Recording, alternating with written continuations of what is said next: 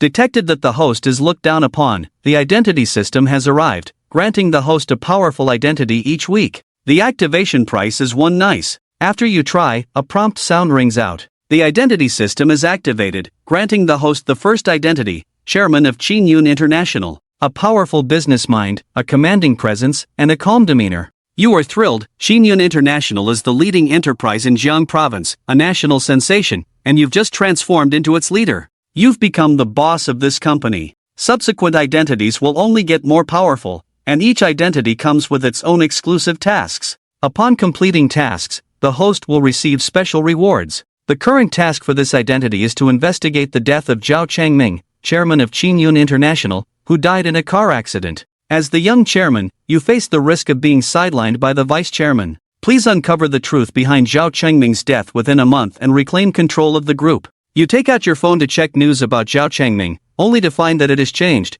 Your contacts in WeChat have many new contacts added. Your mind is filled with new information and memories, and you recognize who these contacts are. You glance at your balance of 10 billion. Great, you don't have to toil anymore. Indeed, the rich rely on inheritance, while the poor rely on shortcuts. You are so excited that you forget you're in class. The teacher frowns upon seeing you. Since you're on your phone, you must have understood the material. Now, please answer this question. Your classmates watch you with schadenfreude. While college isn't as strict, openly using your phone in a professional class is bold. They're waiting to see you make a fool of yourself, especially since you're the perennial underachiever who barely passes. You stand up, looking at the question on the big screen. Your mind is unusually clear. Business management is your forte, and you begin to articulate your answer with clarity. Those waiting to see you fail are incredulous. Is this really the same underachiever? Suddenly, it feels like you've become a big shot. Teacher Lu Yun praises you for your excellent explanation. You calmly sit down, but inside you're exhilarated.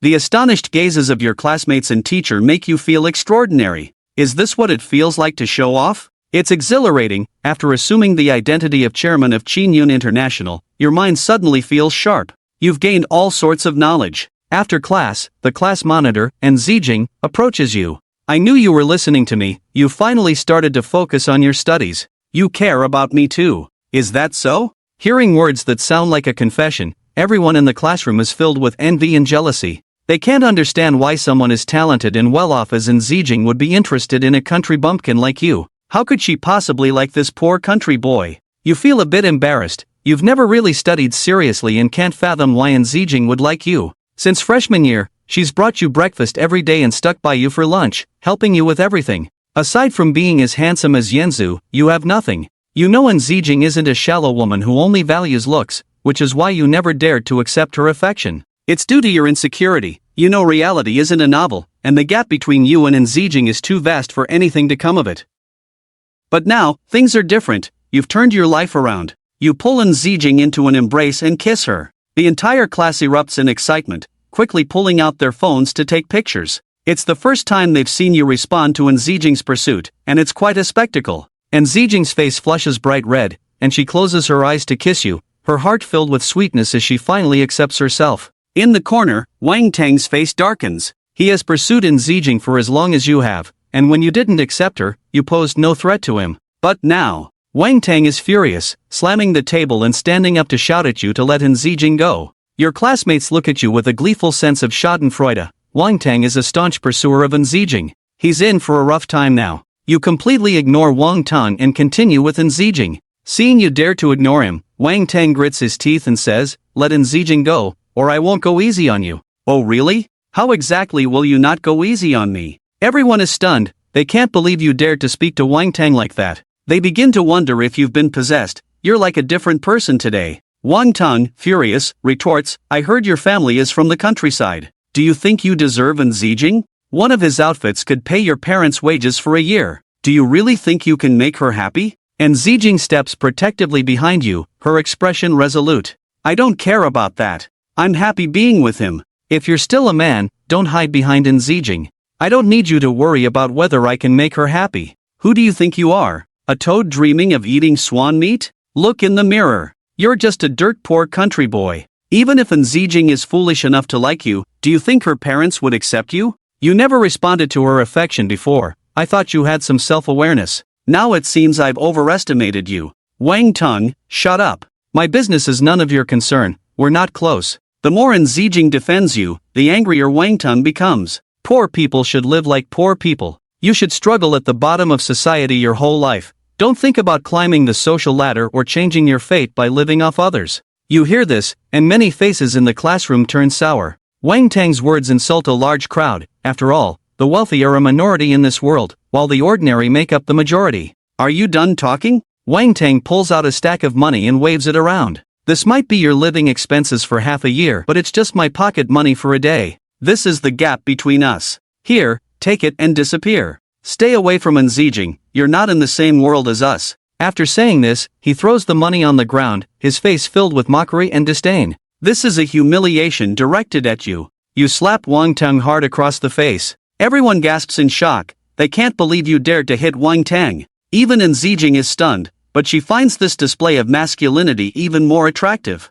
Wang Teng is furious. You dare hit me. I've wanted to hit you for a long time. You, a nobody from the countryside, dare to hit me? You're going to regret this. Suddenly, hurried footsteps echo, and everyone instinctively looks toward the door. Mr. Li, this way please. Vice Principal Wang Gang walks in front with a warm smile, leading a group into the classroom. At the sight of this group, everyone instinctively shows disdain. Their presence is too overpowering. Even Wang Teng temporarily suppressed his anger, even though the Vice Principal Wang Gang, who walked in, is his uncle. Based on your memory of identities, you recognize that the leader is Li Tao, the manager of Qingyun International. Just like a dynasty, a group has both those with ulterior motives and those loyal to the crown. Li Tao is one of those who staunchly supports Zhao Changming and is now loyal to you, the successor. The students whispered, wondering who he was. The principal is so courteous to him. I've seen him on TV, he's Li Tao, the manager of Qingyun International. What is such a big shot doing in our class? Li Tao approached you, bowed, and said, I believe you already know about Chairman Zhao's incident. The group is currently unstable, please come back with us as soon as possible. You need to inherit the position of chairman and take charge. Qingyun International needs you. Dozens of suited men bowed respectfully, their presence overwhelming, greeting you with, hello, chairman. The classroom erupted in chaos. He is actually the new chairman of Qingyun International. And Zijing was shocked. She knew your background. Both your parents are ordinary farmers. How could you become the heir to Qingyun International? Huang Teng's face was filled with disbelief. It's impossible, absolutely impossible. He's just a country bumpkin. How could he be the heir to Qingyun International? Yet, despite his unwillingness to believe it, the reality before him was undeniable, bringing with it endless fear and unease. His face was pale, and his body trembled. You remained calm and said, please come to pick me up in person. You're too polite, it's what I should do. Everyone looked at your calm demeanor with growing admiration, never imagining that such a big shot was hidden in their class. Wang Gang laughed and said, you've been hiding this so well, I'm quite astonished. He pointed to Wang Teng beside him and said, I believe you know him, you are classmates and should get along well. Please take care of my useless nephew in the future. The classmates wanted to laugh. It seemed this vice principal was completely unaware of the situation. Wang Teng's face turned ugly. Just a second ago, he was humiliating you, and now you had become someone even his uncle had to curry favor with. Principal Wang, I'm not qualified to take care of young Master Wang. After all, in his eyes, I'm just dirt destined to struggle at the bottom for a lifetime. Wang Gang, being perceptive, noticed the change in expression. He knew about the conflict between Wang Teng and you, and in his anger, he slapped Wang Teng across the face. Wang Teng's face quickly swelled up. Apologize to the big shot quickly. You fool, how could you offend him without our Wang family's backing? Wang Teng dropped to the ground and said, I was wrong, I misjudged you. Please show mercy and don't hold it against me. You wrapped your arm around Zijing's delicate waist and asked Wang Teng, do I deserve Zijing? You are perfectly matched, a match made in heaven. That's right. You just said something very true, we are not from the same world. Wang Teng was slapped in the face repeatedly and could only remain silent. Forcing himself to speak to Zijing, he said, I have something to do, I'll come find you when I'm done. Okay, let's go. You walked out of the classroom, and Li Tao and the others quickly followed. The classroom buzzed with chatter. No one expected that he was the most hidden big shot in their class. Is this the charm of a big shot? After experiencing campus life in such a low-key way, I have the capital to brag about being classmates with the chairman of Qingyun International. At the entrance of Jiangzhou University, a Rolls-Royce Phantom and 6 Audi A8s pulled up. It attracted countless onlookers. Everyone speculated about who had arrived. This is astounding, the license plates all have 5 6s. Look, someone is getting out. You stepped out, surrounded by bodyguards.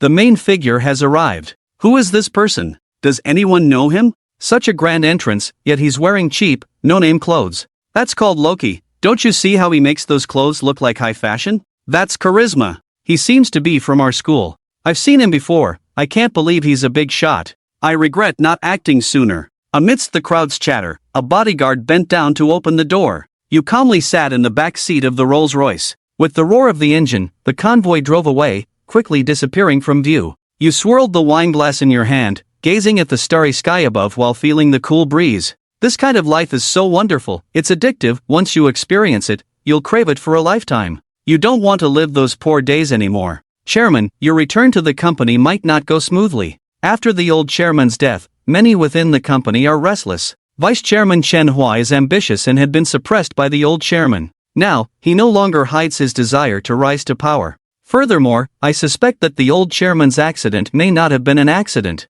Do you have any evidence? I suspect Chen Hua, but I don't have any evidence. Then find the evidence, you thought. Regardless of whether Zhao Qingming's accident was caused by Chen Hua, this person must be dealt with, as he is the greatest obstacle to your rise. You're not foolish. As for failing exams, it's merely a lack of willingness to study. As long as you are willing to think, you are smarter than most. At this moment, the front of Qingyun International was filled with people, all members of the management team, including Vice Chairman Chen Hua. Vice Chairman Chen, this new chairman is acting too grand, making us wait here for so long without showing up. Young and successful, it's natural to be a bit arrogant, especially since he is our new chairman. Just a young punk. I really don't understand what Chairman Zhao was thinking in giving him all the shares and letting him inherit Qingyun International. Isn't that a joke? A few people behind Chen Hua mocked you and then praised Chen Hua's loyalty. If you ask me, it would be better to let Chairman Chen take over the company. After all, everyone can see your capabilities. If a young punk is in charge, Qingyun International might be doomed.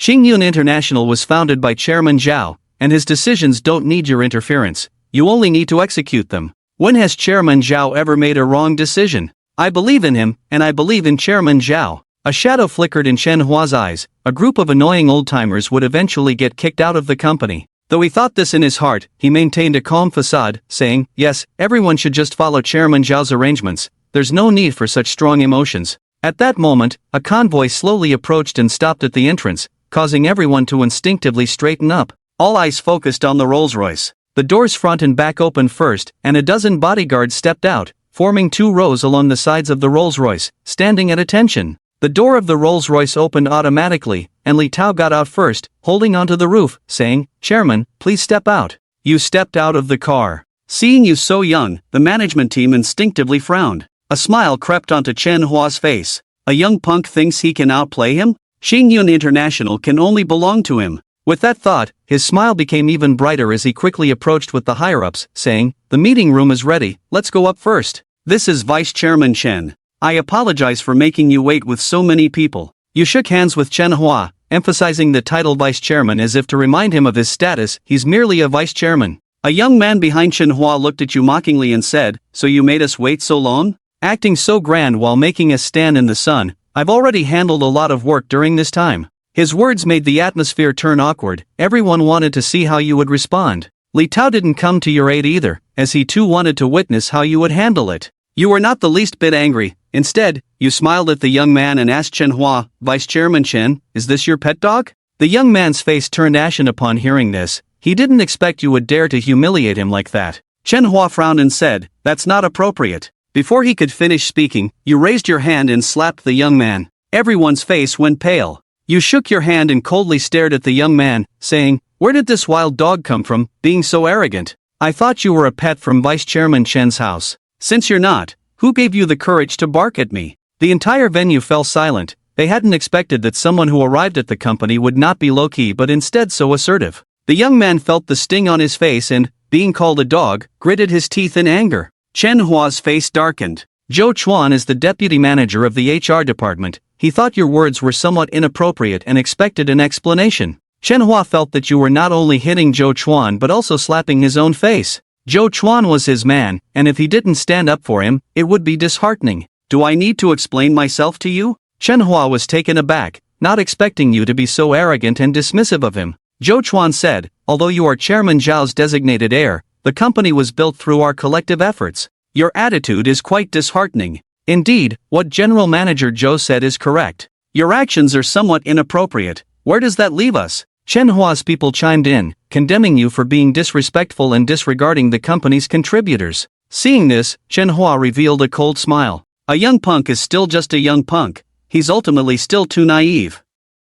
Let's see how you handle this. Facing the bustling scene, Su Chen remained calm and turned to Zhou Chuan. So what? Just because you have some credit, you think you can look down on me? What do you want, to rebel? You. Zhou Chuan was speechless. He didn't expect this young brat to have such strong psychological resilience. Smack, smack. Su Chen patted his face with his hand and said word by word, please make it clear about your position. You are just a worker. Qing Yun pays you to work, not to give the boss attitude. Don't want to work? Then leave early. Believe me, I can post a recruitment notice on the official website, and someone will fill your position tomorrow. Don't think too highly of yourself. Remember, besides your parents, no one will take you seriously. Feeling Su Chen's hand on his face, Zhou Chuan felt humiliated and angry, his face turning pale and then red, clenching his fists tightly with bulging veins. Yet he was helpless. He couldn't just resign in a fit of anger, considering the effort he had put into reaching his current position. Fool, if you rush to be a gun, be prepared to be hit.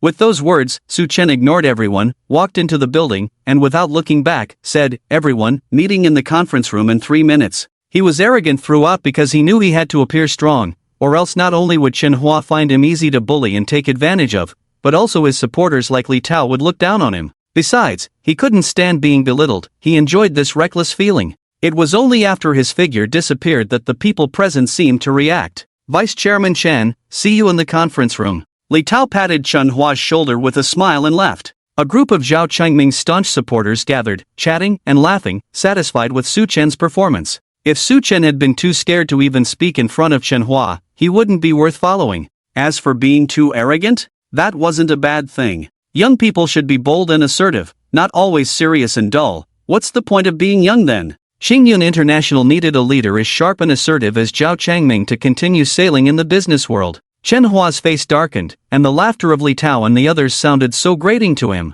Chairman Chen, I'm sorry. Zhou Chuan apologized with a guilty face, knowing he not only lost face for himself but also for Chenhua. Chenhua took a deep breath, smiled, and reassured, it's okay. He won't be arrogant for long. Let's stick to the original plan. Chairman Chen is right. That kid is too young, wearing his emotions on his sleeve. Let's see how long he can be so arrogant. Humph. In my opinion, if he obediently gives way to Chairman Chen, he wouldn't make a fool of himself. Others echoed Chenhua, belittling Su Chen to no end. Let's go to the conference room. Don't keep Mr. Su waiting too long. This is probably the first time he's leading a meeting in his life. Chenhua said sarcastically, adjusted his suit, and led the way into the building, with others following suit. 3 minutes later, in the group's conference room, Su Chen sat at the head, tapping the table with one hand, and casually asked, is anyone missing? Chairman Su, everyone is here. Behind him, a woman in a black professional outfit with black-framed glasses, named Liao Yu, the former secretary of the previous chairman Zhao Chengming, said as she bent down.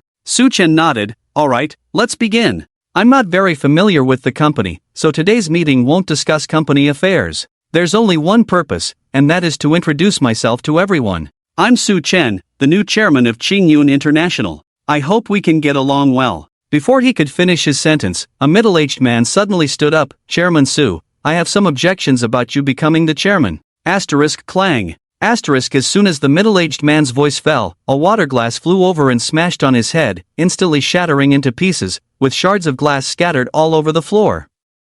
Ah! The middle-aged man let out a miserable cry, instinctively covering his forehead, blood oozing from between his fingers. Everyone was startled by this sudden scene. Didn't your parents teach you that interrupting someone while they speak is very impolite? Su Chen stared coldly at the middle-aged man, wiping his fingers carefully with a handkerchief that had a few water stains from when he threw the glass just now. Director Su. The middle-aged man stared at Su Chen with bloodshot eyes. Su Chen pointed to the door, get out and stand there. Look at the meeting records afterwards. The middle-aged man's face turned pale, subconsciously looking towards Chenhua. Didn't you hear Director Su? Get out when he tells you to. Chenhua didn't even look at him, speaking without lifting his head, cursing inwardly at the fool. Knowing well that this kid doesn't play by the rules, couldn't you have waited for him to finish before opposing him? And why are you looking at me? By just looking at me, won't everyone in the meeting room know I put you up to this? Damn it! The middle-aged man hesitated to speak, but in the end, he didn't dare say anything and slinked out of the meeting room.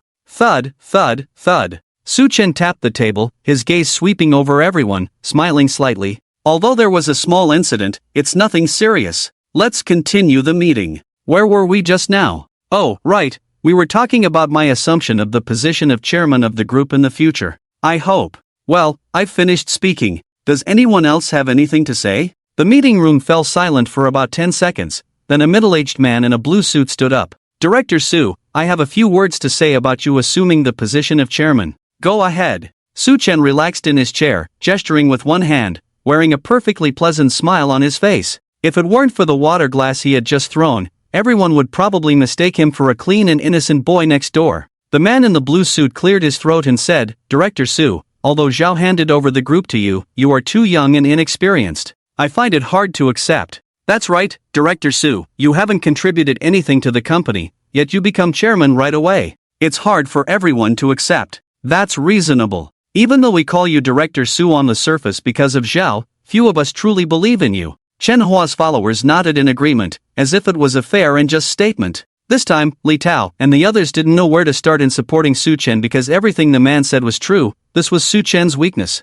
Su-chen chuckled lightly, nodding in agreement without denying. Please continue. So, I have a small suggestion. The man in the blue suit spoke calmly. Recently, there's a project at Taishan Group that aligns with our business. I suggest letting Director Su handle it. If Director Su can secure this contract from Taishan Group, I believe everyone in the company will truly support you. Upon hearing this, Li Tao and the others' expressions changed instantly. Great! Chen-Hua exclaimed, looking at everyone as he stood up. This proposal is excellent. Let Director Su speak with his abilities. If Director Su can secure this contract, I will be the first to fully support him as chairman. I agree. As long as Director Su demonstrates his capabilities, I have no objections. Same here. Others echoed and followed Chen-Hua's lead, essentially putting Su-chen on the spot. Li Tao slammed the table, pointing at Chen-Hua and cursing, Chen-Hua, you are despicable. Everyone knows there's bad blood between Taishan Group and us. Asking Director Su to take a contract from them, are you kidding?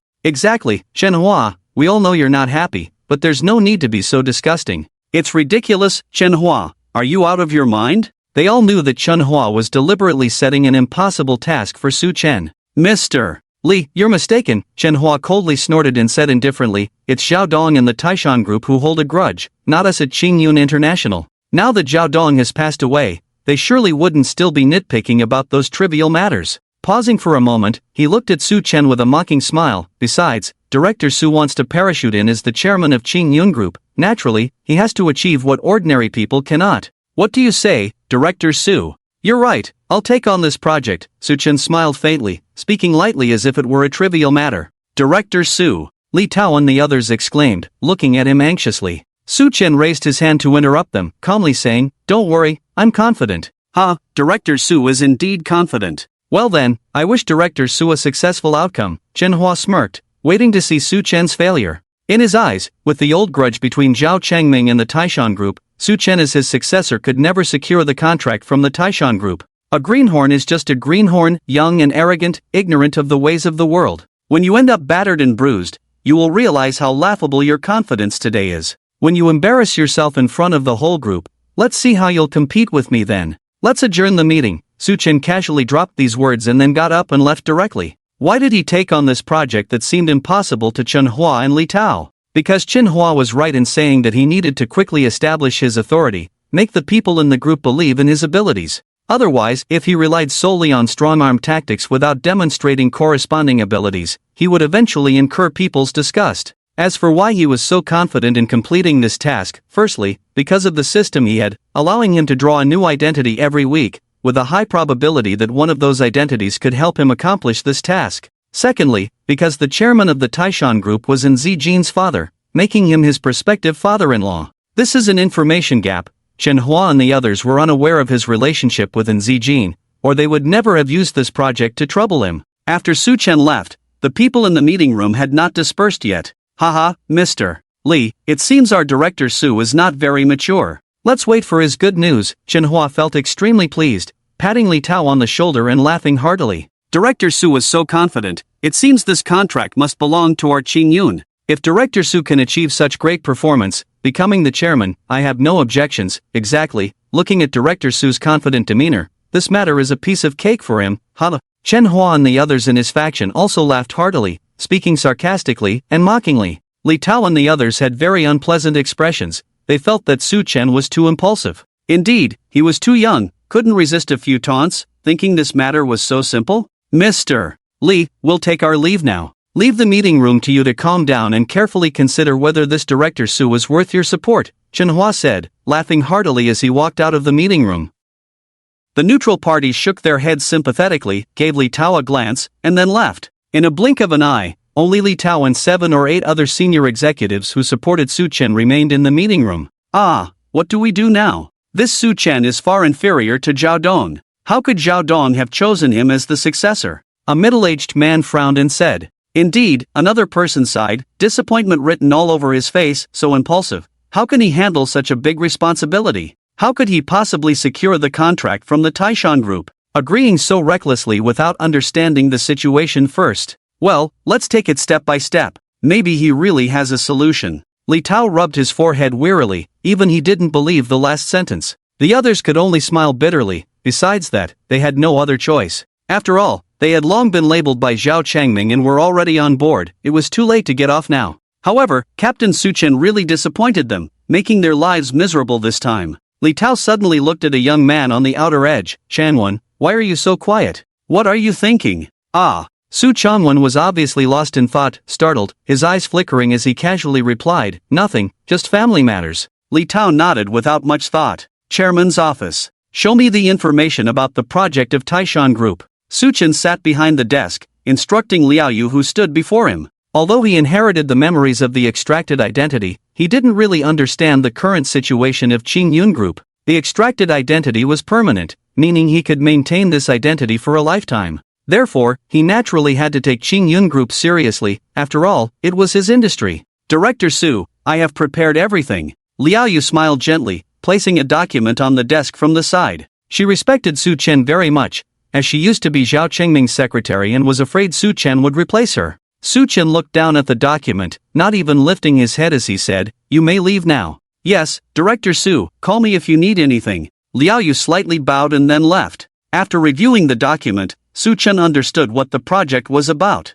Taishan Group was involved in real estate development, which inevitably required procurement of building materials. Moreover, Taishan Group, being a giant, placed sky-high orders. The original supplier who collaborated with Taishan Group went bankrupt due to gambling in auto, so someone in the project department of Qing Yun Group suggested taking over Taishan Group's order to establish long-term cooperation. It was clear that the one who proposed this idea was a newcomer to the company, unaware of the grudge between Zhao Changming and Taishan Group. Therefore, this proposal was never reviewed and had been shelved until now, causing trouble for Su Chen when Chen Hua brought it up. Interesting, I wonder what grudge exists between Zhao Changming and Taishan Group. Su Chen muttered to himself after setting down the file. Such detailed information was not included in the memories he received. He called Li Tao to understand the situation from him, but Li Tao also didn't know. No one in the company knew. They only knew that Taishan Group's chairman and Nantian and Zhao Changming had conflicts, even publicly mocking each other on several occasions. It seems I have to go find Zijin. After hanging up the phone, Su Chen got up and walked out. Investigating Zhao Chengming's cause of death was unrealistic for him alone. He needed to mobilize the company's resources to investigate the matter thoroughly. Therefore, the immediate priority was to establish a firm footing in the company and consolidate their strength. Good day, sir. As soon as he stepped out, a group of well-dressed bodyguards on both sides of the corridor almost simultaneously bowed and greeted him. Su Chen was startled. What are you doing here? He didn't expect to see such a large group of people as soon as he opened the door. Sir, General Manager Li instructed us to follow you from now on, responsible for your daily security. The leader, a young man, stepped forward respectfully and said. Su Chen then understood, most likely, due to the suspicious death of Zhao Chengming, Li Tao was afraid he might meet the same fate, so he arranged for people to protect him. However, this was too much. It would be inconvenient to have over 20 people with him wherever he went in the future. It seemed like they understood Su Chen's thoughts, and the young man at the front spoke up, Sir, rest assured, we can wear plain clothes and spread out around you without affecting your daily life. Then I'll trouble you. Su Chen nodded, then looked at the young man and asked, how should I address you? Just call me Ao Long, sir. As the young man's voice fell, he pointed to another young man beside him and introduced, "This is my younger brother, Ahu. We will mainly be responsible for your safety, sir." "Hello, sir." Ahu bowed to Su Chen. He looked about 24 or 25, with a clean crew cut and a fierce demeanor. Su Chen nodded at him and said, "You two go change into casual clothes now and drive me to Jiangzhou University." On the way to Jiangzhou University, he transferred some money to his family, not too much, afraid of scaring his parents. He said he earned the money part-time at a company and wouldn't need living expenses from them anymore. At least he wanted his parents to live more comfortably. And he wasn't lying, he did have a part-time job, just as the part-time chairman of Qingyun International. Half an hour later, a black S6 stopped at the entrance of Jiangzhou University, and several other cars stopped in the distance. Su Chen had wanted to keep a low profile, not wanting to attract attention everywhere he went, being gawked at like a monkey. But he didn't expect that an imported Audi S6 was already the most low-key car in the company. Ah, the life of the wealthy is so dull and frustrating, Omega. It was lunchtime, and Zijin was eating in the cafeteria. Although she came from a prominent family, she wasn't extravagant with money and wasn't picky, so she usually ate in the cafeteria. But today, she was clearly absent-minded. Her mind was full of questions. How did Su Chen suddenly become the heir of Qingyun International? She had seen Su Chen's parents when she was young, and they were clearly ordinary people. "What are you thinking about? Are you thinking about me?" Just then, a familiar voice entered her ears. She looked up abruptly and met Su Chen's smiling face. And Zijin was first surprised, then blushed and said coquettishly, "I wasn't thinking about you at all." A blush spread across her delicate face, making her even more alluring. Looking at the extremely shy beauty in front of him, Su Chen couldn't understand how she had the courage to pursue him.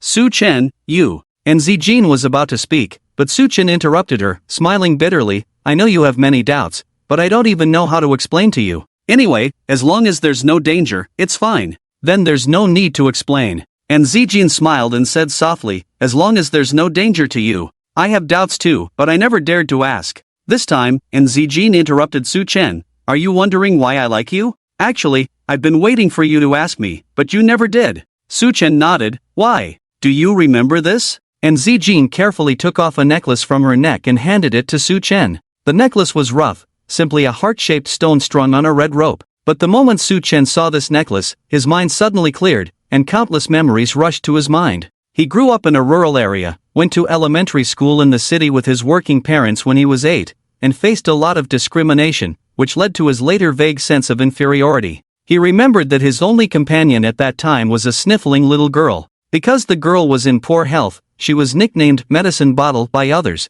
and everyone avoided her and wouldn't play with her. So the two rejected children played together, seeking comfort in each other. Su Chen cherished this only companion, and whenever others bullied her, he would stand up to protect her without hesitation, often getting into fights with kids his age. Later, the little girl transferred away after completing first grade. On the day she left, Su Chen gave her the homemade necklace, but he never expected that the little girl was actually Zijin. He looked at Zijin in disbelief. "You? How did you grow up like this?" The difference between the current Zijin and the little snotty girl was too big, like a completely different person. "A woman changes a lot when she turns 18, it's unbelievable." And Zijin blushed at the thought of her childhood image. Su Chen shook his head. "My mind is a bit confused, I need some time alone." The plot from a damn TV drama was actually happening to him, thrilling and melodramatic. "You said you would marry me when you grew up, are you going back on your word?" And Zijin blushed, trying to look fierce but ended up looking even cuter. Su Chen blinked. "So you recognized me and have been chasing me ever since?" And Zijin nodded confidently. "Yes, we were already married when we were kids. That was just playing house." Su Chen twitched his mouth. And Zijin pouted, "I don't care." They looked at each other and burst into silent laughter. The single dogs around suddenly felt that their food was not tasty anymore, even the $5 chicken legs didn't seem appealing. The worst part was they were already full of dog food. Killing the dogs in public. Isn't there anyone to control this situation? After teasing the single dogs in the cafeteria, they went to the school's small garden. As the top university in Jiangzhou province, Jiangzhou University had a vast campus with various facilities, including 3 gardens. "Zijin, do you know the grudge between your dad and Zhao Changming, the former chairman of Qingyun International?" Su Chen and Zijin sat side by side on a bench, the faint fragrance around them making him a bit dizzy. After all, despite his age, he was still inexperienced in relationships. "Why are you asking about this?" And Zijin furrowed her brows. clearly understanding the underlying story. Su Chen sighed and explained the situation. You are too impulsive. Are you so confident that my dad will sign a contract with you? And Zijin couldn't help but tease him after hearing the story. Su Chen grinned, don't I have you? As he spoke, he held in Zijin's delicate hand, smooth and soft, making him reluctant to let go. What are you doing? Let go of me. And Zijin trembled, her face blushing, looking both angry and cute. No way. Su Chen would be a fool to let go. Instead, he moved closer to her. You weren't this shy when you were chasing me before. How could it be the same? And Zijin's voice trembled, like a quail, not daring to look up, feeling like everyone was watching them. Su Chen changed the subject. Okay, let's talk business, tell me more. My dad and Zhao Changming used to be rivals in love, but neither of them won the woman's heart, and they ended up ruining their relationship. And Zijin's attention was diverted, no longer concerned about her hand held by Su Chen. Su Chen suddenly realized that the deepest hatred between men was often because of a woman. But why didn't even Li Tao know about this? It made sense. Would Zhao Changming spread such embarrassing news everywhere? Su Chen looked at Zijin suspiciously. How do you know? My dad mentioned it when he was drunk. And Zijin felt a bit embarrassed, wondering if it was right to betray her father like this. Su Chen stood up, holding her hand. Let's go. Go where? And Zijin was puzzled. To meet your dad. Ah! And Zijin exclaimed, blushing and stuttering, so soon, is it appropriate? Let's take it slow. What are you thinking? Su Chen couldn't help but laugh, explaining, I'm going to talk to your dad about the contract. Having you there will make it easier. Oh! And Zijin blushed deeply, feeling embarrassed and shy. That scoundrel, so annoying, deliberately causing misunderstandings without explaining clearly, truly despicable. Anne's residence is located in the western suburbs Villa area, which is the best location in the entire Jiangnan city. Those who can live here are either rich or noble, a presence that can shake the entire Jiangnan city with just a stomp. At this moment, in Anne's restaurant, and Nantian and his family are having lunch. Dad, little sister is getting closer to that poor boy. If you don't do something about it, trouble will come sooner or later, and Jianyun said to Nantian. He is Zijin's brother and also the heir of the Yin family. And Nantian shrugged indifferently, isn't that boy tactful? He has never accepted Zijin, so what trouble could there be? Nantian, just because there's no trouble now doesn't mean there won't be in the future. Look at how Zijin is throwing herself at him every day, and Nanshan's wife, Li Xiu, frowned unhappily. Obviously, the Yin family is well aware of Zijin's pursuit of Su Chen, but they each have different opinions on the matter. Of course, they all agree on one thing, the Yin family cannot accept a poor boy as a son-in-law. Uncle Yin, you're having a meal, so it's not a good time for me to come. At that moment, accompanied by a clear voice, a young man in a white shirt walked in. Xiao Chang, you're here. Have you eaten? If not, sit down and eat with us. Li Xiu greeted him warmly, smiling as she stood up. Xiao Cheng politely declined. Thank you, auntie, I've already eaten. You came to see Zijin, right? I'll call her to come back right away. Li Xiu interrupted him before he could finish, as she went to get her phone. And Jianyun shook his head, pointing at him and jokingly scolded, if it weren't for my sister, you probably wouldn't even step foot in our house. Jianyun, how could that be? Xiao Cheng smiled. And Nantian set down his chopsticks and walked over to the sofa, saying, come sit here. Thank you, Uncle Yin. Xiao Cheng walked over and sat down. Suddenly, a servant hurried in, Master, Madam, Mrs. Back. Upon hearing this, Xiao Cheng almost instinctively stood up and looked towards the door. How coincidental, this is fate. This girl used to not come back for lunch, but today she suddenly did. Li Xiu walked over with her phone, smiling brightly. Xiao Cheng's smile faded when the servant added, Master, Miss also brought a man back. Dad, Mom, I'm back. At the same time, and Zijin and Su Chen walked in. Seeing Su Chen, the expressions of Nanshan's family all changed. Their gazes fell on the hands they were holding, and their faces darkened. Xiao Cheng's expression turned unpleasant, his gaze towards Su Chen filled with hostility. And Zijin realized something was wrong and tried to pull her hand away from Su Chen. However, Su Chen held on tighter and looked at Nantian and Li Xiu with a humble smile. Hello, Uncle and Auntie, I'm Su Chen, Zijin's boyfriend. I didn't bring any gifts on my first visit, so I bought some fruits as a token of goodwill. With that, he placed a bag of fruits he bought on the nearby table. The fruits were purchased on his way here. After all, it wouldn't be appropriate to visit empty-handed for the first time, right? What did you say? My sister's boyfriend? Who do you think you are, a country bumpkin? You think you're worthy? And Jianyun exploded instantly, taking a few steps forward, pointing at Su Chen and cursing loudly, his eyes looking as if he wanted to devour him. Brother! And Zijin tried to speak up for Su Chen. And Jianyun shouted angrily, "Shut your mouth. Bringing this kind of person, you've disgraced the Yin family." And Zijin's face turned pale, she bit her lip, dared not speak again, but held onto Su Chen's hand tightly, refusing to let go. "Kid, let me tell you, you're not worthy of my sister, you're not qualified to be part of the Yin family. Take your trash and get out." After Jianyun finished scolding, he directly picked up the fruits brought by Su Chen and threw them out of the door, scattering them all over the ground.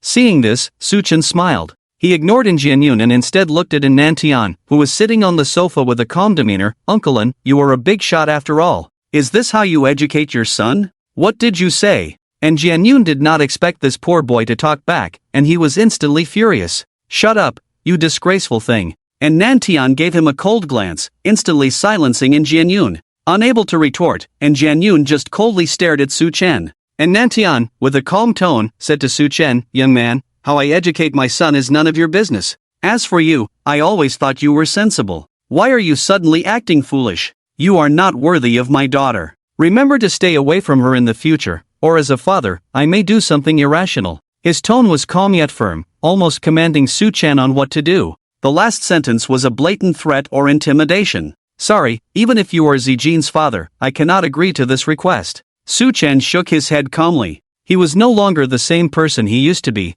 exuding confidence in every word and action. And Nantian narrowed his eyes, surprised that this poor boy could remain so composed in front of him. Was he ignorant or just thick-skinned? Li Xiu spoke with a stern face. "Su Chen, we have known about you for a while but never approached you because you seem to have some self-awareness. I didn't expect you to be so clueless. A toad wanting to eat swan meat, do you think you deserve it?" She then turned to Zijin, "And you, Zijin, can you stop causing us trouble? Do you really want to marry this poor boy? I'm telling you, it's impossible. You are making a mockery of our family's reputation. Mom, I like Su Chen." And Zijin stubbornly looked at Li Xiu, tears welling up in her eyes. Li Xiu was furious. Liking him? What's the use of liking him? Can you eat love? One of your dresses costs more than his family's annual income. Is he worthy of you? Auntie, Zijin won't suffer with me. Su Chen looked at Li Xiu earnestly, but to Li Xiu, this was a joke. She sneered, "What guarantee do you have? I know you are a top student at Jiang University, with a decent salary after graduation,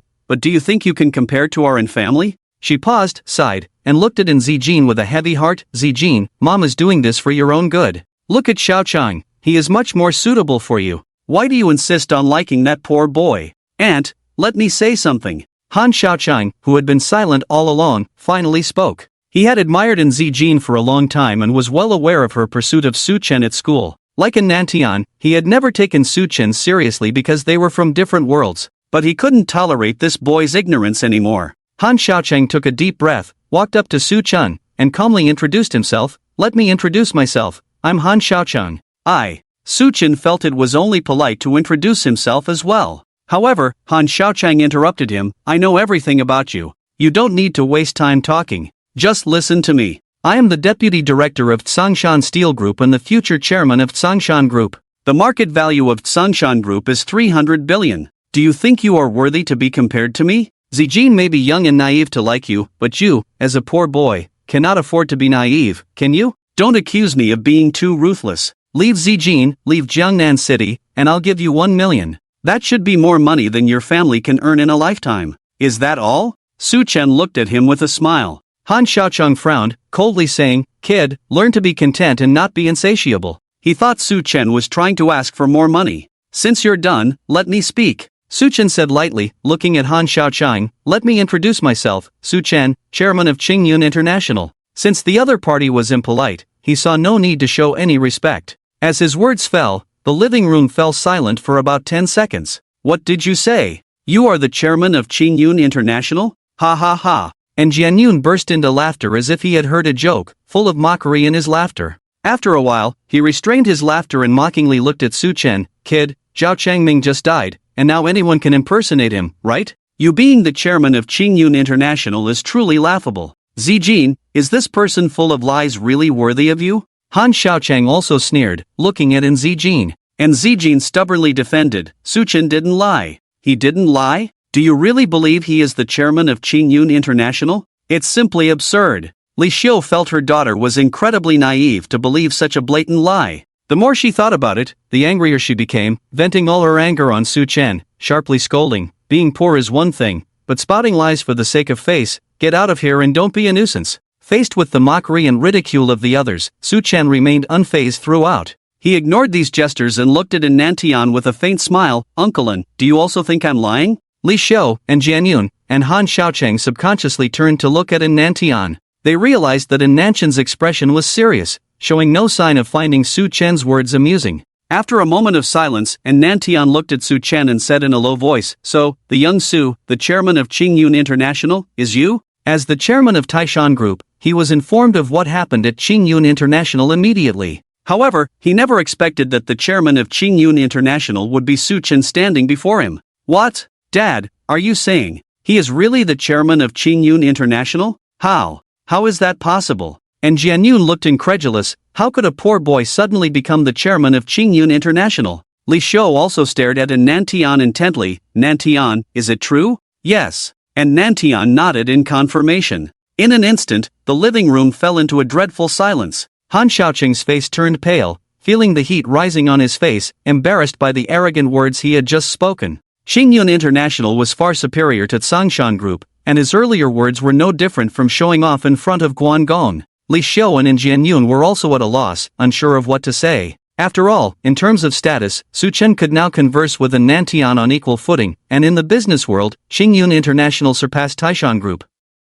They were simply not on the same level as Su Chen. In this light, weren't they just looking down on him a moment ago? By the way, Su Chen suddenly remembered something, looking at Han Xiaocheng with a slight smile. "I forgot to mention, Qingyun International's current market value is 130 billion. Han Xiaocheng's face turned red instantly upon hearing this, wishing he could find a hole to hide in, feeling utterly embarrassed as if he had lost face in front of everyone. He had just proudly stated that Tsongshan Group was valued at 30 billion, but Qingyun International had outperformed them by miles. "Uncle, I have something to attend to, so I'll take my leave." He really couldn't bear to stay any longer, and as soon as the words fell, he prepared to leave. Just as he took a step forward, Su Chen's calm voice reached his ears. "Young Master Han, are you really leaving like this?" Han Xiaocheng paused, remained silent for a moment, then turned to bow to Su Chen. "I'm sorry, Director Su, I was blind to the situation, please forgive me." He couldn't afford to offend Qingyun International, he didn't want to cause trouble for his family. "Get lost," Su Chen uttered coldly, as if shooing away a dog. Han Xiaocheng left the family with a changing complexion, looking flustered. "Auntie, am I now worthy of Zijin?" Su Chen looked at Li Xiu and Jianyun, a brilliant smile on his face, polite yet subtle, but with a sharp edge. Li Xiu felt embarrassed, moved her lips, but ultimately said nothing. If even Su Chen wasn't worthy of an Zijin, then perhaps no one in this vast Jiangnan city could be. As for speaking in anger, she couldn't do such a thing, she was past the age of impulsiveness, not a young girl who couldn't handle her emotions. Su Chen was now the chairman of Qingyun International, and if he could really marry An Zijin, it would benefit their family as well. Moreover, she was aware that what she had just said was indeed harsh, so what harm was there in Su Chen making a couple of sarcastic remarks? Just then, Nantian's steady voice suddenly sounded, "You may be worthy of my daughter, but that doesn't mean I will agree to let her marry you." With those words, both Li Xiu and Jianyun's faces changed drastically. "What nonsense are you talking about?" Li Xiu raised an eyebrow, quickly changing her stance to defend Su Chen. And Jianyun, lacking in integrity, cleared his throat and said, "Dad, I think since Zijin likes him, and they are a good match, it's quite appropriate. After all, he would eventually take over the Taishan Group, and having a powerful brother-in-law like Su Chen would be something he'd welcome." "Shut up!" Of course, and Nantian understood his son's thoughts, giving him a stern look, behaving shamefully. "Do you want to be the subject of more ridicule?" And Jianyun chuckled awkwardly, shrinking back and not daring to speak again. "Uncle, are you opposing Zijin being with me because of the grudge between you and Uncle Zhou?" Su Chen took over Qingyun International, feeling that he should regard Zhao Changming as an elder and sincerely call him Uncle Zhou. People should have a sense of gratitude, it's the most basic way of being. "You know about this?" And Nantian first furrowed his brow, then suddenly realized, right, since he never married in his lifetime and will eventually hand over Qingyun International to you, he certainly wouldn't have kept anything from you. Seeing in Nantian's misunderstanding, Su Chen didn't explain, just smiled and remained silent. He certainly wouldn't tell Nantian, "Your precious daughter told me about it, carat omega carat." And Nantian bluntly admitted, "Yes, it's because of this reason. Handing over Qingyun International to you is like treating you as his son, I will never allow my daughter to marry his son." His words sounded like a child throwing a tantrum. Dad. Upon hearing this, and Zijin instantly became anxious, no longer displaying her usual shy demeanor. Suchen patted in Zijin's hand, signaling her not to worry, then looked at Nantian and said, Uncle An, can we have a private conversation? Let's go to my study. With those words, Nantian got up and headed upstairs. Suchen glanced at Zijin, released her hand, and followed him. Nanchan's study was not large, with an antique feel, devoid of any modern gadgets except for air conditioning and electric lights. The desk was a bit messy, with several books filled with notes, proving that the books on the shelves were not just for show. Say what you need to say. Nanchan's deep voice brought Suchen's attention back. Suchen casually pulled out a chair and sat down. I want to secure the procurement contract for the Taishan Group and establish a long-term partnership. Ha! And Nantian chuckled, lifted his teacup and took a sip, wearing an expression that seemed to say, what nonsense are you thinking about? As expected, Suchen was not disappointed but changed the subject. I heard that Uncle An used to be friends with Uncle Zhao? What, playing the emotional card now? And Nantian sneered, looking unimpressed. Suchen calmly said, Uncle Zhao's death is suspicious. Clatter! The teacup in Nanchan's hand shattered on the ground as he stared at Suchen intensely. What did you say? I said, Uncle Zhao's death is suspicious, Suchen repeated, knowing he had hit the mark. And Nantian and Zhao Changming had a falling out over a woman, but their years of friendship couldn't have been fake. Men often value their relationships with other men. Chen Hua and the others didn't know the full story. They only saw the conflict between the two and assumed Nantian wouldn't give the procurement contract to the Taishan Group. But how could they be so sure without trying? And Nantian took a deep breath, his gaze turning cold. Kid, the police department concluded it was an accident. Do you have evidence to say otherwise? When a big shot like Zhao Changming dies in a car accident, a thorough investigation is necessary before drawing conclusions. So, when the authorities determined it was purely an accident, many dismissed any conspiracy theories. I will find out who's behind this. Suchen, due to the system, was certain there was something fishy about Zhao Changming's death, but he lacked evidence at the moment. And Nantian sneered, so, you have no evidence and you're just blabbering here? Uncle An, do you really believe Uncle Zhao died accidentally? I have evidence, but it's not complete yet, so I can't tell you. Suchen could lie with a straight face, and this time he was dead serious. He indeed had evidence. And Nanchan's expression turned serious again. You're not deceiving me? No, I wouldn't use Uncle Zhao's death for my own gain. Suchen's words were sincere because he couldn't stoop to such levels. And Nantian fell silent. Suchen continued, Uncle An, personally, you and Uncle Zhao had many years of friendship. Even if there were disagreements, now that he's gone, everything should be water under the bridge. Publicly, Xingyun International is strong, and collaborating with us is absolutely safe, without any mistakes, don't you think? Have someone come to the company tomorrow to sign the contract, and Nantian said as he got up and left the study. Suchen smiled and followed, thank you, Uncle An. Sometimes, things are just that simple. The more complicated one's thoughts, the easier it is to overthink simple matters. How would you know if you don't try? Look, now he effortlessly secured the procurement contract. If you dare to mistreat my daughter, don't blame me for being impolite. And Nantian stopped and coldly warned, Uncle An, rest assured, I will only spoil her. Suchen's smile brightened because it meant Nantian had agreed to him dating Zijin. Dad! Watching Nantian come down from upstairs, and Jianyun wondered if he had misread it, as he seemed to have seen a hint of a smile on his father's face just now. And Nantian scolded sternly, you fool, what are you standing there for? Go pick up the fruits on the floor and wash them clean. Oh, okay, and Jianyun replied apologetically to Suchen, I was confused just now, talking nonsense. Please don't mind me, we are family now, let's get along well. With that, he obediently bent down to pick up the fruits he had just thrown away. Since he had thrown them, it was only right for him to pick them up one by one and put them back where they belonged. He wasn't stupid, he knew his father was giving him a way out to apologize to Suchen and mend their relationship. Suchen also understood, smiling lightly, young people, who doesn't have impulsive moments. It's that simple to deal with someone smart. If you don't have a brain, maybe you'd still be arguing with Suchen with a face full of discontent. The consequences would definitely not be good. The atmosphere became much more harmonious afterwards. Li Xiu was very enthusiastic towards Suchen.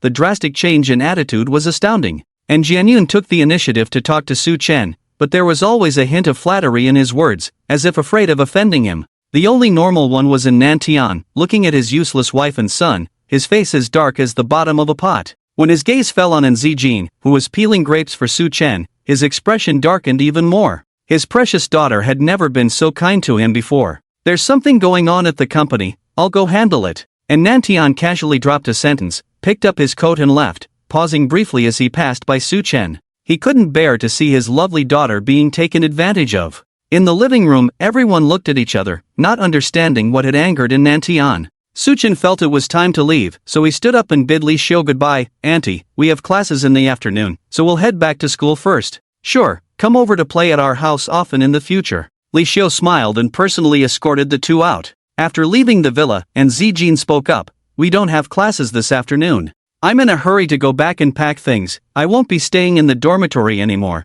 It'll be inconvenient for you to find me there. Su-chen hugged in Zijin's slender waist and said, exuding a fragrant and soft charm. He had inherited all of Zhao Changming's assets, including a supermansion in Yuliang Mountain. A man should treat himself well. Su-chen couldn't wait to try out the luxurious mansion he had only seen on TV. There's nothing inconvenient about it. And Zijin blushed, coquettishly suspicious, unless you want to do something bad to me. We only got married when we were kids, we haven't even entered the bridal chamber yet. Su-chen showed a mischievous smile, holding her tighter. And Zijin blushed so much that blood could drip, glaring at him in embarrassment. You're dreaming, I won't let you have your way so easily. Oh no, that I'm really miserable, having such a beautiful girlfriend but can only look and not touch. Su-chen put on a pitiful expression, feeling hopeless. And Zijin was amused. She lightly scraped his nose with her hand, and said, seeing you so pitiful, I'll allow you to hug and kiss me in the future, as long as it's not that. My wise wife. Su-chen lifted her up.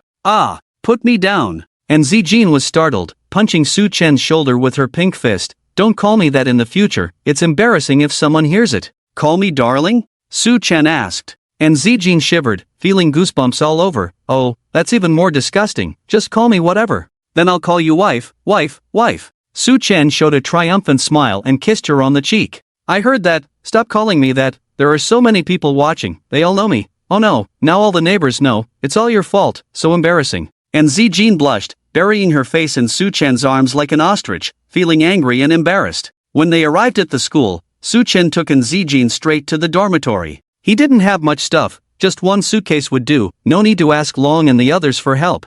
Bang! Pushing open the dormitory door, he found that his three idiot roommates were actually inside. The three of them were stunned when they saw Su-chen, then almost simultaneously dropped their phones and jumped up from the bed. Sun-gu, you're back, come, sit, take a seat. Come, let's drink some soda to quench our thirst. It must be hot, let me fan you. Is this wind speed suitable for you? Three animals turned into lickspittles, wearing almost obsequious smiles on their faces, making Su-chen feel refreshed. Good, well done, ambitious. Tell me, any reasonable wish, I will fulfill. Su-chen sat on the only gaming chair in the dormitory, enjoying the service of these three animals, with a content expression on his face. Having lived together for 2 years, the four of them had a deep bond, often helping each other out, and Su-chen didn't mind giving these three guys a hand. In the university dormitory, there were no brothers, they all treated each other as sons. Especially at the end of the month, whoever had money left was the dad. Really? Zhao Liang's eyes lit up, almost blurting out without hesitation, I want the full set of skins in King of Glory.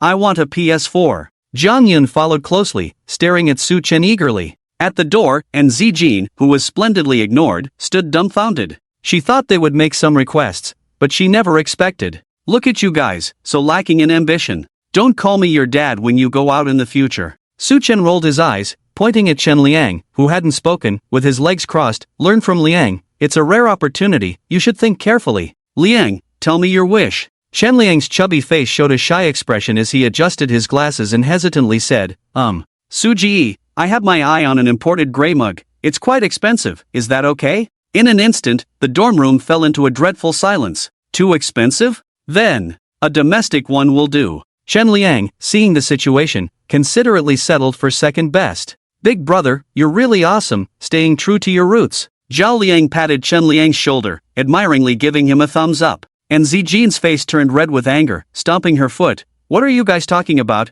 can't you keep it clean? Oh my. The class monitor is here too, didn't notice just now, my bad. Zhao Liang looked surprised, only then realizing that Zijin was also present. Learn to speak. Jiang Yin scolded, then turned to Zijin with a pleasing look. Sister-in-law, please have a seat, let your little brother bow to you, we're family now. Lick spittle. Chen Liang and Zhao Liang cursed in unison, then hurriedly tried to please her. Sister-in-law, you sit here, we'll stand. Sister-in-law, you should sit directly on Su-ji's lap, it's warmer there. Zijin. What kind of guys are in the male dormitory after all? However, Su-chen had a smile on his face. He liked this feeling, a very pure and silly friendship, without any ulterior motives. Did Zhao Liang and the others really not know how wealthy Su-chen was now? Of course, they did. But they didn't make any unreasonable demands, knowing when to stop, because even the best friendship could sour if pushed too far. Alright, enough messing around, I'm here to pick up my luggage, I'll be moving out soon. Su-chen interrupted the noisy trio, quieting the room. As soon as he finished speaking, Zhao Liang pulled out a suitcase from under the bed. I've packed everything for you, take it and go. At least now we have one less son fighting for the bathroom with us. Exactly, he always takes so long in the bathroom, I seriously suspect he's up to something in there. Impossible, he finishes in 2 minutes at most, no need for so long. Chen Liang and Jiang Yun added fuel to the fire, making suggestive gestures, looking very lewd. I'll treat you guys tonight, Su-chen said casually. The three of them immediately changed their expressions. Su-ji, let me carry the suitcase for you, how can you do this heavy work yourself? Su-ji, as a person of wealth now, how can you walk by yourself? Let us carry you downstairs. And Zijin was speechless, she could see it now, in this dorm room, there was no such thing as dignity, a luxury item. Not afraid of being silly, just gather all the silliness together. Yulong Mountain, located to the west of Jiangnan City, is one of the few green areas in the Steel City. The manor halfway up the mountain. Upon hearing the news of the new owner's arrival, the servants and bodyguards in the manor all stood outside in advance to welcome them. About 10 minutes later, a line of cars slowly approached and finally stopped at the entrance. Arong got out of the car first and opened the door for Su-chen and Zijin in the back seat. Good day, sir. Seeing Su-chen, the guards and servants at the manor's entrance all bowed in unison, their voices loud, startling a flock of birds in the woods. Wow! Looking at the scene before them, Zhao Liang, Jiang Yun, and Chen Liang were all stunned. Lacking in culture, they used wow to express their amazement. Good day, sir, I am the steward of the manor, my surname is Yi. An old man in his 50s walked up to Su-chen and introduced himself. Mr. Yi, let them each do their job.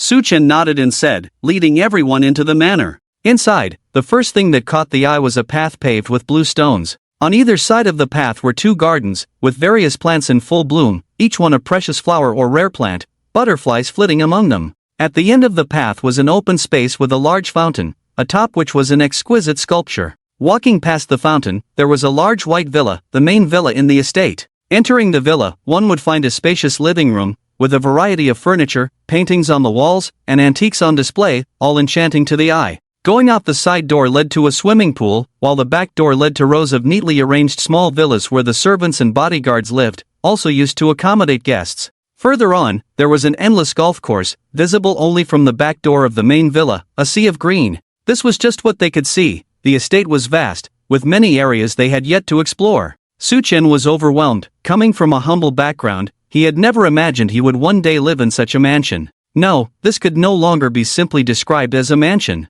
And Zijin was equally astonished. Born with a silver spoon in her mouth, she too was speechless, her delicate lips slightly parted, her small hand tightly gripping Su-chen's sleeve. As for Zhao Liang and the others, they were already dumbfounded. Brother, do you need a cleaner here? I'll come work here after I graduate. Jiang Yun grabbed Su-chen's hand, looking at him earnestly, his eyes filled with envy. Count me in, I'll be a gardener. Zhao Liang followed suit. If he could live here, he would die content. Is this house meant for humans to live in? Chen Liang surveyed the surroundings, muttering to himself. In his opinion, ordinary people living in such a house would surely shorten their lives. Su-chen's mouth twitched slightly. Why did that sound a bit off? Su-chen asked Mr. Yi to take them on a tour of the estate. Sir, shall we take the golf cart? Mr. Yi suggested. Zhao Liang casually remarked, Old man, why take a car? It's much more comfortable to walk around. Mr. Yi gave him a strange look and said nothing more. And then, it took them over an hour to return to the living room,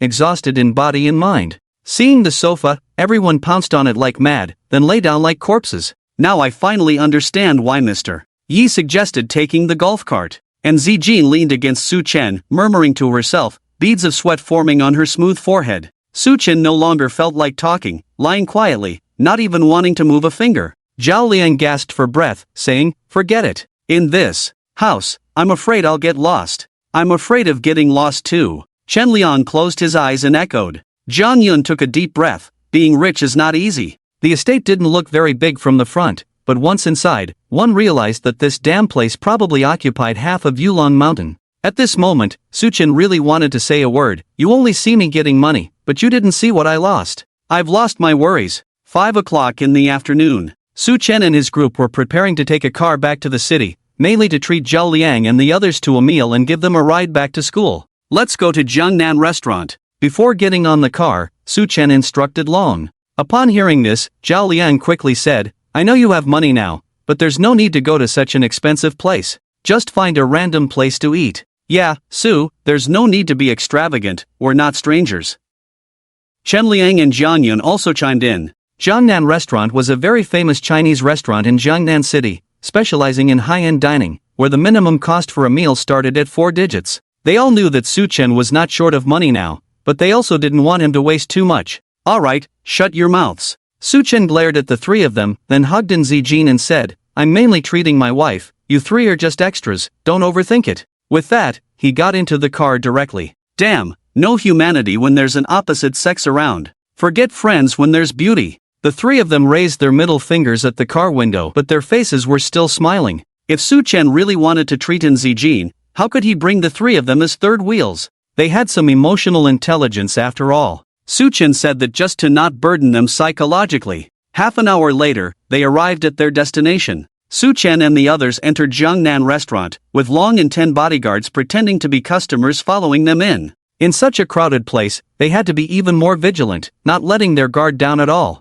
After asking the waiter, they found out that due to it being peak dining hours, there were no private rooms available, so Su Chen had to settle for a table in the main hall. Since he was treating them to a meal, Su Chen left the ordering to Zhao Liang and the others. Don't be polite, saving me this bit of money won't make a difference, just eat and enjoy yourselves. Su Chen only said this much, and Zijin leaned in and whispered to Su Chen, does this count as our first date? Have you ever seen someone bring along third wheels on a date? Su Chen replied, and Zijin blinked her eyes, you. Su Chen. Ha ha. And Zijin smiled brightly, just kidding. Her smile was truly enchanting, overshadowing the elegance of many women in the restaurant. In a white spaghetti strap dress, under the lights, she looked like a fairy fallen to earth. Clean, pure, sexy, with a hint of cuteness. At the entrance, a young man who had just walked in couldn't take his eyes off Zijin, staring dumbfounded at her charming smile. Chen Xiao, Chen Xiao. Another young man beside him called out twice. Chen Zhou finally reacted. Without looking back, he casually said, wait for me here. With that, he walked over to Zijin. The two young men who came in with him finally noticed Zijin and their eyes lit up. Wow, she's stunning. Chen Xiao is in for a treat tonight. The two of them spoke with envy and jealousy, hesitated for a moment, then followed Chen Zhou's steps. Although they didn't have the luck, being able to look a bit longer wasn't bad either. Hello miss, can I get to know you? I'm Chen Zhou, just returned from studying abroad. Chen Zhou walked up to Zijin, looking at her with a gentle tone and a smile that he thought was charming. Su Chen put his arm around Zijin, looked at Chen Zhou and said, sorry buddy, this girl is taken, try hitting on someone else. Su Chen wasn't angry at these attempts, after all, and Zijin's looks were captivating. I didn't ask you. Chen Zhou said indifferently, propping his hand on the table, casually revealing the Rolex on his wrist, miss, give me a chance? He was straightforward like that. In his eyes, there was nothing money couldn't achieve. Su Chen's face darkened. He didn't expect that his attitude was already considered friendly, yet the other party was so shameless. Please leave, don't disturb me and my boyfriend's meal, and Zijin's tone was cold, expressionless, emphasizing the words boyfriend. Having a boyfriend doesn't matter, Chen Zhou smiled, glanced disdainfully at Su Chen, how about considering a change? I guarantee I'm more suitable for you, bags, cosmetics, even a car, I can give you, can he? And Zijin was furious, but Su Chen stopped her and gestured to Chen Zhou, come here. What, are you going to eat me? Chen Zhou sneered, leaning towards Su Chen. He enjoyed flirting with other people's girlfriends face to face, watching the other party's angry yet helpless eyes. He felt great, a sense of accomplishment. Su Chen smiled slightly, of course I'm not going to eat you, after all, I don't eat shit. You. Chen Zhou instantly became furious. But before he could finish speaking, Su Chen grabbed his hair and pressed his head down, slamming his head hard on the table. Bang! The loud noise startled all the guests in the hall, who put down their chopsticks to watch the scene. Ah! My head! Chen Zhou fell to the ground, clutching his forehead, screaming hoarsely, crimson blood oozing from between his fingers. Trash, Su Chen coldly spat out 2 words, picked up a napkin and calmly wiped the blood splattered on his hands. Dog's blood was too dirty. If not cleaned, he couldn't eat. Young Master Chen. Chen Zhou's two companions, after a brief shock, turned pale, rushing forward to help. Don't mind me, kill him for me, if anything happens, I'll take the blame. Chen Zhou staggered to his feet, pointing at Su Chen, his eyes red with resentment. Damn it, dare to lay a hand on young Master Chen, you're asking for death. Chen Zhou's two companions didn't hesitate, cursing angrily, they grabbed a bottle from the table and smashed it towards Su Chen. Zhao Liang, Zhang Yun, and Chen Liang almost simultaneously stood up to engage in a group fight with the other side. But before they could act, two figures suddenly rushed forward, kicking Chen Zhou's two companions to the ground. The bodyguards who came in with Su Chen naturally made the move. With them around, if Su Chen got hurt, they would be out of a job. Chen Zhou's two companions writhed on the ground, clutching their stomachs, faces pale with pain, contorted in agony. Sir, how should we handle this? One of the bodyguards looked at Su Chen. Seeing this scene, the guests in the hall couldn't help but gasp, their eyes looking at Su Chen filled with astonishment and uncertainty. Having bodyguards while having a meal, what kind of background was this? Of course, if they knew there were a dozen more bodyguards in the hall who hadn't stepped forward, their expressions might be different. Su Chen casually threw the napkin with the wiped blood on Chen Zhou's face and said indifferently, trash should stay in the trash can, throw him out. How dare you? Chen Zhou's face changed drastically upon hearing this, instinctively blurting out, my father is Chen Hua, the vice chairman of Qingyun International. If you dare to treat me like this, he won't let you off. If he was really thrown into the trash can, how could he show his face in Jiangnan City in the future? Whoosh! Hearing Chen Zhou revealing his identity, the hall erupted in another commotion. So he's Chen Hua's son, no wonder he's so arrogant, but he does have the confidence. Yeah, that guy is probably in for a rough time. Zhao Chengming is dead, Chen Hua is at the peak of Qingyun International. This kid has really kicked the iron plate this time. Everyone whispered among themselves, looking at Su Chen with a hint of sympathy. Su Chen narrowed his eyes at Chen Zhou, originally planning to let it go, but now he had changed his mind. After all, Chen Hua was cunning and sly. Although he suspected that Zhao Chengming's death was related to him, he couldn't find any evidence. Chen Zhou seemed to lack intelligence, so he would be the breakthrough point. Chen Zhou, however, thought that Su Chen was afraid, and smirked, saying, yes, those who know what's good for them should kneel down and apologize to me, otherwise, I'll make you suffer a fate worse than death. As soon as he finished speaking, a wine bottle flew towards his head. Bang! The bottle instantly shattered into pieces, causing a fresh gush of blood from Chen Zhou's forehead. Chen Zhou's heart-wrenching scream made everyone in the hall feel a chill down their spine, as if they could feel his pain. Everyone stared in disbelief at Su Chen, who dared to strike Chen Zhou even after knowing his identity. In his anger, Chen Zhou also looked incredulous. Was this guy not afraid of his father's retaliation? Chen Xiao, are you okay, Chen Xiao? Just then, a middle-aged man with 4 security guards hurried over. Who are you? Chen Zhou asked, as it was his first time visiting this restaurant since returning to the country. The middle-aged man wore a pleasing smile on his face. Chen Xiao, I am the manager of this restaurant, and I just found out that you were attacked. I will teach your people a lesson. Chen Zhou interrupted him, pointing at Su Chen and shouting. Yes, Chen Xiao, rest assured, I will give you an explanation. The manager nodded repeatedly, then turned to Su Chen with a haughty attitude. Kid, you've offended the wrong person by daring to hit Chen Xiao. You better kneel down and apologize to Chen Xiao. When he was causing trouble for me, you didn't come out to stop him. Only after he revealed his identity did you show up to help him. Su Chen's tone was calm, his eyes indifferent as he looked at the manager. What, do you think I'm easy to bully? Kid, stop the nonsense. Kneel down and apologize to Chen Xiao if you know what's good for you. The manager, having his thoughts exposed by Su Chen, showed no embarrassment but rather stood his ground confidently. He had been monitoring the situation here all along. At first, he couldn't figure out the identities of the two, and seeing that they both seemed important, he didn't dare to act recklessly, pretending not to know. Upon learning that Chen Zhou was Chen Hua's son, he immediately brought people over without hesitation. As for who Su Chen was, he no longer cared. After all, anyone in Jiangnan City knew what Qingyun International represented. Interesting, Su Chen smiled, but his smile turned cold as he continued, looking at the manager and saying each word distinctly. After tonight, if this restaurant can still operate, I'll just spell my name backward. Ha ha ha. The manager burst into laughter upon hearing this. Close down this restaurant? Who do you think you are? God. God may not be able to do anything to you, but I can. Sometimes, I'm more effective than God. Su Chen's expression was cold, his tone icy. The manager was about to speak, but Chen Zhou grew impatient. What are you standing there for?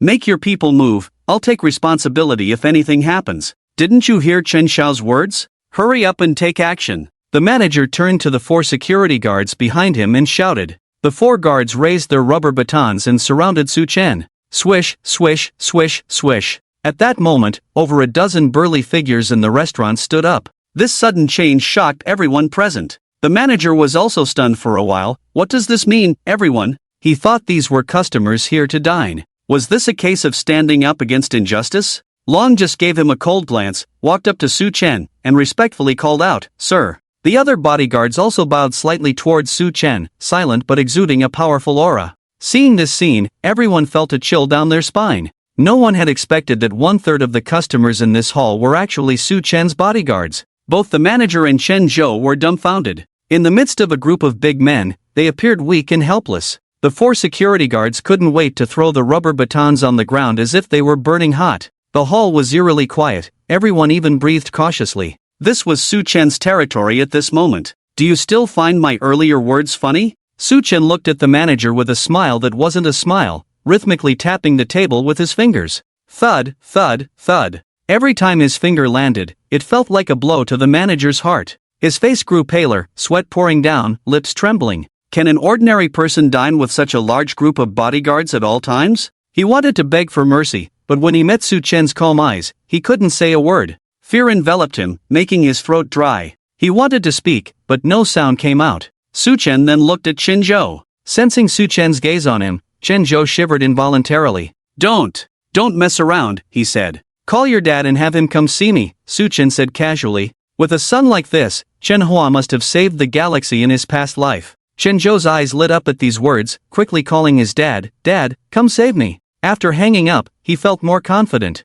In his view, as long as his dad arrived, everything would be fine. The manager also seemed to grasp at a lifeline, his expression easing slightly. Both were hoping for Chen Hua's arrival. Su Chen saw through their thoughts, just smiled and told Zhao Liang, "Continue ordering." Calm and indifferent, as if the earlier incident was insignificant to him, not even affecting his appetite. And Zijin's beautiful eyes shimmered, finding Su Chen even more handsome, making her heart itch. Zhao Liang, Chen Liang, and Zhang Yin exchanged glances, all thinking the same thing, poser. After ordering, they handed the menu to the waiter. Perhaps because Su Chen was good-looking, the kitchen quickly prepared the dishes. A strange scene unfolded in the restaurant. Everyone in the hall stared at Su Chen's table. Zhao Liang and the others initially tried to act refined but realized they might not get enough to eat that way, so they turned into pigs. "Try this shrimp, it's tender," and Zijin said gently, peeling a shrimp for Su Chen and feeding it to him. Su Chen accepted it with a smile, "Indeed tender, right? Let me peel another for you," and Zijin said happily. Zhao Liang, Zhang Yun, and Chen Liang stopped their voracious eating, because the feast before them suddenly didn't seem appetizing anymore. They felt like they weren't here to eat but to eat dog food. After a while, with hurried footsteps, Chen Hua arrived with 2 others. "Dad, you finally came," Chen Zhou exclaimed joyfully. However, he was met with a resounding slap from his father. Chen Zhou was dumbfounded. "Dad, why did you hit me? You brat, shut up!" Chen Hua angrily scolded, glaring at him fiercely. Before coming, he had someone inform him of the situation, so he wouldn't be clueless upon arrival. Finding out that Chen Zhou had offended Su Chen made him furious. The first slap was to shut Su Chen up, genuinely angered by his disobedient son. Su Chen chuckled, "Vice Chairman Chen, there's no need to be so angry. Young people make mistakes." Hearing this, everyone was almost jaw-dropped, not expecting Su Chen to speak to Chen Hua like that. But what shocked them even more was yet to come. Chen Hua looked at Su Chen indifferently and said, "Director Su, I'll take this disobedient son back first."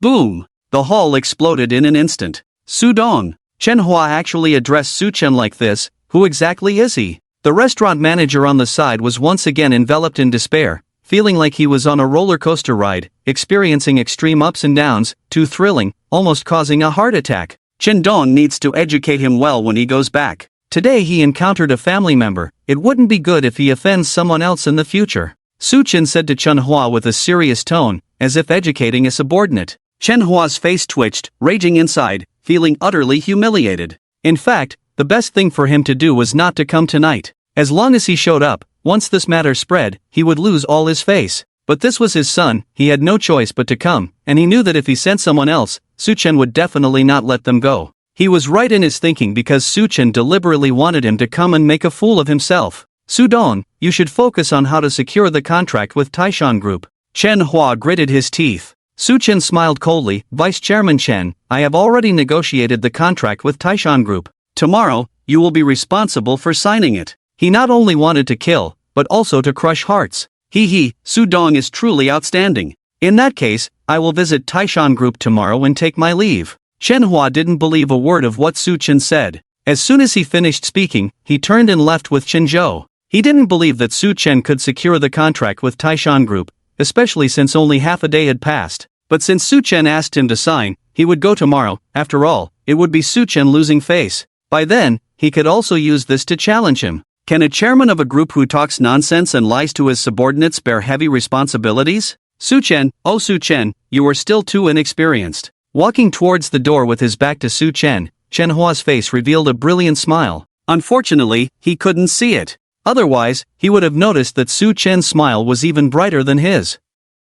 Chen Zhou followed Chen Hua, completely ignoring the manager's pleading gaze. So now, the manager was left alone facing Su Chen, in a panic, on the verge of tears. He tried several times to speak, but each time he was about to say something, he swallowed his words back. It wasn't until Su Chen finished settling the bill and was about to leave that he mustered up the courage. Su Chen never looked at the manager throughout, as if he had already forgotten about him. But the manager couldn't afford to lose. Seeing Su Chen about to leave, he gritted his teeth and rushed up. Mr. Su, I was wrong. I didn't recognize Mount Tai. Please forgive me and don't hold it against me. He regretted it deeply now. If it wasn't to please Chen Zhou, how could he have ended up in this situation? If he had known, he shouldn't have intervened. Now, not only did he not gain anything, but he also dug himself into a hole. Su Chen stopped, turned around and looked at him with a slight smile, speaking gently, don't worry, I'm not that petty. I don't hold grudges against insignificant people like you. Thank you for your mercy, thank you.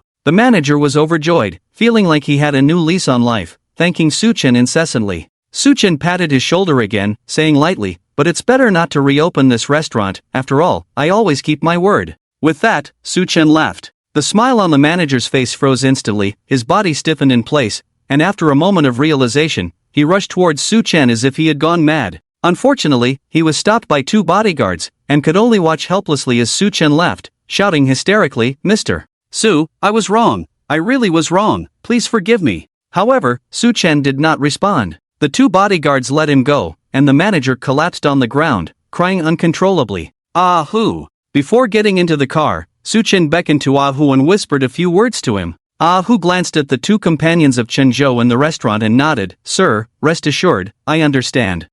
Su Chen responded, then turned to Chun Liang and the others. I'll arrange for someone to take you back to school. Remember to ask for leave for me. I won't be going to class this week. With a pile of work at the company and the need to uncover the truth behind Zhao Qingming's death, he had no energy left to attend classes at school. Alright, don't worry, no problem. The three agreed, then got into the car to return to school. Su Chen then looked at Zijin. Let's go, I'll take you home. If you're busy, you can go ahead, I can go back by myself, and Zijin said sensibly after seeing Su Chen whisper something to Ah Hu just now. Su Chen pinched her smooth cheek. No matter how important the matter is, it's not as important as sending my wife home. You talk too much, and Zijin pouted, but a sweet smile tugged at the corner of her mouth. Soon, the convoy departed. Ah Hu stayed behind, leading two bodyguards towards Chen Zhou's two companions. What are you going to do? Watching Ah Hu come and go, the two shivered against the wall. My husband wants to see you, come with us, Ah Hu said sternly. The two had no room for resistance. Feeling uneasy, they followed Ah Hu into the car.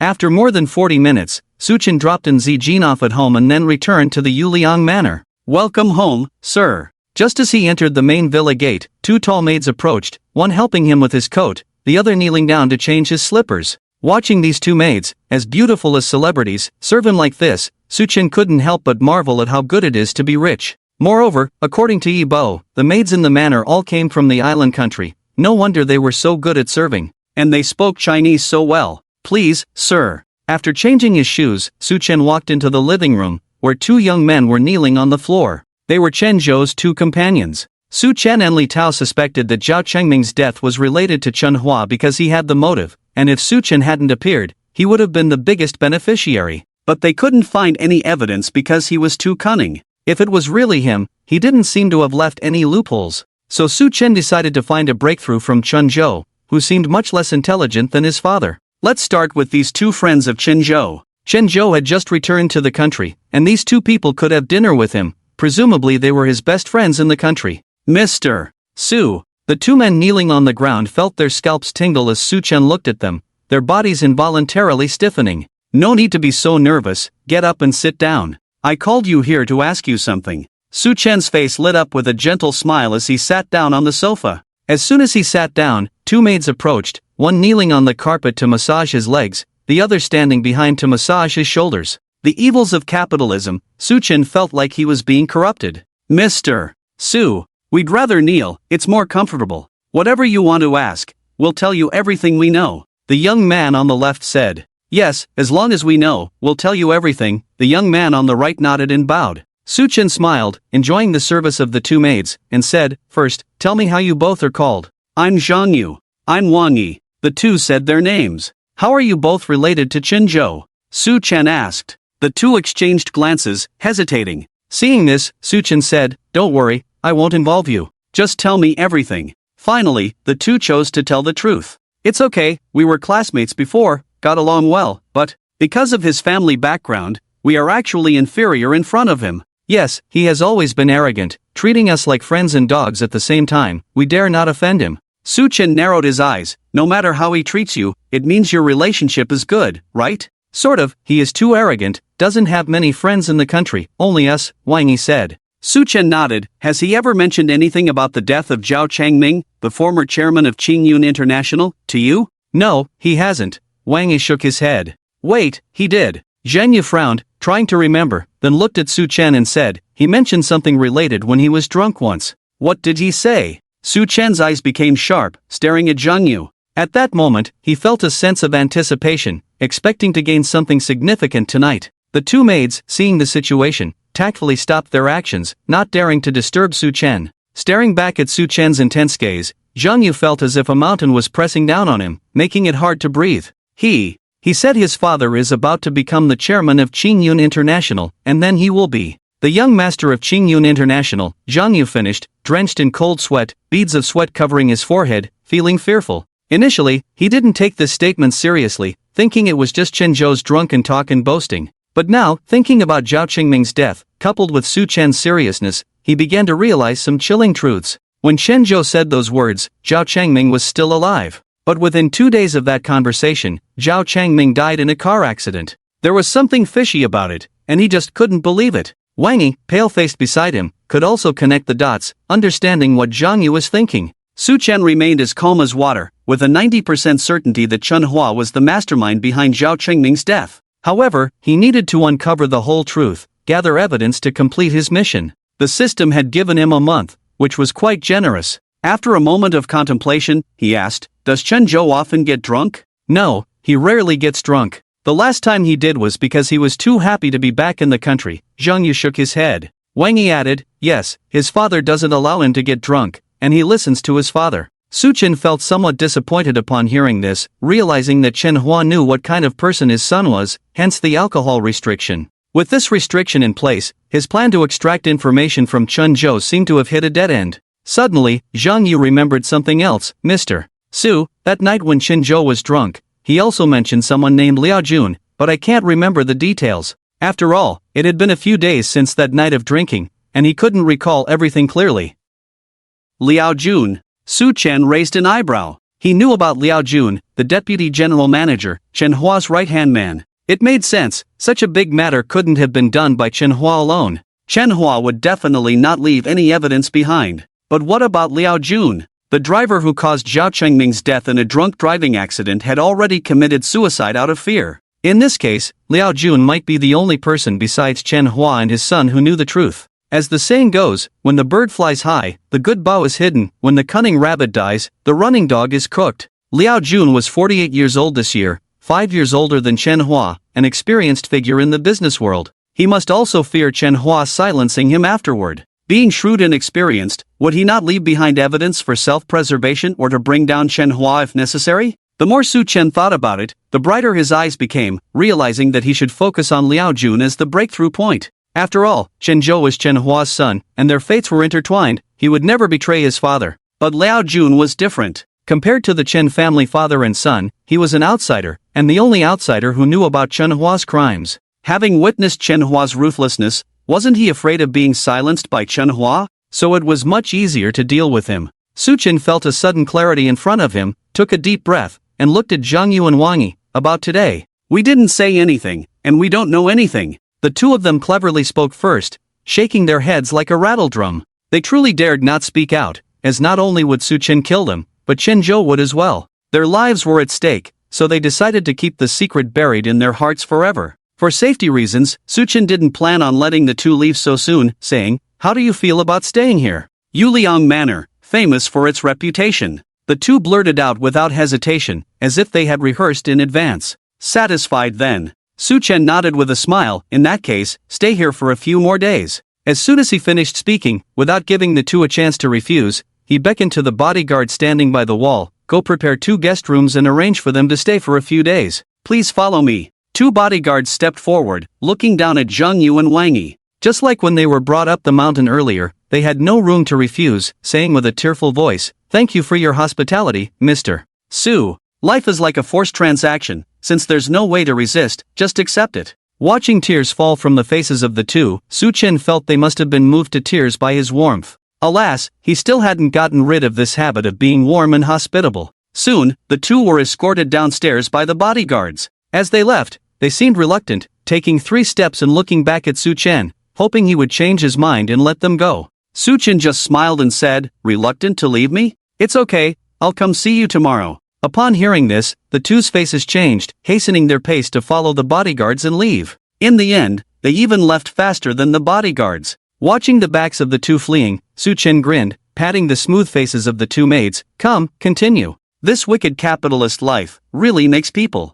like it." The 2 maids remained silent, with sweet smiles on their faces, their hands once again starting to massage and knead him. They were obviously professionally trained to serve people. Their strength was just right. Their boneless hands were sometimes strong, sometimes light as a warm breeze, dissipating Su Chen's fatigue of the day, and he unknowingly fell asleep on the sofa. Seeing this, the 2 maids stopped, carefully got up, covered him with a blanket, and then left the living room. The maids in the living room didn't wear shoes, their small feet wrapped in black silk made no sound on the polished floor, naturally not waking Su Chen up. At the same time, at Chenhua's home, Chenhua stood expressionless. Chenzhou knelt on the floor, shifting his knees from time to time, a look of discomfort on his face. "That's enough, the child just came back from abroad a few days ago, and you treat him like this." Chenzhou's mother, Shui Yan, felt a bit sorry. Chenhua glared at her. "You're still protecting him. You've spoiled this unfilial son. You. Fine, he's still your son, you deal with it yourself, it's really infuriating me."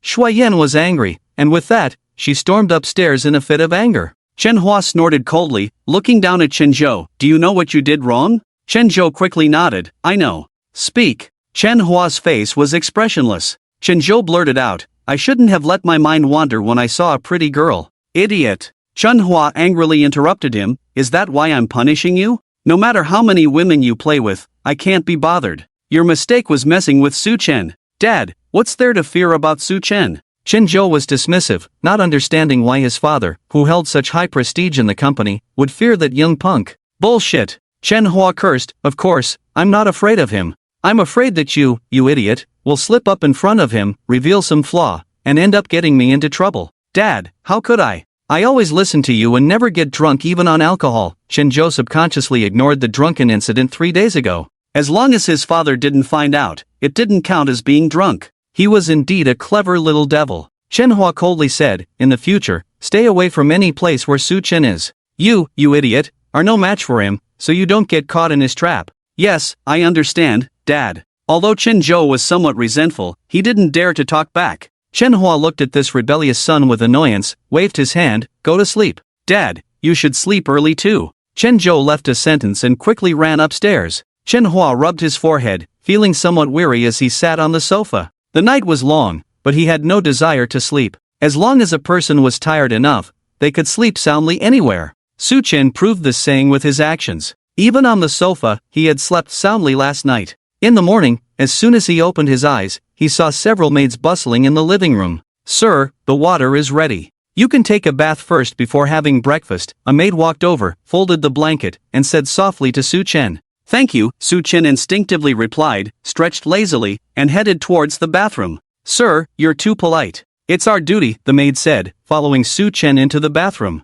Su Chen turned back, blinked at her. "Why are you coming in?" "To assist you in bathing, sir." The maid blushed slightly, already starting to undo her waist belt. Su Chen quickly stopped her. "No need, I can manage on my own." He really couldn't handle this. "Sir, do you dislike me?" The maid explained. "Sir, you can rest assured, Mr. Zhao has never touched us, we are clean." "It's not about that. You can just leave." Having a stranger woman bathe him, Su Chen was truly uncomfortable. Eventually, the young maid left, looking a bit dejected, as they were trained in serving people. But why, after coming to Manhwa, did the previous boss, Mr. Zhao, not touch them, and the new boss didn't either? Half an hour later, Su Chen emerged from the bathroom wrapped in a towel, feeling refreshed. "Sir, these are the clothes prepared for you. Please see if they fit." A maid held a set of brand new black suit and approached him, bending slightly and handing it over. "You can go." Su Chen took the clothes and said casually. The maid lowered her head, retreated slowly, walked about 2 meters before turning around, heading to the shoe cabinet by the door,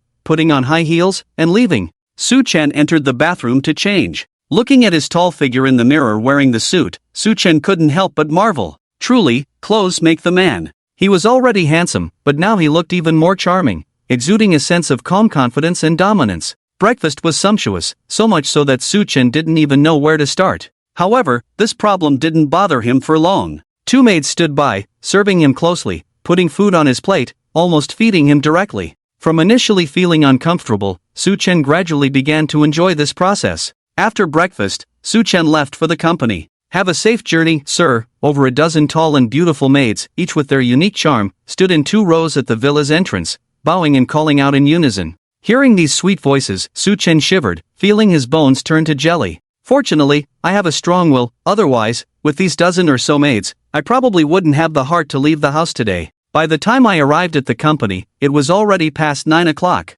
"Good morning, Director Su." "Good morning, Director Su." Along the way, employees would stop to greet him. At first, he nodded in response, but later he couldn't be bothered because there were too many people. Taking the chairman's private elevator straight to the top floor of the building, he arrived at his office. "Good morning, Director Su, here are the documents you need to approve today." Just as he entered the office, his secretary, Liao Yu, walked in with a stack of folders. Today, she was dressed in a white uniform dress, paired with black glasses, her long hair tied up, making her look even more charming. She was a mature woman. "Just put them there," Su Chen casually said, then instructed, "Ask Manager Li to come to my office." "Yes, Director Su," Liao Yu replied before leaving. Watching her walk away, Su Chen felt a bit dry in the mouth. For a pure-hearted young man like him, this kind of mature and seductive woman was like a deadly poison. About 5 minutes later, Li Tao entered the office. "Director Su, you called for me." Li Tao's address had changed from Mr. to Director Su. After all, they were in the company.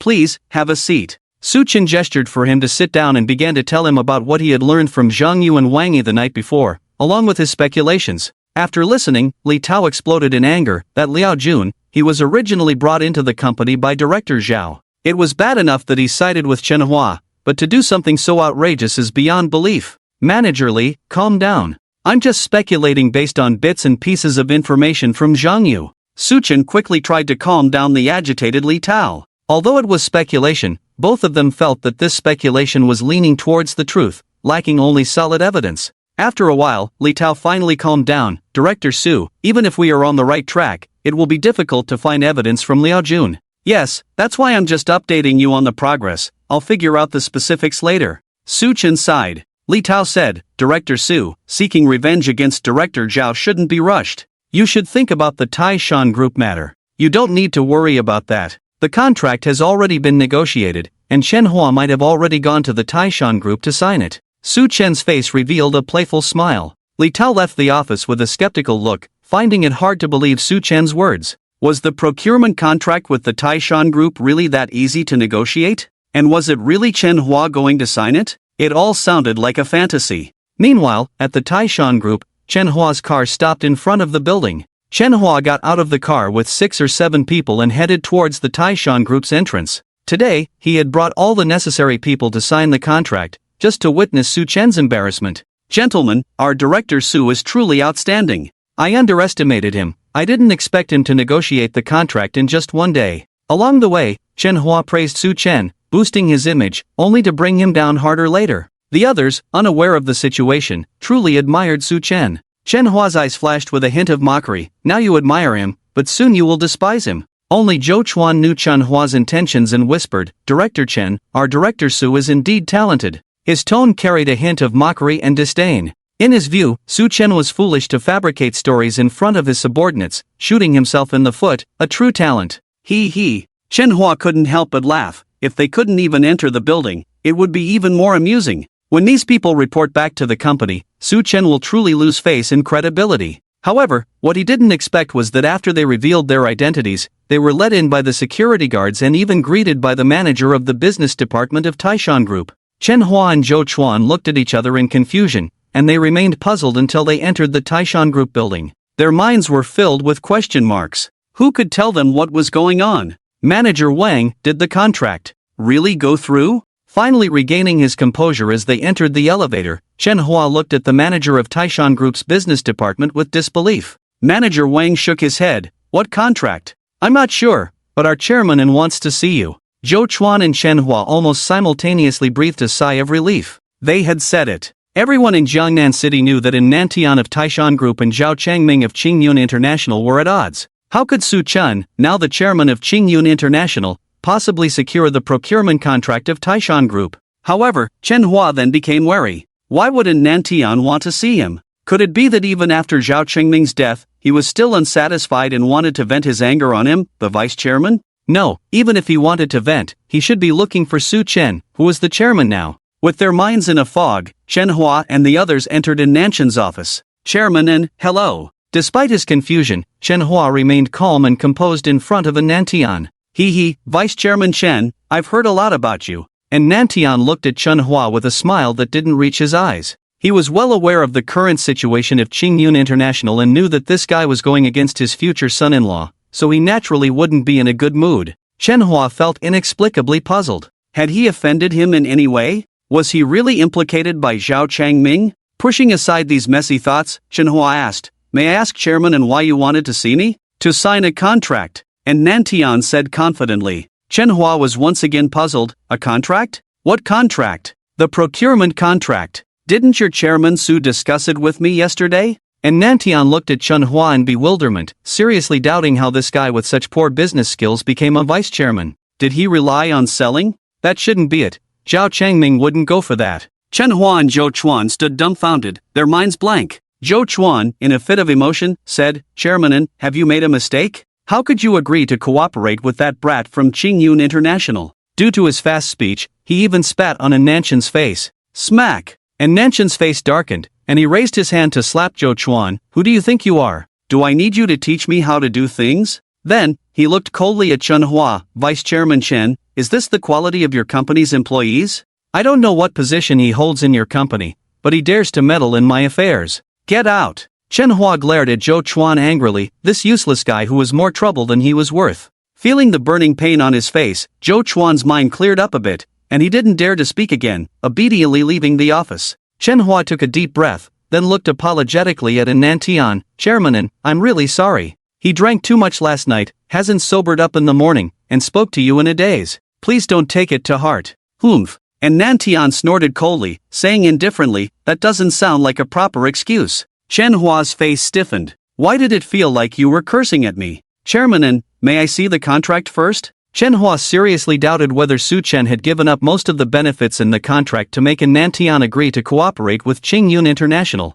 Otherwise, he really couldn't figure it out. How could Nantian, who had such a strained relationship with Zhao Changming, sign a contract with Qingyun International? Of course, it's possible. As Nantian's voice fell, he casually picked up a contract from the office desk and threw it over. Chen Hua caught it eagerly and started flipping through it, his expression turning uglier the more he read. The contract terms were completely normal, with no sign of Su Chen betraying Qingyun International's interests. But to him, this was the most abnormal thing. Under normal circumstances, Nantian would never agree to Su Chen. Ignoring Chen Hua's displeased expression, Nantian praised, to be honest, Vice Director Chen, your Director Su is quite capable and promising. Complimenting the wild boar that had just raided his cabbage patch, he worried he might get struck by lightning. Yes, Director Su is indeed promising. Chen Hua could only grit his teeth and echo the praise, feeling nauseous after praising Su Chen for 5 or 6 minutes. After more than 10 minutes, Chen Hua left Tai Shan Group with a group of people holding the contract. Director Chen, how could An and Tian agree to sue Chen? Once they got into the car, Zhou Chuan, with half of his face swollen, couldn't help but ask. Chen Hua glared at him irritably, why are you asking me? They had deliberately brought several people from the company to spread rumors about Su Chen's reckless behavior. Unexpectedly, they ended up boosting Su Chen's reputation. Chen Hua felt frustrated and wanted to vomit blood. Back at the company, he handed the contract to Zhou Chuan, deliver this to that kid. He didn't want to lose face or see Su Chen's smug expression. Zhou Chuan grimaced, he didn't want to either, but he had no choice. As they entered the building, they were shocked by what they saw. The room was filled with people applauding as they entered. Welcome our heroes, Vice Director Chen and Manager Zhou. They have just successfully negotiated a long-term strategic partnership with Tai Shan Group, signing a significant procurement contract. Su Chen emerged from the crowd, walked up to Chen Hua and Zhou Chuan, and loudly addressed the employees. The applause thundered like a storm. Chen Hua and Zhou Chuan clenched their teeth, glaring at Su Chen. This guy not only wanted to kill them but also torment their hearts. Vice Director Chen, with so many employees watching, share your thoughts. Su Chen smiled at Chen Hua. Chen Hua wanted to tear him apart but forced to smile. Director Su was too kind. It's all thanks to Director Su. We just signed on behalf of the company. They not only shot themselves in the foot but now had to praise Su Chen, igniting a desire to commit murder. Oh, Manager Zhou, what happened to your face? Looks like you got slapped. Su Chen looked surprised at Zhou Chuan. All eyes turned to Zhou Chuan's swollen face. Zhou Chuan awkwardly smiled, just a little fall. He couldn't admit he was slapped by An and Tian for being rude. A fall? Su Chen widened his eyes, looking amazed. That's impressive, even left a fingerprint. Laughter erupted in the crowd, spreading like wildfire. Hey, don't laugh, Manager Zhou got injured while working. We'll cover it as a work-related injury, our company is humane. Su Chen said seriously, looking at the crowd. Sudong, I have to meet a client, so I'll leave first. Zhou Chuan's face turned pale and green alternately, unable to bear it any longer. He left with a sentence and turned to leave. Su Chen's face darkened, coldly saying, did I ask you to leave when you came back? As Su Chen's face turned cold, the atmosphere on the first floor of the building became eerie. The employees who were laughing just a moment ago all restrained their smiles and quietly watched the scene. For a moment, it felt like there was a faint smell of gunpowder in the air. Zhou Chuan, do you still see me, the chairman, in your eyes? Su Chen looked coldly at Zhou Chuan, his words sharp, directly putting a hat of insubordination on him. Before Zhou Chuan could speak, Chen Hua spoke up, Sudong, this is a bit too much. Zhou has never meant that. As soon as Chen Hua finished speaking, Su Chen's gaze fell on him. Are you in his mind? How do you know he didn't mean that? Sudong, how is this different from adding fuel to the fire? You are clearly deliberately making things difficult for Zhou. Chen Hua's face darkened, as dark as the bottom of a pot. Su Chen sneered, adding fuel to the fire? I am the chairman of the group. He is just a deputy manager of the personnel department. If I really wanted to deal with him, would it be so troublesome? Of course it would be. After all, Zhou Chuan is Chen Hua's person, and he is new to the group and has not yet established himself. But the ordinary employees don't understand this. In their eyes, the chairman is the highest authority. So, as Su Chen said, as the chairman of Qingyun International, if he really wanted to deliberately make things difficult for Zhou Chuan, would it be necessary to go to such lengths? Moreover, they all just witnessed it. Clearly Zhou Chuan was the one who first disrespected Su Chen and was about to leave in a huff. Chen Hua was furious, but ultimately he held back, looking at Zhou Chuan and saying, in that case, Zhou, you should apologize to Sudong. Chen. Sudong, there's no need for an apology. Su Chen smiled lightly, looking at Zhou Chuan calmly. Zhou, in the end, you are still too young, impatient, and frivolous in your actions. The responsibility of a deputy manager of the personnel department is too heavy for you. Don't crush him, let him be transferred to the business department as a supervisor for some training. Xia Chang, the manager of the personnel department, is a neutral party, while Zhou Chuan, the deputy general manager, is Chen Hua's person. Su Chen, of course, will not sit idly by. Personnel and finance, these two important departments, he must appoint his own people to feel at ease, otherwise there will be too many variables. As his words fell, both Chen Hua and Zhou Chuan's faces changed drastically at the same time. They only now understood Su Chen's intentions, actually wanting to kick Zhou Chuan out of the personnel department with just a few words, and moreover, demote him. The manager of the business department is Li Tao's person, so what's the difference between Zhou Chuan going there as a supervisor and retiring early for pension? Zhou Chuan looked anxiously at Chen Hua. He really didn't want to be under someone else's control in the business department. Shenhua put on a fake smile, looking at Su Chen and saying, Sudong, there's no need for this. I think Zhou has been doing well in the personnel department, and besides, the country is now advocating for a younger workforce. Our company should also follow this policy. After all, the future belongs to the young. Although he was burning with anger inside, he wore a smile on his face, speaking as if it was all for the good of the company. Vice Chairman Chen, it seems you have misunderstood. Youthfulness does not mean incompetence. If we talk about youth, elementary school students are even younger. Should we hire a group of elementary school students to work in the company? Su Chen truly belittled Zhou Chuan, who made him not his own person. Zhou Chuan, humiliated, couldn't contain his emotions and blurted out, Sudong, you are the youngest in the whole company, right? As soon as he said that, Shenhua inwardly cursed him as a fool. Couldn't you have kept quiet at this time? Vice Chairman Chen, see, I told you he can't control his temper. Su Chen was not angry at all, but instead sincerely laughed, his smile tinged with a hint of mockery. Truly, it's not the godlike opponents one should fear, but the pig-like teammates. Shenhua wanted to struggle a bit more. Director Su. That's enough, no need to say more, it's settled, report to the business department immediately. Su Chen directly interrupted Shenhua's words, looking at Zhou Chuan. Zhou Chuan's face was full of despair. In fact, he regretted what he had just said, but it was too late. Why was he so impulsive? Because of his youth, jealousy, and position. He was too young to control his emotions. Moreover, why should he be jealous that Su Chen, who was younger than him, could become the chairman of Qingyun International? It was also a matter of position. He had always been on the opposite side of Su Chen. Su Chen patted Zhou Chuan's shoulder and said with a deep tone, work well in the business department, don't disappoint me. With that, Su Chen showed a bright smile to Shenhua and left.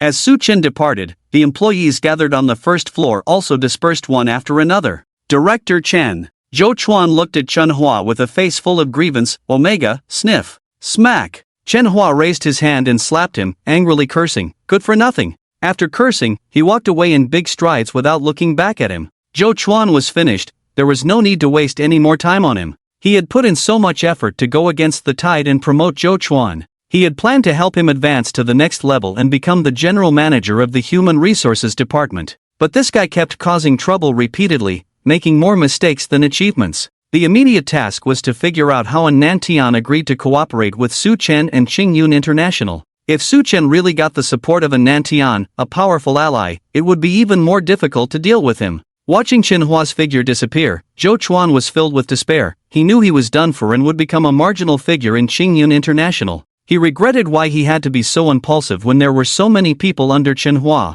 Chairman's office. Having dealt with the annoying clown Zhou Chuan, Su Chen felt happy. As for the position of deputy manager of the Human Resources Department, he directly appointed a moderate supervisor named Ma Feng to the position from the Human Resources Department. From then on, Qingyun International had one less moderate and one more staunch supporter of Su Chen. Knock, knock, knock. Suddenly, there was a knock on the office door. Come in, Su Chen said without looking up. Liaoyu walked in wearing a pair of silver-pointed high heels, her red lips slightly parted. Director Su, a missin is here to see you. Please let her in quickly. Su Chen's eyes lit up, and he immediately put down the documents, knowing that the visitor must be in Zijin. Liaoyu's eyes shimmered. She could tell from Su Chen's reaction that he and that missin probably had a romantic relationship. She suddenly felt a bit envious of missin waiting in the lounge. She might become the wife of the chairman of Qingyun International in the future. With a myriad of thoughts, Liaoyu responded and then walked out of the office. Watching Liaoyu's figure leave, Su Chen furrowed his brow. He felt that the woman's eyes were somewhat familiar, but he couldn't recall where he had seen them before. Perhaps he was overthinking. Su Chen shook his head, picked up a glass of water to moisten his throat. Suddenly, his gaze shifted from the glass to a document on the far left of the desk, with a photo attached. He froze. Finally, he understood why he found Liaoyu's eyes familiar. The document was about Liao Jun, with his latest photo attached. Liaoyu, Liao Jun, both surnamed Liao, and their eyes were strikingly similar. Could they be father and daughter or have some other relative relationship? Su Chen called Li Tao to inquire about his suspicions. However, the result was unexpected. Liaoyu and Liao Jun, despite sharing a surname, had no relation whatsoever. But Su Chen was not convinced. He refused to believe that two strangers could have such similar eyes. He had to investigate to be sure. Su Chen never let go of any detail. If there was doubt, he would go to verify it. Even if the final result contradicted the suspicion, at least one wrong path was eliminated. But if he could find out the relationship between Liaoyu and Liao Jun, Maybe he could use it to get evidence of Chen Hua planning the murder of Zhao Chengming from Liao Jun. After all, at the moment, he really couldn't find a better way, otherwise he wouldn't resort to this last resort. Su Chen. Just as he was deep in thought, a voice as ethereal as an oriole brought him back to reality. Su Chen looked up and saw An Zijin standing at the office door with a smile, holding a bag in her hands. Today, An Zijin was dressed very simply, with her hair tied in a ponytail at the back of her head, wearing a pink blouse paired with tight light blue jeans, and white canvas shoes on her feet. She looked youthful and beautiful, and the jeans accentuated her legs, making them look even longer and straighter. Su Chen came out from behind the desk with open arms. And Zijin rushed into his embrace with a fragrant breeze, her lotus-like arms around his neck, hanging on him like a koala. Su Chen spun her around a few times before setting her down. Why did you come to the office to find me? What, can't I come? And Zijin made a fierce face, looking adorable.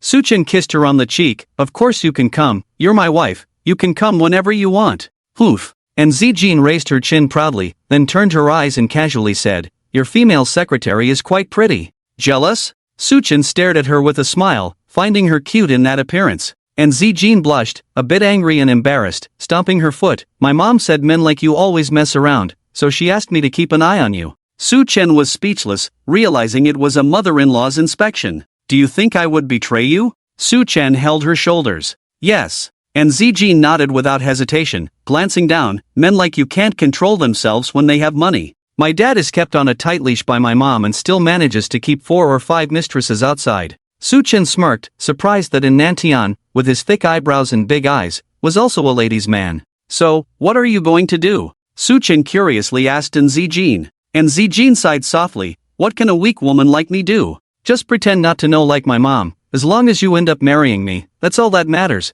because I happen to like you. Wife. Looking at her serious expression, Su Chen suddenly felt a bit sorry for her and hugged her tightly. And Zijin's lips curved up in a foxy smile, a hint of cunning in her eyes. She didn't care how many women he played with outside, as long as he felt guilty and sorry for her, his heart and person would always belong to her. With her mother's teachings, she had truly mastered the art of manipulation, even surpassing her mother. Alright, let's not talk about this. Do you have work to do today? And Zijin stepped out of Su Chen's embrace and sat on the nearby sofa. Almost done, the rest can be handled tomorrow. What about you, don't you have classes this afternoon? Su Chen sat down next to An Zijin, pulling her into his arms with one hand, but his other hand was not idle. Blushing and heart-pounding, An Zijin stiffened her body as Su Chen took advantage of her, shaking her head, no classes. Seeing that An Zijin didn't stop him, Su Chen's breathing quickened, wanting to take it further. After all, he was still an inexperienced man. Don't do anything inappropriate, we're in the office, what if someone comes in later? Seeing Su Chen getting more and more out of line, An Zijin struggled out of his arms and stood up, her pretty face blushing as if it could drip blood. Su Chen sobered up a lot instantly, took a deep breath, forcibly suppressing his desires. Accompany me for a walk, you've never gone shopping with me before. And Zijin pulled Su Chen up from the sofa. If she stayed here any longer, she was afraid she wouldn't be able to resist Su Chen and give in to him. She had to maintain her dignity, not let this guy easily have her body, and occasional sweet gestures as comfort were enough. Anyway, there were so many women around him, not to mention the dozen fair and beautiful maids in the manor, he wouldn't be suffocated, right? And Zijin had been deeply influenced by family factors since childhood, especially since her dad and brother were keeping several women outside. So since Su Chen became the chairman of Qingyun International, she never expected him to remain chaste for her. Oh, Vice Chairman Chen, what a coincidence, you're going out too. Su Chen didn't expect to meet Chen Hua as soon as he stepped out of the elevator, who came out of another elevator at the same time. Hee, I have some errands to run. Chen Hua smiled insincerely, his gaze fell on An Zijin next to him, and his face stiffened for a moment. Seeing An Zijin and Su Chen's intimate appearance, he instantly understood why An Nantian agreed to cooperate with Su Chen and Qingyun International. Chen Zhou had been abroad for a long time, so it was normal not to know An Zijin. But Chen Hua couldn't possibly not know her, he had seen An Zijin several times and of course knew she was An Nanchan's daughter. Hello, Uncle Chen. An Zijin also knew Chen Hua and greeted him politely. Chen Hua, preoccupied, responded perfunctorily, Miss An is becoming more beautiful, Director Su is indeed lucky. Uncle Chen is too kind. An Zijin appeared poised. Soon, Su Chen took An Zijin and left. Watching their backs, Chen Hua's face turned terribly dark, his frustration and anger hard to express. No wonder Su Chen was so confident in securing the procurement contract with Taishan Group. It was a pity that he and others had originally wanted to see Su Chen's joke, only to realize that their so-called scheming was nothing but a complete joke in his eyes. The more Chen Hua thought, the uglier his face became. If Su Chen really became a Nanshan son-in-law, his situation would be extremely difficult. No, he couldn't just sit and wait for his doom. He had to find a way to break them up, even making Zijin resent Su Chen. It seems like he doesn't really like you? After leaving the company building, and Zijin looked puzzled. Su Chen chuckled, I'm not money, of course not everyone will like me. He didn't want Zijin to know about these trivial matters in the company, to avoid ruining her mood. Seeing Su Chen didn't want to talk about it, and Zijin didn't ask further and changed the subject, where are we going now? Sensible women were always particularly likable. Look at you, didn't I promise to take you shopping? In Jiangnan City, Su Chen didn't have many acquaintances, so there weren't many places to go. And Zijin thought for a moment, her eyes falling on Su Chen's empty wrist, and her eyes lit up, I've got it. Let's buy you a watch, your status is different now, you can't keep taking out your phone to check the time. Okay, I'll listen to my wife. Su Chen pinched her cheek. He did need a good watch now to complement his status. 20 minutes later, the two arrived at a Patek Philippe boutique in the city center. Su Chen. Just as they reached the store entrance, a voice came from behind. Su Chen stopped in his tracks, turned around, and saw a young man with a smile on his face walking quickly with a woman. Only after entering did Su Chen recognize the person, and blurted out, Liao Xiang, what are you doing here? It turned out to be his high school classmate. They had a good relationship back then, but Liao Xiang didn't get into college and went to work. They hadn't seen each other for over 2 years, and he didn't expect to meet him here.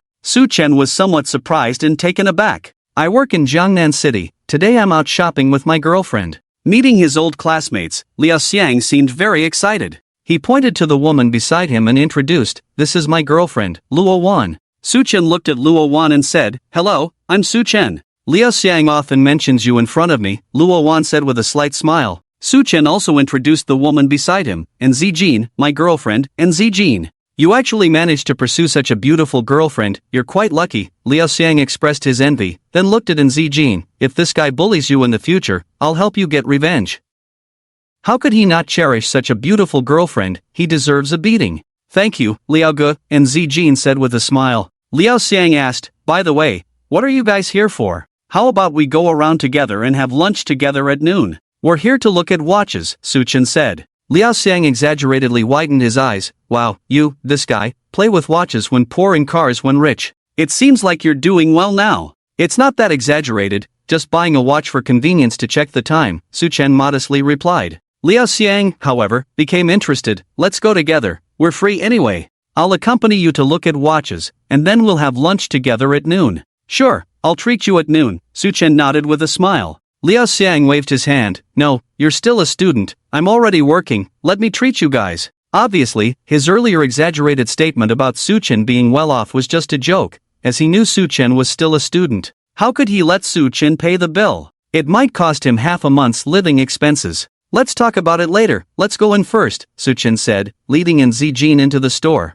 Liao Xiang, a poor student, didn't know the English of Patek Philippe, so he didn't think much and followed them inside. However, Luo Wan stopped him. What are you doing? Liao Xiang looked puzzled. After glancing at Su Chen and Zijin's backs, Luo Wan whispered to Liao Xiang, this is a Patek Philippe boutique. The watches inside cost tens of thousands to millions. What? Liao Xiang widened his eyes instantly, then said, you must be mistaken, Su Chen is still a student. How could he afford such expensive watches? Tens of thousands to millions. This is like wearing a car on your wrist. How could Su Chen afford that now? So, they must just be looking and not buying. It's embarrassing. I feel uncomfortable, Luo Wan said, feeling awkward and not wanting to go in with Su Chen and the others. Hey Liao Xiang, what are you whispering about over there? Su Chen turned back when he noticed they hadn't followed. Coming right away, Liao Xiang replied, pulling Luo Wan into the boutique. What's there to be afraid of? Just consider it broadening your horizons by coming in. We can't just leave suddenly now. Luo Wan felt a bit annoyed, but since they were already dragged in, it would be even more embarrassing to run out at this point, so she reluctantly followed inside. She couldn't help but blame Su Chen in her heart. If he didn't have money, why come to such a place? It's just making oneself uncomfortable since they can't afford it anyway. Welcome, good morning to the four of you, a tall woman approached as they entered, wearing a perfectly polite smile. The plot of salespeople looking down on customers as seen in novels wouldn't happen in this luxury boutique. The sales staff here are professionally trained, even if they know the customer can't afford it, they will still serve them properly, as they wouldn't risk tarnishing the brand's reputation. If they were exposed online, it would cause a big commotion. The saleswoman led the four to sit on the sofa, poured them water, and then asked, "Are you here to look at watches? Do you have any specific models in mind?" Liao Xiang and Luo Wan were both embarrassed to hear this, sitting on the sofa feeling uncomfortable. They could only look towards Su Chen and Zijin. "Do you have the 6104G001 in stock?" Su Chen had checked the Patek Philippe series watch on his phone in the car earlier and found it quite appealing. The salesperson's smile brightened even more. "Yes, please wait a moment." As she spoke, she turned and walked towards the second floor. Why was she so happy? Because this watch was worth nearly 3 million, undoubtedly a big deal. Although Liao Xiang and Luo Wan were dressed modestly, she could tell that Su Chen and Zijin were not ordinary in their attire. Especially Zijin's handbag was worth over 300,000, the kind of person who would definitely buy Patek Philippe. As soon as the salesperson left, Liao Xiang hurriedly said, "Su Chen, what are you messing around for? Do you know how much the watches here cost? It's really embarrassing if you ask and then don't buy." "Don't worry, it won't hurt to just look," Su Chen reassured, not wanting to come across as a nouveau riche who could afford anything. Liao Xiang wanted to say more, but the salesperson had already come down from the second floor, so he had to keep quiet. The salesperson carefully carried a delicate box over. Upon opening it, a blue starry sky greeted their eyes. The dreamy dial was captivating. "I must say, sir, you have a great eye. This watch belongs to Patek Philippe's Grand Complication series, made up of 315 parts and set with 45 gemstones." The salesperson noticed that Su Chen was already captivated by the appearance of the watch and began explaining its various features. Liao Xiang and Luo Wan were increasingly nervous as they listened, wondering if they belonged in a place like this. "Can I try it on?" Su Chen asked. As soon as he spoke, Liao Xiang and Luo Wan widened their eyes. They never expected Su Chen to dare to try on the watch. Weren't they afraid of accidentally damaging it and not being able to afford the consequences? They both thought Su Chen was incredibly bold. The salesperson smiled slightly, of course. With that, she carefully took the watch out of the box, also afraid of damaging it. After all, she was just a worker and couldn't afford to pay for it. Su Chen took it and put it on his wrist, feeling cool and comfortable. "It looks great, suits you well," and Zijin commented, very pleased with the watch. Liao Xiang and Luo Wan were on edge, fearing that Su Chen might accidentally damage the watch. Su Chen didn't take off the watch. Instead, he said to the salesperson, "I'll take this watch, let's use the card." Liao Xiang and Luo Wan were stunned. "Where did you get the courage to say that, bro?" Luo Wan's first impression of Su Chen wasn't very good. She thought he was too pretentious, showing off wealth he didn't have, and if he couldn't pay later, it would be embarrassing for them too. She couldn't understand how a beautiful woman like Zijin could be interested in such an unreliable man. She would have to make sure Liao Xiang stayed away from him in the future. But she didn't show it on her face. After all, they were all adults. As long as they knew what was going on in their hearts, it was fine. Showing it would just be awkward. "Sir, the current domestic price of this watch is 2,978,000 yuan. Are you sure you want to buy it?" The salesperson stated the price, confirming once again. Liao Xiang and Luo Wan almost felt like running away upon hearing the price, their faces turning pale. Su Chen calmly took out his bank card from his wallet. "Let's use the card." "Certainly, sir. Congratulations on becoming the owner of this Patek Philippe watch." The salesperson's face beamed with a bright smile, her tone respectful. 10 minutes later, as they walked out of the boutique, Liao Xiang and Luo Wan's heads were still spinning. They couldn't believe that Su Chen had just casually spent nearly 3 million on a watch. The shock for them was unimaginable. Especially for Luo Wan, she felt very embarrassed. After all, she had just been judging Su Chen in her mind. Now she felt her face burning hot. Luo Wan looked at Liao Xiang with some annoyance. "Is this the ordinary junior student you were talking about? Is this what you call ordinary? I'm sorry, I've embarrassed ordinary people." Feeling his girlfriend's gaze, Liao Xiang was also puzzled. How did Su Chen suddenly transform into a wealthy man? Su Chen. Liao Xiang was about to ask the doubts in his heart when his phone suddenly rang. Su Chen's gaze inadvertently fell on his phone screen and saw that the caller ID displayed the name Liao Yu. His expression changed. Was it just a coincidence of the same name and surname? Or was it really his secretary, Liao Yu? Su Chen was suspicious and quietly waited for Liao Xiang to finish the call before asking, "Liao Xiang, was the Liao Yu who just called you working at Qingyun International? You know Yu Jia?" Liao Xiang looked at Su Chen in surprise and nodded, saying, "Yes, she is the secretary to the chairman of Qingyun International." He said this with a hint of pride, as not just anyone could be the secretary to the chairman of Qingyun Group. Curious, he asked, "How do you know Yu Jie too?" Su Chen thought to himself that she is currently working as my secretary, how could I not know her? Originally, he wanted to find out if there was any connection between Liao Yu and Liao Jun. Unexpectedly, he got more than he bargained for. Liao Xiang's surname was also Liao, and it seemed he was quite close to Liao Yu. He might be able to find out something from him. Thinking this, he looked at Liao Xiang and said, "Never mind about me, tell me about yourself. How did you meet Liao Yu?" "She's my neighbor, we're from the same village. She has always treated me like a younger brother." Liao Xiang had nothing to hide from Su Chen, and he didn't see it as something he couldn't talk about. Su Chen's eyes lit up. "Do you know someone named Liao Jun? That bastard is Yu Jie's father." Liao Xiang realized halfway through his sentence, "Wait, how do you know both of them, and why are you asking me these things?" Hearing such explosive information from Liao Xiang, Su Chen's joy was indescribable.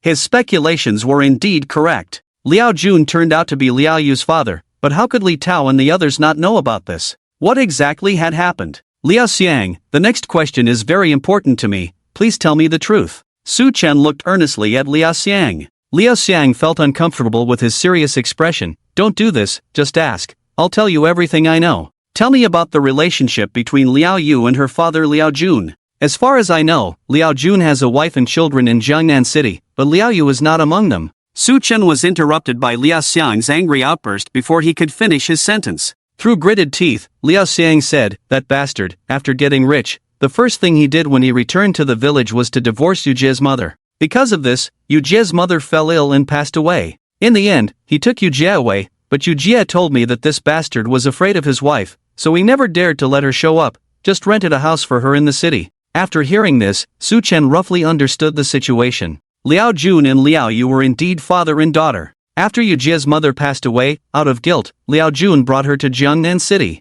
But because he was afraid of his wife, he didn't dare bring Yu Jie home, only renting a house for her outside and helping her find a school to study. He used to give Yu Jie money, but the stubborn Yu Jie never accepted a penny, working and studying on her own. She even returned the first month's rent to Liao Jun. After graduating from university, Yu Jie applied to work at Qingyun International. Her goal was to climb the ranks and surpass Liao Jun, seeking justice for her deceased mother. This also explained why no one in the company knew about their relationship. Because Liao Yu simply did not recognize Liao Jun as her father, and Liao Jun had another family in Jiangnan City, naturally Liao Yu did not care to acknowledge him. That's why their father-daughter relationship remained unknown to others. With this in mind, Su Chen felt he could fully utilize Liao Yu to obtain evidence from Liao Jun regarding Chen Hua's plot to commit a crime. The next step for him was to figure out how to gain Liao Yu's trust. They had a common enemy, so that wouldn't be difficult for him. He took a deep breath, grabbed Liao Xiang's shoulder, and shook it, saying, "Liao Xiang, you're really a lucky guy. You've helped me a lot this time. Are you interested in working at my company?" Your company?" Liao Xiang was a bit puzzled. When did Su Chen have a company? Su Chen smiled and handed over a business card, saying, "Yes, my company. I am your sister Yu's boss." Liao Xiang and Luo Wan huddled together to look at the business card. Seeing the words Qingyun International Chairman, they were both stunned, feeling like they were in a dream. Now they understood why Su Chen didn't even blink when buying a 3 million watch. He simply didn't lack that amount of money. "But, aren't you still in school? How could this?" Liao Xiang's words were trembling. He couldn't believe that his former high school classmate had become so impressive. His most admired sister Yu turned out to be Su Chen's secretary, leaving him speechless. "Will you come or not?" Su Chen asked with a smile. Liao Xiang was still a bit dazed, but Luo Wan pinched him and said, "What are you waiting for? Agree quickly. Don't be silly." Liao Xiang toughened up, took a deep breath to calm himself, and said, "Su Chen, I appreciate your offer. I know you want to help me, but I haven't even finished college, and now you want me to do business. Then come work in the business department of our company." Su Chen interrupted him. The more Liao Xiang didn't want to cause trouble, the more he felt this classmate deserved some help. Besides, Liao Xiang had helped him a lot today. Su Chen was in a different league now. By saying this much, Liao Xiang knew that if he didn't agree, he would lose face. So he could only nod and say, "Thank you." This was Qingyun International, where the minimum educational requirement for recruitment was a bachelor's degree. He made up his mind to work hard, not to embarrass Su Chen, and to build a future for himself on the platform of Qingyun International. "You've done me a great favor," Su Chen patted his shoulder. "Let's go, it's lunchtime. Let's eat first." After lunch, the four of them parted ways and exchanged contact information. Watching Su Chen and Zijin leave in a group of bodyguards, Liao Xiang sighed with emotion. Life's circumstances were truly unpredictable. Who would have thought that the former Su Chen would have such a position now? Probably no one in their high school class group would believe it if he mentioned it.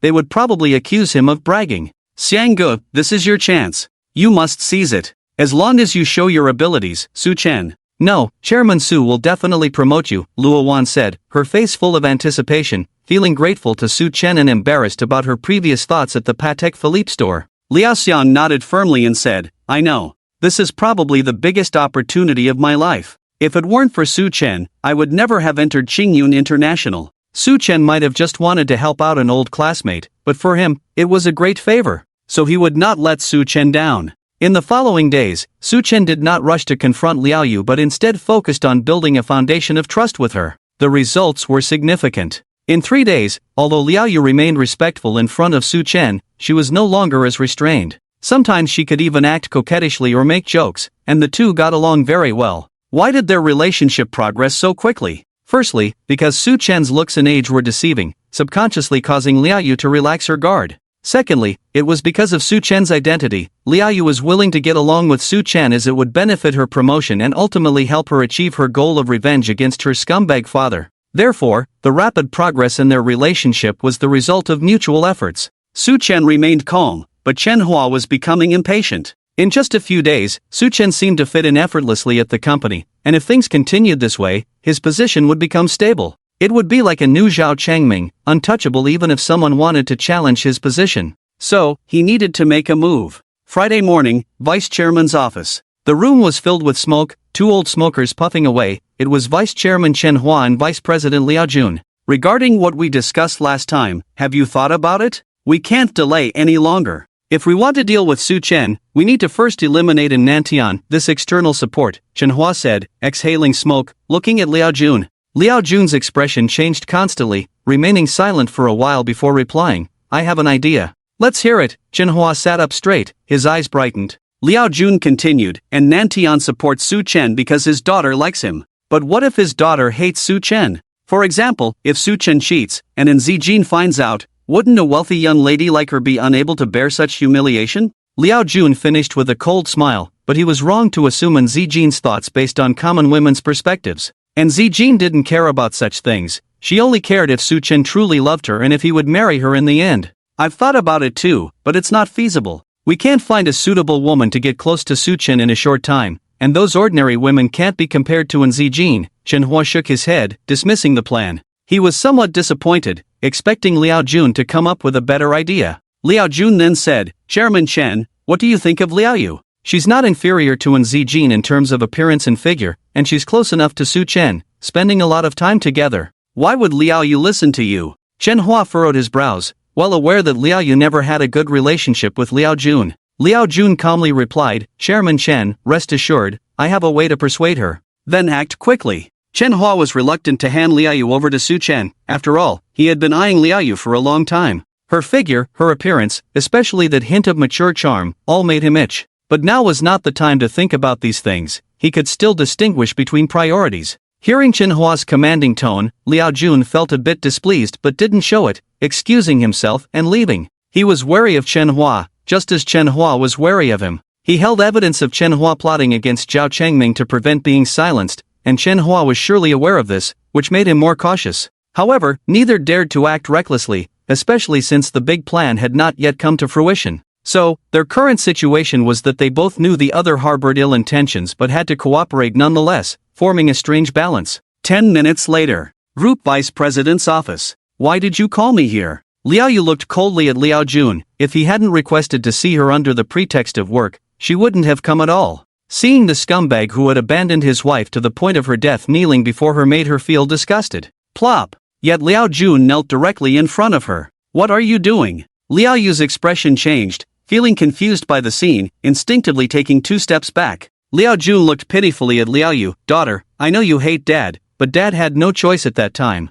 I might be a mess, but I still brought you into this world. You can't just stand by and watch this time. If you turn a blind eye, Dad is really doomed this time. As he spoke, he burst into tears and snot, looking very pitiful. Stop pretending. What are you really up to? Get up quickly. Liao Yu was somewhat at a loss but didn't believe the other party. Liao Jun knelt and crawled a few steps forward. Daughter, you can't be so heartless. Even if you hate me, The fact that I gave birth to you is a huge favor. Even if you want to seek revenge on me, you still have to repay this favor, or else what's the difference with a wolf in sheep's clothing? Emotional manipulation, playing the victim, then moral blackmail, a series of tactics were played to the extreme, not even caring about losing face. No matter what you ask me to do, it's definitely not something good, and I won't agree. Liao Yu shook her head, retreating continuously. Seeing this, Liao Jun, unable to persuade her, resorted to threats. If you don't help me, I'll tell the whole company that you're my daughter. If you stand by and watch, well, since you won't help me, I'm done for, and then I won't care about anything. You. Liao Yu's face turned pale with anger. She was afraid of others knowing about their relationship because, in her eyes, being Liao Jun's daughter was a disgrace. Seizing the opportunity, Liao Jun continued, but if you help me this time, we'll have no relationship in the future. I can swear to the heavens. Tell me, what do you want me to do? After a moment of silence, Liao Yu clenched her lips tightly. Her weakness was firmly in Liao Jun's grasp. A triumphant gleam flashed in Liao Jun's eyes as he pretended to be anxious. You know, I belong to Vice Chairman Chen's faction. Now Director Su's position in the group is getting stronger. I think Vice Chairman Chen probably can't compete with him. By then, I'll be in trouble too. So you have to help me. How can I, a secretary, help you? Liao Yu found it somewhat ridiculous after hearing this. Would Su Chen listen to her? Liao Jun said, of course, as a secretary, he won't listen to you. But what if you become his woman? You're shameless. Liao Yu was furious and slapped him across the face. Liao Jun's face bore 5 bright red fingerprints, but he didn't even blink, instead crying, well done, I deserve it. I'm not a good person, but daughter, you must help me this time, or else dad is doomed. Seeing his shameless face, Liao Yu felt truly exhausted, her mind and body weary. Irritated by the crying and nagging, she gritted her teeth and said, fine, I'll help you this time, consider it repaying the favor of giving me life. After this, our blood ties are completely severed. Yes, thank you, daughter, thank you so much, dad is really grateful to you. Liao Jun was overjoyed at her words, his acting skills truly convincing. Don't call me daughter again. It disgusts me. Liao Yu shouted angrily and stormed out, slamming the door behind her. In the office, Liao Jun stood up from the ground as if nothing had happened, a smug smile playing on his lips. Liao Yu, what's wrong? Why do you look like you've just been crying? Su Chen had just walked out of the office and encountered Liao Yu, who had red eyes and was wiping away tears. Director Su, I'm fine, just got some dust in my eyes. Liao Yu didn't expect to run into Su Chen at this moment. She quickly wiped away her tears with her hand, avoiding eye contact, feeling guilty and remorseful, as she was soon going to use her own body to manipulate Su Chen. But fortunately, it was just helping Liao Jun plead, not harming Su Chen's interests. Otherwise, she would never have agreed. Are you blind? Su Chen said impatiently and dragged her into the adjacent reception room. Tell me, what's going on? Who dares to bully my secretary? Liao Yu had been getting along well with Su Chen recently, so he wouldn't miss this opportunity to gain favor. Listening to Su Chen's domineering yet caring tone, Liao Yu, who had been holding back, suddenly broke down and cried in his arms. What's wrong? Stop crying, tell me, I'll help you. Su Chen hugged her, gently patting her back to comfort her. He could feel the well-proportioned figure under Liao Yu's office dress. Who in the company could make Liao Yu cry uncontrollably like this? Besides Liao Jun, he couldn't think of anyone else. Su Chen's attempts to comfort only made Liao Yu cry even more. Over the years, she had hidden so much bitterness and grievances beneath her strong exterior. Now, being treated as an enemy by Liao Jun, pushed to do something against her will, had brought her to the brink of collapse. At this moment, Su Chen's care made her completely drop her facade and emotional defenses, like a dam bursting. After a while, Liao Yu cried herself out, her sobs gradually subsiding. Why are you crying like this at your age? You've even ruined your makeup. Su Chen softly said, wiping the tears from her eyes. Feeling the warmth of Su Chen's hand, Liao Yu trembled, realizing she was still in his embrace, hastily stepping back. Director Su, I'm sorry, It's okay, no need to apologize. Su Chen interrupted her, sat on the sofa, patting the seat beside him. Come here and sit. Nervously, Liao Yu sat down, legs tightly closed, behaving like a well-behaved elementary school student. Tell me, what's going on? Su Chen poured her a glass of water. Liao Yu bit her lip, silent, as she didn't know how to explain. Su Chen trusted her, which made her feel even more guilty. You don't have to say, I already know. Su Chen stared into her eyes. It's Liao Jun, right? How did you know? Liao Yu widened her eyes, looking at Su Chen. Su Chen smiled, calmly saying, I not only know that, but I also know he's your father, right? Director Su. Liao Yu turned pale, standing up from the sofa. Su Chen pulled her back onto the sofa. Why are you so agitated? Sit down and listen to me slowly. It was a perfect opportunity to reveal the truth, and he wouldn't miss it, grateful for Liao Jun's unintentional assistance. Liao Xiang is my classmate, he told me everything. After getting rich, Liao Jun abandoned his original family, a complete scoundrel. Su Chen's face showed anger as he spoke through gritted teeth. Hearing this reopened Liao Yu's old wounds, tears welled up again, but she bit her lip, holding back her sobs. Su Chen sighed, gently embracing her, saying softly, how did that scoundrel bully you? Tell me, I'll help you seek justice. You're my secretary, no one should bully you except me. Being held by him, Liao Yu felt both shy and secure, enjoying the feeling of being protected. Even the strongest woman desires a man to support her and provide shelter. Blushing, Liao Yu confessed what Liao Jun had asked her to do, her ears burning, unable to look up.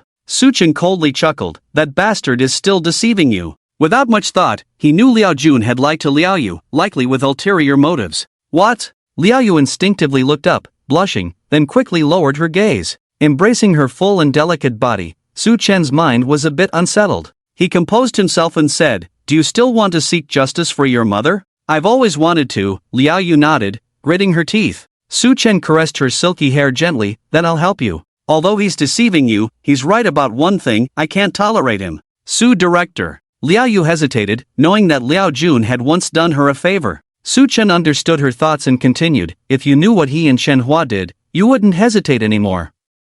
Confusion clouded Liao Yu's face. Zhao Director's death is related to him and Shenhua, Su Chen said expressionlessly. What? Liao Yu exclaimed, then angrily cursed, how could that jerk do this? Zhao Director was his benefactor. Her anger stemmed from the fact that Zhao Changming had also shown her kindness and was her mentor. Both of the most important figures in her life were killed by Liao Jun, so her fury was understandable. Su Director, I'll do as you say, I must avenge my mother and Zhao Director. Liao Yu clenched her teeth. Su Chen smiled satisfactorily, didn't he ask you to seduce me? Let's play along and show him. But, isn't that too much? Liao Yu's body tensed, her words stuttering. Su Chen sighed, what are you thinking? It's obviously a ruse, just deceive him. Su Chen was curious to see what scheme Liao Jun was plotting. Moreover, this would help Liao Yu gain Liao Jun's trust, making it more likely to obtain the evidence Liao Jun kept for self-preservation. Liao Yu breathed a sigh of relief but felt a hint of disappointment for some reason. Su Chen continued with his plan. After witnessing Shenhua's ruthlessness,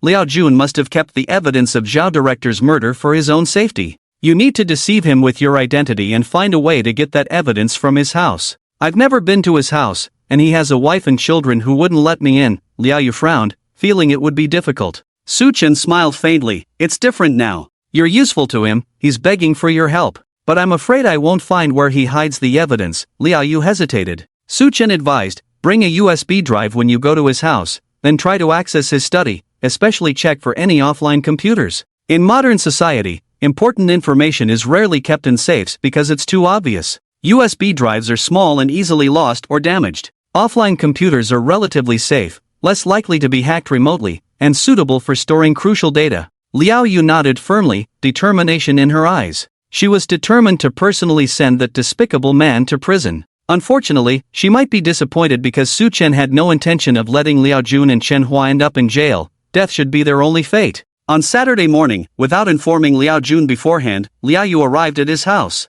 When Liao Jun saw her at the door, his expression changed drastically. Why are you here? Su Chen and I are together now, here's the proof, Liao Yu said coldly, holding up a file bag. Liao Jun was taken aback, she had succeeded so quickly? It had only been a day. Liao Yu knew what he was thinking and snorted, do you think a young man like him can resist me? With my looks, he'd be a fool to refuse. Liao Jun had to agree, no man could resist Liao Yu's charm. His wife in the living room asked, who is it, honey? Our chairman's secretary wanted to discuss some work-related matters with me, Liao Jun replied calmly, then turned to Liao Yu and said, let's talk in my study. Over the years, he had never revealed the fact that he had a daughter, so he wasn't afraid of his wife recognizing Liao Yu. After a moment, they were in Liao Jun's study. Let me see the photos, Liao Jun said. Liao Yu handed him a file bag, her gaze casually sweeping over a computer on the desk. Liao Jun didn't notice Liao Yu's glance and eagerly opened the file bag. Inside were photos of Liao Yu and Su Chen embracing intimately, looking very close.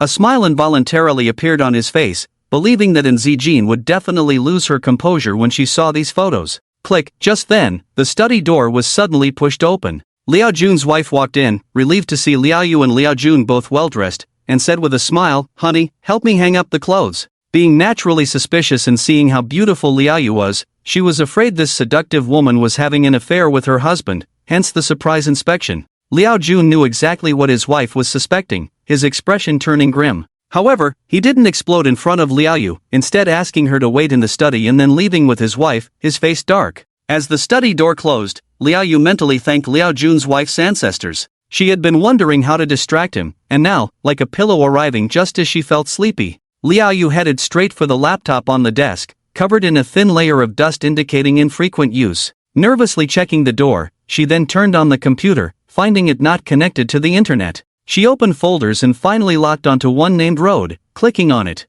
Her pretty face turned pale instantly, her hand trembling as she held the mouse, feeling both angry and fearful. This folder detailed Liao Jun and Chen Hua's plot to murder Zhao Changming, with text and videos. Taking a deep breath to calm herself, her trembling hand inserted a USB drive into the laptop and transferred the file. Tap tap tap, suddenly, footsteps outside the study grew louder and closer, but the file transfer was at 95%. Anxious, Liao Yu's heart raced. Finally, the transfer completed. She quickly removed the USB drive and tucked it into her neckline, closing the folder and opening a web page. Almost simultaneously, the study door was pushed open. "What are you doing?" Seeing Liao Yu sitting at his computer, Liao Jun's face changed drastically as he swiftly approached and closed the laptop. Startled, Liao Yu stood up, somewhat at a loss. I was trying to search for something, but found out this computer isn't connected to the internet, so I couldn't open any web pages." Hearing this, Liao Jun opened the computer and indeed saw a web page interface, secretly relieved, then said,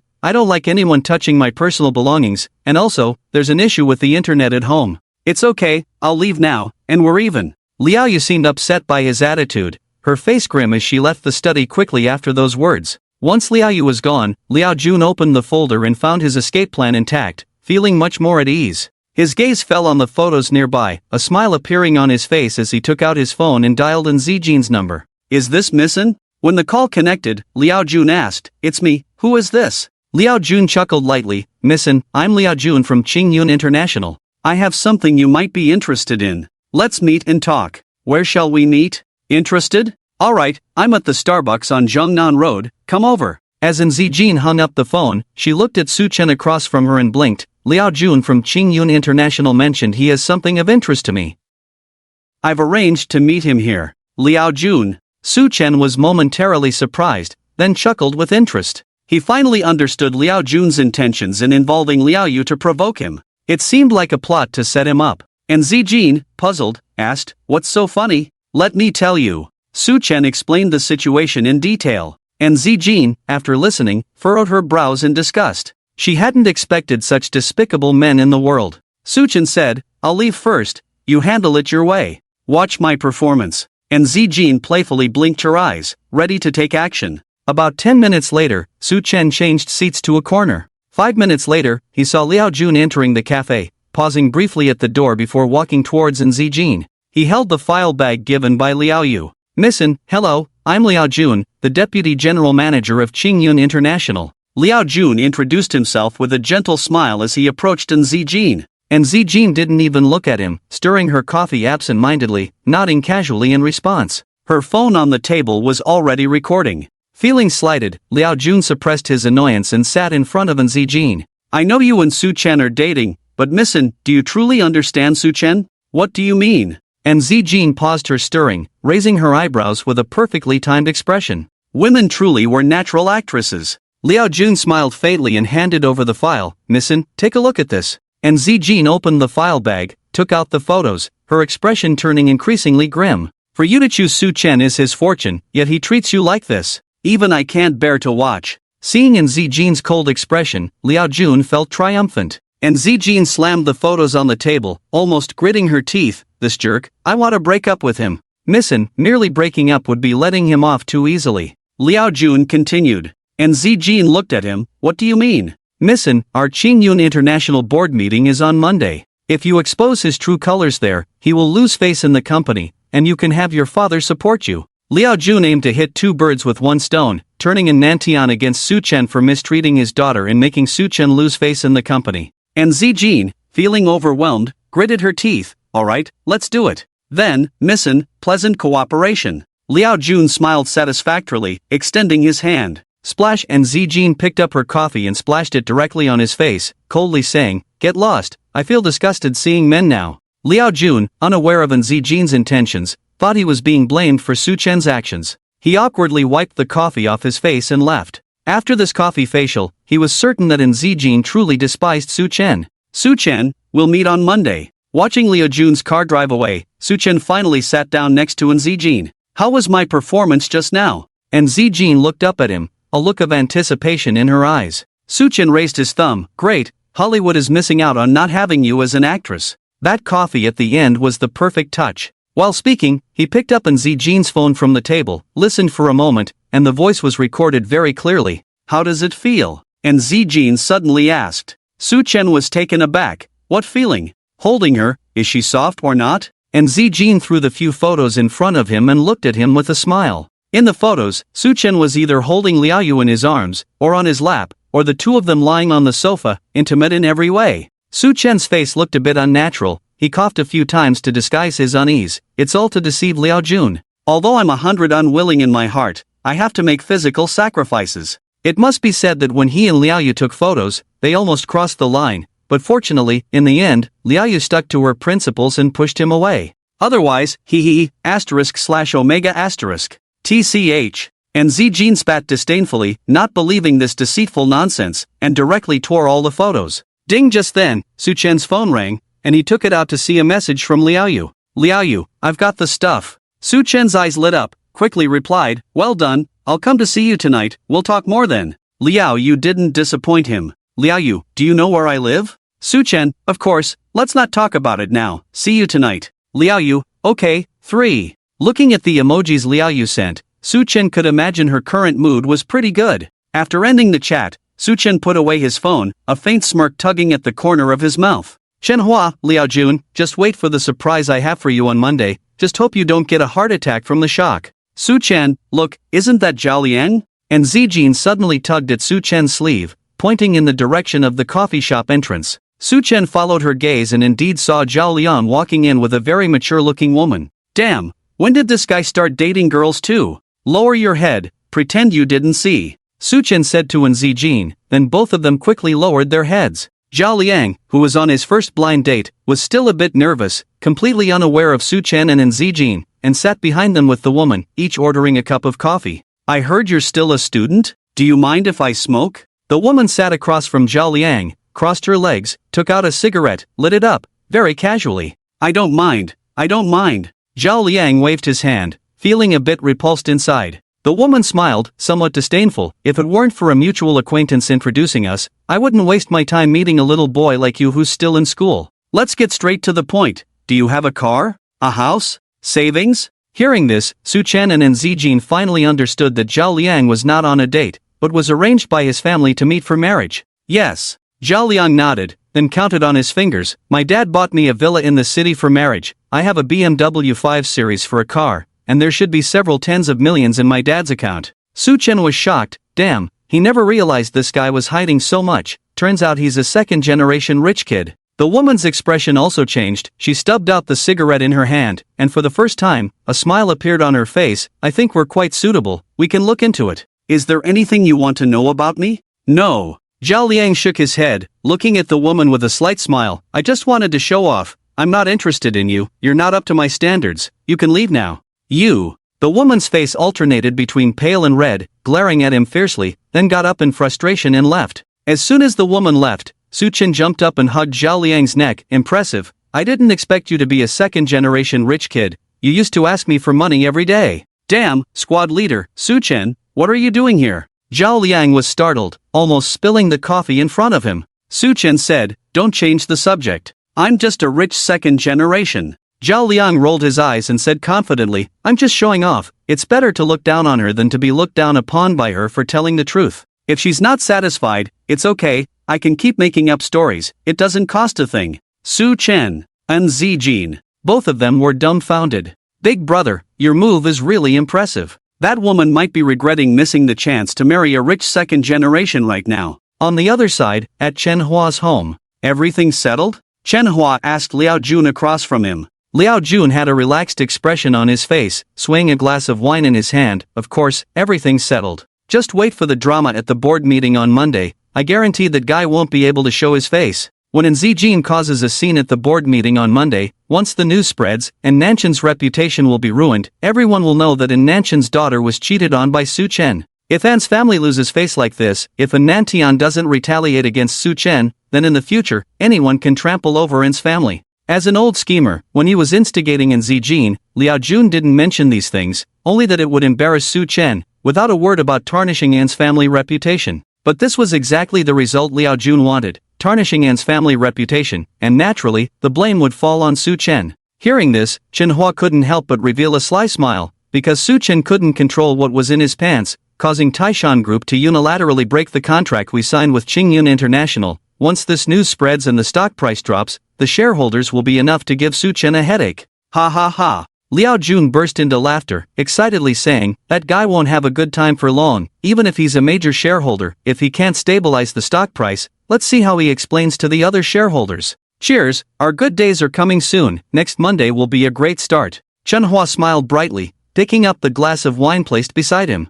Bang! The two clinked glasses, then drank up, looked at each other, and couldn't help but burst into laughter again. They could already see Su Chen being pressured by the shareholders, looking disheveled and fleeing. They thought their good days would start next Monday. Little did they know, next Monday would be the end of their lives. At night, after spending the day outside, Su Chen escorted Zijin back home. Of course, a goodbye kiss was necessary. At the entrance of An's villa, Su Chen hugged Zijin and kissed her passionately, his hands wandering. Swish! Suddenly, a glaring light shone on them. Almost instinctively, the two separated, shielding their eyes with their hands. A black Maybach slowly approached and stopped beside them. The window rolled down, revealing Nanchen's stern face. Su Chen felt a bit embarrassed. After all, kissing someone's daughter at their doorstep, especially being caught in the act, was quite embarrassing. Dad! And Zijin's face was also red, her small hand tightly gripping her skirt, bowing her head like a quail. And Nantian suppressed the urge to strangle Su Chen. Looking at Zijin expressionlessly, he said,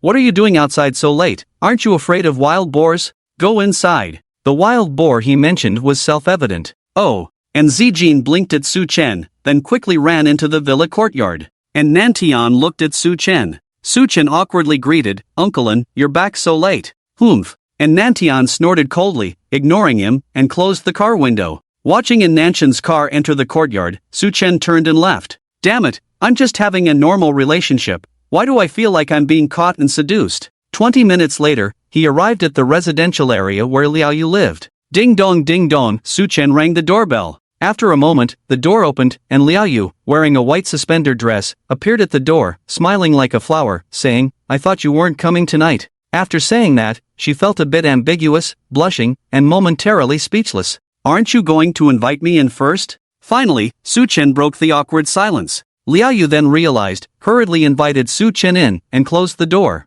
"Sudong, please have a seat." Liao Yu made Su Chen sit on the sofa and poured him a glass of water. Because she was dressed too lightly, Su Chen felt uncomfortable, not knowing where to look. Liao Yu also noticed this. Blushing, she said, "It's a bit cold, let me put on another piece of clothing. It's in the notebook, you can take a look." With that, she hastily ran into the bedroom. Su Chen opened the notebook on the table and found a file placed on the desktop. Upon opening it, he found a video, which he clicked to play. After a while, the figures of Liao Jun and Chen-hua appeared on the screen, seemingly in Liao Jun's office based on the background. Chen-hua probably didn't expect that Liao Jun had been onto him from the start, even installing a camera in his office. Truly a seasoned player, or to put it more aptly, a sly old fox. The video meticulously documented the process of their discussion to hire someone to stage Zhao Qingming's murder, with the sound as clear as the video. In addition to the video, there was a document compiled by Liao Jun based on the video content, detailing the entire process in text. If Chen-hua eventually killed Liao Jun to silence him, circulating this video and document could easily lead to Chen-hua's downfall. Su Chen saved a copy of the video and document on his phone, then closed the file with a click of the mouse. Suddenly, he impulsively wanted to see what Liao Yu's computer held. Although it was unethical, it was quite thrilling. Degree. Glancing nervously towards the bedroom, Su Chen opened the computer's folders and started browsing. Opening a file named with numbers, the content shocked Su Chen. It was all Japanese learning materials. He hadn't expected to find more study materials on a woman's computer than on his own, feeling somewhat embarrassed. Click, just then, the bedroom door suddenly opened, startling Su Chen, who quickly closed the folder, accidentally playing one of the videos. And then, it got awkward. The two locked eyes, the air seemingly freezing in an instant. Liaoyu stood at the bedroom door, blushing, lowering her head more and more, wishing she could disappear into the ground. Ah, so embarrassing. Would he think she was into those things? Oh no, this is so humiliating. Ahem, well, Liaoyu, it's getting late. I should go. Su Chen quickly closed the video, stood up, preparing to leave. At that moment, Liaoyu unexpectedly raised her head and said, why don't you stay tonight? After saying that, the living room fell silent again. Didn't we agree to just deceive Liao Jun? Are you serious? Su Chen felt his mouth dry, his words stumbling. After all, he was still an innocent and inexperienced young man. How could he handle this? Liaoyu had thrown caution to the wind. Blushing, she said, "You're not brave enough. Don't worry, I'll be obedient. You won't have to take responsibility." With the conversation reaching this point, if Su Chen left now, would he still be a man? Would he be able to face his loyal readers? So, Su Chen let his actions speak louder than his feeble words. Embracing Liaoyu, he walked into the bedroom. After all, a good night is short, and a moment of spring night is worth 1,000 gold. Tonight is destined to be sleepless. In the morning, a beam of sunlight shone through the window onto Su Chen's face, waking him from his slumber. He groggily opened his eyes, subconsciously reaching out to the side, only to find emptiness. Suddenly, something struck him, and he sat up abruptly in bed. Looking at the faint bloodstains on the sheets, he realized that last night was not a dream, it had actually happened. What surprised him even more was that not only was he a novice, but Liaoyu was too. Fortunately, although neither of them had practical experience, they both had a solid theoretical foundation, so last night could be considered a somewhat enjoyable experience. After all the Japanese study material wasn't for nothing. Su Chen got dressed and walked out of the bedroom to find Liaoyu wearing an apron, preparing breakfast at the dining table. "Awake now, wash your face and get ready to eat," Liaoyu said with a smile as Su Chen emerged, her smile tinged with a hint of shyness. Liaoyu now looked even more radiant, with delicate skin and a myriad of charm between her eyebrows, truly captivating. Indeed, this mature older sister was an irresistible nemesis to innocent young men. Su Chen's head was still a bit foggy that morning, as it was his first time experiencing such a thing, and he had no idea how to handle it afterwards. It wasn't until he walked out of Liaoyu's house that he began to clear his head a bit, looking down at the red packet in his hand with a wry expression. No wonder Liaoyu had said she wouldn't hold Su Chen responsible. What was this? Was he, Su Chen, a proud man of 7 feet tall, essentially purchased by Liaoyu last night? Early in the morning, Su Chen was attended to by a group of black-clad maids as he got up to wash. Standing in the room with his arms open, a maid with a blushing face was helping him change clothes. As to why she was blushing, it was probably because Su Chen was too handsome. Touching the maid's delicate face, Su Chen couldn't help but sigh. Even ancient emperors didn't have it as good as him. The clothes Su Chen wore had no brand labels. Those unfamiliar might think they were cheap online purchases. However, those in the know would recognize that his attire was all custom-made from head to toe, a unique set in the world. Truly understated luxury with substance. "You can leave now." Su Chen waved his hand to dismiss the maid after changing clothes. "Yes, sir," the maid replied with slightly parted lips before turning and leaving the bedroom. Watching the bedroom door close, Su Chen's expression immediately changed, and he clasped his hands together outside the window, praying, "Buddha, Jade Emperor, Guanyin Bodhisattva, please bless me with a killer new identity."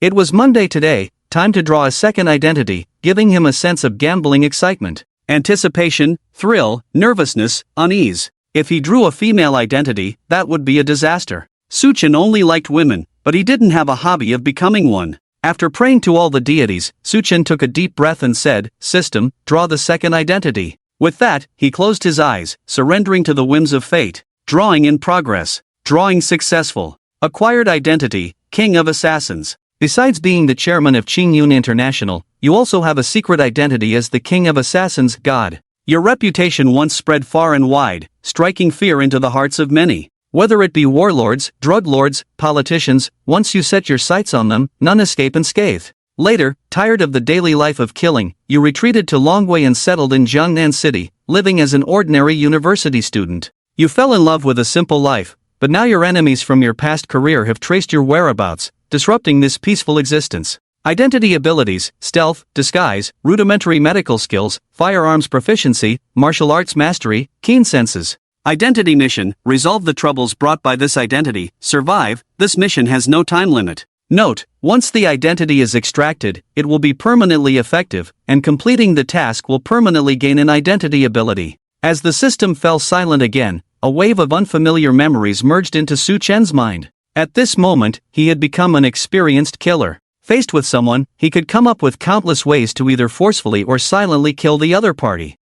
He couldn't help but inhale sharply. This identity was a bit dangerous. After all, an identity task with no time limit meant a very high level of danger. What's this? The return of the killer on campus? But soon, a playful smile appeared on his face. Who said a killer must work alone? Now, he was not only the god of killers but also the head of a large corporation. With a bunch of bodyguards, plus himself, couldn't safety be ensured? Obviously, this killer wasn't that cold. After finishing breakfast, Su Chen took a car to the company since there were still people waiting for him to deal with. On the way, Su Chen instructed Long to increase the defense around him. Originally 20 bodyguards, now increased by 10. 30 bodyguards would always be dressed in plain clothes hidden among the crowd to protect his safety. On the surface, it seemed like Su Chen was alone, but if enemies dared to show up at this moment, they would be met with a hail of bullets. There was no choice, life was precious. He was now a person of great value and had to be cautious. Monday was an ordinary day, but it was not a calm day for Qingyun International. When Su Chen entered the company, he happened to run into Chen Hua and Liao Jun. "Good morning, it seems like you both are in a good mood." Su Chen greeted them with a bright smile. Su Director, you're early too. I was just telling General Liao that today's board meeting might be quite interesting, Chen Hua said with a smile that hinted at something more. Liao Jun chimed in, "Yes, Su Director, maybe you shouldn't attend the board meeting today. Your forehead looks dark, it might not go smoothly today." "Is that so?" Su Chen raised an eyebrow in surprise, then nodded seriously. "Since you put it that way, I must attend even more." Liao Jun and Chen Hua exchanged a glance, both puzzled by Su Chen's words. Su Chen smiled slightly and tried to explain, "Just now, 2 dogs barked at me on the way. The elderly often say that dogs bring luck, so it seems my luck should be good today." With that, Su Chen walked directly into the elevator. "Ha, you crack me up. It's the 21st century, and you still believe in such superstitions." Liao Jun burst into laughter, but as he laughed, his expression changed, realizing that Su Chen was mocking him and Chen Hua. Chen Hua gave him a disdainful look, thinking that he was getting old and slow to catch on, only now reacting. "Humph." Feeling embarrassed, Liao Jun snorted, gritted his teeth, and said, sharp-tongued, "I'll see if you're still so eloquent later." Chairman's office. Liao Yu was tidying up her desk when Su Chen entered. She quickly greeted him. "Good morning, Director Su." Is it necessary to be so polite?" Su Chen felt a bit helpless. They had a deep friendship, so why act so formal? After a day of buffer on Sunday, he had already accepted the situation. And for the sake of men's health, he was ready to sacrifice himself to feed this beauty in the long run. Liao Yu's face turned serious. "Director Su, this is the company, and I am your secretary. If the secretary has work, if not." Su Chen looked at her with a smile that didn't say the rest. Liao Yu's attempt at a serious expression was instantly broken, her pretty face blushing, a mix of cute embarrassment and anger as she stomped her foot. "Director Su, you're so bad." Ha. Su Chen laughed a few times and walked over to pinch her cheek. "Get ready for the materials needed for the board meeting." "Everything is ready." Liao Yu walked to the side and took out a stack of documents. Su Chen looked at her somewhat surprised. "You came so early today?" Liao Yu blushed and didn't dare to speak. Su Chen instantly understood that she came early to see him. With this in mind, Su Chen felt a bit lightheaded. Liao Yu was undoubtedly a sensible woman. She didn't say anything about making him responsible or marrying her. He liked this kind of sensible and obedient woman who didn't make things difficult for him. Qingyun International Conference Room. The room was full of people. Li Tao, Liao Jun, Chen Hua, and others were among them. The board of directors was elected by the shareholders meeting and was responsible for managing all internal and external affairs of the company. Su Chen, as the chairman of the board, was also up for re-election every 3 years, but generally, he would continue to be re-elected without any surprises because he was the largest shareholder. He chose himself. Is everyone here? Sitting in the first place, Su Chen scanned the people below with a smile on his face as if bathed in the spring breeze. Liao Yu, who was behind him, leaned forward and said, "Director Su, Mr. Mo hasn't arrived yet." The Mr. Mo she mentioned was Moa, a staunch supporter of Chen Hua's faction just like Zhou Chuan before. Su Chen glanced at Chen Hua and said lightly, "If he hasn't come, tell him not to bother coming. Go directly to the finance department to settle the salary, and he doesn't need to come to work in the company in the future." Upon hearing this, The people below all had different expressions and involuntarily looked at Chenhua and Liao Jun. Chenhua and Liao Jun smiled faintly, for the first time not jumping out to stop him. Both of them were waiting for the right moment. The higher Su Chen jumped now, the more embarrassing it would be for him when Nzi arrived, and that would be the best time for them to challenge Su Chen. Su Chen ran the company as a one-man show. Arbitrarily dismissing a vice president would certainly upset many people, and they believed that these people would be more than happy to kick him when he was down. This meeting was shrouded in a strange atmosphere from the beginning. Next, let's start the meeting. Director Su, please wait. Just as Su Chen's voice fell, Liao Jun glanced at his phone, then smirked and stood up, looking around. Everyone, before today's meeting starts, I'd like to show you a good show. Hee, General Liao, stop teasing us and just get on with it. I think everyone is a bit impatient. Chenhua knew that Liao Jun must have received a message from Nzi, and a sly smile appeared on his face as he looked at Su Chen. It was only then that the others in the meeting room realized why Chenhua didn't react when Su Chen fired him away just now. It turned out they were holding back their big move. Watching Liao Jun and Chenhua's coordinated actions, it was obvious they were confident. How would Su Chen respond? Li Tao and the others were most worried, all looking at Su Chen at the top. But Su Chen just smiled calmly, showing no signs of worry, and instead said eagerly, I didn't expect General Liao to prepare a surprise for everyone. Watching a show is great. I've always loved the traditional cultural treasures of our dragon country. I wonder which play will be performed today. I'm quite looking forward to it. This development left everyone a bit puzzled. Director Su won't be disappointed. Today's play is the story of someone with a wolf's heart and a dog's lungs. As Liao Jun's voice fell, he shouted outside the meeting room, Nissen, please come in. Under everyone's gaze, Nzi pushed open the door of the meeting room and walked in. Today, Nzi was wearing a light purple long dress, sexy yet innocent, natural and unadorned. Everyone present was a member of the board of directors, the top management of Qingyun International, and of course, they all knew Nzi, the young lady of the Yin family. Many also knew that Nzi was dating Su Chen. They were momentarily puzzled. What was the meaning behind Liao Jun bringing Nzi here? Nzi face was expressionless as she walked straight to Su Chen's side and addressed the crowd. Everyone, technically I shouldn't be here today, but I feel it's necessary to let everyone know the true colors of certain individuals, so here I am. The crowd was in an uproar upon hearing this. Was Nzi about to expose something unknown about Su Chen? Liao Jun and Chenhua wore bright smiles on their faces, gleefully watching Su Chen. Kid, are you dumbfounded? Is your mind buzzing? You're still a bit naive after all, they seem to say. Nzi's gaze landed on Liao Jun. Liao Jun flashed her a friendly smile, encouraging her with affirmative eyes. Nissen, speak boldly, tell us what you have to say. Alright, Nzi nodded and spoke. Su Chen and I are in a romantic relationship. I love him very much. However, Liao Jun came to me the day before yesterday with some fabricated evidence, asking me to frame Su Chen today and ruin his reputation. I dare to ask, how can someone with such moral corruption hold a high position with dignity? Boom! The meeting room was instantly in an uproar, everyone staring at Liao Jun in disbelief. They weren't shocked that Liao Jun played dirty, as everyone had their own schemes. What shocked them was Liao Jun's audacity to try to turn Su Chen's girlfriend against him without absolute certainty, only to end up digging his own grave. Just a moment ago, he was inviting them to watch a good show, and now it truly was a spectacle, a comedy indeed. Of course, for Liao Jun, it was undoubtedly a tragedy. Liao Jun's smile froze on his face, his mind blank and buzzing, his expression incredulous as he stared at Nzi. Chenhua glared at him, as if to say, is this the all-taken care of promise you made to me the other day? Nonsense! Liao Jun, realizing the situation, erupted in anger, accusing Nzi, Nissen, I respected you as the legitimate daughter of Chairmanin, why would you frame me like this?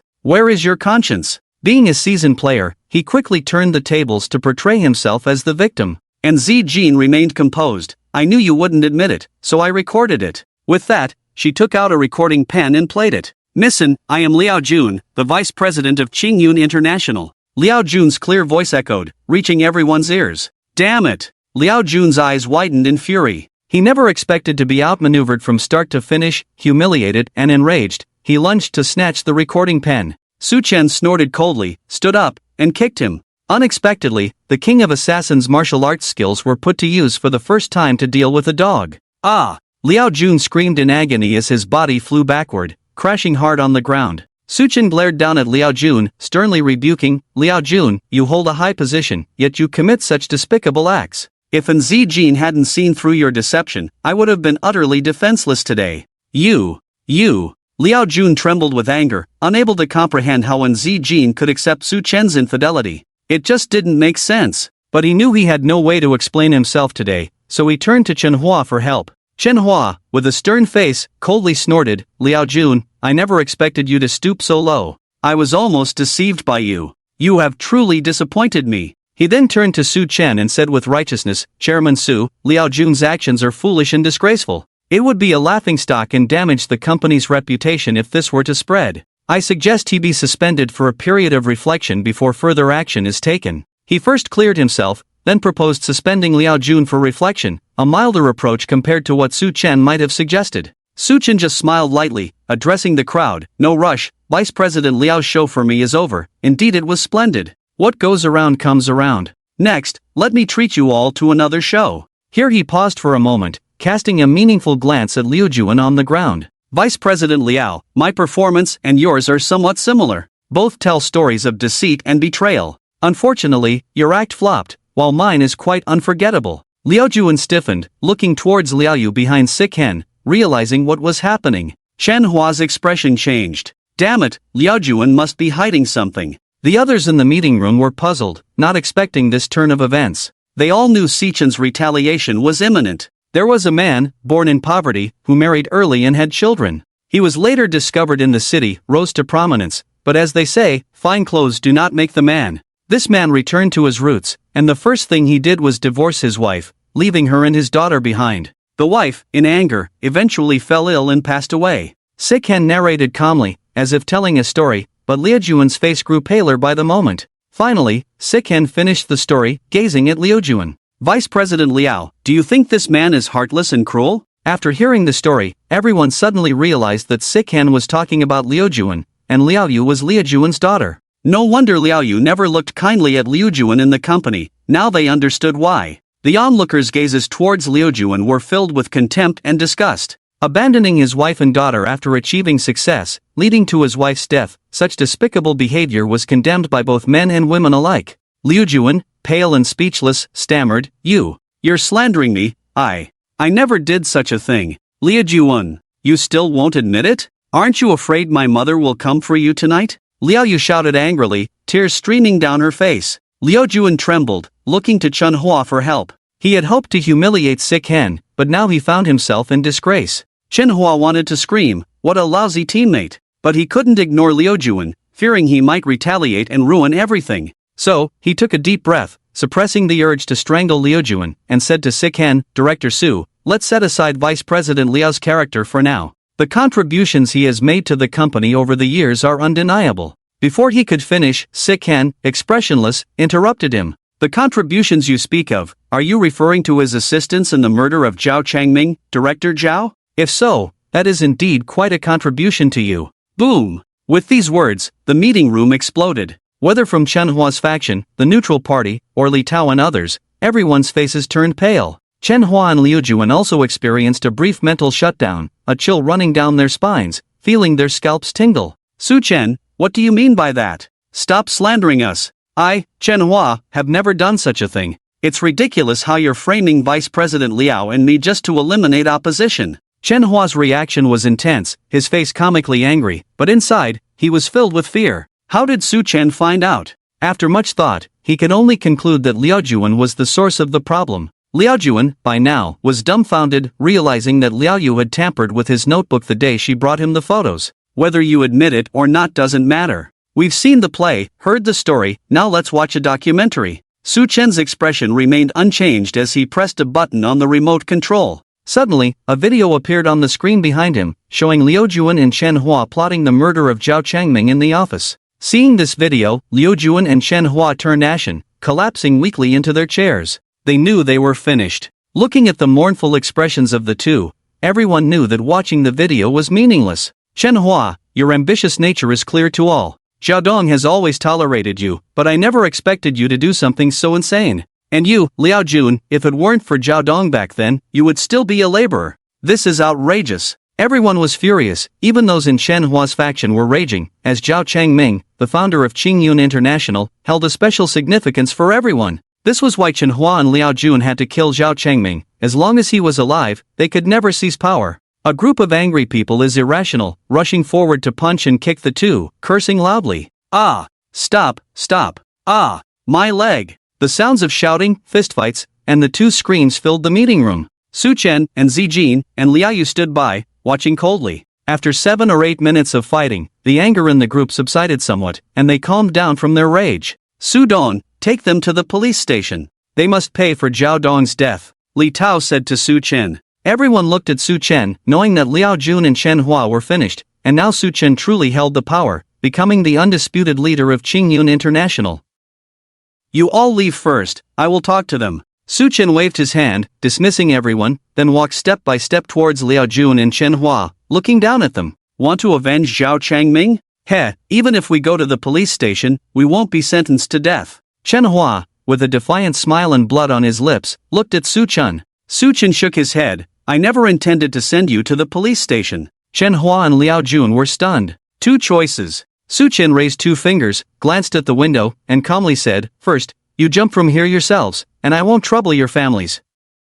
Second, I have someone throw you down and then go after your families. With that, Su Chen ignored them and walked out of the meeting room. They were as good as dead, not worth wasting too much time on. Please, spare me, I don't want to die, I don't want to die, it was Chen Hua who incited me. I am Xiaoyu's father, Su Dong, please spare my life. Liao Jun clung to Su Chen's leg, begging tearfully, with snot and tears streaming down, a trickle of urine seeping out between his pants. Abandoning your original partner is heartless, murdering a benefactor is unjust. You, a heartless and unjust person, deserve to die the most. With those words, Su Chen stepped on his head, kicking him out, then strode out of the meeting room. 10 minutes later, in the office, he received news of Liao Jun and Chen Hua's suicide by jumping from the meeting room. Undoubtedly, they chose the first option, as they were both dead anyway, at least not implicating their families. Su Chen simply nodded upon receiving the news, saying nothing. Everyone felt a chill in their hearts, both respecting and fearing Su Chen, knowing that from now on, no one in the company would dare to oppose him. After all, smart people could guess that Liao Jun and Chen Hua's deaths were definitely the result of Su Chen's manipulation. Su Chen was not interested in any speculations outside, as he was currently in the office with Zijin, deeply engaged in their own world. I did well today, didn't I? Sitting on Su Chen's lap, and Zijin wrapped her hands around his neck. Perfectly, I'll reward you with a kiss, this time without your dad interrupting. Su Chen's words trailed off as he leaned in to kiss her tender, luscious red lips. Blushing, and Zijin lightly punched him, then closed her eyes, offering her lips willingly to him. Just as the two of them were nibbling on each other, Su Chen suddenly heard the system prompt in his mind. Congratulations, host, for completing the identity task, uncovering the truth behind Zhao Chengming's death and gaining control of Qingyun International's power. Reward, business acumen. A genuine smile appeared on Su Chen's face. This reward was exactly what he wanted, making him feel comfortable. With his improved mood, he felt like Zijin's lips had become even sweeter. And Zijin in his arms suddenly struggled violently, pushing him away. Be gentle, you've made my lips bleed. Su Chen. No wonder he felt Zijin's lips had become sweeter. The deaths of Chen Hua and Liao Jun in Jiangnan City caused quite a stir. The reason for the commotion was the truth behind Zhao Chengming's death. Zhao Chengming, a self-made man, was once an idol for countless young people. Now, his death due to betrayal by his teammate naturally sparked anger in many. Even though they were already dead, they were still being criticized online. At their funeral, someone played the fitting song "Today is a good day to mourn their loss." Those who came to pay their respects remained strong, not shedding tears. Some even couldn't help but laugh. If Chen Hua and Liao Jun knew that so many people would remember them after their deaths, they would surely be moved to tears. Public opinion is like a passing wind, sometimes overwhelming and sometimes silent. Just 2 days later, this incident was replaced by new hot topics online, eventually fading into obscurity. Whether the wind rises or disperses, Su Chen, as the driving force behind it all, never appeared in public. Even now, people only knew him as the new chairman of Qingyun International, with no further understanding. For Su Chen, staying low was the way to go. Especially after obtaining the second identity as the King of Assassins, he had enemies all over the world, making it impossible to let his guard down. In a boxing gym, Su Chen kicked a sparring partner off the ring with a sidekick, then gestured to Along in the audience, "Come up and spar with me." Having suddenly gained immense power, he wanted to test his limits, which led him to this gym. However, these sparring partners were too weak, and he couldn't bring himself to go all out, fearing he might kill someone. After kicking away the fourth sparring partner sent by the gym owner, he turned his attention to Along. Seeing the sparring partner struggling to get up, the gym owner twitched his mouth, thinking, bro, are you here just to challenge us? Sir, maybe it's better not to. I've only learned lethal techniques, and it's hard to control when I start fighting. Ah Long looked hesitant, considering Su Chen's prestigious status. Although Su Chen had defeated several sparring partners, he didn't think much of Su Chen's strength. Su Chen smiled, raising a hand with 5 fingers spread out. Lethal techniques? No problem, my skills are lethal too. Beat me, and you'll get 50,000. As his words fell, everyone in the gym gasped in shock, their eyes burning with excitement. 50,000. Rich people sure are audacious. But no one dared to rush in. The scene of the previous 4 sparring partners being kicked away was still fresh in their minds. Sir, please forgive Along's rudeness. Bodyguards were there to earn money by risking their lives, and every extra penny counted. Upon hearing about the 50,000 reward, Along decisively jumped onto the ring. He could at least make some money without hurting Su Chen too much. Su Chen smiled confidently, come on, don't hold back. Sir, be careful. Along shouted, his figure suddenly leaping out like a cheetah, aiming a punch at Su Chen's face. Su Chen easily dodged to the side, grabbing Along's wrist. What? Along looked surprised, obviously not expecting Su Chen's reaction to be so quick. Immediately, Su Chen stepped forward, his shoulder bumped into Along, and Along felt a huge force pushing him back uncontrollably. Just as he was about to fly off the edge of the ring, he staggered and managed to stabilize himself, looking incredulously at Su Chen. Along's bodyguards, including Ahu who was pretending to be there to practice boxing under the ring, also trembled in their hearts, knowing well of Along's strength. They had thought the 50,000 was already in Along's pocket. However, what none of them had expected was how feeble Along appeared in front of Su Chen. They wanted to ask, Sir, if you are this strong, do you still need us to protect you? Su Chen looked at his hands, sighed softly, realizing that being called the king of assassins was not just for show. His combat power was off the charts. Moreover, assassins excelled not in direct confrontation but in silent, stealthy kills. Su Chen himself was unsure of his true strength now, which was truly a troubling question. I spoke out of turn, I was ignorant and disrespectful, I hope you can forgive me, sir, Along said, enduring the pain in his shoulder, standing upright, bowing 90 degrees to Su Chen, his face filled with admiration and respect. Compared to a mere financial transaction, a strong individual undoubtedly earned their respect. Please rise, Su Chen said, then stepped down from the ring. Ahu, standing by, quickly handed him a towel and then a bottle of water after Su Chen wiped off his sweat. After changing clothes in the locker room, Su Chen prepared to leave. Please take care, and you are welcome to come again next time, the boss said with a pleasing smile, escorting Su Chen all the way to the door, always a half step ahead of Su Chen to open it for him. When they saw most of the customers in the gym leaving with Su Chen, the boss's face twitched. He had thought his luck had turned today with such good business, only to realize they were all bodyguards. This left him both shocked and curious about the young man. 7 or 8 old customers in the gym looked at each other in surprise. They never expected to witness a scene straight out of a movie unfold before their eyes. Watching Su Chen calmly stand out among the bodyguards, everyone couldn't help but feel envious. As for jealousy, faced with such an unknown big shot, they couldn't muster any jealousy because the gap was too wide, leaving only admiration.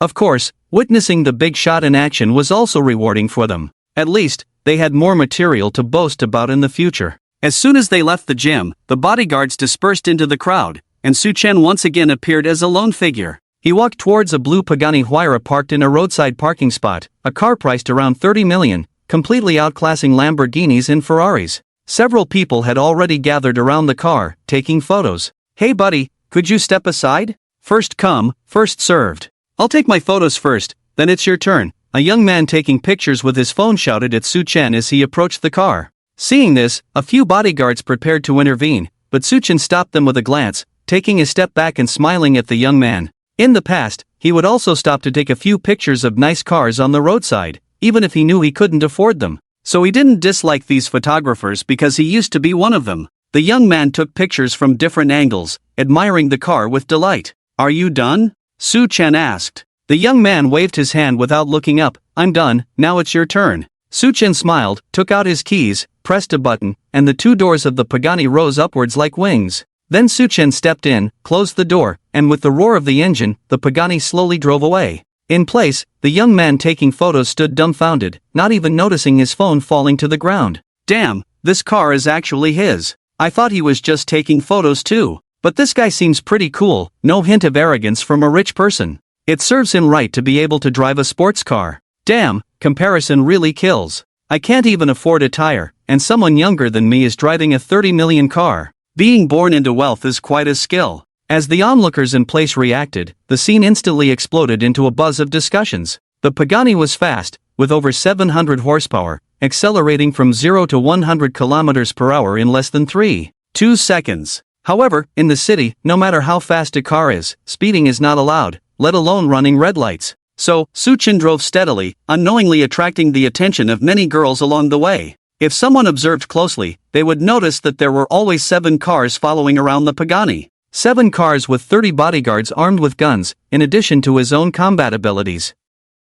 With this lineup, Suchin didn't believe anyone could take him down. Wait a minute. After carefully analyzing his own ability to protect himself, Suchin suddenly realized something. Jiangnan City was his territory, and he was already so impressive. Why should he still anxiously wait for enemies to come looking for trouble? The best way to deal with trouble was to eliminate the troublemakers, right? So, instead of passively waiting for trouble to come to him, he should take the initiative to control the situation, to avoid being led by the nose. Once he understood this, he realized he had just fallen into a thinking trap. Now that he had reacted, he didn't find those fools coming from abroad to seek revenge that terrifying. When foreign friends visit, Suchin naturally had to actively entertain them with the best quality bullets. How could he trouble them to come find him? After all, we people from Longwei are so hospitable. Suchin had a bright idea. Baiting the trap. Using himself as bait, setting up ambushes around, attracting enemies to come and kill him, then capturing them all at once to solve the problem directly.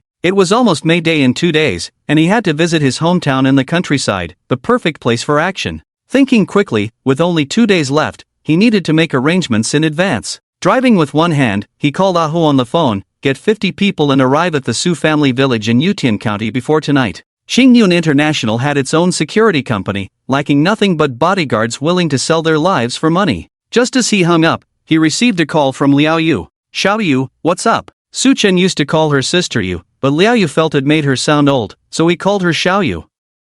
Liao Yu's sweet voice came through the phone. Director Su, someone has come to the company to see you, saying they want to apologize to you. Apologize to me? Suchin was surprised, then saw the red light and said, okay, I'll come now. Curious, he changed his mind about going to the school to find an Zijin and turned left at the intersection towards the company. 20 minutes later, Xingyun International. Suchin got out of the car and walked into the company with long strides, taking the elevator to the top floor of the building. As soon as he stepped out of the elevator, Liao Yu, who had been waiting in advance at the front desk, greeted him. Director Su, they are waiting in the reception room. Although they had been intimate for several nights, calling each other brother and sister in private, Liao Yu's attitude in the company was still very formal. Okay, let's go. Suchin nodded and walked towards the reception room. Liao Yu, in high heels, walked ahead, opening the door to the reception room for him. After Suchin entered, she followed suit. In the reception room, 2 people were sitting on the sofa, one young and one middle-aged. As Suchin walked in, both of them stood up involuntarily. Gentlemen, this is our director Su. Liao Yu stood beside Suchin and introduced the 2 of them with a smile. Hello, Director Su, nice to meet you. I hope you can forgive my intrusion. I am Su Jiaqin. The young man stepped forward, extending a hand with a friendly tone but sharp eyes. Suchin shook his hand skeptically. Mr. Su, I don't think I know you. What apology are you referring to? It's fine if Director Su doesn't know me, but you should know him. Su Jiaqin pointed to the middle-aged man next to him. Suchin's gaze finally landed on the unremarkable middle-aged man beside him, and then it dawned on him that he recognized him. This guy was the restaurant manager who tried to please Qinzhou when Suchin brought in Zijin and their roommates out for dinner some time ago. Su Jiaqin continued, this insolent fool dared to offend you. I brought him here today to apologize to you. The restaurant manager knelt in front of Suchin with a pale face, crying out, Director Su, I was blind and ignorant. Please forgive me and let me go. After speaking, he kowtowed several times in succession to Suchin. Let him go, he's annoying, Suchin said to Su Jiaqin. Su Jiaqin chuckled and kicked the manager on the ground. What are you waiting for? Thank Director Su and beg for your life. Thank you, Director Su, thank you for sparing my life, the manager said ecstatically, kowtowing to Suchin a few more times before scrambling out of the reception room. Suchin looked at Su Jiaqin. You didn't just come here to apologize to me today, did you? Director Su has a keen eye. Yes, I want to discuss a business deal with you. Su Jiaqin smiled as if he enjoyed it, maintaining a faint smile on his face. Suchin sat on the sofa with his legs crossed and said to Liao Yu, pour me a cup of tea. Yes, Liao Yu replied and laughed. Su Jiaqin sat down beside Su Chen and said, Director Su, I have a batch of building materials worth 5 billion. I want to offer them at a discount to Qingyun International, just to make friends with Director Su. Is there a problem with this batch of building materials? Su Chen looked at him with a half-smile, never believing that good fortune would just fall into his lap. Of course, the system doesn't count. Su Jiaqin was not embarrassed at all and said directly, to be honest, there are some minor issues with the quality of these building materials, but they will definitely be safe for normal use. Heh, Su Chen sneered, his face darkening, substandard building materials can cost lives. We can't do this business. Mr. Su, please leave. With that, he got up and walked out. Buildings constructed with substandard materials are like tofu dregs projects. How many lives would be at stake if something went wrong? Su Chen couldn't earn this kind of dirty money. People like Su Jiaqin had long lost their conscience, destined to have sons without virtue or eyes. Watching Su Chen's back, Su Jiaqin's smile disappeared for the first time. Director Su, I came to apologize in person, and I have already closed that restaurant. I've given you face, haven't I? The implication was clear. I've given you face, but you're not giving me any. Isn't that a bit ungrateful? Su Chen stopped in his tracks, turned around to look down at Su Jiaqin, and said word by word, What are you? I, Su Chen, need you to give me face? Pursuing profit is not wrong for a businessman. After all, business is about making money, turning other people's money into your own. But using substandard building materials to harm people for profit deserves divine retribution. Su Chen despised people who earned dirty money from the bottom of his heart. Su Jiaqin stood up abruptly, pointing at Su Chen's nose and sternly shouting, Su Chen, I kindly wanted to make money with you, but I didn't expect you to be so ungrateful. Do you really think that without you, I wouldn't be able to sell this batch of building materials? Su Chen sneered, his eyes full of disdain, Make me rich? I'm sorry, I can't make money by doing such unethical things. He couldn't control what others did wrong, but Su Chen would never do it. Do you really think you can toast and not drink the penalty?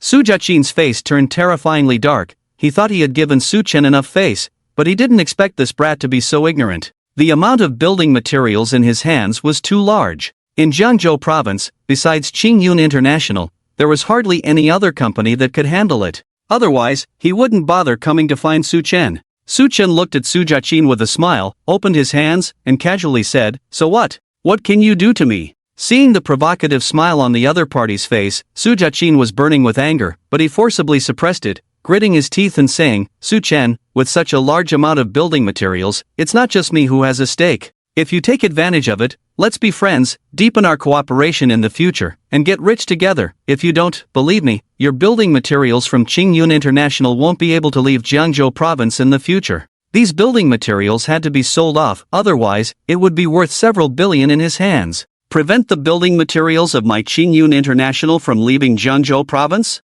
This statement successfully amused Su Chen. He looked at Su Jiaqin as if he were looking at a fool, reached out and patted his face, Little friend, do you know that if my Qingyun International stops work for a day, how many construction sites in the country will have to stop as well? Can you bear this responsibility? Next time before you talk tough, remember to search for some information on Baidu, so you don't end up embarrassing yourself by pretending to be tough. Smack! Feeling the slap on his face, Su Jiaqin pushed Su Chen's hand away, his eyes red with anger. Su, you've gone too far. Gone too far? Su Chen shook his head, looking at him seriously. Are you even considered a human being? In my eyes, you're not even as good as a dog. Dogs don't even kill their own kind, but people like Su Jiaqin don't care about the lives of their own kind just to make money. Just then, Liaoyu walked in with a steaming cup of tea and handed it to Su Chen. Director Su, here's your tea. Whoosh! Su Chen took the teacup, didn't even look at it, and splashed it directly on Su Jiaqin's face. Ah! The hot tea splashed on him, causing Su Jiaqin to scream in pain and instinctively cover his face.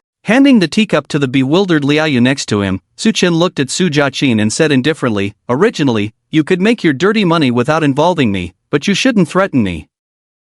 I hate being threatened by self-righteous fools the most. So, I'm officially informing you now. Get ready to keep those defective building materials in your hands, don't expect to sell them and harm others. Oh, and by the way, remember to clean up the spilled tea on the floor before you leave. With that, Su Chen showed a contemptuous smile, turned around, and strode out of the office. Liaoyu glanced at Su Jiaqin, then hurriedly followed Su Chen. Su, you will regret this. Su Jiaqin's face twisted in anger, his eyes bloodshot, his clenched fists bulging with veins, as if he was about to crush his teeth. Just a brat who inherited Zhao Chengming's fortune by luck, showing no respect, dared to humiliate him like this. This grudge would not go unavenged by Su Jiaqin. Bang! He angrily kicked the table, then walked out. But as soon as he took less than 2 steps, 4 strong bodyguards walked in. What are you guys up to? Seeing these 4 people, Su Jiaqin's face changed, feeling a bit weak in his heart. One of the bodyguards coldly said, "The boss ordered you to clean up the spilled tea on the floor before you can leave." He then glanced at the table that Su Jiaqin had kicked. "Ask you, also," he said, "if anything in the reception room is damaged, you will have to compensate 100-fold. Unbelievable. Su Jiaqin's face twisted in anger. Su Chen had splashed tea on himself and now he was being asked to clean the floor. This was a blatant humiliation. He gasped for breath and said firmly, "Let me clean the floor for him." Absolutely delusional. I, Su Jiaqin, will never submit. If this matter got out, would he still have the face to continue mingling in the future? Su Jiaqin's reaction seemed to be within the bodyguard's expectations. He casually said, "As Mr.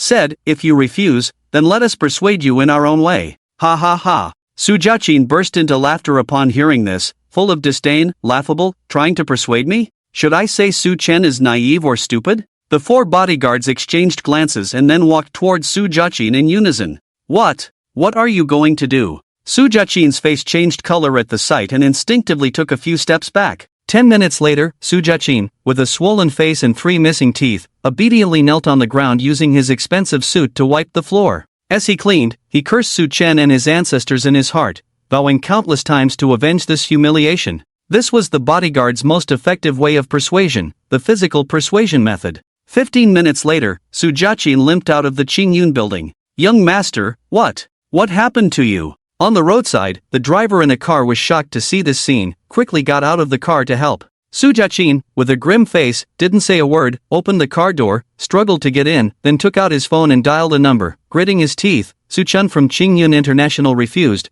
"We must show him our strength, otherwise if he doesn't take over, we'll lose this batch of goods." He didn't mention being beaten because it was too embarrassing. After hanging up, he said to the driver, "What did you see?" "I saw your face." The driver instinctively replied, then realizing, quickly changed his tone, "I didn't see anything." "Humph. Keep your mouth shut, drive, take me to the hospital." Su Jiaqin snorted coldly, carefully touched his swollen mouth, wincing in pain. "Su Chen, I will make you pay for this. Who was that just now? Why were you so angry? It startled me." In the chairman's office, Liao Yu sat in Su Chen's arms, her big watery eyes filled with confusion. Su Chen buried her in his dark hair, sniffed the faint fragrance, and casually replied, "Just someone with a bit of background but a rotten conscience, self-righteous fool." Su Jiaqin might have some power behind him, otherwise he wouldn't be so arrogant, but he shouldn't have provoked Su Chen, a man with extraordinary abilities. "You said a short hug would be enough, it's time to let go, or what if someone comes in and sees us?" Liao Yu struggled in Su Chen's embrace, feeling exhausted from being tossed around by Su Chen these days. Who said there are only tired oxen in the world, not overworked land? Liao Yu's presence proved otherwise. Su Chen didn't release her, instead held her tighter, dismissing Liao Yu's concerns. "Don't worry, in the Qingyun building, who would dare enter my office without knocking first?" Bang! As soon as he finished speaking, the office door was pushed open. And Zijin, in a pink dress, stood at the door with her black hair cascading down, holding a small bag, looking lively. The 3 of them locked eyes. For a moment, the air seemed to freeze. "Miss Liao Yu instantly stood up from Su Chen's lap, her face flushed, looking flustered and nervous, not knowing what to do. "Secretary Liao, right? Could you please step out for a moment?" And Zijin gave Liao Yu a faint smile, casually said a sentence, then walked to the office desk with her bag in hand. At only 19 years old, she was elegant and poised, exuding a strong presence that made Liao Yu feel embarrassed and inferior. After hesitating for a moment, Liao Yu blushed, lowered his head, and hurried out of the office. And Zijin's gaze then fell on Su Chen, with a hint of a smile. Su Chen pursed his lips, looking at Zijin blinking his eyes. "Do you need me to explain?"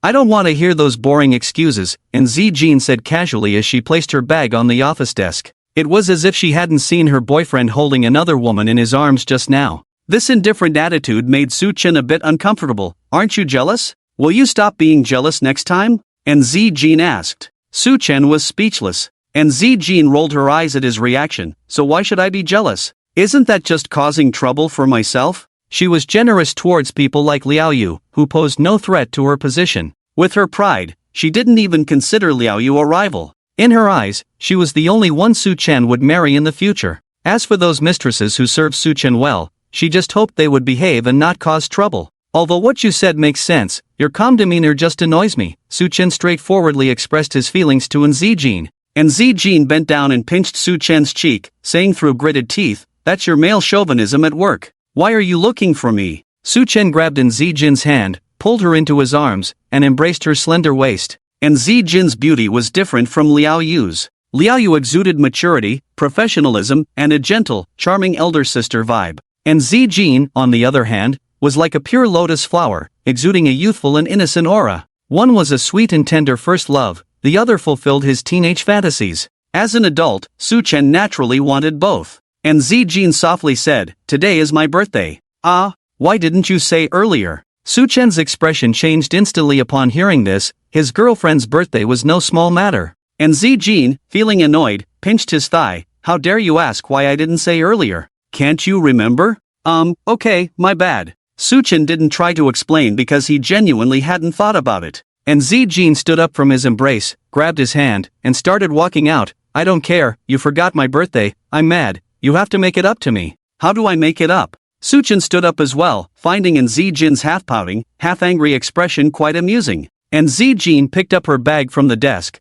waved her fist at him. "I'm going shopping, emptying your wallet." "Empty my wallet?" Su Chen chuckled at her words, shaking his head. "If you're counting on that, you might as well count on emptying my body, at least that's a possibility." He didn't even know how much money he had now, it kept pouring in every day. Even if he were a spendthrift, he couldn't spend it all. Blushing, Nzijin pouted. "Can you stop making suggestive remarks all the time? If you get it, it means your mind isn't healthy either." "No way, I clearly don't get it." As they chatted, the two walked out of the office. Director Su, Missin. Liao Yu had been waiting outside, and when he saw them coming out, he nervously approached them with a flushed face. "Secretary Liao, Su Chen is careless, and I can't be here every day, so I'll rely on you to take care of him in the company from now on." Nzijin looked at Liao Yu with a smile, elegant and composed, completely different from her lively demeanor in front of Su Chen just now. Ah! Liao Yu was stunned. She was already prepared to face Nzijin's anger, but she didn't expect Nzijin to say such words. After a moment of hesitation, she quickly nodded like a chicken pecking at rice and stuttered, "Missin, rest assured, I will take good care of Director Su." Nzijin did not deliberately make things difficult for Liao Yu, and Su Chen stood by watching without interfering in the interaction between the two women. "Then we'll go first. Let's have a meal together sometime." Nzijin smiled slightly at Liao Yu, then linked arms with Su Chen and walked towards the elevator. Liao Yu hurriedly said, "Goodbye, Missin." Watching the elevator doors close, Liao Yu finally breathed a sigh of relief, feeling a mix of emotions in her heart, unable to tell if it was sadness or joy. Nzijin's attitude was beyond her expectations, actually acknowledging her presence and not giving her any trouble. But from now on, she truly had no more illusions and completely gave up on Su Chen. Although Nzijin was much younger than her, she always felt inferior in front of her. Nzijin was kind and gentle towards her, but there was a subtle sense of distance in her address, simply reminding her to know her place. Were all girls from wealthy families so formidable? After a long time, Liao Yu sighed softly. Perhaps only outstanding women like Nzijin were truly worthy of Su Chen. Su Chen and Nzijin arrived at the mall. "I've set my eyes on a dress. Buy it for me as a birthday gift today." As soon as they got out of the car, Nzijin took Su Chen's hand and headed straight to a women's clothing store. "Welcome, sir and madam, good morning." As they entered the specialty store, a female salesperson came up to greet them with a warm smile. The sales staff at luxury brand stores treated everyone who walked in, whether to buy clothes or just browse, with great enthusiasm. They were so welcoming that you would feel embarrassed to leave without buying anything. "Look, it's this one." Nzijin led Su Chen to a display window where a plastic mannequin was dressed in a black chiffon high-waisted dress. "Miss, I must say you have a great eye. This dress is a new item for this summer. Besides our store, you won't find a second one in the whole Jiangnan city. You have a great figure, and this dress will surely look beautiful on you." The saleswoman praised Nzijin from her taste to her figure, emphasizing that the dress suited her well. "Why don't you try it on?" Su Chen didn't look at the price. He had no shortage of money now, and as long as Nzijin liked it, it was not a problem. Besides, wasn't she wearing it for his sake? The saleswoman took the dress off the mannequin and led Nzijin to the fitting room. A few minutes later, Nzijin emerged from the fitting room looking radiant, leaving Su Chen and the others in the store stunned. The dress was indeed beautiful, and it looked even better on Nzijin. Even a long dress couldn't hide her well-proportioned figure, with curves in all the right places. A small section of her fair and slender legs was exposed, creating a sharp contrast with the black dress, making her even more enticing. Seeing Suchin staring at her intently, and Zijin, feeling a mix of shyness and pride, spun around in place and asked, "Do I look good? Miss, this dress is like it was tailor-made for you by the designer." The saleswoman sincerely praised her, almost falling in love with the woman in front of her. And Zijin walked to Suchen's side, hugged his arm, and whispered in his ear, "Do you like it? A woman dresses up to please herself, isn't she also dressing beautifully to please Suchen?" The other men in the store who came with their wives or girlfriends to pick out clothes were envious, jealous, and resentful when they saw this scene. So many beautiful girls, why are the most beautiful ones always taken? Very beautiful. Suchen reached out and embraced her slender waist, saying to the female salesperson, "Let's pay by card." In the building opposite, two figures were observing Suchen through binoculars. Is he really the king of assassins, God? He looks quite ordinary. Is it really necessary to go to such lengths? A blonde foreign youth put down his binoculars and said somewhat incredulously to his companion. The companion's expression turned serious. "John, I advise you not to underestimate him. I have seen him in action with my own eyes. He is a demon, recklessly harvesting lives. If it weren't for the Lord's protection, I wouldn't have the chance to stand here now. He's just a low-level assassin." John coolly remarked, chewing gum, 20 people have come this time, each one a skilled fighter. As long as he dares to be alone, he's as good as dead." The companion frowned. "John, I feel like it might be a mistake for you to lead this mission to Longwa. You're too frivolous. Don't be like that, brother." John patted his companion's shoulder, laughing. "Don't forget about you? You're as cautious as an old man, George." Leaving the women's clothing store, Suchen felt like someone was watching him. Almost instinctively, he glanced at the building opposite. George happened to meet Suchen's eyes through the binoculars, causing him to break out in a cold sweat and immediately crouch down behind a wall to hide his body. "What's wrong with you?" John asked, puzzled. George swallowed hard. "I feel like he might have noticed us. This joke isn't funny at all, George. You're not really scared stiff by him, are you?" John thought George was exaggerating. How could Suchen possibly notice them from such a distance? George took a deep breath. "Maybe, but I have a bad feeling about this. You should follow my lead and find a Longwa woman to relax. He probably doesn't even know we're here to seek revenge. Once we take him down, we can return to the family with honor and glory." John didn't see this trip to Longway as particularly challenging. In his view, with us hidden and them exposed, outnumbering them, catching them off guard, victory was assured. Unfortunately, he didn't know that in Longwa's network, there was a saying, planting a flag. For example, in TV dramas, characters often plant flags, saying they'll go home and get married after this battle, but in the end, those who say such things often die in battle. John's earlier words had a similar ring to them. At the entrance of the women's clothing store. "What are you looking at?" And Zijin followed Suchen's gaze to the building opposite but saw nothing. Suchen smiled. "Nothing, let's go." The king of assassins had a keen sixth sense. He was certain his feeling was right. There was definitely someone watching him just now from across the street. Had the foreign friends arrived, or was Zujayakin having someone keep an eye on him? In the hospital, Zujayakin's face was terrifyingly dark, and he cursed angrily, "A bunch of cowards." He was furious because just now, several of his business partners had called to say that after studying and discussing, they felt it was unnecessary to make enemies with Suchen. They could find a way to sell the goods abroad. It would be a bit troublesome and they would earn a little less, but that was it. In short, they felt that it was not worth falling out with Suchen over such a trivial matter. But for Zujayakin, it was no longer a question of making money, it was about his wounded pride. He was born with a silver spoon in his mouth, never having suffered any grievances from childhood to adulthood, let alone the kind of humiliation he had experienced today. The more luxurious one's life, the more prone they are to psychological extremism when faced with a slight grievance. This made him wish to tear Suchen to pieces. Without retaliating against Suchen, his mind couldn't find peace. However, without the support of a partner, his strength alone seemed weak, and he would be crushed in a direct confrontation with Suchen. Therefore, he had to take an unconventional approach. He asked a friend overseas to find the contact information of a killer agent, planning to spend a huge sum to hire the king of assassins, God, to seek revenge on Suchen. He wouldn't kill Suchen, he wanted to turn him into a cripple, confined to a wheelchair for life. Then, he would openly toy with Suchen's sensitive secretary in front of him, trampling on his dignity, making him pay 100-fold for the humiliation he had suffered. Just thinking about this revenge filled him with excitement. Su Jiaqin became more and more excited as he thought about it, almost trembling with anticipation. He dialed the number of the killer agent. Suchen had made a reservation to take Zijin out for dinner that evening, and he had prepared a big surprise for her. At the Yuliang Manor, Suchin dressed meticulously in a black tailored suit, and he also took 2 condoms, tucking them into his wallet.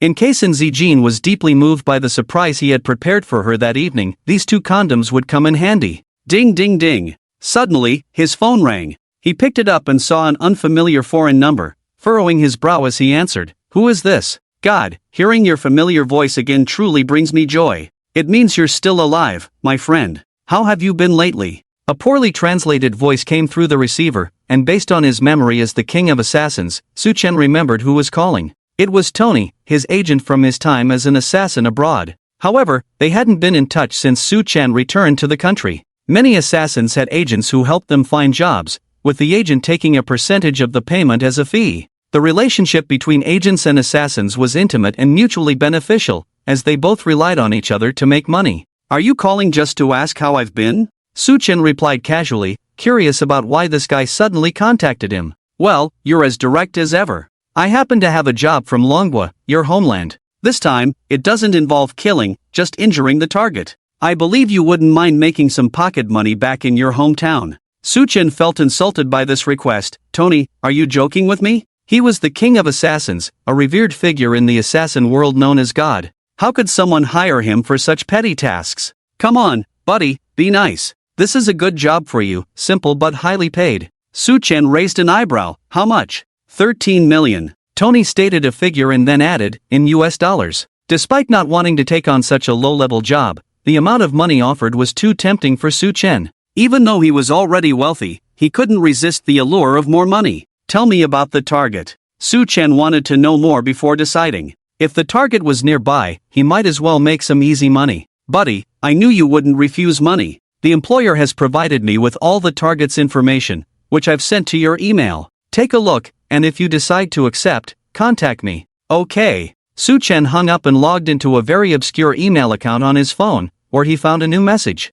Opening the email and looking at the target information, Su Chen's face lit up. Because the target was none other than himself. He never expected that in his lifetime, he would actually receive a mission where the target was himself. Perhaps even the employer hadn't anticipated this, *degree omega degree asterisk. Su Chen took out his phone and dialed Tony's number. So, God, have you made up your mind? Su Chen glanced at the handsome photo of himself on the file and said in a deep voice, tell me, who is the employer? God, you know the rules of our profession, the identity of the employer is top secret, I have professional ethics. Is that so? Su Chen sneered, casually saying, my gun also has professional ethics, do you want to try? Tony fell silent for a moment, then his tone became cheerful again, professional ethics are for strangers, we have been friends for many years, there's no need to be so polite, I will send the employer's information to your email. Su Chen's lips curled up in a mocking smile, you're right, long live friendship. With that, he hung up the phone, already imagining the other party getting angry and cursing after being threatened by him. Tony was a man of his word, and soon he sent an email using an anonymous account. Opening the email and seeing the name Su Jiaqin, Su Chen's eyes turned dangerously cold. $13 million, quite a generous offer. He had thought Su Jiaqin wouldn't swallow his pride, but he hadn't expected such a fierce retaliation. Su Chen was always one to reciprocate courtesy, so since Su Jiaqin was so enthusiastic, he naturally wouldn't mistreat him. Therefore, he planned to take some time to visit Mr. Su and ensure he spent the rest of his life in a wheelchair. But before that, he should focus on preparing for his date with Zijin tonight. After all, it was her birthday today. At 9 o'clock in the evening, the neon lights lit up. The entire Jiangnan city was shrouded in various colors of neon lights, like a dream. The Rose Restaurant, located on the top floor of a building in the city center, was a famous romantic restaurant in Jiangnan City, with a romantic decor style. Even the prices of the dishes were romantic, such as prices like 520, 1414, 3344, and so on. But because of these romantic prices, many people didn't find it romantic here, as they couldn't afford it Omega. But this city was never short of wealthy people, so it was always crowded every night. Sitting by the window, Su Chen and Zijin faced each other, with exquisitely styled dishes on the table. And Zijin and Su Chen were both stunning, like a perfect couple, attracting many glances. I've wanted to come here for a long time, but because I've always been alone, I couldn't, so today is a wish come true. And Zijin looked at the couples in the restaurant and smiled at Su Chen. We can come here every day in the future. Su Chen picked up a handkerchief and gently wiped the wine stain from the corner of her mouth. And Zijin blushed slightly and nodded. Just then, a waiter suddenly brought a large bouquet of red roses to a table next to them. A young man stood up, took the roses, and handed them to his girlfriend. Do you like it? I prepared it for you. Yes, I love it, thank you, honey. The woman was touched and hugged the young man. Seeing this scene, many women in the restaurant showed envy in their eyes. Even In Zijin was the same, her big watery eyes filled with longing. Su-chen looked at In Zijin. Do you like roses? It's okay, don't you think they are really romantic like this? And Zijin's tone was a bit reproachful, as if she thought Su-chen didn't understand romance. Su-chen smiled slightly and said, in that case, let me give you a shower of flowers. With that, he got up and walked towards the piano placed in the middle of the restaurant, sitting down in front of it. Swoosh! The lights in the restaurant dimmed instantly, leaving only two spotlights shining on Su-chen and In Zijin, making them stand out. Everyone's gaze unconsciously turned towards them. Then Su-chen's fingers danced on the piano keys, producing beautiful music, and red rose petals fell like raindrops from above. Everyone was mesmerized by the scene. And Zijin's lips slightly parted in astonishment, her face full of disbelief. Suddenly, a whistling sound came from outside the window, and everyone looked to see two red helicopters hovering outside. The helicopters carried a large fluorescent banner that read, Happy 20th birthday to my dearest Zijin. Meanwhile, the super billboards on the rooftops of the buildings across the street stopped displaying ads and instead showed a picture of In Zijin smiling brightly. That night, almost half of Jiangnan City witnessed In Zijin's radiant smile. After a while, the music faded, and the lights in the restaurant came back on, with rose petals covering the floor. However, the people in the restaurant were still in a daze and had not yet reacted. Su-chen stood up, holding a large bouquet of roses, and walked to In Zijin, smiling faintly. Happy birthday, do you like the gift I prepared for you? In Zijin bit her red lips tightly, said nothing, and directly stood up, hugging Su-chen tightly, murmuring, You rascal, how come I didn't realize you were so good at pleasing girls before? I'm so touched I could cry now, with so many people watching. This was definitely the most meaningful birthday gift she had ever received. Don't envy others, I will make others envy you forever, Su-chen said softly, caressing her hair. All the women in the restaurant envied In Zijin, wishing they could trade places and be in Su-chen's embrace. No one expected a plot that only appeared in novels to unfold before their eyes. This is too romantic, that beauty must be very happy. Yes, this kind of love is so desirable, I'm envious. These were the women's comments, while the men just said one thing, having money is great. Love among the wealthy is often simple yet touching. Kiss. Someone in the restaurant shouted, and soon everyone joined in, chanting, Kiss, kiss, kiss. Wife, Su-chen looked at In Zijin. Blushing, In Zijin glared at him, then hooked her hands around his neck, tiptoed, and offered her tender, rosy lips. Amidst everyone's gaze, the two embraced and kissed. Applause filled the restaurant, sending them blessings. A deep kiss. When In Zijin felt her breath becoming uneasy, she struggled to push Su-chen away. Her originally fair face looked particularly charming under the light. She felt embarrassed after impulsively kissing Su-chen and realizing so many people were watching. Watching the extremely shy In Zijin, Su-chen smiled, touched his lips, turned to the crowd, and said loudly, Sorry, everyone, it's my girlfriend's birthday tonight. I prepared a surprise for her, but disturbed your meal. To show my apology, I'll cover everyone's bill tonight, eat and drink as you please. Since so many rose petals fell into their dishes, Su-chen felt he should make amends. The restaurant erupted in cheers at his words. Great! The boss is generous. No wonder he could win over such a beautiful girl. Exactly, I clapped so hard just now, my hands turned red. Bro, do you need a pendant for your thigh? The crowd cheered and praised, feeling comfortable and admiring Su-chen's generosity. At 10 o'clock in the evening, Su-chen finally settled the bill and walked out of the Rose restaurant with In Zijin in his arms. Did you have a good time tonight? Feeling the warmth and softness in his arms due to the alcohol he had just drunk, Su-chen felt like there was a fire burning in his heart. And Zijin could also feel Su-chen's heavy breathing. She nodded, I had a great time. This is the happiest birthday I've ever had. So, are you going back tonight? Su-chen gathered his courage and looked at In Zijin intently. The dress she was wearing was a gift from Su-chen, and tonight Su-chen couldn't wait to help her take it off. Of course, I have to go back, In Zijin said. Disappointment flashed across Su-chen's face. It seemed that the two little things in his wallet were destined to be useless tonight.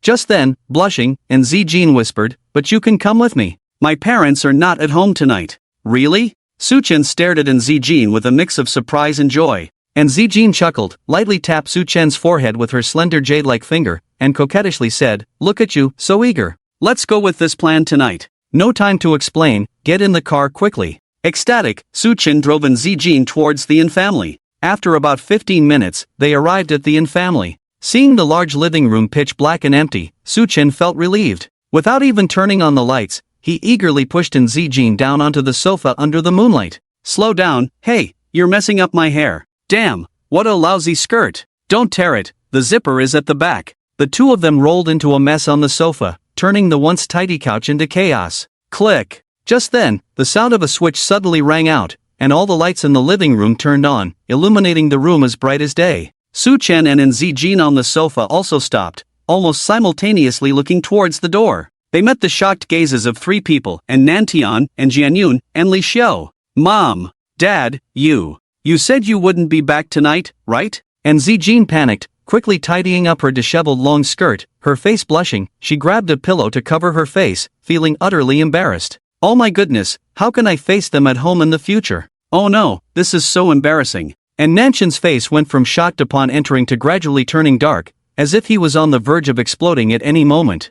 How could he not be angry when he saw a wild boar about to pounce on his daughter on their own sofa? Uncle and Auntie, you're back. I'll just leave now, no need to see me off. Suchen felt a dangerous aura locking onto him and shivered. He quickly fastened the belt he had just loosened, left a few words, and almost fled in a panic. And Jianyun secretly gave him a thumbs up at his retreating figure. Even he never dared to bring outside women home to fool around. Suchen actually dared to push his sister, who his old man cherished as a treasure, on the sofa in their living room. That's a real man. After Suchen left, and Zijin breathed a sigh of relief, blushing as she looked up at Nantian and Li Xiao. How could you mess around at home? It's really inappropriate. I've always told you to be modest, especially as a young lady. Li Xiao pointed at Zijin, somewhat angry and incredulous that her daughter had given in so easily. Luckily she came back in time, otherwise who knows, in a couple of months she might have a big belly. And Zijin rolled her eyes at her mother's words, feeling that her mom was being unreasonable. How could she resist such a big surprise tonight? Besides, it was her favorite brother Suchen. Before marriage, I won't allow you to have a relationship with him. Otherwise, I will never agree to you being together. And Nan left coldly, then stormed upstairs, wishing she could strangle Suchen, that little scoundrel. He was her little cotton-padded jacket. How dare that little scoundrel bully her on the sofa? It was outrageous. Your dad is jealous, Li Xiao whispered to Zijin. And Zijin couldn't help but smile at the words, easing the previous embarrassment a bit. On the other side, Suchen aimlessly drove around the streets after leaving Anne's house. The fiery passion he had was long gone, washed away by a single glance from Nan. He was so close to success, but who would have thought that Nan and her family would suddenly return? The frustration in Suchen's heart was evident. Ding ding ding. Suddenly, a phone call interrupted his chaotic thoughts. Seeing it was Tony calling, he answered casually, "Speak up, I'm not in a good mood right now. Dear God, you asked for the employer's information this morning but didn't reply to me.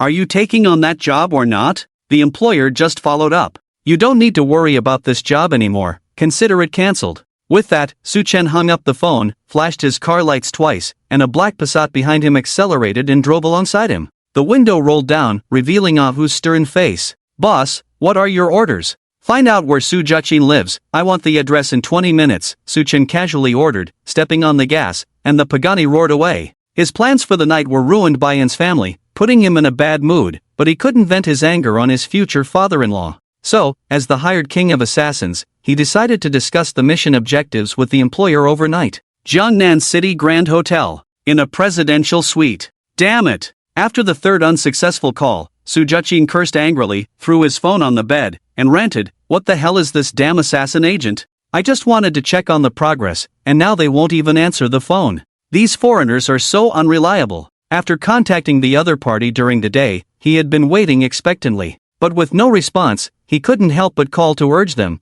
and they promised a quick result. The result was that less than 10 minutes later, when he called again, they didn't pick up. Already frustrated, encountering such a situation made him even more furious. After venting his anger and cursing the other party's ancestors, he felt thirsty and went to the living room from the bedroom to get some water. In the moonlight, as he reached for the water dispenser, he suddenly felt something was off because he saw a figure on the sofa. His throat tightened, feeling even drier, he blindly reached for the light switch on the wall, illuminating the living room. It was then that he saw clearly, it wasn't his imagination, there was indeed someone sitting on the sofa. Someone with their back to him. From his view, he could only see a shoulder and the back of the head.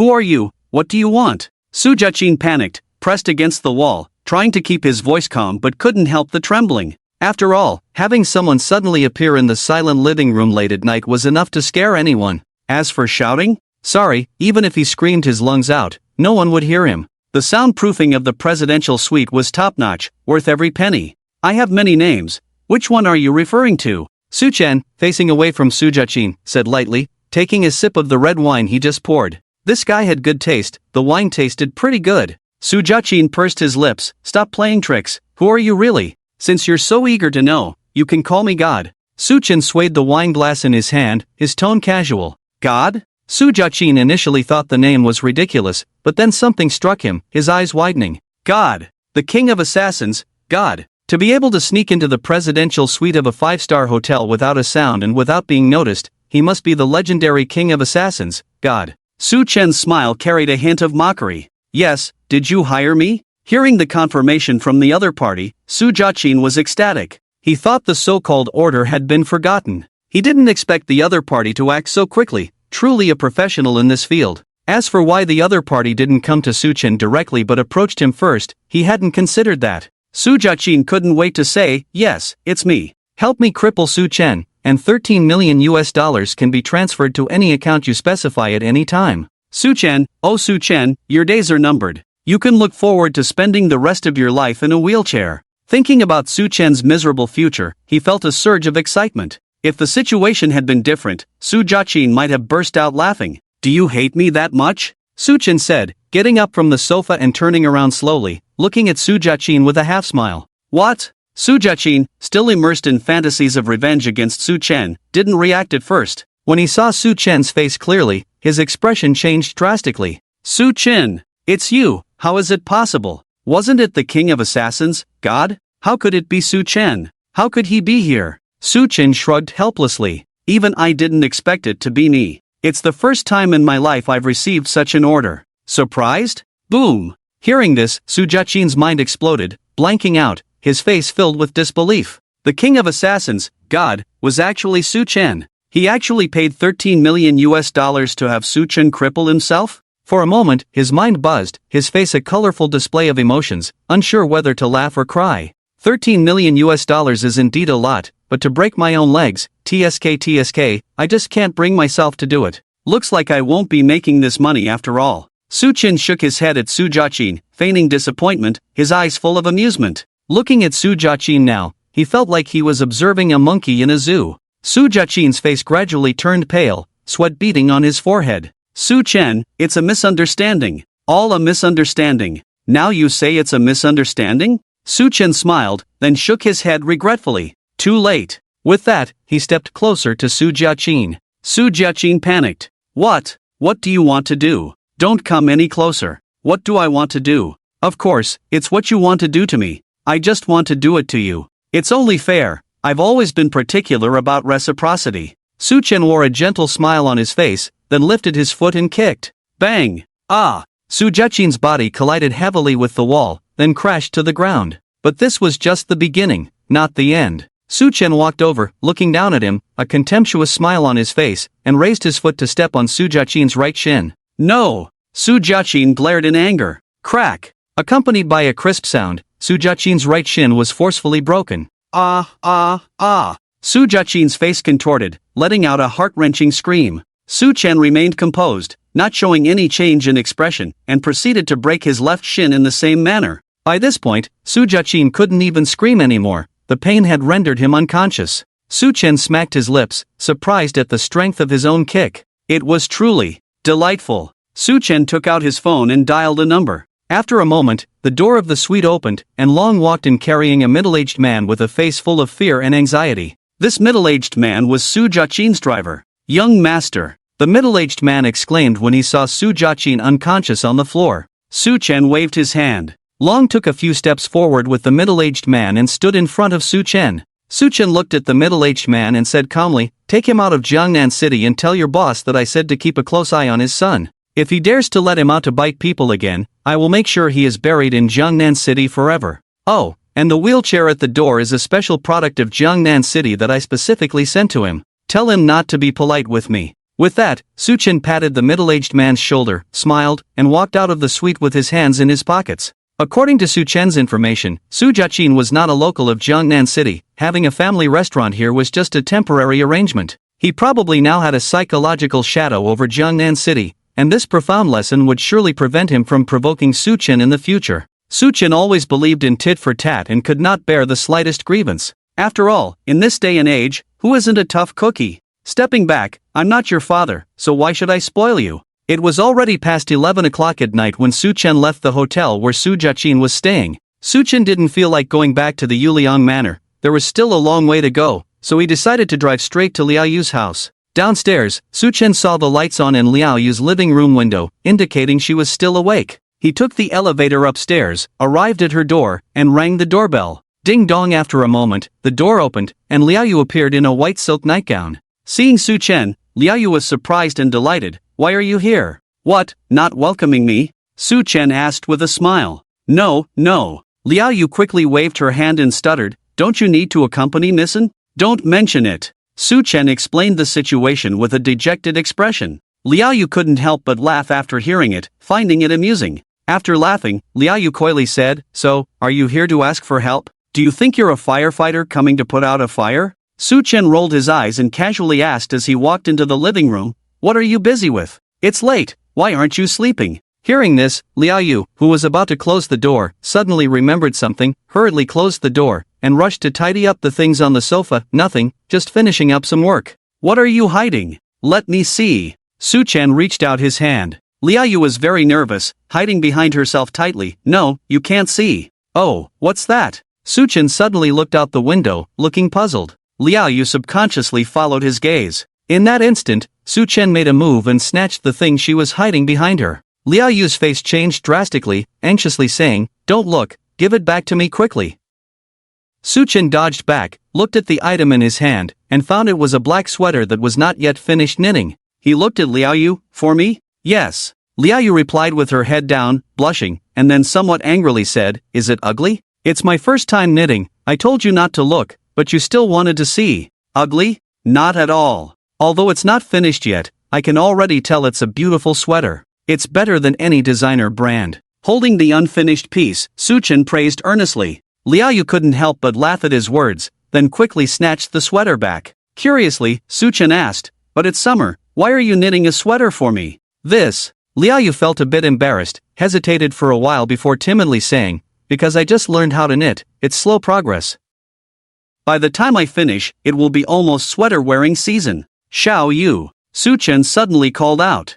Liao Yu raised his head in confusion, blinked at him, and asked, what's wrong? Suchen said seriously, growing up, besides my mom, you are the first woman to knit a sweater for me. As long as you don't find it ugly. Liao Yu's lips curled up, feeling a warm sweetness in her heart, thinking that all her hard work was worth it. In the evening, Suchen and Liao Yu embraced each other and fell asleep, not doing anything, just lying quietly. Suchen couldn't sleep, and when he couldn't sleep, he liked to let his mind wander. He was thinking about the system. Where did this system come from? Alien technology? Or a divine artifact? And who created it? What was the purpose of creating this system? He had tried to communicate with the system but found it to be like a preset program, without any autonomous consciousness. Suchen was puzzled, and as he kept thinking, he fell asleep. This was actually the best way he had recently figured out to treat his insomnia. Jiangdong City is the second largest economic city in Jiangzhou Province, after Jiangnan City. The Su family in Jiangdong City, not exactly all-powerful, but deeply rooted in the local area.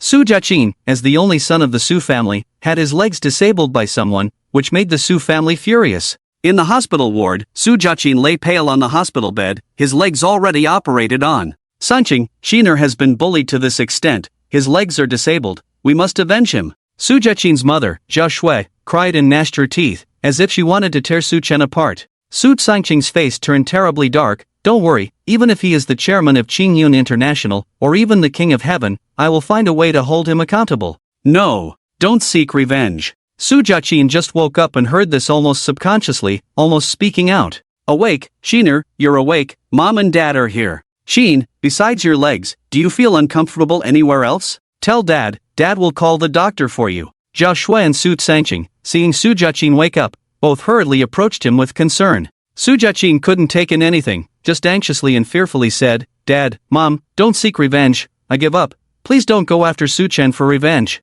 He was completely scared out of his wits. Although being the chairman of Qingyun International made people wary, it didn't make him so afraid. But adding Su Chen's identity as the king of assassins made him not only afraid but even unable to muster the courage to retaliate. Because he was afraid that if he just had this thought, he would inexplicably end up dead. Su Jiaqin's attitude left Su Sanqing and his wife bewildered. After all, they knew very well that their son was used to being arrogant and couldn't bear any grievances. Having suffered such a big loss this time, even losing his legs, how could he not think of revenge? Su Sanqing took a deep breath and said, "Xin, you don't need to be afraid, Dad will handle this for you, we don't have to fear him." "Dad, you don't understand, you don't know how terrifying he is, let's not seek revenge, let it go, I give up, okay?" Seeing his father not listening to him, Su Jiaqin was so anxious that he was about to cry. He never wanted to have anything to do with Su Chen again in his life. Su Sanqing was about to speak, but Zhao Shui touched him and said, all right, whatever our son says, we'll listen to him."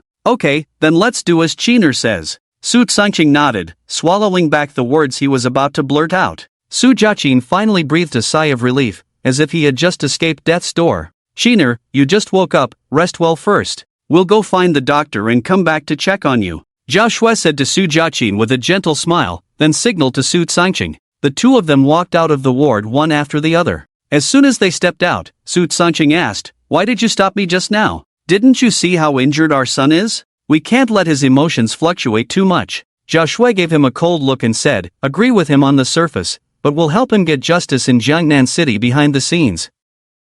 Su Sanqing, who was initially in a state of chaos due to concern, now reacted and said through gritted teeth, "He's my only son. If he's ruined like this and we don't get an explanation, he won't have a peaceful life in the future." April 30th. Just one night away from the May Day holiday. Su Chen had been in meetings all day, a common practice in the business world to have meetings the day before and the day after holidays. Coming out of the meeting room and entering the office, he was surprised to find Zijin inside. Today she was wearing a light blue strapless short skirt. Her exquisite beauty, fair shoulders, and slender straight legs were all captivating. And Zijin was flipping through a book in her hands, completely unaware that Su Chen had entered. Sometimes furrowing her delicate eyebrows, sometimes smiling, her beauty was beyond words. Feeling fortunate to have the favor of such a beauty, Su Chen felt like he must have saved the galaxy in his past life. "What are you so engrossed in that you didn't notice me coming in?" Su Chen spoke up. And Zijin looked up and then put down the book in her hands. "Are you done with the meetings?"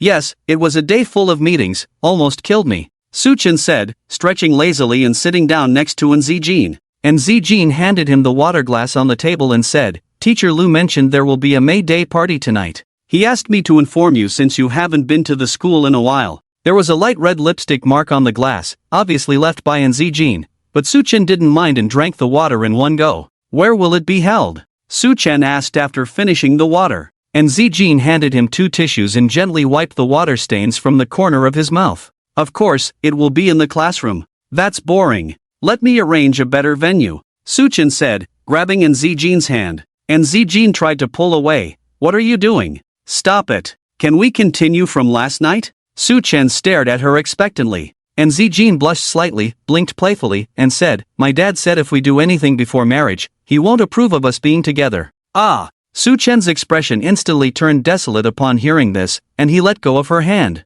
Seeing his reaction, and Zijin found it amusing, leaned against his chest, and said softly, "But, as long as he doesn't find out, it's fine, right? Darling, I love you." Su Chen instantly perked up. And Zijin stood up to escape his grasp, picked up her bag, and walked out of the office, saying, "I didn't mean tonight. I'll tell you when I'm in the mood." "And when will you be in the mood?" Su Chen asked. He was a simple-minded boy who just wanted to get some rest. And Zijin glanced back with a smile, "It depends on your performance." With that, she left Su Chen's office with a fragrant breeze. In the evening, at the Yuding Club, and Zijin led the whole class inside. Yuding Club was a famous entertainment venue in the entire Jiangnan city, known for its luxury and leisure facilities, attracting wealthy individuals. Su Chen had booked the entire place for the night. Damn, Su Chen is so awesome, as expected of the big boss, so rich and generous, he actually booked the Yuding Club. Yeah, students from other departments and classes would definitely envy us if they knew. This is probably the most extravagant May Day party in the whole school.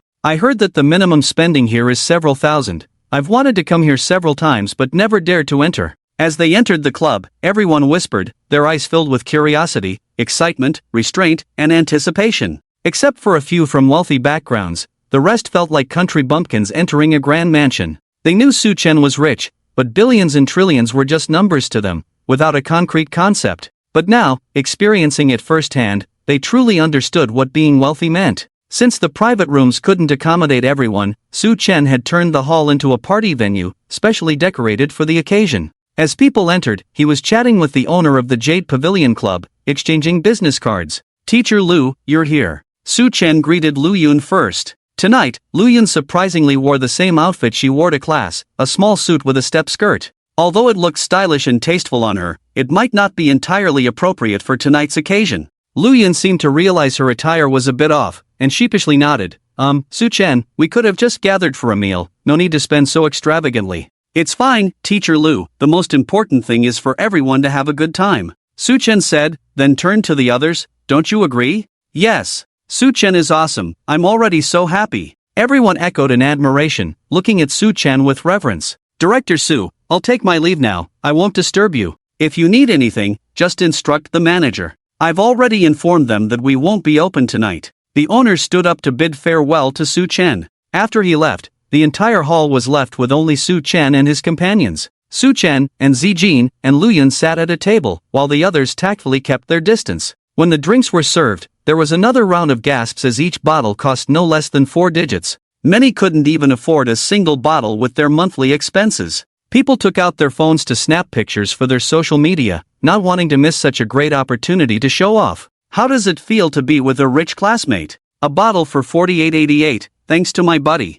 The Jade Pavilion Club is nothing special after all." Each social media post was more pretentious than the last. "Isn't this too expensive?" Looking at the 58,000 bottle of wine in front of her, Lu Yun stuttered, realizing it was several months' worth of her salary. And Zijin chuckled, "Don't be shy, Teacher Lu, consider it a treat from a big shot." She poured a glass for Lu Yun. Lu Yun sipped the wine, her lips slightly trembling, and as the liquid touched her lips, a charming blush appeared on her delicate face. She couldn't pinpoint what made the wine so good, but it was definitely better than the cheap wine she had before. "Teacher Lu, I'll toast to you." Su Chen raised his glass. Lu Yun clinked her glass with his, and after seeing Su Chen finish his drink in one go, she followed suit, finishing hers in one gulp. Her face turned even redder after drinking, her eyes slightly unfocused, clearly not used to alcohol. After a while, soothing music played, and with a few drinks down, everyone loosened up, some even singing and dancing. "Let's dance too," Su Chen said to Zijin. And Zijin rubbed her forehead and shook her head. "Let Teacher Lu dance with you, I think I've had a bit too much to drink."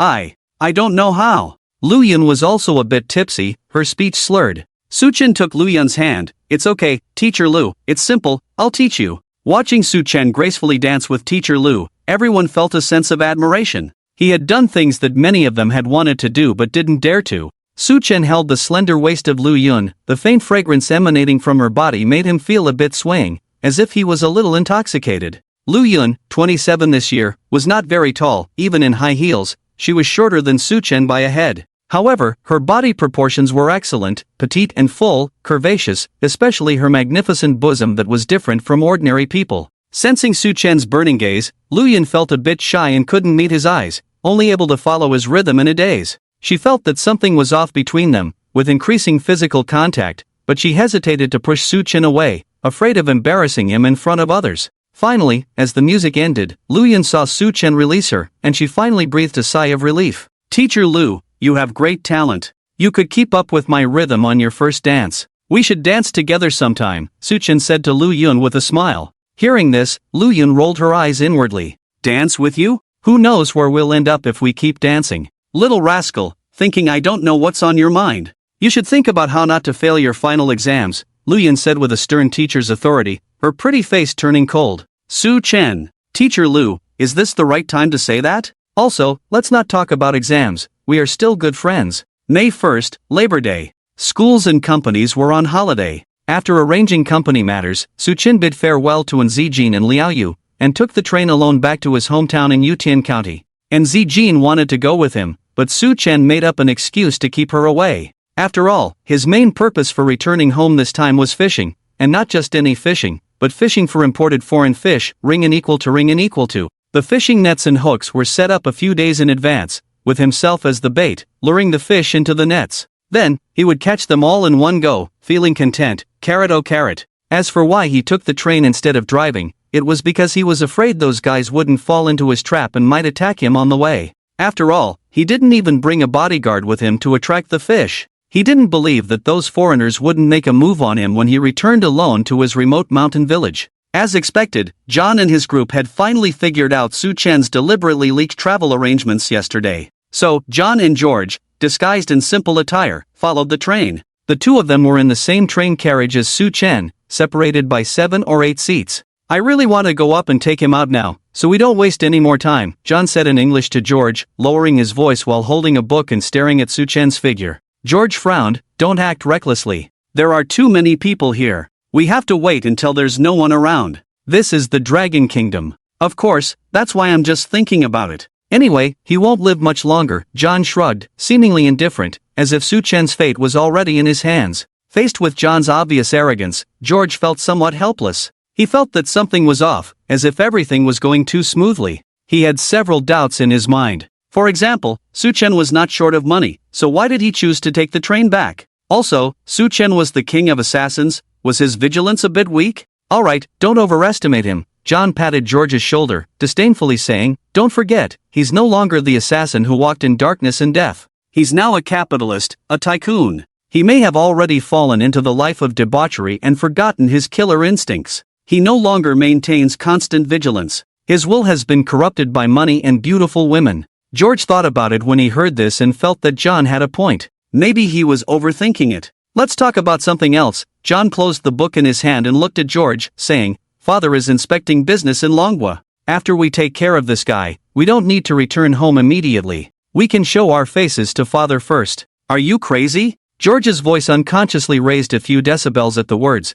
Then he lowered his voice and shouted, the Manhwa police are not to be trifled with. If a Manhwa tycoon dies, they will hound us until they find out the truth. Do you want to be arrested in Manhwa? Alright, I'll go with your plan, John shrugged, feeling that his companion was too timid. Su Chen appeared to be playing on his phone, but he was actually observing John and George from the screen. In his eyes, they were like two imported yellow croakers about to take the bait. 2 o'clock in the afternoon. Su Chen got off the train at Yutian County Station and then transferred to a shuttle bus. John and the others got into several cars and followed the shuttle bus from a distance. These cars were arranged by John the night before, with people carrying weapons waiting here. They were responsible for scouting ahead and planning the retreat route. The shuttle bus swayed to a stop at a fork in a rural road, and then Su Chen got off with his bag and walked towards the mountains along a dirt road that branched off from the rural road. Su family village was deep in the mountains, and the only way in and out was this narrow dirt road that could only accommodate one car. After watching Su Chen enter the dirt road, about 5 minutes later, John personally drove in with the team and caught up with Su Chen, then braked in front of him. The doors of several cars opened, and a group of blonde, blue-eyed foreigners surrounded Su Chen. God, do you remember me? John stood side by side with George, speaking first. Su Chen glanced at him and shook his head. Sorry, maybe I've seen you, but I really don't remember, because I don't waste my brain capacity on irrelevant people. Damn it! John felt slighted by these words, his mindset exploded, and he gritted his teeth, saying, then let me remind you, 2 years ago, at the racetrack club in San Francisco. Are you from the Wilson family? Su Chen squinted his eyes, mentioning the racetrack club in San Francisco 2 years ago, he instantly remembered. In that club, he effortlessly killed a core executive of the Wilson family with a dagger. It seemed that Su Chen and the Wilson family had quite a deep connection. Thinking of this, Su Chen shook his head, somewhat moved, and said, I didn't expect it to be 2 years already, and you still remember me. It really touches me, so I've decided to send you to meet God as a token of gratitude. They say old enemies are easy to resolve but hard to forget. But in Su Chen's eyes, as long as all his enemies were dead, wouldn't that be resolved? He was quite a cunning little devil, ******. God, instead of wasting your breath, think about how you're going to leave here alive today, John said coldly, speaking Manhwa dialect quite well, even using idioms. As his words fell, 20 henchmen drew sharp knives from behind them. It was very strict to enter Manhwa for inspection. They couldn't bring guns, and they couldn't get guns in Manhwa, so they could only use knives. However, with more against fewer, and with knives in hand, they felt they could kill Su Chen in the shortest time possible. Su Chen suddenly laughed, looking at John and George, asking, how do you find the scenery here? John and George were both stunned, not expecting Su Chen to have the mood to say this even at death's door. Without waiting for their answer, Su Chen answered his own question. The mountains and waters here are good, suitable for you to use as a graveyard. Consider it a bargain for you. Ha ha ha. George burst into laughter upon hearing this, his face full of mockery as he said, God, ignorant dragon country folks, do you really think you're God? 20 knives here, do you think you stand a chance at winning? You do have quite a few knives, Su Chen remarked, pausing for a moment before a brighter smile spread across his face. But, times have changed, my friends. With that, he raised his right hand. Undoubtedly, it was a signal. Tap, tap, tap. Following a series of hurried footsteps, a group of well-dressed gunmen emerged from all directions in the woods, surrounding John and the others. The situation instantly reversed. Damn it! How can this be? Damn it! John and George were both stunned, looking at the dark gun muzzles, feeling a chill in their hearts. They never expected that the once solitary assassins would now resort to scheming, employing swarm tactics and overwhelming firepower. Indeed, no matter their previous identities, once turned into wicked capitalists, their hearts turned sinister. Su Chen spread his hands, looking at John and George with a smile. Now, it's up to you to figure out how to leave here alive. But you don't need to bother thinking, because I have no intention of letting you leave alive. What is a surprise? A surprise comes unexpectedly, beyond expectations, making you both surprised and delighted. The tables have turned, with John and George now surprised and Su Chen delighted. That's what we call a surprise.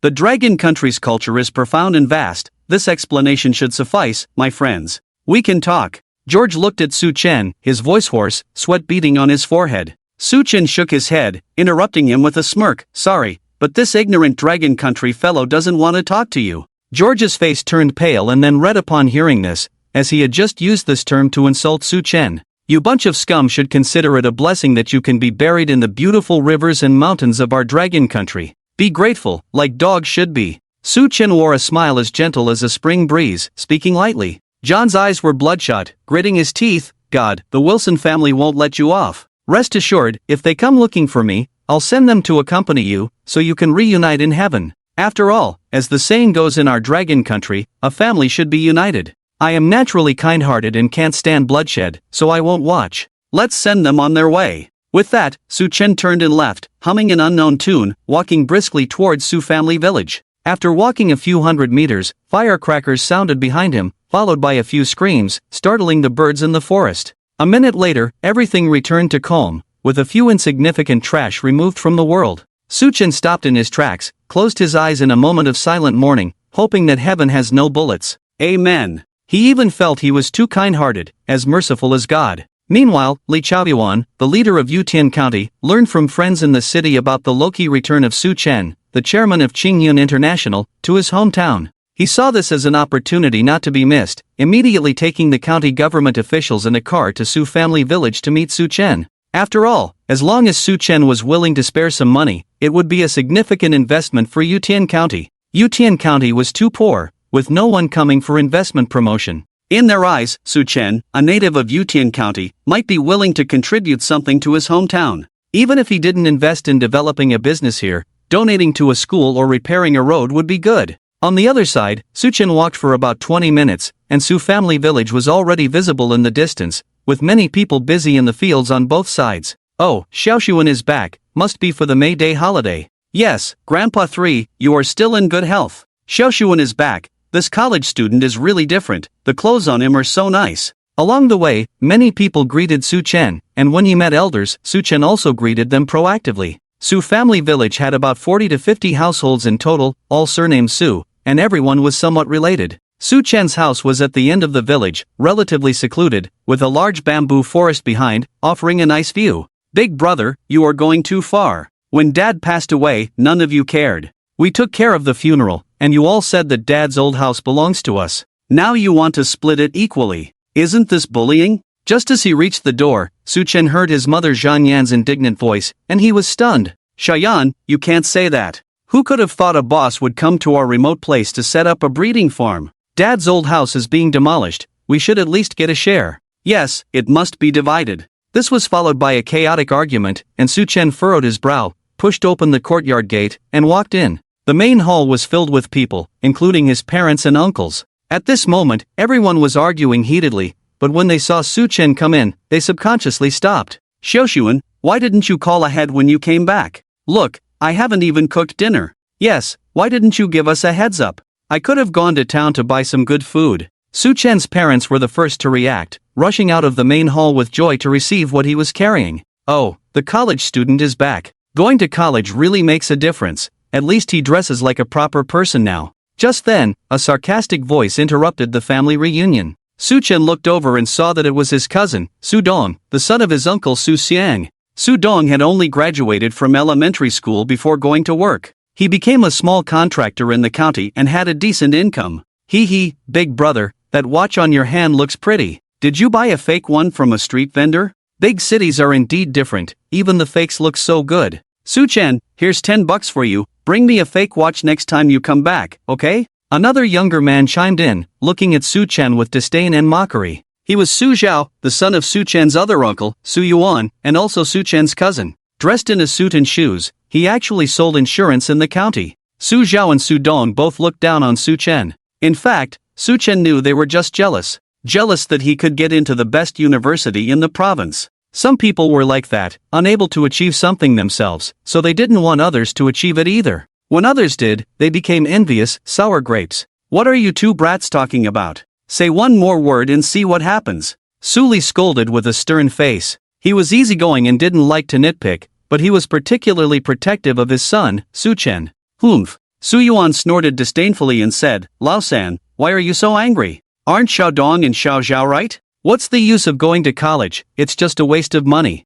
Look, they have already started sending money back home. Exactly, my Xiao Dong can earn over 100,000 a year. What about your Su Chen? Su Chen's aunt looked proud with her nose in the air. Su Xiang also proudly added, our Xiao Dong has had dinner with the leaders in the county. Does your Su Chen have that ability? Big brother, not to mention earning money, their Su Chen is not only spending money, but also who knows what nonsense he's learning in college. Su Chen's second aunt sat with one leg crossed, cracking melon seeds in her mouth, and casually remarked, well, what can you expect? Su Li and Zhang Yan were both visibly angered by their words, as they had always taken pride in Su Chen. Ignoring the narrow-minded relatives, Su Chen turned to his parents and asked, Dad, Mom, what's going on here? Zhang Yan sighed and explained to Su Chen with a stern expression. When Su Chen's grandfather passed away, Su Xiang and Su Yuan refused to spend money on the funeral arrangements. In the end, Su Chen's father, Su Li, had to step in and cover the expenses himself. The old house left by Su Chen's grandfather was then inherited by him, a fact acknowledged by Su Xiang and Su Yuan, who deemed the house worthless anyway.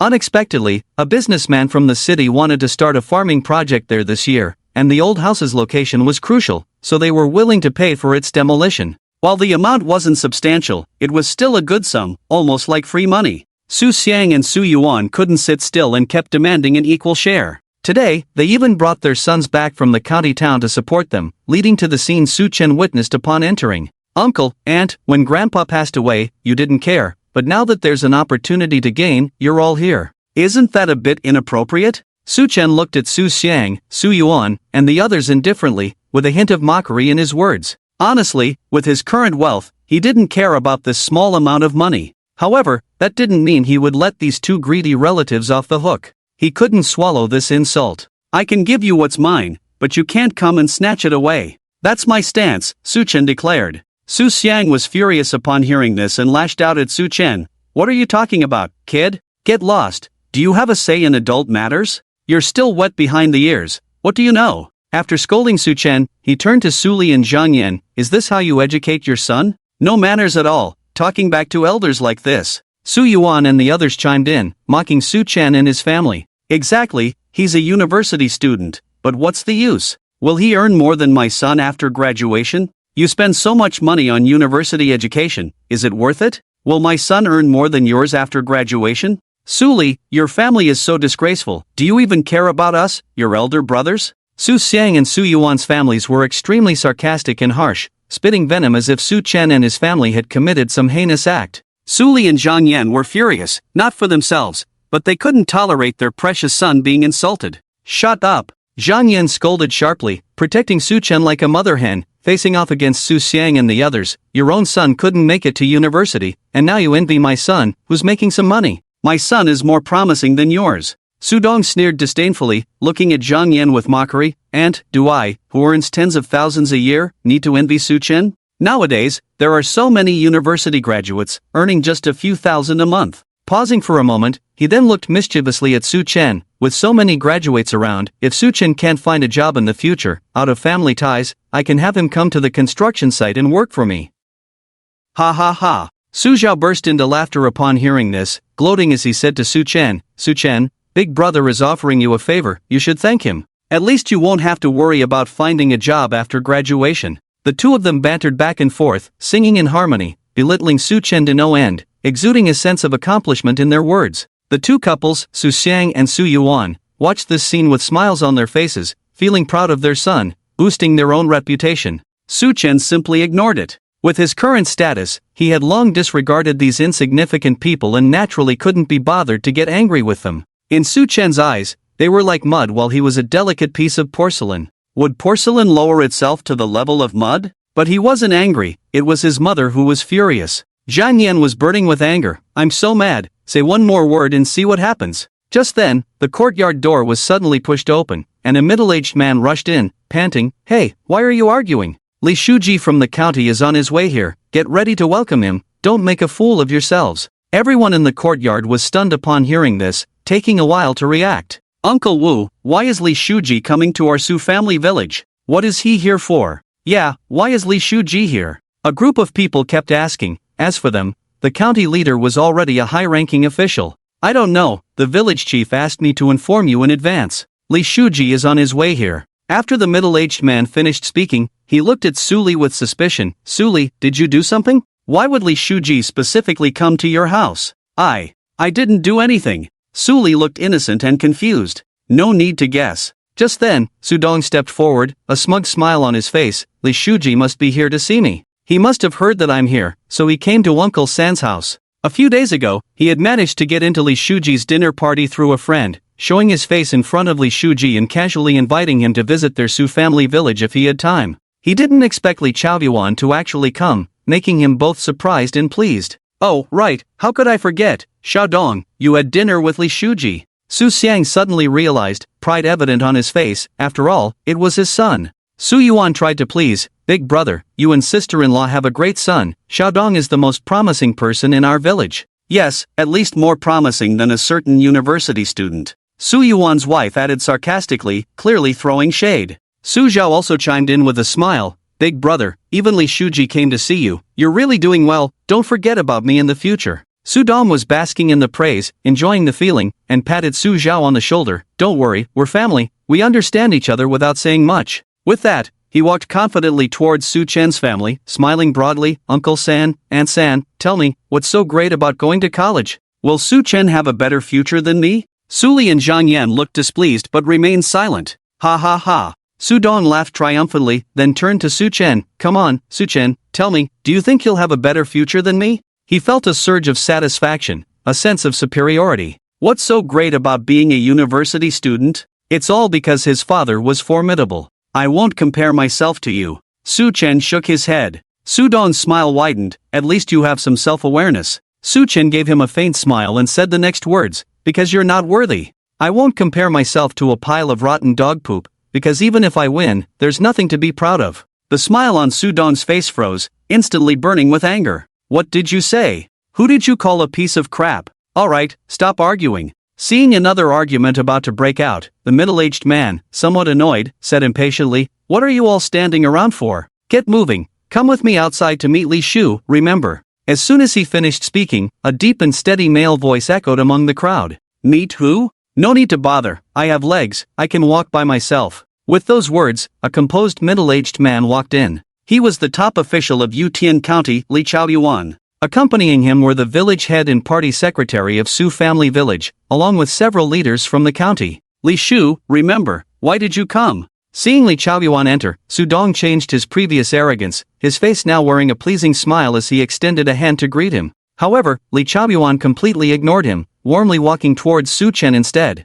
Su Director, you are truly the pride of our Yutian County, living up to your reputation. You are indeed a promising young talent. Li Shu, remember, you flatter me, I dare not accept such praise. Su Chen remained composed, with a faint smile on his face as he shook hands with Li Chaoyuan. He thought to himself how Li Chaoyuan wouldn't have come all this way just to see Su Dong. it must be for him, which made sense. Su Dong was left dumbfounded, his outstretched hand frozen in the air, his smile also frozen, his mind blank. Everyone in the courtyard, including Su Xiang and others, looked puzzled. Wasn't Li Shu coming to see Su Dong? Why was he shaking hands with Su Chen? Su Li and Zhang Yan, the husband and wife, looked at each other in confusion, unable to understand why Li Shu was so polite to their son. Everyone was puzzled, but one thing was clear: Li Shu didn't come for Su Dong at all, but specifically for Su Chen, who had returned today. However, what puzzled everyone was why Li Shu wanted to see Su Chen. Although Su Chen's admission to Jiangzhou University was impressive, was it enough to make him the pride of Yutian County? And why was Su Chen being called Su Director? Wasn't he still in school? How did he become a director all of a sudden? Li Shu, remember, it's not appropriate to stand here. Let's go inside and talk. Please come in. Su Chen invited Li Chaoyuan and the others into the house, already guessing their purpose: to attract investment to Yutian County. Li Chaoyuan couldn't walk ahead, quickly deferring. Su Director, please go ahead. The chairman of Qingyun International was a guest of honor for many, and the head of a small county like him wouldn't dare to act superior in front of Su Chen. Su Chen didn't refuse either, leading the way into the house with Li Chaoyuan and the others. Throughout, he didn't spare a glance at Su Dong, the most brutal blow being the blatant disregard. Su Dong's face alternated between pale and red, feeling a stinging sensation on his face. It turned out he had misunderstood. Li Chaoyuan hadn't even remembered him. Su Chen's indifference felt like a slap in the face, leaving him both angry and embarrassed. Although he wanted to leave in a fit of anger, curiosity made him reluctantly follow into the house. Inside the house, Su Chen sat in the main seat, with Li Chaoyuan beside him. Su Director, I won't beat around the bush. You are also a native of Yutian County. Yutian is facing difficulties. I came this time to see if you can lend a hand. On behalf of the 500,000 people of Yutian County, I thank Su Director. Li Chaoyuan stood up, bowed to Su Chen, startling everyone. Li Secretary, you can't do this. Please, get up. Rest assured, I have already planned investments for Yutian County. If you hadn't come to me, I would have come to you. Su Chen quickly helped up Li Xiaoyuan. He truly admired officials like him who were dedicated to serving the people. Moreover, what he said was not false. He had already arranged for the business department to study the investment in Yutian County. After all, this was the place that raised him, and he was willing to do his part to improve the economic environment here. Then I must thank Director Su even more on behalf of the 500,000 people of Yutian County. After listening, Li Xiaoyuan not only did not get up but insisted on bowing in gratitude.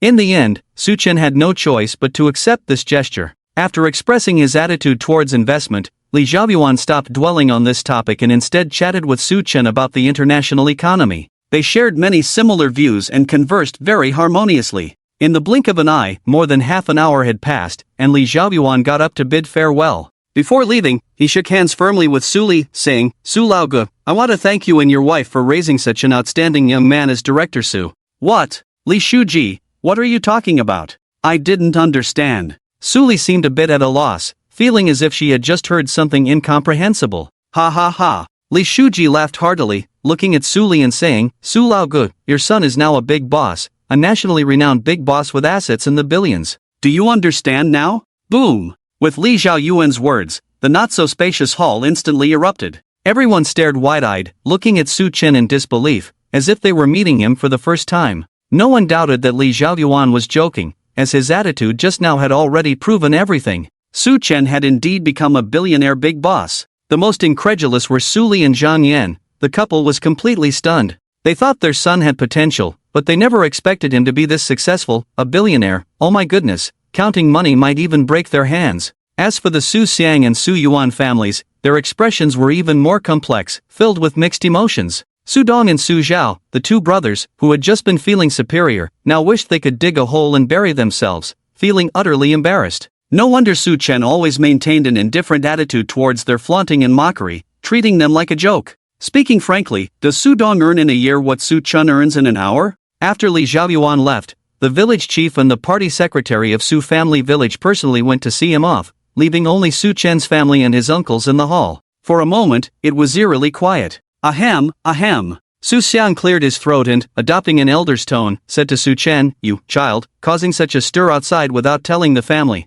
Yes, Xiaoshuan, tell the family next time so we can help you out. Su Yuan chimed in, pointing at Su Zhao, Your second brother works in insurance, he's capable, let him be a manager in your company. It's fine, isn't it better to use family than outsiders? Exactly, and your eldest brother, he already manages people himself, he's experienced. The uncles who had just been mocking Su Chen suddenly changed their tune, wanting Su Chen to arrange for Su Dong and Su Zhao to join his company. And they acted as if they were doing it for Su Chen's own good, as if Su Chen was gaining some great advantage. Su Li and Zhang Yan were both infuriated by the shameless attitude of these two families. They were about to speak, but Su Chen beat them to it. Su Chen spoke in a gentle tone. I'm sorry, uncles, the minimum educational requirement for hiring in our company is a bachelor's degree. I'm afraid that eldest and second brother can only work as security guards or janitors. Then he smiled and looked at Su Dong and Su Zhao, but eldest and second brother are proud and look down even on me, a graduate of Jiangzhou University. I guess they wouldn't even consider my small company, so let's just forget about this matter.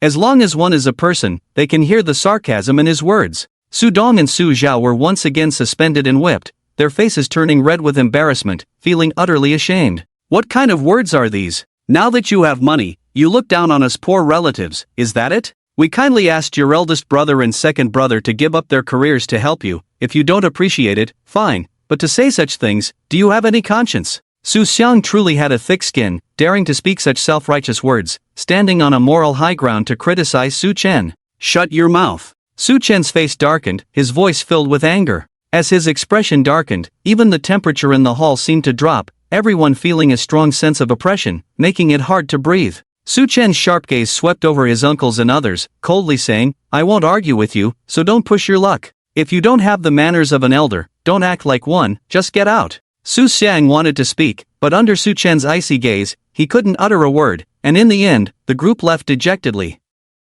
Dad, Mom, we can't be polite with people like this, or they will take advantage of us, testing our limits time and time again. Watching Su Xiang and Su Yuan's families leave, Su Chen turned to his parents.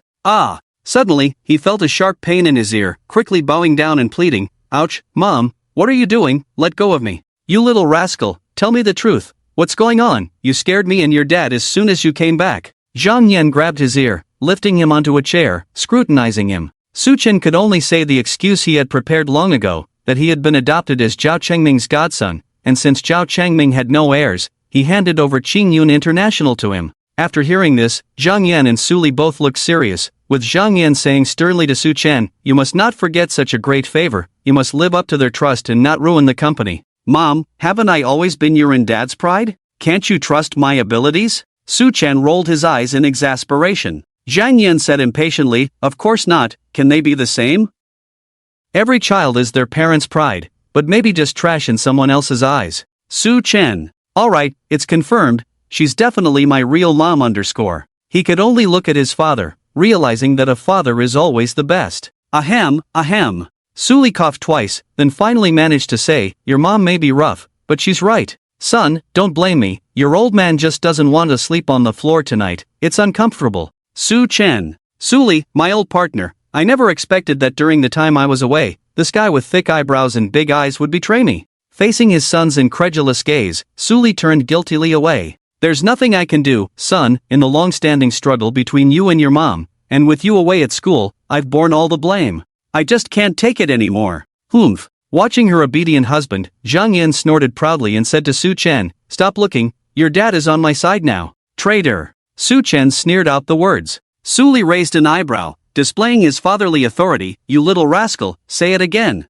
I'll say it. Is Su Chen the kind of person who bullies the weak and fears the strong? He raised his head proudly and said firmly, Dad, I was wrong. The family reunion was harmonious and joyful. The Su family village was buzzing. Did you hear? That Su Chen who got into college has made a fortune, earning big money in the city's company. I knew it a long time ago, I watched that kid grow up. I always knew he would make something of himself. It seems that indeed studying can lead to great wealth. When I go back, I will hang up and beat my family's turtle son first. Everyone in the village knew that the son of the third family at the end of the village, Su Lao San, had made it big and become a billionaire boss worth tens of billions. How did his wealth suddenly expand from billions to tens of billions? It was all due to rumors. When it reached the ears of the first person, it was still billions, but by the time it reached the second person, it had become tens of billions. This continued until it spread throughout the village, and by the time it reached the last person, it had turned into the current tens of billions. Su Chen probably didn't even expect that he could make so much money just by taking a bath and changing clothes. So, spreading rumors is harmful. But no matter how the rumors spread, Su Chen's wealth was real. Therefore, the foolish actions of Su Xiang and Su Yuan's families became a joke in everyone's eyes. Su Laoda and Su Lao'er must be regretting deeply now, but they chose to cause trouble on the day Su Chen returned home. Ha, I can't stand Su Laoda's arrogant attitude. He acts as if having a son who is a foreman is something extraordinary. Yes, when Su Chen entered the village in the afternoon, he greeted everyone voluntarily, without any airs. That's how a wealthy person should be. The people in the village all left their work and crowded into Su Chen's house, wanting to witness the demeanor of the millionaire with their own eyes. Seeing more and more people in the yard, the scene became as noisy as a swarm of flies, forcing Su Chen to speak up. All right, uncles and aunties, don't push. If you keep pushing, you'll break my yard. I'm nothing special, just like you, with 2 eyes and 1 mouth, no different. Upon hearing this, the people in the yard burst into laughter. After seeing him, they were indeed a bit disappointed because he was not what they had imagined.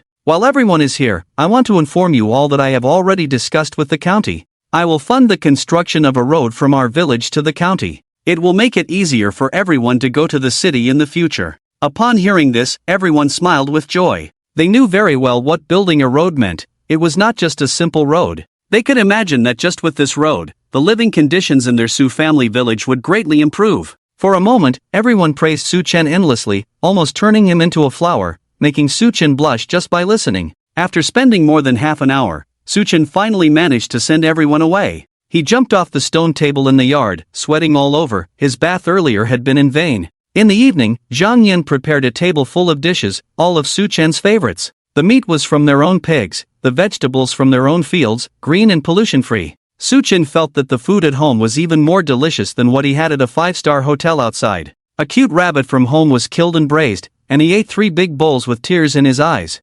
Alright, take your time eating, no one is going to snatch it from you. Watching Su Chen eat happily, Zhang Yan's face showed a satisfied smile. Su Chen took a few bites of rice and said to his parents, Dad, Mom, I can't stay for 2 days this time. Why don't you come with me to the city? Upon hearing this, Zhang Yan and Su Li were stunned. After a while, Su Li said, No, we're used to it. Going to the city would make us idle. You don't need us to worry about you now. It's good for us to grow our own vegetables and be self-sufficient. His expression was somewhat complex when he said this, a mix of contentment and loneliness. Contentment because his son had grown up and no longer needed him to worry. Loneliness because his son no longer needed him to worry, and he suddenly felt useless, unable to help his son anymore. Yes, don't worry about us. The important thing is for you to find a girlfriend. Zhang Yan started urging for marriage, a timeless theme for parents. Don't worry about it. I'll definitely bring my girlfriend back to meet you during the new year. After Su Chen finished speaking, he secretly added, Not only did I find one, but I found 2 at once.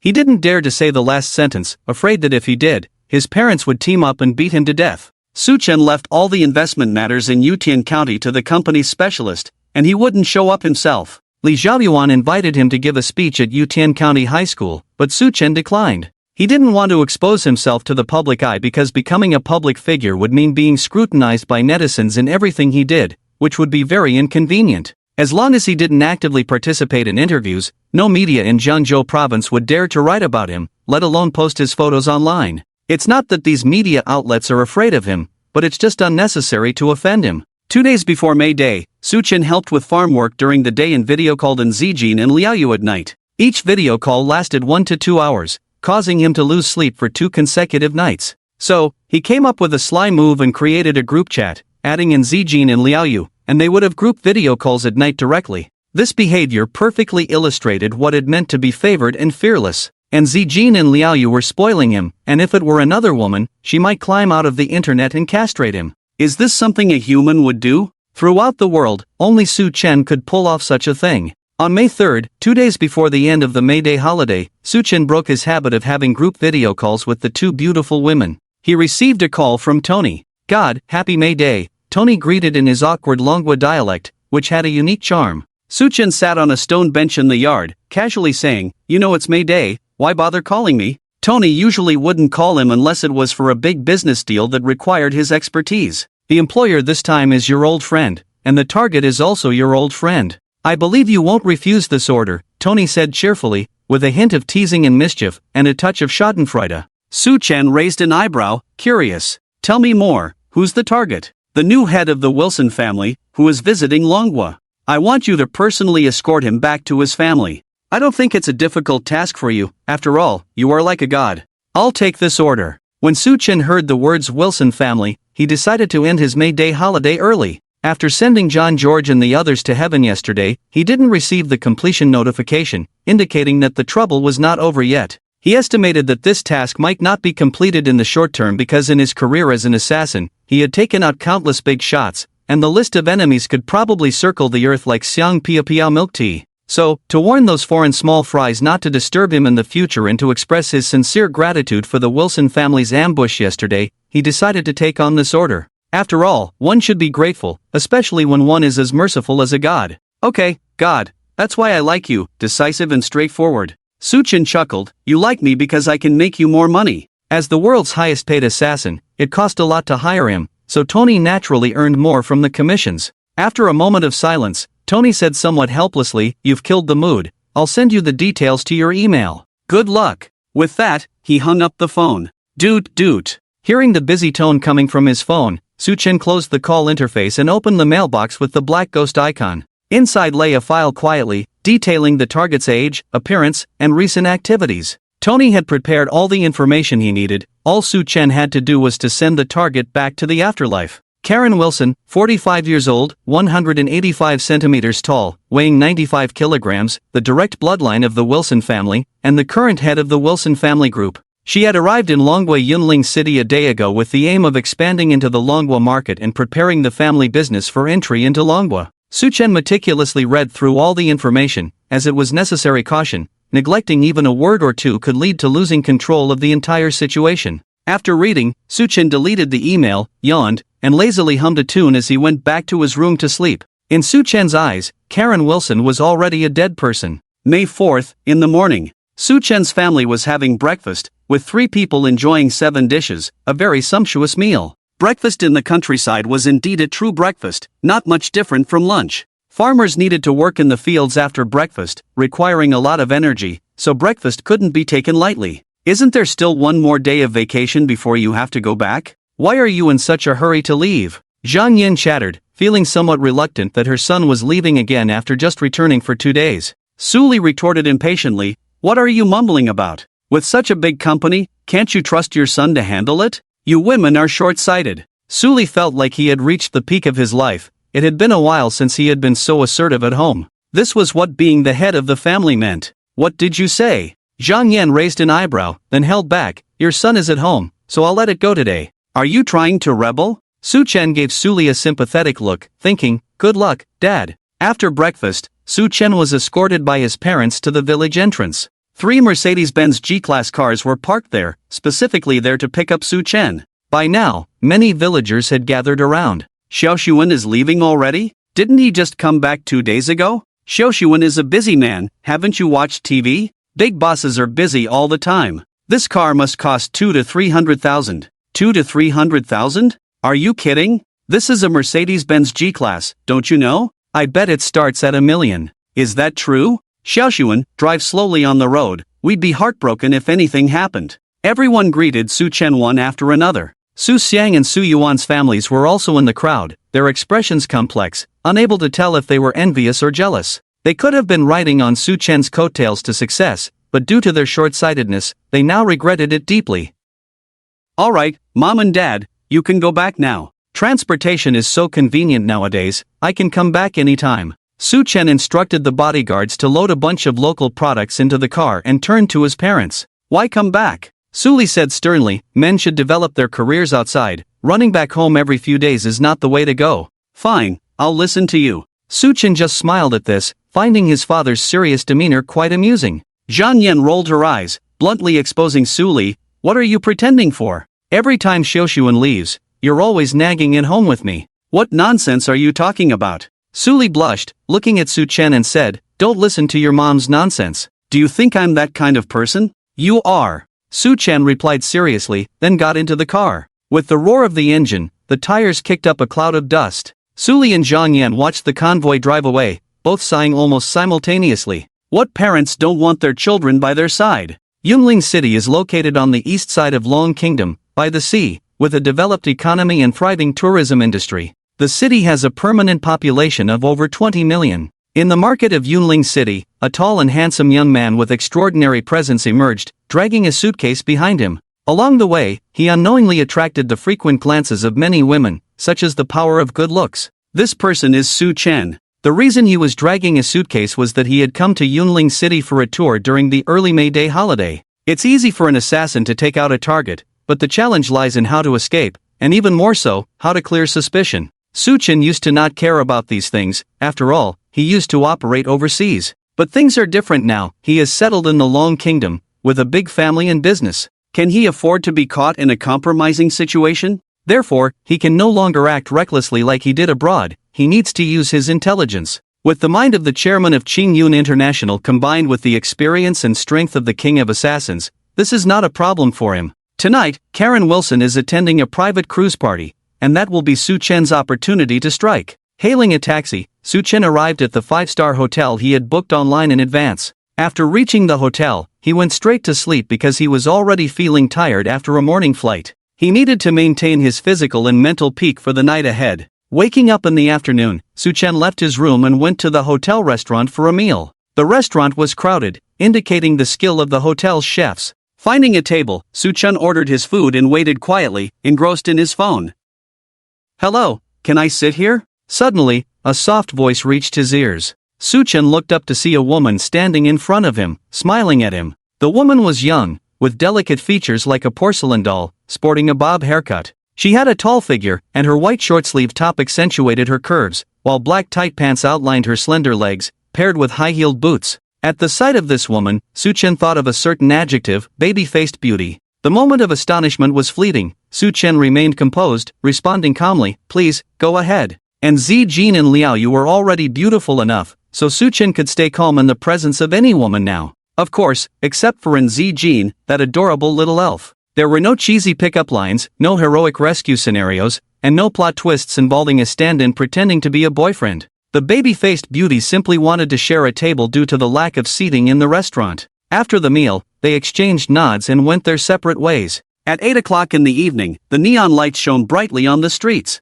Su Chen put on a large black overcoat and left the hotel. Finding a secluded alley without surveillance cameras, he entered. When he emerged from the alley, he had transformed significantly, from a handsome young man to a tall, bearded middle-aged man. He changed his clothes, switching to elevator shoes that added 2 centimeters to his height. It could be said that even his own mother might not recognize him now. After all, the king of assassins' disguise skills were quite remarkable. Otherwise, how could he move freely in various private venues overseas? Avoiding surveillance along the way, Su Chen hailed a taxi towards the pier. Half an hour later, he arrived at his destination. A striking cruise ship was docked at the pier, with numerous well-dressed and glamorous people heading towards it.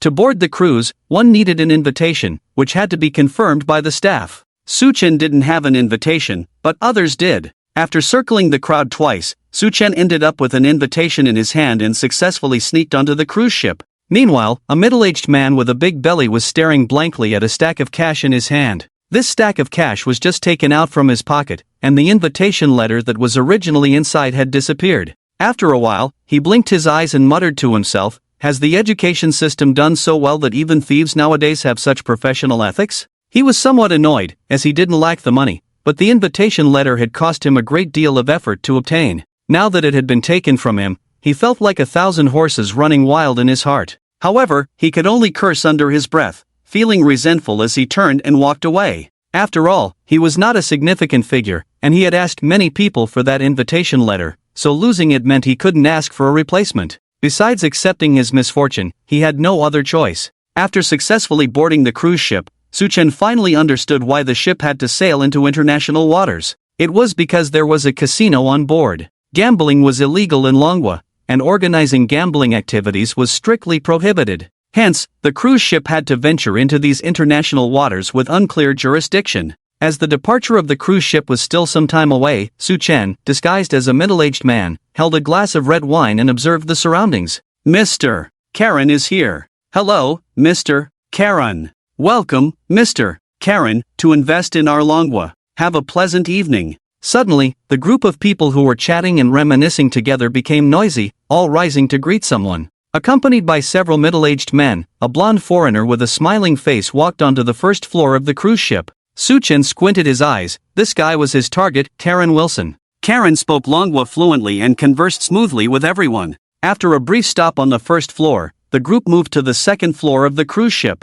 Suchen followed with his wineglass, knowing that the second floor housed the casino. It was impossible for a group of big bosses to only discuss business that night. Playing a few rounds together was the most exciting game. Woo woo woo. Meanwhile, the sound of the ship's horn echoed as the cruise ship slowly sailed towards the distant sea. Those who could sit at the table and play with Karen were prominent local bosses in Yunling City, while most others could only stand by and watch. Suchen was also among the spectators. Suddenly, he saw a familiar face, the young and beautiful woman who had shared a table with him for lunch that afternoon. She was still dressed the same way, her impressive figure combined with delicate features making her very eye-catching. The young beauty seemed to sense his gaze, looked up, met his eyes briefly, politely smiled at him, and then averted her gaze. Suchen also looked away from her, focusing his attention on Karen. He didn't want to lose track of his target for no reason. Karen's luck seemed to be running out that night. He lost several rounds in a row, and his smile faded. After losing millions more, Karen's face darkened as he muttered that he was a bit tired and needed to rest,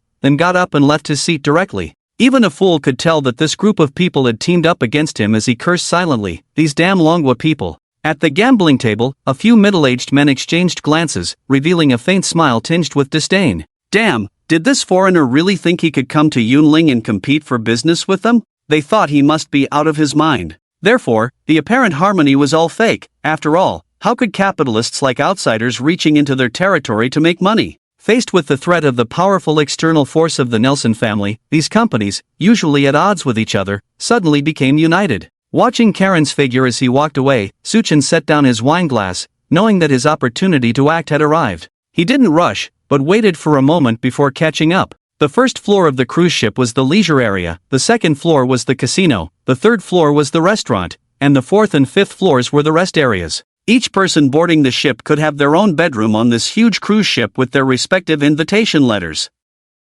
When Suchen reached the fourth floor, he saw Karen Wilson dragging a woman into a room with a violent expression on his face. The soundproofing of the cruise ship was very good, and since it was still early, there was no one in the rest area to witness this scene. Coincidentally, the woman being dragged was the young beauty who had a brief encounter with Suchen. Karen Wilson, completely engrossed in his violent act, did not notice Suchen and continued to drag the young beauty into the room. The young beauty, holding onto the doorknob tightly, saw Suchen and seemed to grasp at a lifeline, her eyes filled with pleading, hoping he could save her. Suchen, of course, could not stand idly by, especially when the perpetrator was his prey. He touched the pen in his pocket and walked towards Karen Wilson, shouting in English, "Hey, you scumbag, let go of that girl." Karen Wilson, taken aback by the sudden intervention, instinctively released the woman in his grasp. "Help me, this beast wants to force himself on me." Yen Yuro hurriedly ran to Suchen's side, her pretty face pale, full of panic and confusion, clearly shaken by the recent events. She had felt a bit dizzy from the sea breeze and wanted to rest for a while,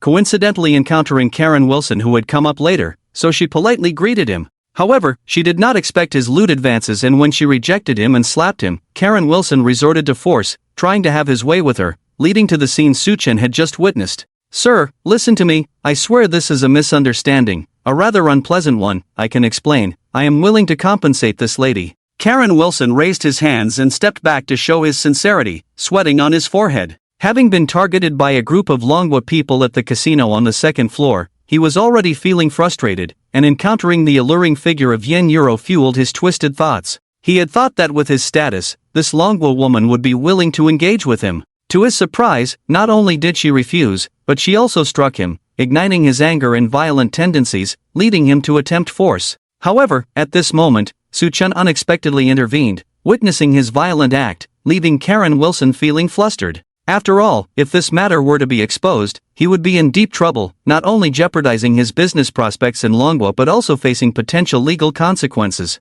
"Wait for me outside, don't go anywhere, I will talk to him and handle this, okay?" Suchen turned to the visibly shaken Yen Yuro and spoke softly, his calm tone bringing a sense of reassurance. Yen Yuro nodded, remembering him from their brief eye contact at the casino and grateful for his intervention. She inexplicably trusted him. Of course, a crucial factor was that even though Suchen was disguised as a middle-aged man, he was still a handsome middle-aged man. "Be good and wait here." Suchen smiled gently at her, affectionately ruffled her hair, then entered Karen Wilson's room and closed the door. "Friend, tell me, what do you want? I can fulfill your wishes. I believe you are a smart person, you know what to do, right?" Karen Wilson, seeing Suchen willing to talk, regained his confidence, thinking that this Longwig guy just wanted to benefit from the situation. Facing the once again confident Karen Wilson, Suchen remained silent, calmly putting on a pair of gloves. "Shit!" Karen Wilson cursed impatiently. "Are you even listening to me? Just say what you want. Do you need gloves because you're cold?"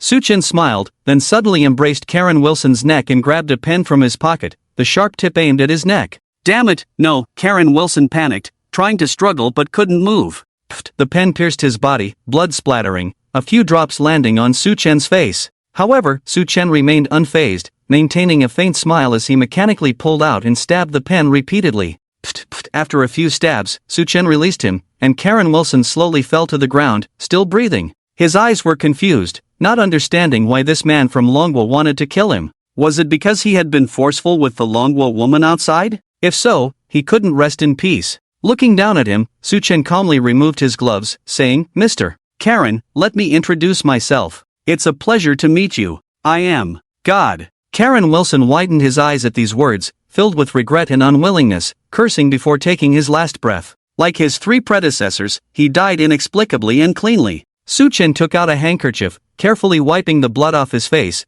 then folded the handkerchief and put it in his pocket along with the gloves. After tidying up, Suchen adjusted his collar, then calmly left the room, closing the door behind him. His rich memories of identities made him feel killing him was no different from slaughtering a chicken. Oh, there was a difference. The chicken was just bigger and an imported breed. Seeing Suchen emerge, Yen Yuro hurried to meet him, her complexion returning to normal after the earlier shock. "It's all settled, let's go," Suchen said with a slight smile, not only resolved but completely so. Yen Yuro didn't inquire about how Suchen had resolved it, obediently nodding and leaving with him. "This is where we part ways. Goodbye, go find your family or friends," Suchen said as they reached the first floor, separating from the youthful beauty. "I'm Yen Yuro, what's your name?" Yen Yuro called out shyly as she watched Suchen's departing figure. Suchen didn't respond, quickly blending into the crowd, leaving her feeling a bit lost. In the early morning, the cruise ship returned to port, passengers disembarking orderly, and Suchen discreetly slipped away among them.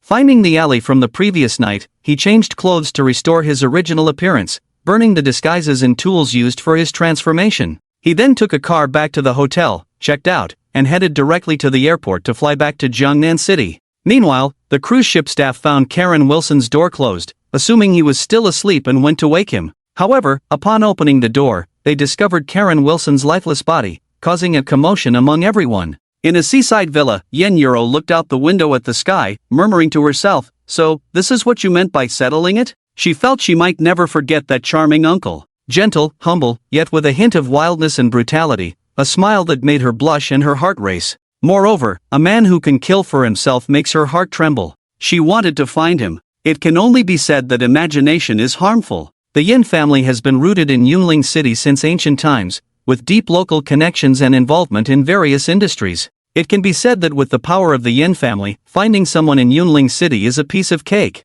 However, Yen Yuro's men searched the entire Yunling City but found no trace related to the old man from last night. This person seemed to have appeared out of thin air, with no origin or trace.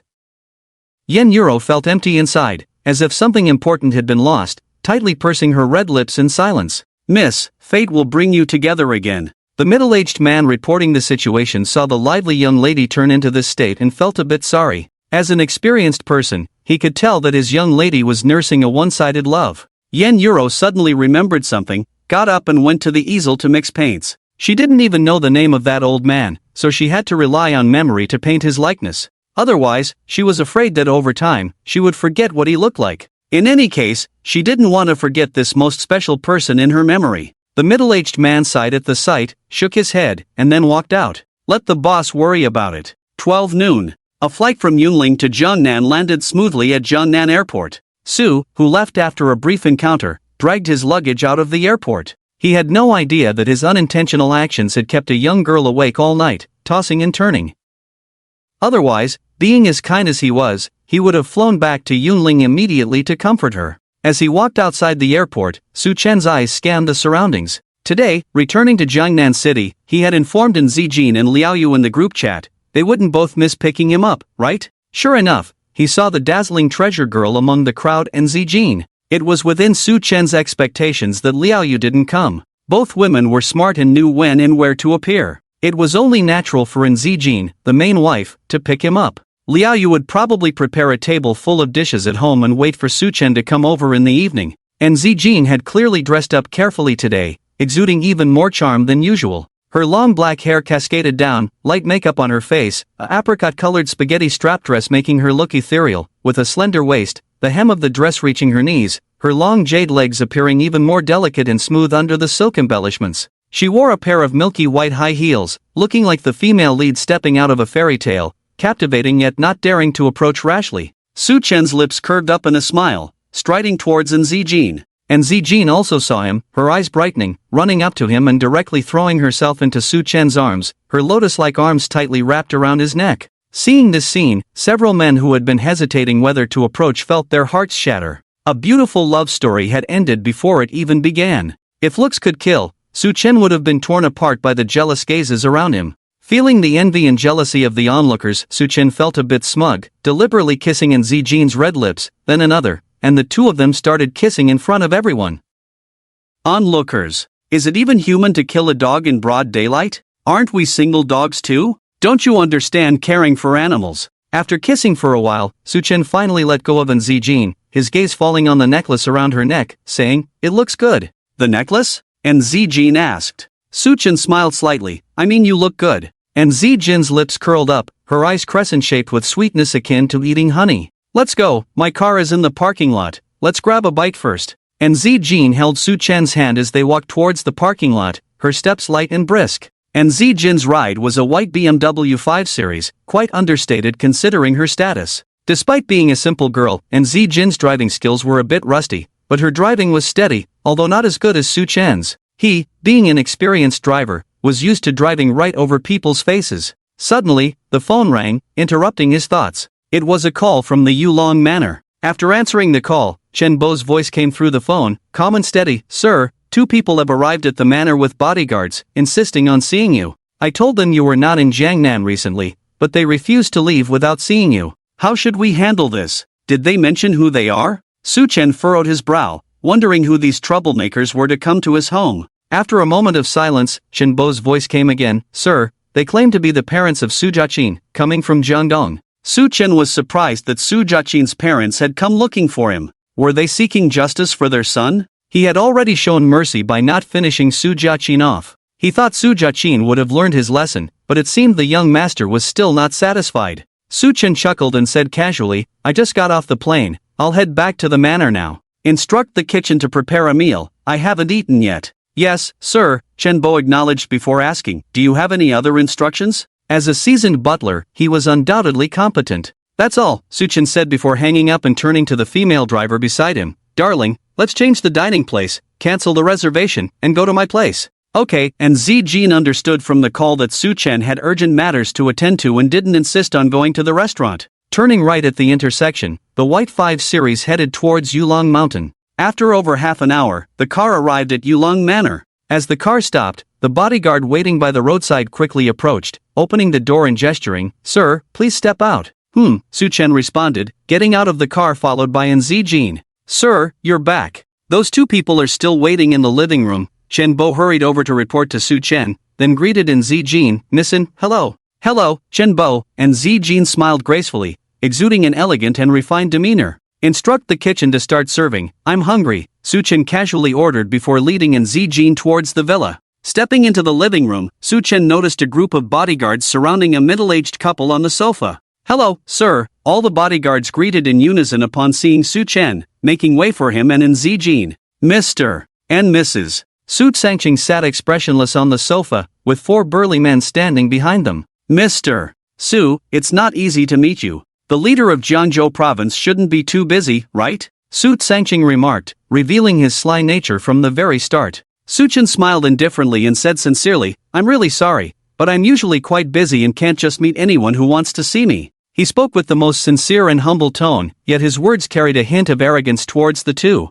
"Who are you scolding?" Before Su Sangqing could speak, Zhao Shui stood up in anger, pointing at Su Chen and shouted, "You beat my son like that, shouldn't you give us an explanation?" "Explanation?" Su Chin seemed to find it amusing, looking at her with disdain. Your son hired a hitman to kill me. I simply fought back in kind. What's wrong with that? He paused for a moment, a mocking expression on his face. Should I thank him profusely for trying to harm me? But the result is that you are unharmed while my son lost his legs. Do you think that's fair? Zhao Shue's voice rose sharply, transforming from a wealthy lady to a shrewish figure. She didn't care how her son treated Su Chen, all she knew was that her son was crippled, so she demanded an explanation. Su Chen nodded. It's perfectly fair. It clearly shows that your son is nothing but a waste in front of me. You. Zhao Shue felt as if she was hitting cotton with her fist, her face alternating between pale and flushed with anger. Meanwhile, dishes were being served in the kitchen, exquisite dishes brought to the table by lovely maids. Let's go, let's eat first. Su Chen led in Zijin towards the dining table, then turned to Su Sanqing and his wife, saying, I don't like to be disturbed while eating, so if you have something to say, wait until I finish my meal. With that, he ignored their displeased expressions, helping in Zijin to her seat like a gentleman. The Yuliang Manor had over a dozen chefs serving Su Chen, each with their own specialties, proficient in dishes from Longhua and various other countries. Dining in a 5-star hotel might not compare to eating at home. Here, try this, 8 treasures duck, it's delicious. Su Chen kept serving in Zijin. Sharing good food with someone you like was undoubtedly a joyful thing. It's so delicious, I want to eat this every day from now on. And Zijin's eyes narrowed with delight, thoroughly enjoying the flavors. Su Chen chuckled, that's easy, just move in with me. Dream on. And Zijin wasn't completely swayed by the food yet, rolling her eyes coquettishly, I eat good food, and you want to eat me, right? Trading food for a beauty, isn't that fair? Su Chen chuckled. Watching Su Chen and Zijin flirting as if no one else was around, Su Sanqing's face turned livid with anger, feeling slighted and humiliated. Clap. Fuming, he stood up, pointing at Su Chen and shouted, Su, don't push your luck, things can get ugly. What did you say? Things can get ugly? Su Chen was successfully amused. You think you're worthy of a showdown with me? You are utterly arrogant. Mocked in such a way, Su Sanqing was furious. But before he could finish, Su Chen coldly interrupted, that's because a character like you isn't worth my attention. Setting down his chopsticks, Su Chen calmly said, also, as I mentioned earlier, I dislike being disturbed while eating. If you want to continue talking, sit quietly and wait until I finish. If not, then leave gracefully. Understood? Remember, I don't want any more disturbances while my girlfriend and I dine. As he finished speaking, the bodyguards in the living room drew their guns, aiming at Su Sanqing and the others, ensuring a peaceful dining environment for Su Chen. It turned out that this trick was more effective than anything else. Guns were the ultimate solution for disobedience. Although Su Sanqing and Zhao Shue's anger grew, they didn't dare to speak out of turn again. After all, bullets had no eyes. Half an hour later, after finishing the meal, and Zijin proposed to take her leave, and Su Chen personally escorted her to the door. Watching the white figure of the Wuxi school fade away, Su Chen then turned and walked into the living room. Su Chen, can we talk now? Su Sanqing forcibly suppressed the anger in her heart. Su Chen slapped his forehead, only then realizing there were still 2 people present. He glanced at Su Sanqing, chuckled lightly, and gestured to the bodyguard, throw these few pieces of trash out. If they dare to intrude again, break their legs and send them to the hospital for a family portrait. With that, Su Chen yawned and headed upstairs. Just now, he had restrained himself because Zijin was there. Now that she was gone, he couldn't be bothered to waste time dealing with these 2 guys. Su Sanqing and Zhao Shue were both stunned, clearly not expecting that Su Chen had no intention of talking to them at all. Once they realized this, they exploded in anger. Su Chen, I'm telling you, you will regret this, I will make you pay. You little bastard, a despicable creature born without a mother's care, my son was injured like that, I will never let you off. They had come from Jiangdong City to Jiangnan City, thinking that Su Chen would give them face, apologize, and offer compensation. But they never expected that Su Chen didn't care about them at all. How could they not be furious? Su Chen stopped, walked step by step to Zhao Shue, coldly staring at her. What did you just call me? Under Su Chen's unwavering gaze, Zhao Shue felt a bit weak in her heart and could only look at Su Sanqing beside her. Su Sanqing reached out to push Su Chen. Su, what the hell do you think you're doing? Smack! Su Chen raised his hand and slapped him across the face, expressionless. How many lives do you have to dare lay a hand on me? Do you really want to go to the hospital to take a family portrait with your son? As he spoke, he pulled out a handkerchief, calmly wiped his right hand. After wiping it clean, he casually threw the handkerchief at Su Sanqing's face, saying word by word, this is Jiangnan City. In front of me, even if you're a big shot, you still have to bend over to talk to me. He paused for a moment, then continued, besides, in my eyes, you're not even worth a fart. Su Chen. Feeling the burning pain on her face, Su Sangching was furious, her eyes red and about to burst. Su Chen touched his ear. No need to shout so loud, I can hear you. This is outrageous. If you don't give an explanation, I'll tear a piece of flesh from your body even if I have to ruin the Su family's fortune. Su Sangching gritted her teeth, her clenched fists showing prominent veins. Su Chen was taken aback by her words, then smiled and nodded. Alright, let's talk about compensation. With that, he sat down on the sofa, crossing his legs. Su Sangching and Zhao Shui were both taken aback, not expecting Su Chen to suddenly change his tune. Could it be that he was really scared by their threats? It seemed that he was just an arrogant and overbearing kid, nothing more. Su Sangching regained some confidence and superiority in her heart, coldly saying, my son has become a cripple, how much compensation do you think is appropriate? A businessman at heart, rather than venting his anger, he wanted to gain some benefits for his son through this incident. How about 10% of the company's shares? Su Chen asked with a smile. Su Sangching's heart skipped a beat upon hearing this, almost squeezing out a word from between her teeth. Okay. For any listed company, owning 10% of the shares would make them a major shareholder. This was 10% of Qingyun International shares, how could he not be tempted? Then it's settled. Su Chen had a smile on his face as if he had just enjoyed a pleasant breeze. Compensate me with 10% of the shares of the Su family company, and we will consider the matter settled. Su Sangching's expression gradually stiffened, then he angrily shouted, are you playing me? No, I am not playing you. Everything I said is true. Su Chen shook his head and looked at Su Sangching seriously. All of this was caused by your son, causing me serious psychological trauma. Isn't it fair for me to ask for compensation? Nonsense. I think you are simply crazy. Su Sangching was furious, feeling that Su Chen was playing him. Ding ding ding. Suddenly, his phone rang. Seeing that it was Su Jiaqin calling, he hesitated for a moment but still answered the phone. Hello, Jiaqin. Dad, did you go to Jiangnan City? Didn't I tell you not to go look for Su Chen? Su Jiaqin was in a panic, afraid that his parents would get into trouble, and he blurted out everything, including the fact that Su Chen was the king of assassins, the god of death. The more Su Sangching listened, the uglier his face became, turning pale and sweating profusely on his forehead. After hanging up the phone, he looked at the young man on the sofa opposite him, who was still smiling. He couldn't believe that this was the feared god of death. No wonder Su Jiaqin was so nervous and didn't want them to seek revenge. Honey, what's wrong with you? Sensing that Su Sangching was not himself, Zhao Shui asked with concern. Su Sangching cleared his throat, forced a smile on his face. Okay, we will do as you say. Su family will offer 10% of the company's shares as compensation to you. He regretted it deeply now. If they hadn't come to Jiangnan City, how could they have lost such a large stake for nothing? This was not seeking revenge, it was like being a walking ATM, giving away money. See, I knew you would agree because I never make unreasonable demands. Su Chen's face lit up with a brilliant smile, speaking gently. After a brief moment of confusion, Zhao Shui exclaimed, Honey, what are you saying? She wondered if Su Sangching had gone mad. How else could he agree to such a request?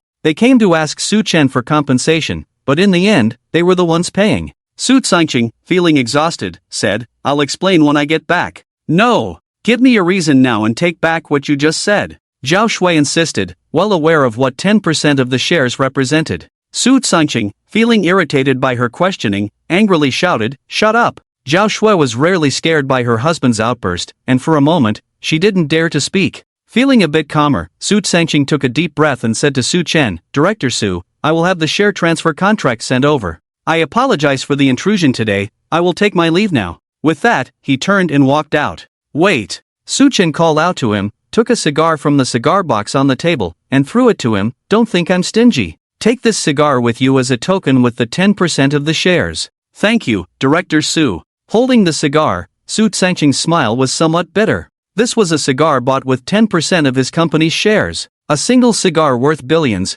probably one of the most expensive in the world. In the evening, Su Chen arrived at Liao Yu's house. As he expected, Liao Yu had prepared a table full of dishes waiting for him. Did you make so many dishes because you were sure I would come? Su Chen asked curiously as he looked at Liao Yu. Liao Yu smiled, but you did come, didn't you? Great minds think alike. Su Chen lifted her smooth chin and kissed her on her rosy lips. Liao Yu leaned against him and whispered softly, Since you're here, you must have a hot meal to eat. If you didn't come, I could just eat leftovers for a couple of days, but if I don't cook and you're hungry, what will you do? Xiao Yu, having you is really great, Su Chen sincerely said. Having in Zijin and Liao Yu, he felt like his life was complete. Liao Yu giggled and pushed him away. Let's eat first, or the food will get cold soon. Alright, let's eat first, then I'll have you. After all, food cools down easily, but you will always be warm, Suchen said solemnly. Liao Yu didn't catch on at first, but once she understood the deeper meaning, her face instantly turned red, and she playfully scolded him.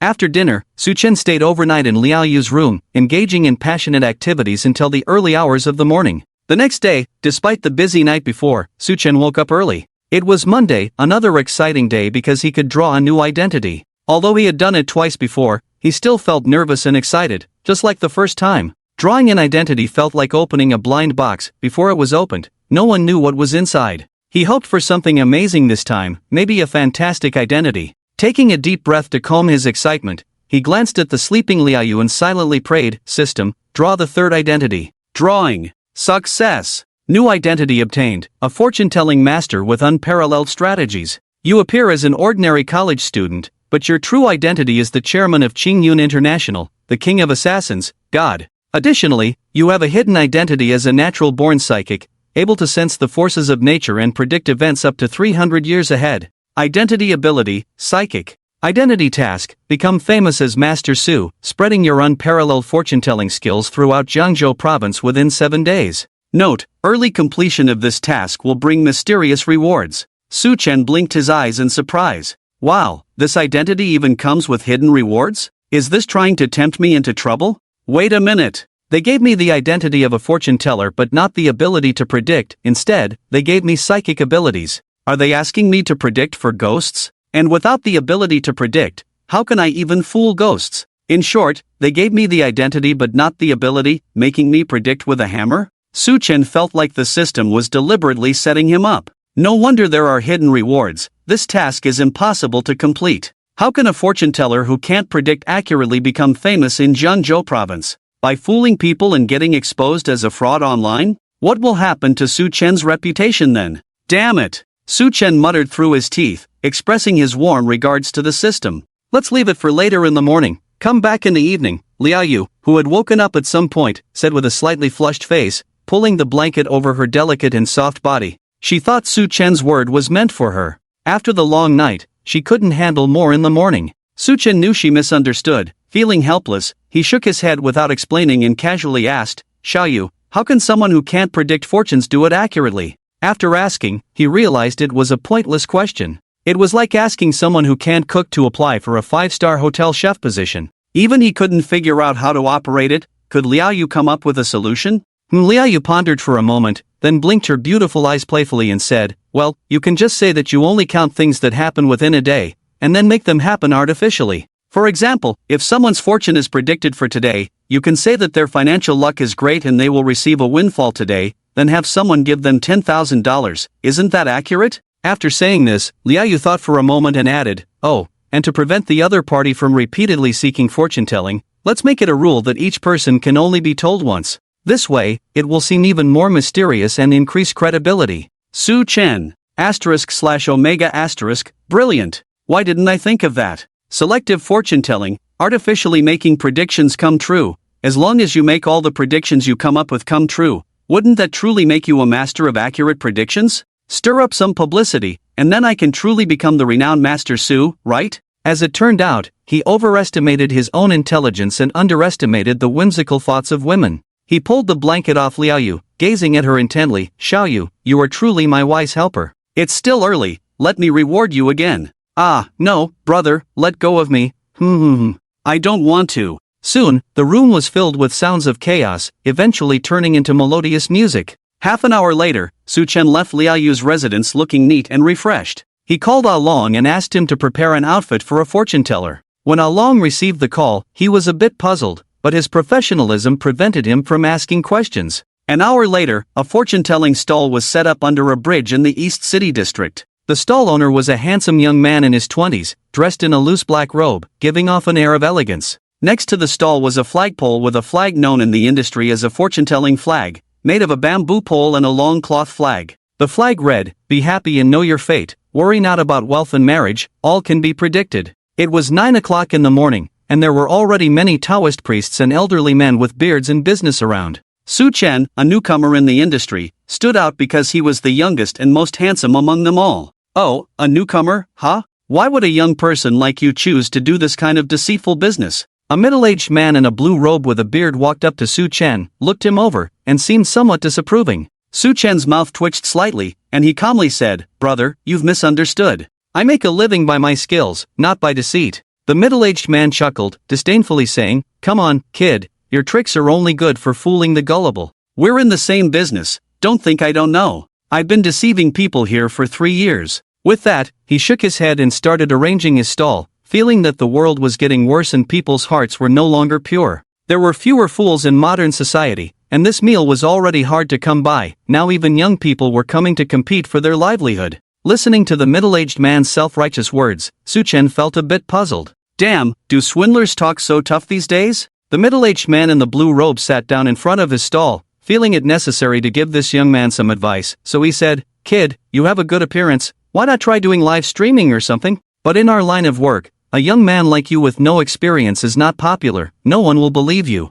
Just as he finished speaking, he saw a young couple walking towards them, and quickly raised his eyebrows at Su Chen. "Kid, see that? I have customers here, you just sit tight." With that, he sat up straight, reverting to a dignified and ethereal appearance. But after he posed for a while, the young couple paused and unexpectedly turned towards Su Chen. The middle-aged man in the blue shirt, who was already in position and ready to start his trickery, was completely dumbfounded. Su Chen innocently smiled at the middle-aged man next to him. "Master, even though I don't understand what you're saying, at least I'm handsome, isn't that enough?" With these words, the young couple had already reached Su Chen, the middle-aged man in the blue shirt. The world is getting worse, people's hearts are not as good as before. Nowadays, even fortune tellers have to rely on their looks to make a living? He silently took out his phone as a mirror, took a look, and then quietly put the phone back in his pocket. He regretted taking the mirror out in the first place. The more he looked, the more he felt exposed. Why did it feel so chilly on such a bright morning? "Hey handsome, can you really tell fortunes?" The woman blinked her eyes at Su Chen, feeling a bit regretful. How could such a handsome young man end up as a swindler? Before Su Chen could speak, the woman's boyfriend impatiently said, "He can't tell fortunes at all, he's just a scammer." Are you really falling for it? Originally, the girlfriend wanted to have her fortune told, and he was just accompanying her as they strolled around, seeking some amusement. But he didn't expect this fortune teller to be so handsome that he almost stole his girlfriend's heart. How could he not be upset? "What are you saying?" The woman scolded her boyfriend with a glance, then apologized to Su Chen. "I'm sorry, he's always like this, please don't mind him." She knew her boyfriend was jealous, but she was just curious to meet such a handsome fortune teller for the first time, nothing more. "What's wrong with me? He's just a scammer." The young man was still a bit indignant, unable to get angry at his girlfriend, so he vented his frustration on Su Chen. "You tell me, are you a scammer? Who the hell still believes in this stuff nowadays?" "Sir, you already have a biased view of people. Even if I say I'm not a scammer, you won't believe me, right?" Su Chen looked at the young man with a smile. The young man snorted coldly because what Su Chen said was true. He never believed in such things. Su Chen continued, "In that case, why not have your fortune told? It's free of charge." "Free of charge is not enough, after all, you've wasted my time," the young man said coldly, his eyes showing a hint of provocation. Facing the aggressive young man, Su Chen still had a smile on his face. "So, what do you say?" He was smiling on the outside, but inside, he was cursing. If it weren't for the task he had to complete, he would have taught this guy a lesson in no time. How arrogant, and yet he managed to survive for so long. This just shows how good public security is in our country. Otherwise, with your attitude, you would have been beaten to death long ago. If the reading is inaccurate, I'll smash your stall. The young man leaned on the table with one hand, his gaze coldly fixed on Su Chen. "Damn it, I can't stand these pretty boys the most. What's so great about being handsome?" Many people around were drawn to the scene, curious to see how things would unfold. The middle-aged man in the blue shirt sighed, sympathizing with Su Chen for 3 seconds. "Alright, young people lack experience, and he might have to close his stall on the first day." The young man's girlfriend's face changed, and she quickly stopped him. "What's gotten into you? Can't I just not have my fortune told? Let's go, back to school." It turned out he was still a student who hadn't been exposed to the harsh realities of society. No wonder he was so impulsive and arrogant. "Let go of me." The young man had already been provoked, shaking off his girlfriend's hand. "Today, I will expose this scammer's true colors." As he finished speaking, the young man looked at Su Chen. "Aren't you supposed to be infallible in your predictions, then?" "Hold on." Su Chen suddenly interrupted him. The young man smirked. "What? Are you starting to get scared now?" "Not at all, I just want to state my rules." Su Chen shook his head lightly and said, "My rule is to only calculate matters of the day, and each person is only calculated once." Hearing this, many fortune tellers around looked at Su Chen with eyes that seemed to say, "Is this guy for real?" They were used to predicting events years or even decades ahead, not just for the day. Even if the predictions didn't come true years later, would the clients come back to them? Su Chen only calculating for the current day felt like handing a knife to others. Deceiving people was one thing, but taking it seriously himself? Did he really think he was an infallible fortune teller? Fine. The young man eagerly said with a smirk, "If today's prediction doesn't come true, I'll come and wreck your stall tomorrow. What do you want to know?" Su Chen asked calmly. Without hesitation, the young man blurted out, "Tell me about my fortune today. Give me your birth date and hold out your hand." Although he knew he was a fraud, Su Chen played the part well. After the young man provided his birth date, he extended his hand, knowing that fortune tellers liked to play tricks like palm reading. Su Chen touched the young man's hand, then released it, calculated with his fingers, muttered some words, and said, "Sir, your fortune today doesn't look good. I foresee a bloody disaster. It's best not to leave the house." While speaking, no one noticed a small transmitter hidden in his collar, broadcasting their conversation clearly. Ha ha ha. The young man burst into laughter upon hearing this, mocking Su Chen. "I'll have a bloody disaster? I have a black belt in Taekwondo, and you're telling me I'll have a bloody disaster? I don't make mistakes." Whether it's true or not, we'll find out today. Su Chen smiled without a word, maintaining a composed demeanor. "Humph." The young man sneered, a sly smile on his face as he pointed at Su Chen. "Kid, if you're smart, stop deceiving people here, or I'll make you lose face tomorrow." With that, he turned and left. The young man's girlfriend sighed softly. "You should move to a different place, otherwise, you'll be in trouble tomorrow." After speaking, she shook her head and quickly caught up with the young man. "Kid, you really messed up this time." A middle-aged man in a blue shirt sympathetically glanced at Su Chen. Others also looked at Su Chen with schadenfreude, saying that colleagues were indeed rivals, a saying applicable everywhere. He, not even grown up properly and trying to tell fortunes, how ridiculous. Exactly, look at the trouble he's in now. No experience at all, and only predicting for the day. Yeah, tisk tsk, what a show in the early morning. Despite the cold remarks, Su Chen paid no attention because he didn't consider this group of people worth his time. "Ah, stop hitting me, please stop." At that moment, a scream mixed with a woman's crying suddenly reached everyone's ears. Everyone instinctively turned to look. They saw the young man who claimed to have a black belt in Taekwondo curled up on the ground, being beaten like a child by a burly man. Beside him, his girlfriend called out anxiously, on the verge of tears. Everyone was stunned for a moment, then suddenly realized something and turned to look at Su Chen. Sitting on a chair, Su Chen smiled without a word, exuding an air of mystery. The burly man teaching the young man a lesson in life was one of his many bodyguards. "If I say you'll have a bloody disaster, you'll have one, whether it exists or not. Man-made fortune-telling is the most fatal, Omega. This is impossible, just a coincidence." An old Taoist struggled to swallow a mouthful of saliva, muttering to himself, "Where in the world do so many coincidences come from?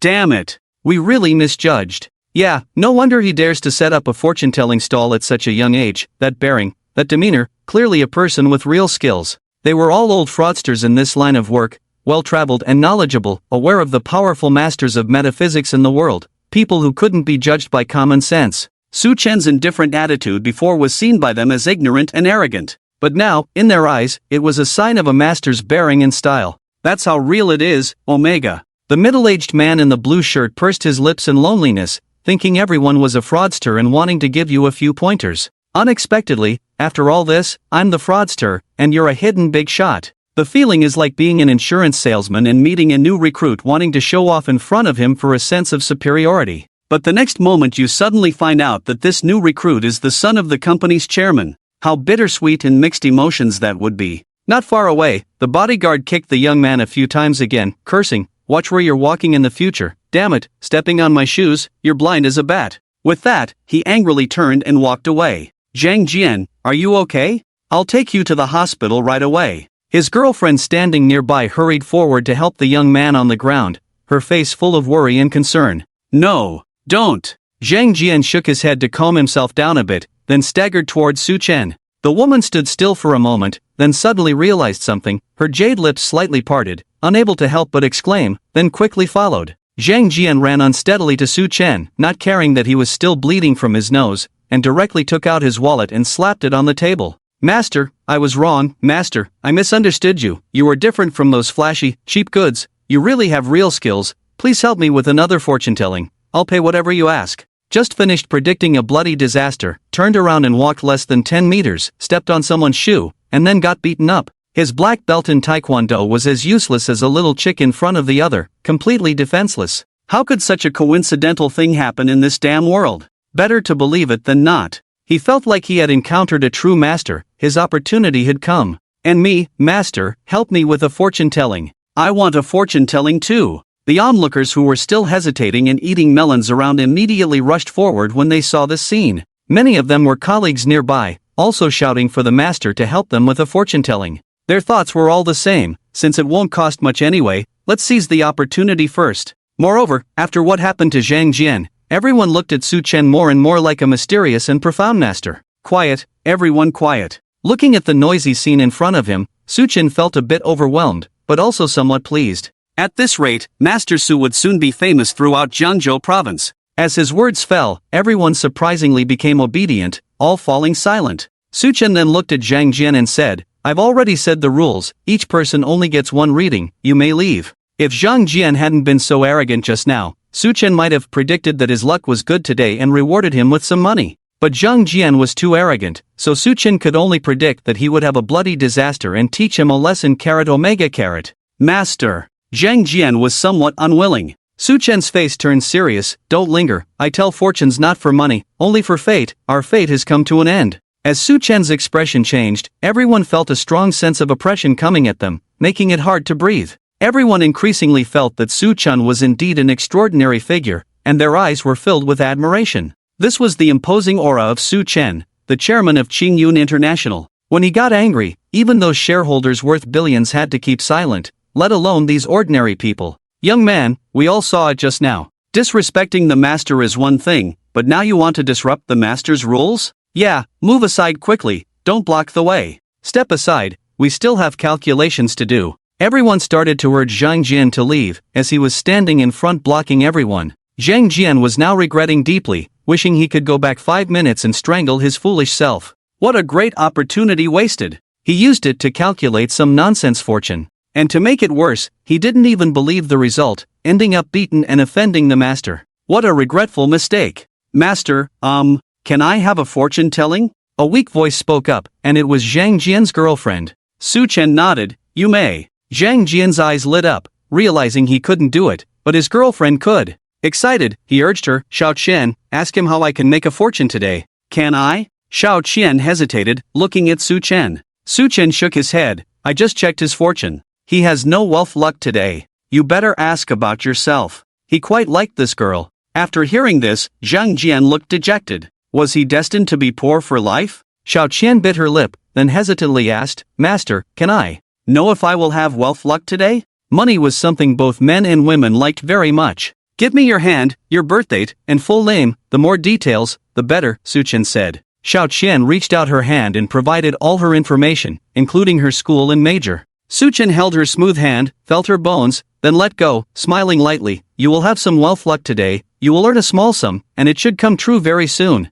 Really? Xiao Qian asked nervously, quickly adding, Master, please don't misunderstand, I do believe in you. Ding ding ding. Her phone rang just as she finished speaking. She gave Su Chen an apologetic look, then answered the call. Her face lit up with joy as she hung up and exclaimed, Master, you are amazing. The school counselor just called, my scholarship application got approved. Boom! The onlookers were astonished, their gazes towards Su Chen becoming even more fervent. Su Chen smiled without saying a word, sighing at the ignorance of these humans. Did they really think he had an infallible ability to predict the future? Wrong. He was just a person with the ability to make money. First, Zhang Jian was predicted to have a bloody disaster, then he was beaten up in no time. Next, Xiao Qian was told she would make a small profit, and within 3 minutes, she received news of her scholarship approval. If this wasn't the work of a divine being with infallible predictions, then what was? Everyone was breathing heavily, their eyes fixed on Su Chen as if they wanted to devour him. They all believed Su Chen was like the true masters in novels, foreseeing events centuries ahead. As for why he only predicted events for the day, that was surely the master's own reasoning, something beyond the comprehension of mere mortals. Moreover, predicting only for the day showcased the master's extraordinary abilities, didn't it? Yes, everyone was speeding down the road of imagination, running further and further. Su-chen, actually, I hadn't thought about it that much myself. It was only after hearing you all talk about it that I suddenly realized. So that's what I was thinking, *Omega**. Su-chen is not a mastermind, he just has a powerful team backing him up to show off. As long as the other party reveals their information, the team behind him can immediately access all of the other party's data and then respond accordingly. As long as you pay, there's nothing that can't be settled. If there is, then it's simply because the money isn't enough. Scientific fortune-telling, this is the sign of progress in the times, Omega. Master, please tell my fortune. Master, I'll pay whatever it takes for a reading. And me, Master, I also want a fortune-telling. I'll burn incense for you every day at home from now on. Su-chen's mouth twitched slightly. Burn incense for me? You'd better worship the god of wealth instead. I can predict with precision mainly because of his significant contributions. Everyone, this matter is already suspected of leaking celestial secrets, so I will only read fortunes for 2 people each day. Let's end it here for today. Tomorrow at the same time, I will be here waiting for those destined. Today, Su-chen mainly wanted to test the feasibility of scientific fortune-telling, and now he has a clear idea in his mind. Moreover, rarity enhances value. If he spent the whole day here telling fortunes, he wouldn't be a master anymore, he would be a heartless fortune-telling machine. He had to maintain an air of superiority to appear impressive because only impressive people can say and do impressive things. This would help spread his reputation. Although the crowd was somewhat disappointed upon hearing this, none dared to complain. Instead, they became even more respectful towards Su-chen. Then, as everyone watched, Su-chen got into a silver convertible Mercedes parked by the roadside, put on sunglasses, played some upbeat music, and drove away. Vroom vroom everyone. Why did the previous air of superiority suddenly shatter into pieces? Ahem, a master, of course, a master wouldn't lack money. Zhang Jian coughed a few times to explain. He had now become a loyal follower of Su-chen. Xiao Qian nodded in agreement. Yes, the master didn't even ask for payment just now. Zhang Jian pointed at the other fortune-tellers and added, of course, a master has to drive a luxury car. Otherwise, they'd be like these poor guys, obviously frauds. If they were really accurate, would they be riding electric bikes? Everyone deeply agreed, showing a sudden realization. The few fraudulent fortune-tellers glanced at the electric bikes and tricycles parked in the corner, silently swallowing back their tears. Was this the difference between their fake goods and the real deal? They decided to quit this line of work. They could keep the electric bikes for delivering food instead. The crowd began to disperse slowly, but the excitement continued to rise. Many people posted about this incident online. Zhang Jian was one of them, but no one believed him. Instead, he received a lot of ridicule. 8th level Gale, are people really that foolish to believe in fortune-telling, and without any evidence? Meichuan cool inside, exactly, dude, it's the 21st century, can we stop with this feudal superstition? Love is eco-friendly, bro, think about it from a different perspective. Maybe that guy you're defending is the fortune-telling scammer himself? Well, this eco-friendly brother hit the nail on the head, surprisingly guessing right. Zhang Jian was so angry his nose was crooked, he directly messaged the user with the eco-friendly ID and cursed their ancestors. You can insult me, even insult my girlfriend, but you cannot tarnish the master with your vile and dirty thoughts. The master is such a noble being, such a sacred figure, the closest man to a deity that I have ever seen. How could he possibly do something so despicable? As for why there are no photos of the master, well, they didn't dare take any without his permission. At that time, there were quite a few people under the overpass, all of whom were posting or sharing on social media, starting to spread the word. Many curious locals from Jiangnan City decided to go see for themselves the next morning. Li Yang was one of these people. He was a journalist who hadn't had any news material recently and happened to see Zhang Jian's post. He planned to go under the overpass early the next morning to expose this fraudster and report on his deceitful actions. Wasn't this ready-made news material? He thought he was so clever, and in his excitement, he took out his pet turtle that he raised and stroked its shell. This was his pet, which he considered a mascot, always carrying it with him wherever he went. On the other side, Su-chen drove all the way to the company. Fortune-telling aside, work still had to be done. Director Su, hello. Director Su, hello. Walking into the company, everyone he passed by took the initiative to greet him. Instead of going to his own office, he walked into Liao Yu's office. Finding Liao Yu absent, probably out on business, Su-chen started wandering inside. Suddenly, his gaze fell on a pot of green plants on Liao Yu's desk, and a strange idea came to him. With his identity, he only had one psychic ability. All things have spirits. Does that mean not only ghosts but also plants and animals can communicate? Thinking about it, Suchin placed his hand on the green plant and used his psychic ability. Immediately, a series of images appeared in his mind, all from the perspective of this pot of green plant. He saw Liao Yu working in the office, napping on the desk, secretly knitting in the office. He even saw where this pot of green plant grew, the route it took to get here, where it was purchased from. He saw it all. Obviously, he shared the memories and perspective of this pot of green plant. If plants could speak, they might as well have a drink and chat about life together. After a while, having seen all the memories of this pot of green plant, Suchen released his hand. He had no expression on his face, then his lips curled up, and he couldn't help but burst into laughter, gradually becoming more and more unrestrained. Ha ha ha, he said, wondering why the system gave him the identity of a fortune teller without giving him the ability to tell fortunes. Was it messing with his mind? With this psychic cheat, coupled with his scientific fortune-telling method, he was invincible. If it weren't for the 7-day time limit, he really wanted to never complete this identity task. Then he could just enjoy this psychic ability forever. What are you laughing at? I heard it from outside the door. Liao Yu walked in, looking puzzled at Su Chen, not understanding what made him so happy. Su Chen restrained his wild laughter, turned to Liao Yu, and said, I didn't expect you to be knitting in the office for me. You're so good to me, how can I not be happy? How did you know? Liao Yu looked puzzled, then realized something, her face instantly turning red, scolding him, pervert.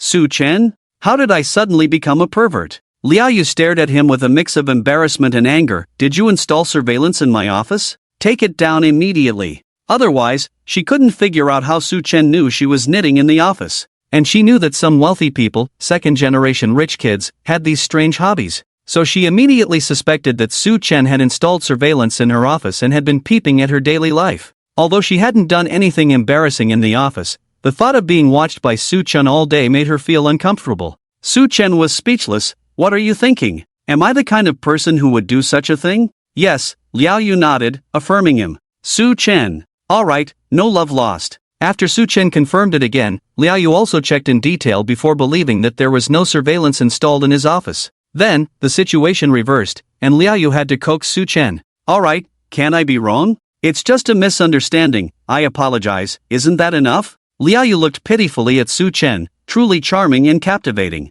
Not many men could stay angry in front of her. But Su Chen was not an ordinary man. As the saying goes, behind every goddess, there is a man who is tired of sleeping with her. Although Su Chen wasn't that extreme, he had shared intimate moments with Liao Yu several times. The power of Liao Yu's coquettishness had greatly diminished in his eyes. Oh, what do you want from me? Liao Yu leaned close to Su Chen, face to face, their breaths mingling, their lips almost touching. The atmosphere began to turn pink. In the office, Su Chen hadn't experienced this yet, and he was starting to feel restless. Ding ding ding. Just then, his phone rang. Seeing it was in Zijin, Su Chen quickly answered, Hello, Zijin. Hearing that it was in Zijin calling, Liao Yu let go of Su Chen, knowing that today would probably end here. My mom wants you to come to our house for lunch, we have guests over. What about your dad? Su Chen felt inexplicably guilty facing in Nantian, as he had been caught several times being intimate with Zijin. It made Su Chen suspect that this guy was always watching him, ready to jump out whenever he saw Su Chen taking advantage of Zijin. And Zijin playfully said, My dad is sharpening his knife. Su Chen swallowed hard. And Zijin chuckled, he's sharpening it to personally kill a mountain chicken to serve you. Su Chen breathed a sigh of relief and flattered, Uncle is too kind, I'm truly honored. Hee, but he might be killing the chicken to show you, to warn the monkeys. After saying this, and Zijin hung up. Su Chen. Warn the monkeys? This little demon is getting more mischievous, maybe it's time to educate her properly when there's a chance. The more unattainable, the more tempting. And Zijin always managed to stir Su Chen's feelings with just a few words. But since Zijin didn't allow him to touch her, this fire inside him could only be directed towards Liao Yu. Liao Yu, I'm really having a hard time, in the end, I'm the one carrying all the burden. Su Chen held Liao Yu's delicate hand, darling, let's continue. TCH. Liao Yu spat, saying irritably, I won't, if you're so capable, go push missing yourself, always bullying me. Su Chen remained silent, just holding Liao Yu's hand absent-mindedly. Seeing this, Liao Yu felt a bit anxious, thinking Su Chen was angry, and quickly said, Brother, don't overthink, I really don't mean anything else. I'm already content now, I promise you, I'll agree to whatever you want to do. As she spoke, she tried to pull her hand back to adjust her clothes. Don't move, Su Chen called out. Liao Yu's body trembled, letting Su Chen hold her small hand, obediently staying still. Su Chen was thinking about something, spirit communication. It could be used on all living things, even ghosts. What about humans? Biologically, humans are also animals, so could spirit communication be used on them too? Su Chen began an experiment by holding Liao Yu's hand and using his spirit communication ability. Liao Yu's life story started flashing through his mind. From her earliest memories to the present, Su Chen saw it all. He was thrilled. He could read people's memories, and no one would have any secrets in front of him. Such an ability, how unbelievable. He, Su Chen, was the official cheat player of the Earth OL game. Xiao Yu, I love you to death. Su Chen kissed Liao Yu on the cheek and carried her towards the sofa, feeling that this woman was truly good at pleasing her husband. She deserved a reward. Seeing that Su Chen was not angry, Liao Yu finally relaxed, not caring that they were in the office. For her, as long as Su Chen was happy, she was happy too. At 11:30 in the morning, Su Chen drove to the school to pick up Zijin, and they headed to Su's house together. As soon as they got in the car, Zijin sniffed and then took out her perfume to spray on Su Chen. What are you doing? Su Chen asked in confusion. Zijin rolled her eyes impatiently. I only use this scent of perfume. If my parents smell another woman's perfume on you, do you think you can explain it? She felt that women who considered their husbands like she did were becoming extinct. Good wife of the nation, Su Chen praised, then quickly changed the subject. Who is coming to your house today? Uncle and even invited me to dinner at your place. And Nantian had never invited him to their home, so it was clear how much ill will he held towards his future son-in-law. And Zijin casually replied, my eldest uncle's family immigrated abroad early on, and they came back this time specifically to pay respects to my grandfather. Oh, so it's your eldest uncle, Su Chen said casually. And Zijin smiled at him, husband, I like your shameless look. What did you call me? Su Chen stared at her with a half-smile. Hus. And Zijin subconsciously wanted to say, then suddenly realized, blushing. Su Chen smirked, this is the natural progression of our relationship, wife, understand? And mischievously hummed in agreement, tacitly accepting this statement. When Su Chen and Zijin entered the house, the spacious living room only had Jianyun lying on the sofa, completely engrossed in his phone. Not noticing their arrival, he was deeply focused on whatever he was looking at. Brother, where are mom and dad? And Zijin scanned the living room and asked in confusion. Only then did Jianyun notice them, smiling as he got up to greet them. Brother-in-law is here. Why are you being so polite? We're all family. No need to bring anything when coming for a meal. And Zijin. Big brother, is it really okay to ignore your own sister like this? It's not polite to come empty-handed, but it's nothing expensive. Su Chen handed the gift to his elder cousin. Ahem. And Zijin coughed to emphasize her presence. Big brother, where are mom and dad? How would I know? And Jianyun replied impatiently, then turned to Su Chen. Brother-in-law, please have a seat. I'll go make tea for you. Why don't I see uncle and an auntie? Su Chen asked as he sat down on the sofa. And Jianyun replied with a smile, Dad and Mom are in the backyard. One is slaughtering a chicken, the other is preparing fish. Although they had a housekeeper, when entertaining relatives, they always cooked themselves. And Zijin. Union, didn't you just say you didn't know? She couldn't help but speak up. Brother, is it your sister-in-law or your brother-in-law who's close to you? What a silly question, and Jianyun rolled his eyes. Without hesitation, of course, it's the brother-in-law. And Zijin had a dirty word in her heart but didn't know whether to say it or not. Please sit, I'll go make tea for you, and Jianyun said before heading to the kitchen. And Zijin called out, I want some too. You don't have the skill, make it yourself, and Jianyun said without looking back. And Zijin, am I already being marginalized before getting married? They say if you suffer at your husband's house, you can rely on your parents' support. But looking at the situation, if I were to marry Su Chen in the future and suffer from domestic violence, her big brother would probably just give me a band-aid to show some care. Personal charm is a very mysterious thing, Su Chen said leisurely with his legs crossed. And Zijin pinched his thigh and said through gritted teeth, I can foresee that my mood won't be good for the next 6 months, so don't even think about getting into bed with me. Su Chen's smug smile gradually stiffened on his face. Is this what they call joy turns to sorrow? And Zijin felt quite pleased. Little guy, I can still handle you. At noon, and Zijin's uncle's family finally arrived. There were 4 of them in total, and Zenon, and Zijin's uncle, Zhou Mei, and Zijin's aunt, and Yuyu, and Zijin's cousin, and Yuyu's boyfriend, Li Hua. Zijin, it's been years since we last met. Auntie almost didn't recognize you. You're getting more and more beautiful. Auntie, you're the one who's getting younger and more beautiful. Look at this sweet-talking girl. The group greeted each other warmly, as they hadn't seen their relatives for many years. The atmosphere was very harmonious. Who is this? Zhou Mei and the others looked at Su Chen with a puzzled expression. and Jianyun introduced, "Uncle, Auntie, this is my sister's boyfriend, Su-chen." "Hello, Uncle, Auntie." Su-chen greeted the two with a smile, showing the respect a junior should have. "This young man is truly talented, a perfect match for Zijin." Yes, Zijin has a good eye. And Zenon and Jomei praised Su-chen. After all, he was quite handsome. They even felt a bit regretful that he wasn't their son-in-law, especially since they weren't very satisfied with Li Hua. Moreover, Li Hua's family was just nouveau riche, not a good match for the Yin family. The key point was that they didn't like Li Hua's personality and way of handling things. But what could they do if an Yu happened to like Li Hua? Listening to the praise for Su-chen, and Zijin was even happier than Su-chen, with a hint of pride on her face.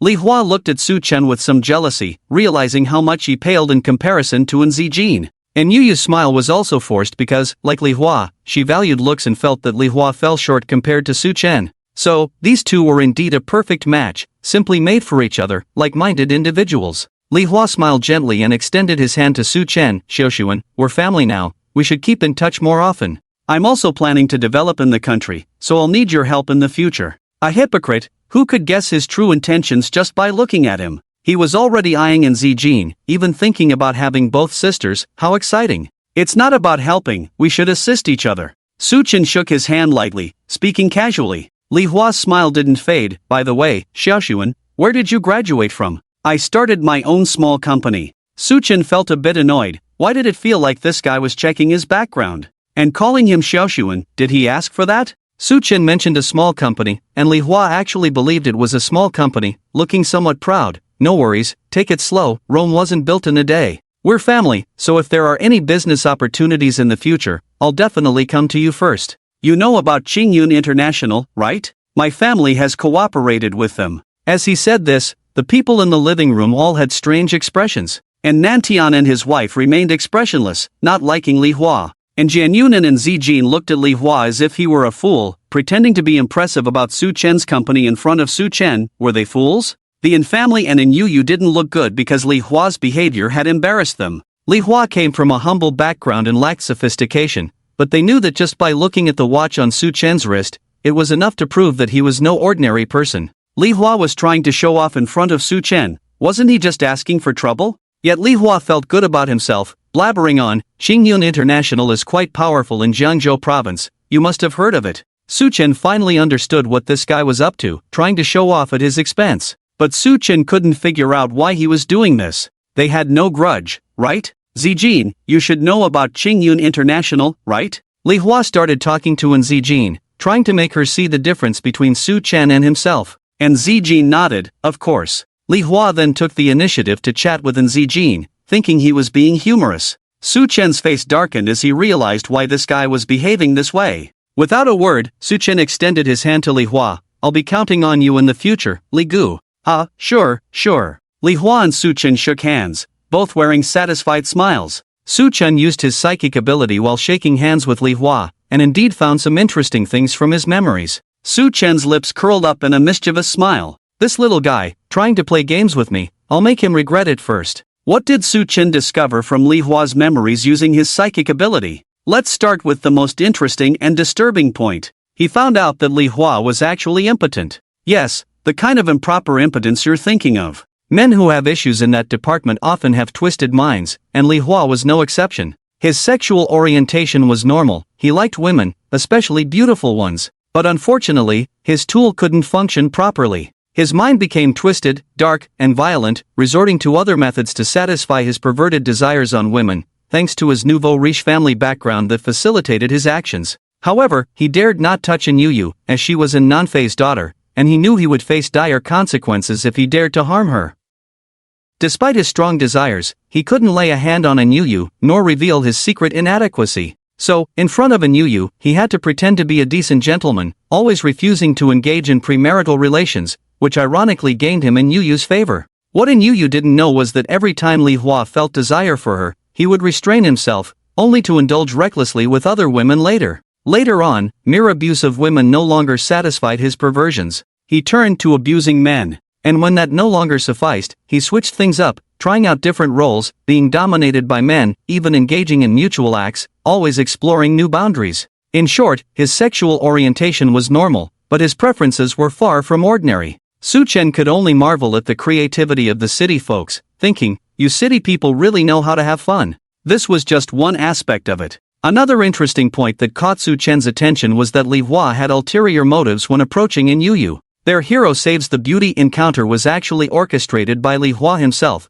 a typical scheming boy. He approached in Yu not only for her beauty but also for her family background. After all, In Yu was the only daughter, and if he married her, once In Nanfei passed away, wouldn't all the family assets be his? He, born into a nouveau riche family, aimed to climb the social ladder by marrying into wealth and swallowing his father-in-law's fortune. In other words, he not only coveted someone's body but also their money. He was not just lowly but extremely despicable. Su Chen really wanted to know how Mr. and Mrs. and would react if they knew about these things. Moreover, letting this guy's scheming go to waste was truly satisfying to think about. Making plans against my wife, if that's the case, then don't blame me, the righteous Su, for not being polite. Besides, In Yu is considered my elder sister-in-law. How could I, the kind-hearted Master Su, stand by and watch her fall into the clutches of evil? So, Su Chen decided to deal with him. Although he was already sharpening his knives in his heart, he still maintained a smiling face on the surface. Li Gu, can I borrow your phone to make a call? My phone is out of battery. While speaking, he took out his own phone, showing a helpless expression. Of course, his phone had battery. As someone with OCD, he felt uneasy if his phone wasn't fully charged every day. But he believed that Li Hua wouldn't check if his phone was really out of battery. Just now, he had already learned from Li Hua's memories that this guy also had a hobby as an artist, enjoying filming videos of himself abusing women and seducing men, saving them on his phone. So, as long as he got hold of this guy's phone, it would be enough to make him pay dearly. As for things like passwords, for Su Chen, who could share memories with others, was this a big deal? And Zijin's beautiful eyes flickered. Of course, she knew that Su Chen had OCD, and his phone couldn't possibly be out of battery. So, it was intriguing why he still asked Li Hua to borrow a phone. Sure, go ahead. Li Hua had no idea he was dealing with a pro player, confidently unlocking his phone and handing it over. Through contacting in Zijin, this was his goal. Apart from in Yu, he hadn't encountered a woman who made him so impulsive for a long time, almost making him lose his mind.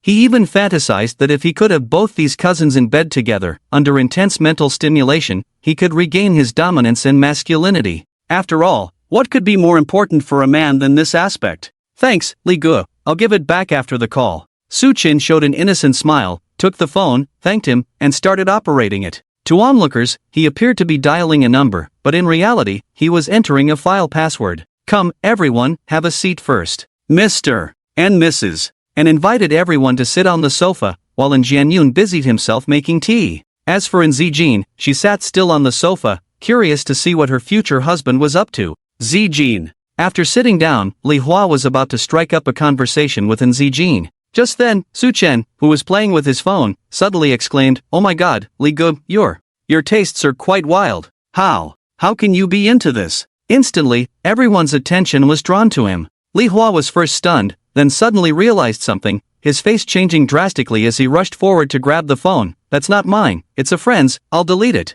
"Come on, Li Gu, this friend you're talking about is yourself, right? Let my cousin and uncle see it. TSK, didn't expect that, you're quite resistant with that petite frame of yours." Su Chen took 2 steps back, hiding the phone behind him, looking mischievously at Li Hua. Beads of sweat formed on Li Hua's forehead. "Xiao Sun, stop joking, give me back the phone." Everyone on the sofa exchanged glances, realizing that something was amiss. Smack! In the next moment, Su Chen, who had been all smiles a second ago, delivered a resounding slap to Li Hua's face. Everyone was stunned. Su Chen's face was dark as he pointed at Li Hua's nose and scolded sternly, "Did you call Xiaoshuan? What the hell? How dare you do such disgusting things and put Yu Tang's sister in such a position? Where does that leave uncle and the others?" If I hadn't been curious and randomly entered a few numbers to take a look, I wouldn't have found out how disgusting you, this hypocritical guy, really are. Let me tell you, if we don't settle this today, not only will I not let go of Yu Tang's sister, but I won't let you off either, you scum.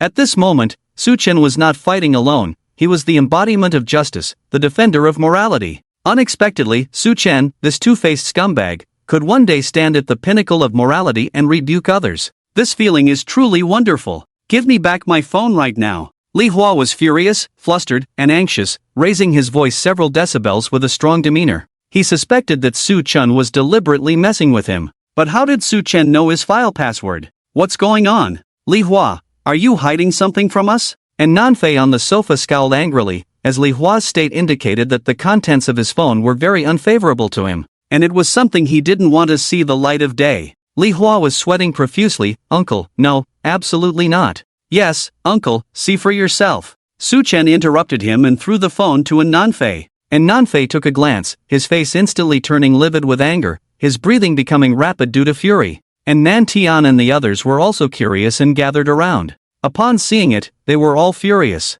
And Z suddenly realized, no wonder Su Chen borrowed the phone, but how did Su Chen know? And Yu was undoubtedly the most furious, standing up and walking to Li Hua. You listen to me, Yu. Li Hua felt he could still salvage the situation. Smack! And Yu slapped him directly, as if cutting off his oxygen supply, gritting her teeth and cursing, you shameless. Disgusting. I thought you were a gentleman for not making a move on me, but you turned out to be this kind of trash, making me sick. As she cursed, she felt wronged. Not only was her affection deceived, but she also lost face, then burst into tears and threw herself into her mother's arms. This is outrageous, absolutely outrageous. Get out of here right now. Get out. And Nanfei grabbed a teacup from the table and threw it, hysterically shouting, almost blacking out from anger. If it weren't for the fact that the other party hadn't caused any actual harm to his daughter yet, he wouldn't let him off so easily. Li Hua let the teacup hit him on the head, feeling dazed. After planning for so long, it all ended just like that. He looked at Su Chen, his eyes suddenly turning bloodshot, raging inside. If it weren't for this guy, how could the Yin family know about this matter? The more he endured, the angrier he became. Damn it! I'll kill you! Li Hua cursed angrily and rushed towards Su Chen. Ah, be careful! Everyone in the living room was shocked to see this scene. Watching Li Hua charging towards him, Su Chen's eyes flashed with disdain, standing still without dodging, and kicked directly. If he had dodged, he would have overestimated Li Hua. Bang! Li Hua's body flew backward, then a scream, crashing heavily to the ground. Everyone was stunned, completely unexpected that Su Chen still had such strong combat power. Unclein, I'll throw this trash out first, so his stench won't spoil our appetite later. Su Chen said to Nantian, then bent down to pick up Li Hua from the ground, walking out of the living room as if carrying a dead dog. Outside the villa gate, Su Chen casually threw it on the ground. Ah! Li Hua let out another scream, swaying as he stood up, staring fixedly at Su Chen. Su Chen just showed an innocent smile. I did it on purpose, are you mad? Impossible. Li Hua gritted his teeth. Su Chen couldn't possibly know the password he set, it must be a coincidence. Su Chen's smile grew brighter, he took out his phone and waved it. See? More than half battery left. As for how I know this and the password, I won't tell you, just ask if you're mad? Ah, go to hell. Li Hua couldn't hold back, roared, and charged again. Bang! Then he flew out again.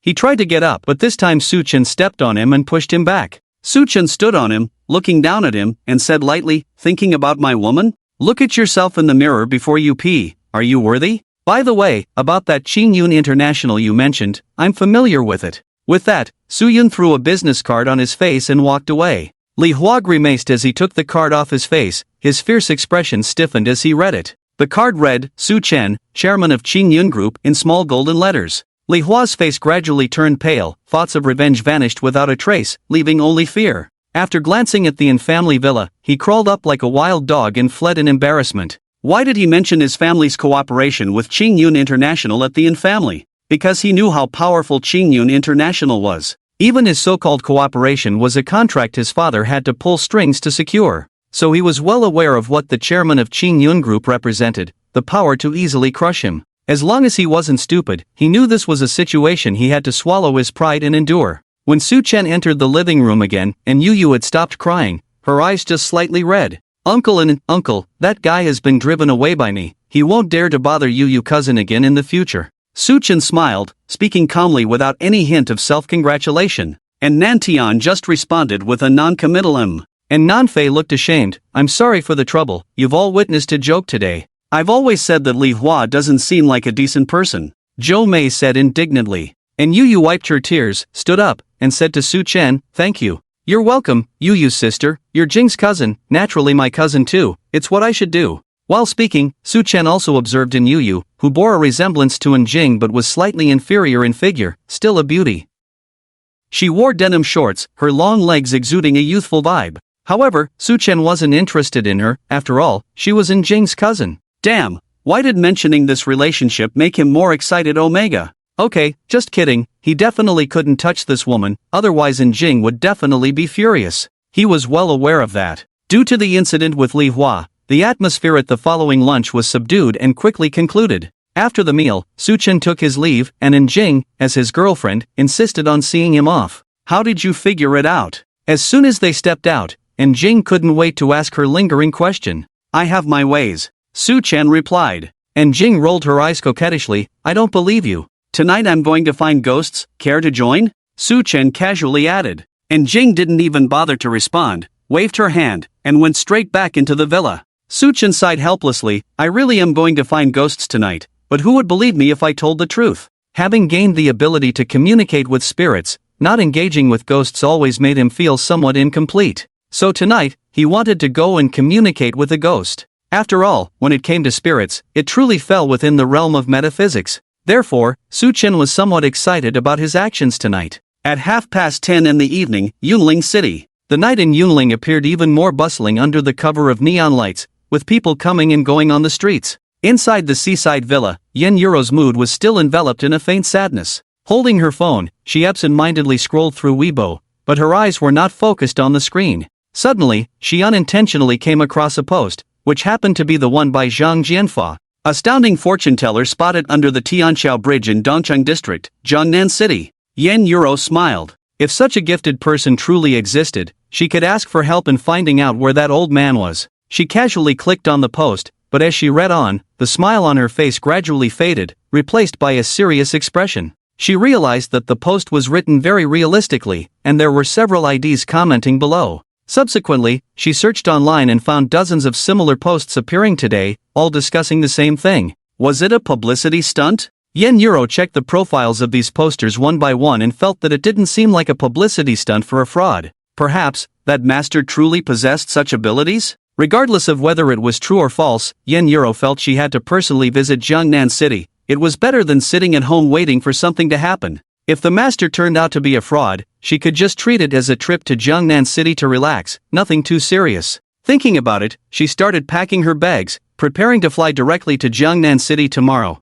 On the other side, in Jiangnan City, the old man that Yen Yuro couldn't forget, Su, was heading towards the outskirts cemetery with his bodyguards. Long and Ahu were very puzzled by this, unable to understand why their boss insisted on going to such a place in the middle of the night instead of enjoying the services of the maids in the manor. Su Chen didn't explain because he didn't need to. Upon reaching their destination, he instructed the bodyguards to keep a distance and follow him from afar, ensuring they could see him. Su Chen began wandering around the cemetery. He really wanted to go to each tombstone and ask, any ghosts at home? However, considering this behavior impolite, he ultimately refrained from doing so. After all, it was late at night, and people might already be asleep. Suddenly, Su Chen saw a red figure not far away, crouching on the ground and crying, the sound piercing. This was like a classic scene in a TV drama where a scholar encounters a female ghost at night. Who else would come to such a ghostly place at this hour besides a ghost? Obviously, he had forgotten about himself. Su Chen glanced back at the bodyguards not far behind him.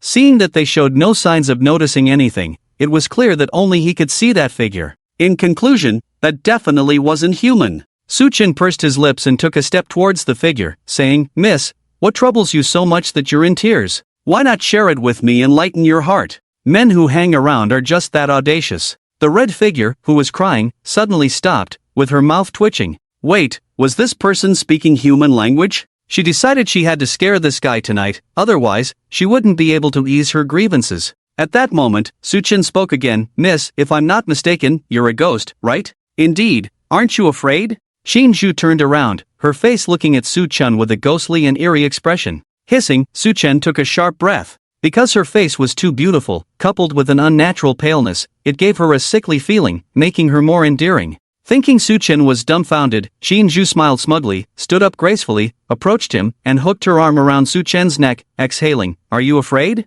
Yes, Su Chen nodded. Xin Zhu's smile brightened even more. Su Chen took out his phone to take a selfie, saying, I'm afraid you'll run away, so let's take a picture first to remember this moment. The triumphant smile on Xin Zhu's face began to stiffen. She was furious inside. I'm a ghost now. A gloomy and terrifying ghost. Can't you show me a little basic respect, even if it's pretending to be scared and crying? Xin Zhu gritted her teeth and asked, What do you want? After being dead for so many years, she encountered such an arrogant living person for the first time. I want to keep you, Suchin stated his purpose, thinking that keeping cats and dogs was too weak. Capturing a female ghost as a pet was what a man should do. Shinju let go of his hand and stepped back, looking at him with disgust. Do you want to be Ning Kaichin? This bastard not only isn't afraid of me, but also wants to make advances towards me. This is outrageous. It is well known that Ning Kaichin, who had a life-and-death friendship, and the grassroots hero Su Hanwon, were both not ordinary people. Su Chen, you've really misunderstood. I just want to keep a pet for research purposes. Su Chen held Shinju's hand and used his spiritual abilities. What are you doing? Let go of me. Is there a ghost here? Is someone playing tricks? Shinju was about to collapse. How did the situation completely reverse? At this moment, Su Chen, with a calm expression and steady tone, spoke. Your name is Shinju. You died 3 years ago in a cliff fall incident, and it was your best friend who pushed you off the cliff. After you died, your soul couldn't disperse, wanting revenge, but found that the other party carried a talisman that could ward off evil, making it impossible for you to get close, right? How do you know? Shinju was shocked, looking at Su Chen with disbelief. She was sure she didn't know this person at all. Moreover, even if he could investigate her fall off the cliff, how did he know what happened after her death? Su Chen withdrew his hand, stood with his hands behind his back, and smiled proudly. As long as I want to, there is nothing in this world that I don't know. Moonlight shone on him, exuding a sense of elegance. Can you help me seek revenge? Shinju asked excitedly, thinking of that despicable person who pushed her down the mountain. She was filled with resentment. Su Chen sneered, why not? As long as you help me seek revenge, I will be your ghost from now on. If you want to be Ning Kaichin, I'll accept it. Shinju said firmly. Ning Kaichin is fine, but I've always been afraid of the cold since I was a child. I can't enjoy the blessings. Su Chen glanced at her curvaceous figure, then sincerely said, even if this lady was ready to sacrifice herself, you actually say you're afraid of the cold. Boss, are you okay? Not far away, Along called out, slightly afraid as he watched his boss talking to the air. I'm fine, Su Chen replied, then patted Shinju's head. Let's go, Xiaozhu. Shinju's mouth twitched. Big brother, you really are treating me like a pet. Su Chen was in a good mood. After all, he didn't return empty-handed tonight. Unfortunately, from Shinju's memories, he learned that she hadn't encountered any other ghosts in these 3 years after her death. It seemed that being a ghost wasn't easy, and even thinking of becoming one after death was difficult. However, thinking about the talisman on Shinju's best friend that could ward off evil, Su Chen felt that the world was starting to get interesting. For a man who had special abilities, a world full of excitement was truly fascinating. TSK, the evil capitalist. Wow, so many maids, can you handle them all at night? No wonder you can see me at a glance, it's because of poor kidney function. Wow, so many delicious foods, sniff sniff, I really love it here. In the Yuliang manor, the maids in the villa had already been called out by Su Chen, leaving Qinju feeling like a country bumpkin in the city. Can you please keep your mouth shut? Su Chen scolded impatiently, saying that 3 women together were like a group of ducks. He felt that this female ghost alone was equivalent to a group of ducks. Shinju flew directly into his arms, clinging to him like a pet, gently rubbing her head against his arm. Whoa, master, did little Zhu make you angry? Being kept by a domineering CEO, she felt it was worth it. Get lost, find a place to sleep on your own tonight. Su Chen pushed her away, then got up and walked upstairs. The advantage of keeping her as a pet was not having to worry about the trouble of sending her to the vet all the time. As long as she didn't play to death, then play to the fullest.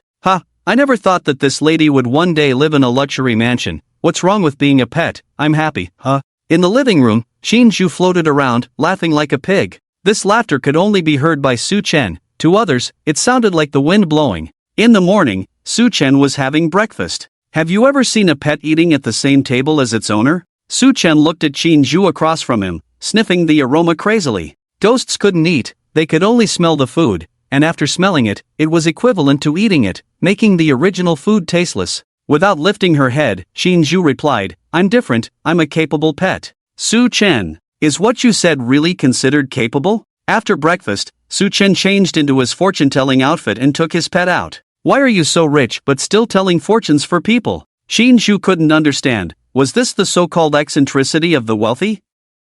Hobby, got it? Shut up. With that, Su Chen stepped on the gas, speeding up the car. His little pet was not afraid of sunlight, able to move around during the day, which didn't fit the ghost's setting. Meanwhile, under the Tianqiao Bridge in Dongcheng district, although it was still early, the place was already crowded. Most of them were the onlookers from yesterday, and some came to verify the rumors circulating online. Lao Lu, you're here early. Heh, not early, I slept here last night on a newspaper. Impressive. Li Yang watched the crowd chatting enthusiastically about the master, feeling somewhat disdainful. There were no real masters in this world, just some skilled swindlers. Today, let me expose your true colors. The master is here. Suddenly, someone exclaimed. Everyone turned to see Su Chen walking over in a black long robe, followed by two people carrying a table. Hello, master. Good morning, master. Master, you must read for me today. Li Yang looked at the so-called master, his disdain growing. Just a young punk, yet he managed to deceive so many people.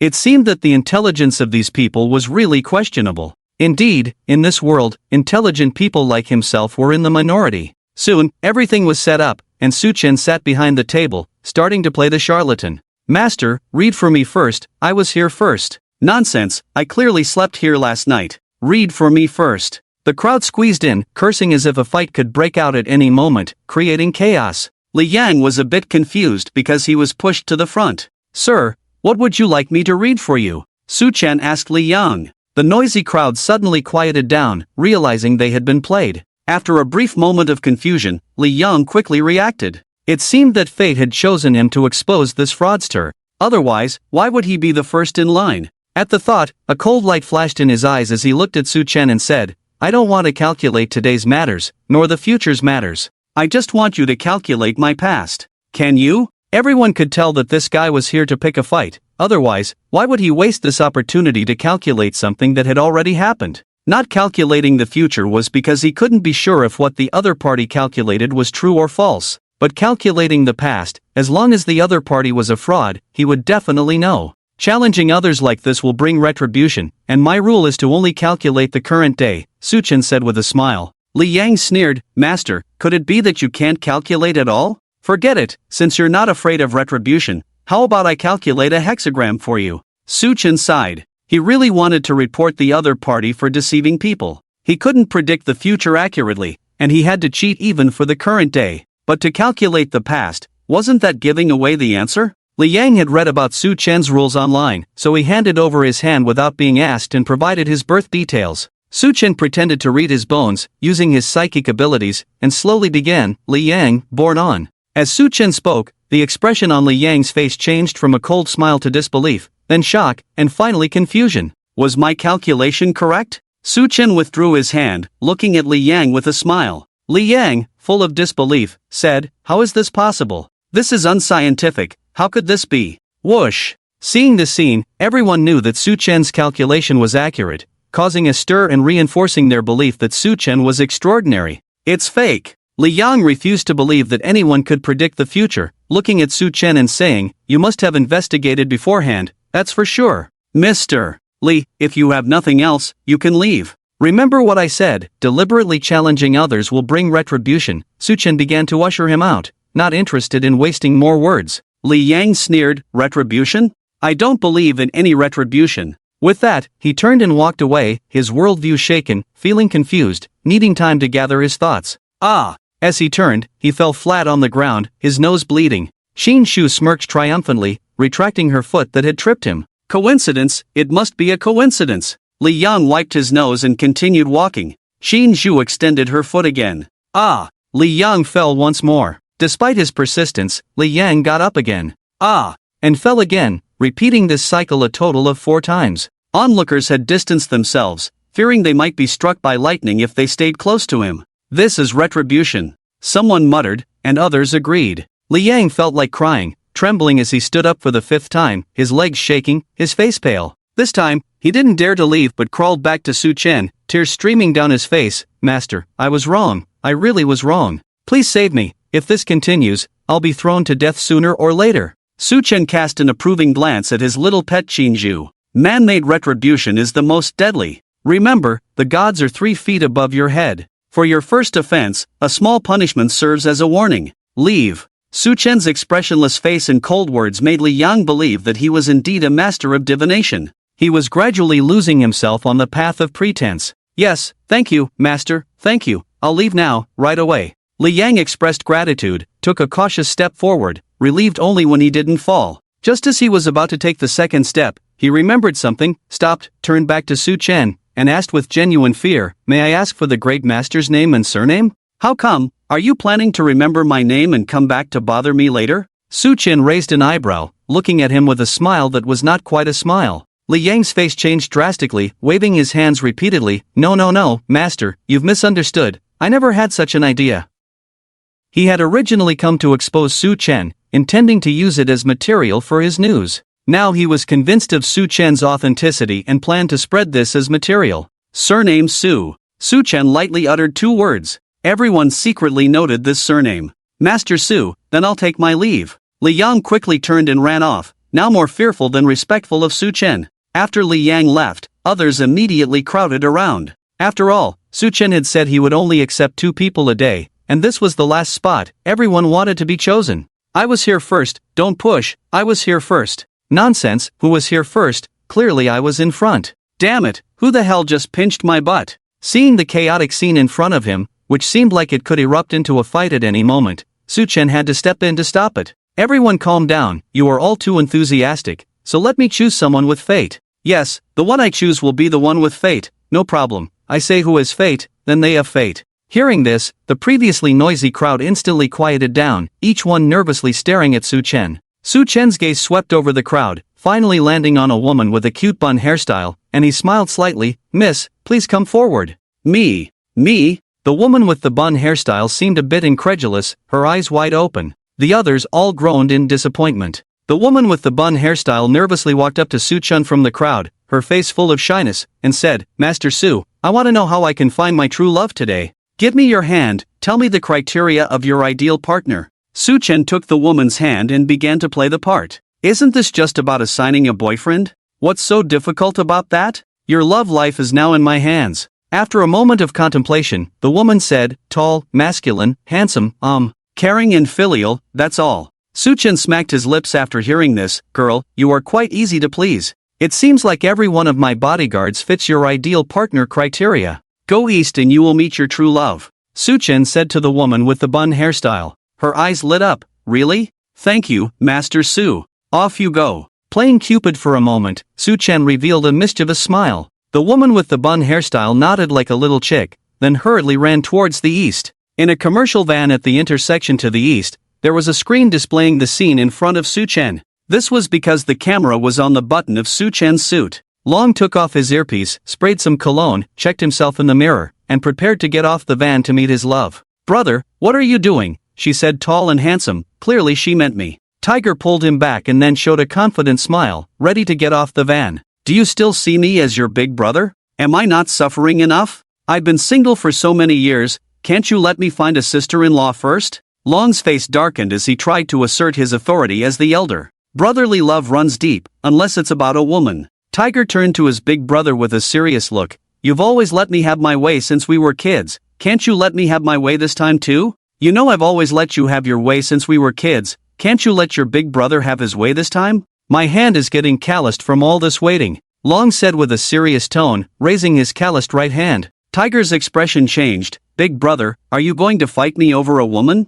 This is your sister-in-law." Long's attitude was firm, never backing down. Tiger also stood his ground. "Big brother, that's your younger sibling." Then, the two of them started fighting in the car. The other bodyguards were all dumbfounded. Damn, is this the legendary ungrateful dog, who turns against his own family? A few minutes later, Long outsmarted Tiger, got off the car with a swollen face, and stood in front of a coffee shop, waiting quietly for his love to come to him. Glancing at the closed car door, he sneered, "Your big brother will always be your big brother." 3 minutes later, looking at the bruised Long in front of her, Bunhead felt a bit puzzled. This was not quite the Prince Charming she had imagined. Su Chen wrapped things up and drove away with little pet Chinju. "When are you going to help me get revenge?" Chinju, sitting in the passenger seat, holding a bag of potato chips, with her fair legs resting on the dashboard. On the roadside, a naughty kid happened to witness this scene, dropping his ice cream in shock. "Potato chips can fly." Su Chen reached out and touched Chinju's leg, curiously asking,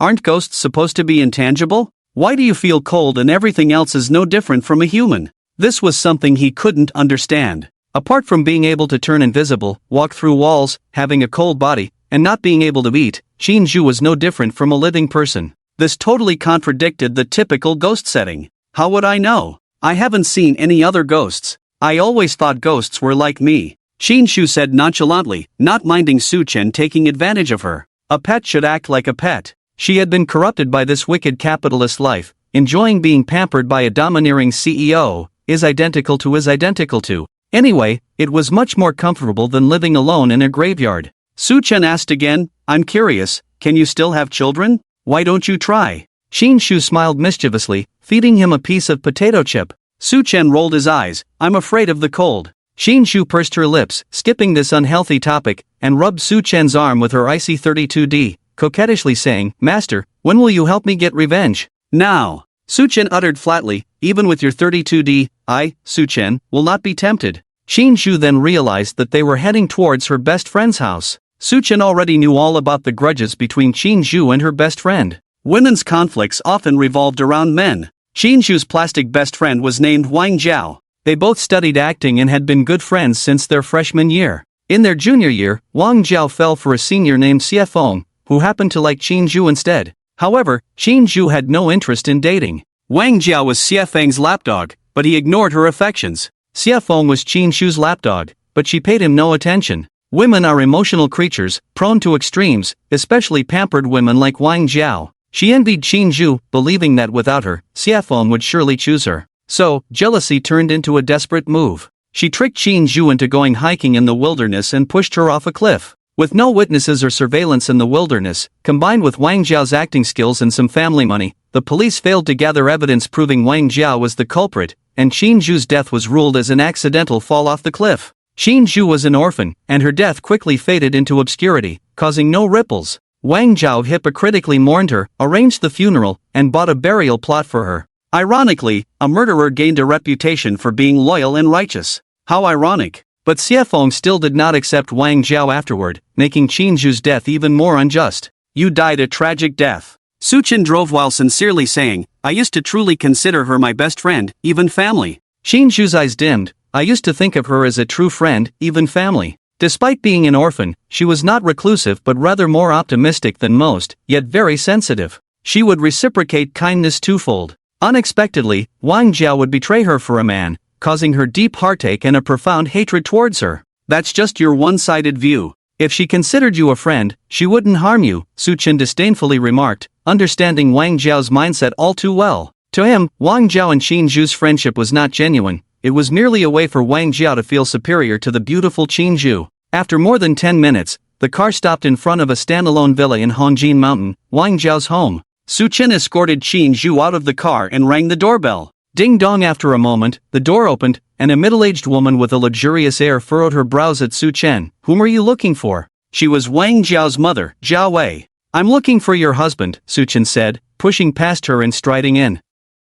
Jiao Wei was initially shocked, then angered. Stop right there. Who gave you permission to enter? Get out immediately. However, her shouting was in vain as Su-chen calmly walked into the living room. Inside, Wang Jiao and her father, Wang Hong, were present. Seeing Wang Jiao, Shinshu became agitated, but Su-chen held her hand and shook his head at her. Who are you? Get out now. Wang Hong stood up, reprimanding Su-chen. Su-chen walked straight to the sofa and sat down, saying calmly, I'm here to save you. Is this how you treat someone who saved you? Move aside. I'm about to show off. What are you up to? Wang Jiao sneered, dismissing Su-chen's pretentious words. Xia Wei shrilly threatened, if you don't leave, I'll call the police for trespassing. Hee hee, Su-chen chuckled lightly, then said leisurely, is this how you treat guests in your home? Not even offering a cup of tea. I don't seem to know you, Wang Hong said coldly, implying that Su-chen was not worthy of their tea. Well, in that case, I'll pour it myself. Su-chen sighed, then pointed at a cup on the table and uttered a word, rise.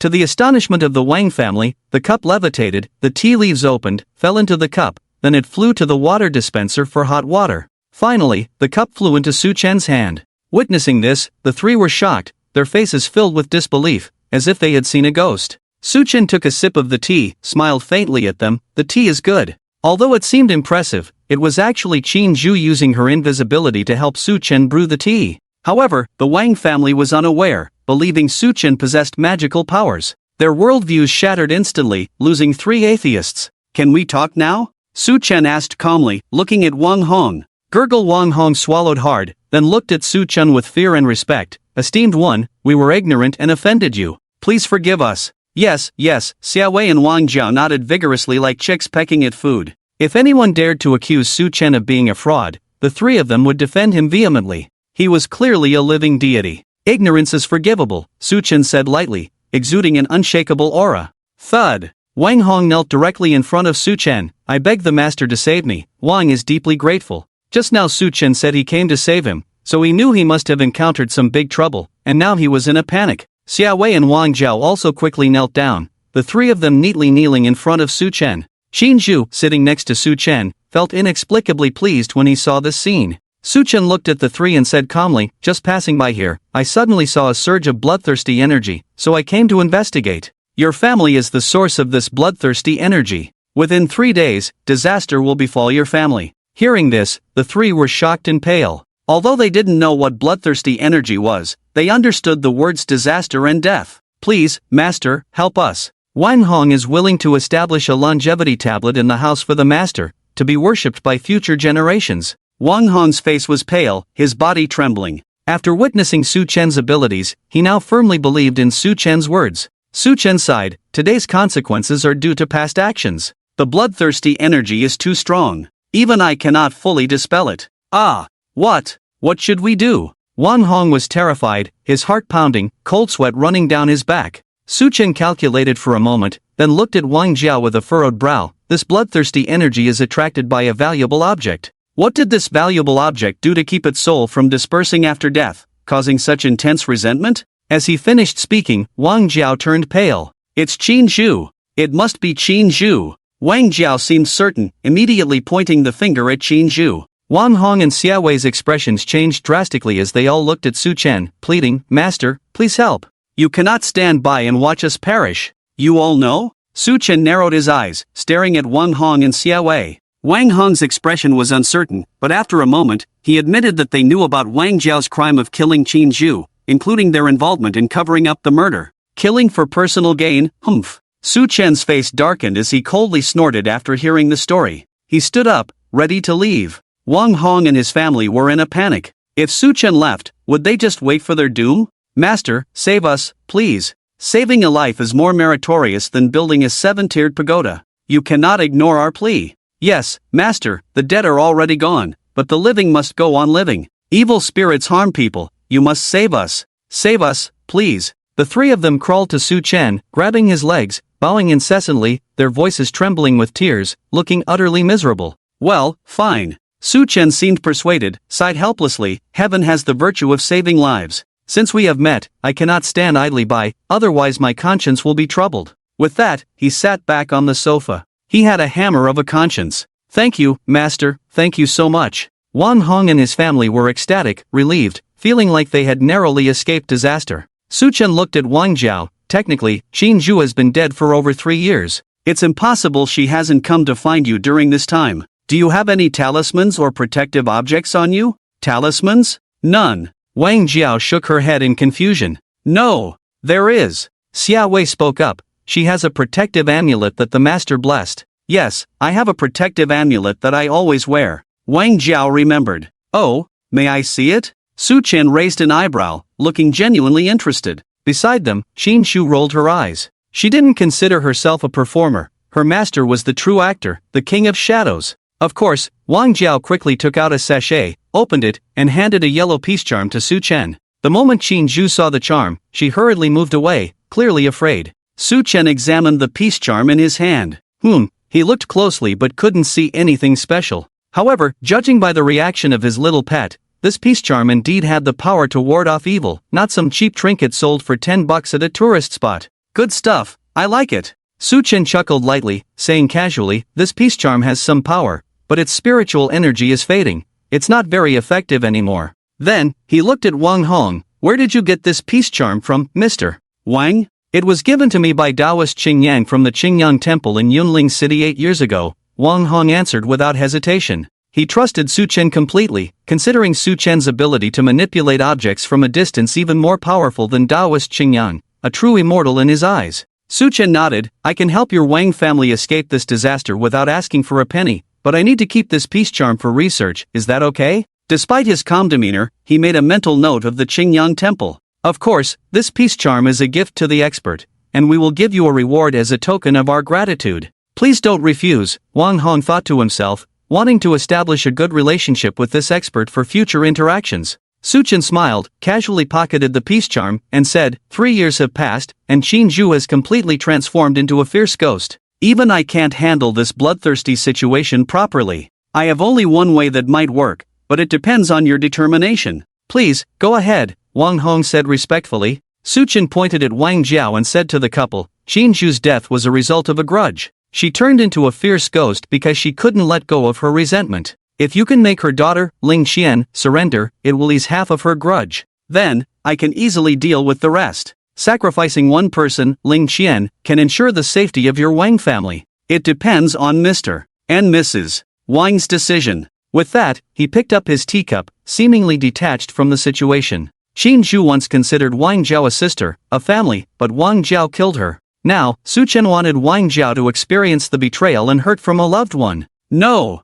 I don't want to go to jail. You must have another way, right? You must have another way, Wang Jiao panicked, grabbing Suchen's arm, tears streaming down her face as she looked at him pitifully. Humph. Suchen shook her hand off, coldly saying, karma will take its course. Qin Zhu's resentment is overwhelming now, and I can't handle it. Whether one person dies or the whole family, it's your choice, it has nothing to do with me. Wang Hong and Xia Wei exchanged glances, then both looked at Wang Jiao. Wang Jiao realized something and trembled. Dad, Mom, I'm your daughter, I can't go to jail, I don't want to go to jail. Jiao, turn yourself in, we'll wait for you to come out, Wang Hong said hoarsely. Considering he still had a son, losing a daughter to keep the family safe was worth it. Boom! Hearing her father's words, Wang Jiao felt like thunder had struck her. Her mind went blank, and she felt like she had lost her soul. At that moment, Suchen added, make your decision quickly, I won't stay here for long. Jiao, turn yourself in, for your brother's sake, Mom is begging you. Xia Wei looked at Wang Jiao with tears streaming down her face.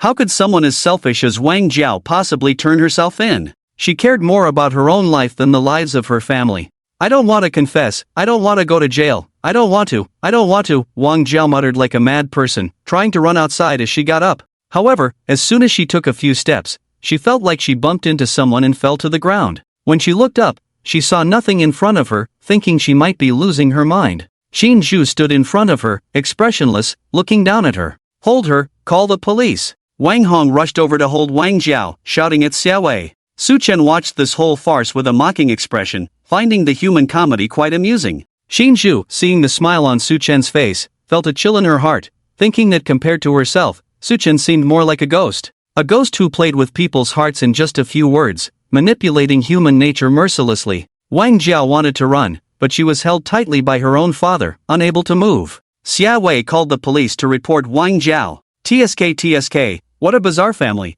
truly a case of strange family relationships. Dad, I'm your daughter, how could you do this? Sob. Wang Jiao cried loudly, heartbroken because she was about to go to jail, and even more devastated because she was abandoned by her own parents. At this moment, she wondered if her feelings were similar to Qin Zhu's when she was pushed off the cliff. Xiao Jiao, don't blame us, we had no choice. Yes, sacrificing you means the rest of us, including your brother, will be safe. We will visit you often. Soon, the police arrived, and yes, it was Su Chen, the model citizen, who opened the door. Who made the report? Asked the leading officer. Wang Hong said, it was me. I reported that 3 years ago, Qin Zhu's cliff incident had hidden truths, and the murderer was my daughter, Wang Jiao. I want to report too. At that moment, Wang Jiao, with red eyes, screamed, I confess, they covered up for me after I killed someone, they are also guilty. If they didn't want her to live well, then no one should live. Police? Parents reporting their daughter reporting her parents, this family was truly tearing each other apart, were they so enlightened? Xiao Jiao, you. Wang Hong and Xia Wei were thunderstruck, never expecting Wang Jiao to confess directly, taking them down with her. No one should live. Wang Jiao hysterically shouted, disheveled and ghostly. Clap, clap, clap. At that moment, applause rang out. Suchen clapped while standing up, smiling broadly, excellent, truly a great show. Wang Jiao, when Qin Zhu treated you like a sister, did you ever think about her feelings when you pushed her? Speaking, Suchen took out a recorder and handed it to the police. Comrades, no need to search for evidence anymore, they have just confessed to the crime. No need to thank me, as a conscientious citizen, it is my duty to maintain public order in Jiangnan City, this is what I should do. Boom! Wang Hong, Wang Jiao, and Xia Wei were struck as if by a heavy blow, their minds exploding. At this point, they finally realized that Su Chen had been plotting against them all along. From start to finish, Su Chen had treated the three of them like fools. Unfortunately, they had unwavering trust and handed the evidence to Su Chen. "You harmed us.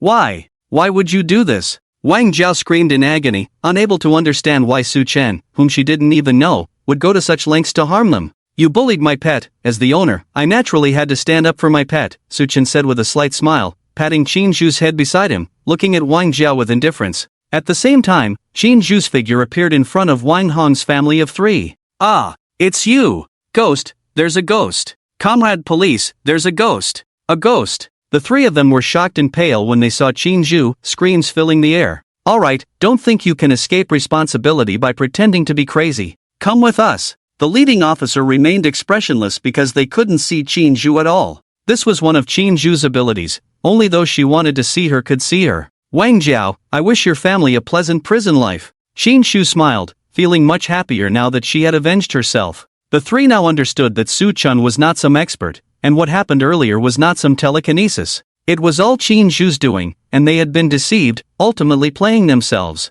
The three were taken away in a daze, but they didn't need to worry about their future. The state would take care of them for the rest of their lives. Su Chen, as a diligent citizen providing evidence, went to the police station to give a statement, cooperating with the authorities. However, when he left the station, he was personally seen off by a high-ranking official. After all, being the chairman of Qingyun International was no small matter. "Alright, Director Chen, you can stop here. That's far enough. Director Su, take your time. I'm really sorry for the inconvenience today. Thank you for cooperating with us. It's my pleasure." After exchanging pleasantries at the police station's entrance, Su Chen got into the car under Director Chen's watchful eyes. "Why do you look like a ghost? Where's your brother?" Su Chen was startled when he saw Ahu, the driver, with a swollen face at the wheel. "My brother did this. He went on a date." Ahu gritted his teeth, his knuckles turning white from gripping the steering wheel tightly, clearly still upset about it. Su Chen nonchalantly remarked, "That steering wheel costs 30,000.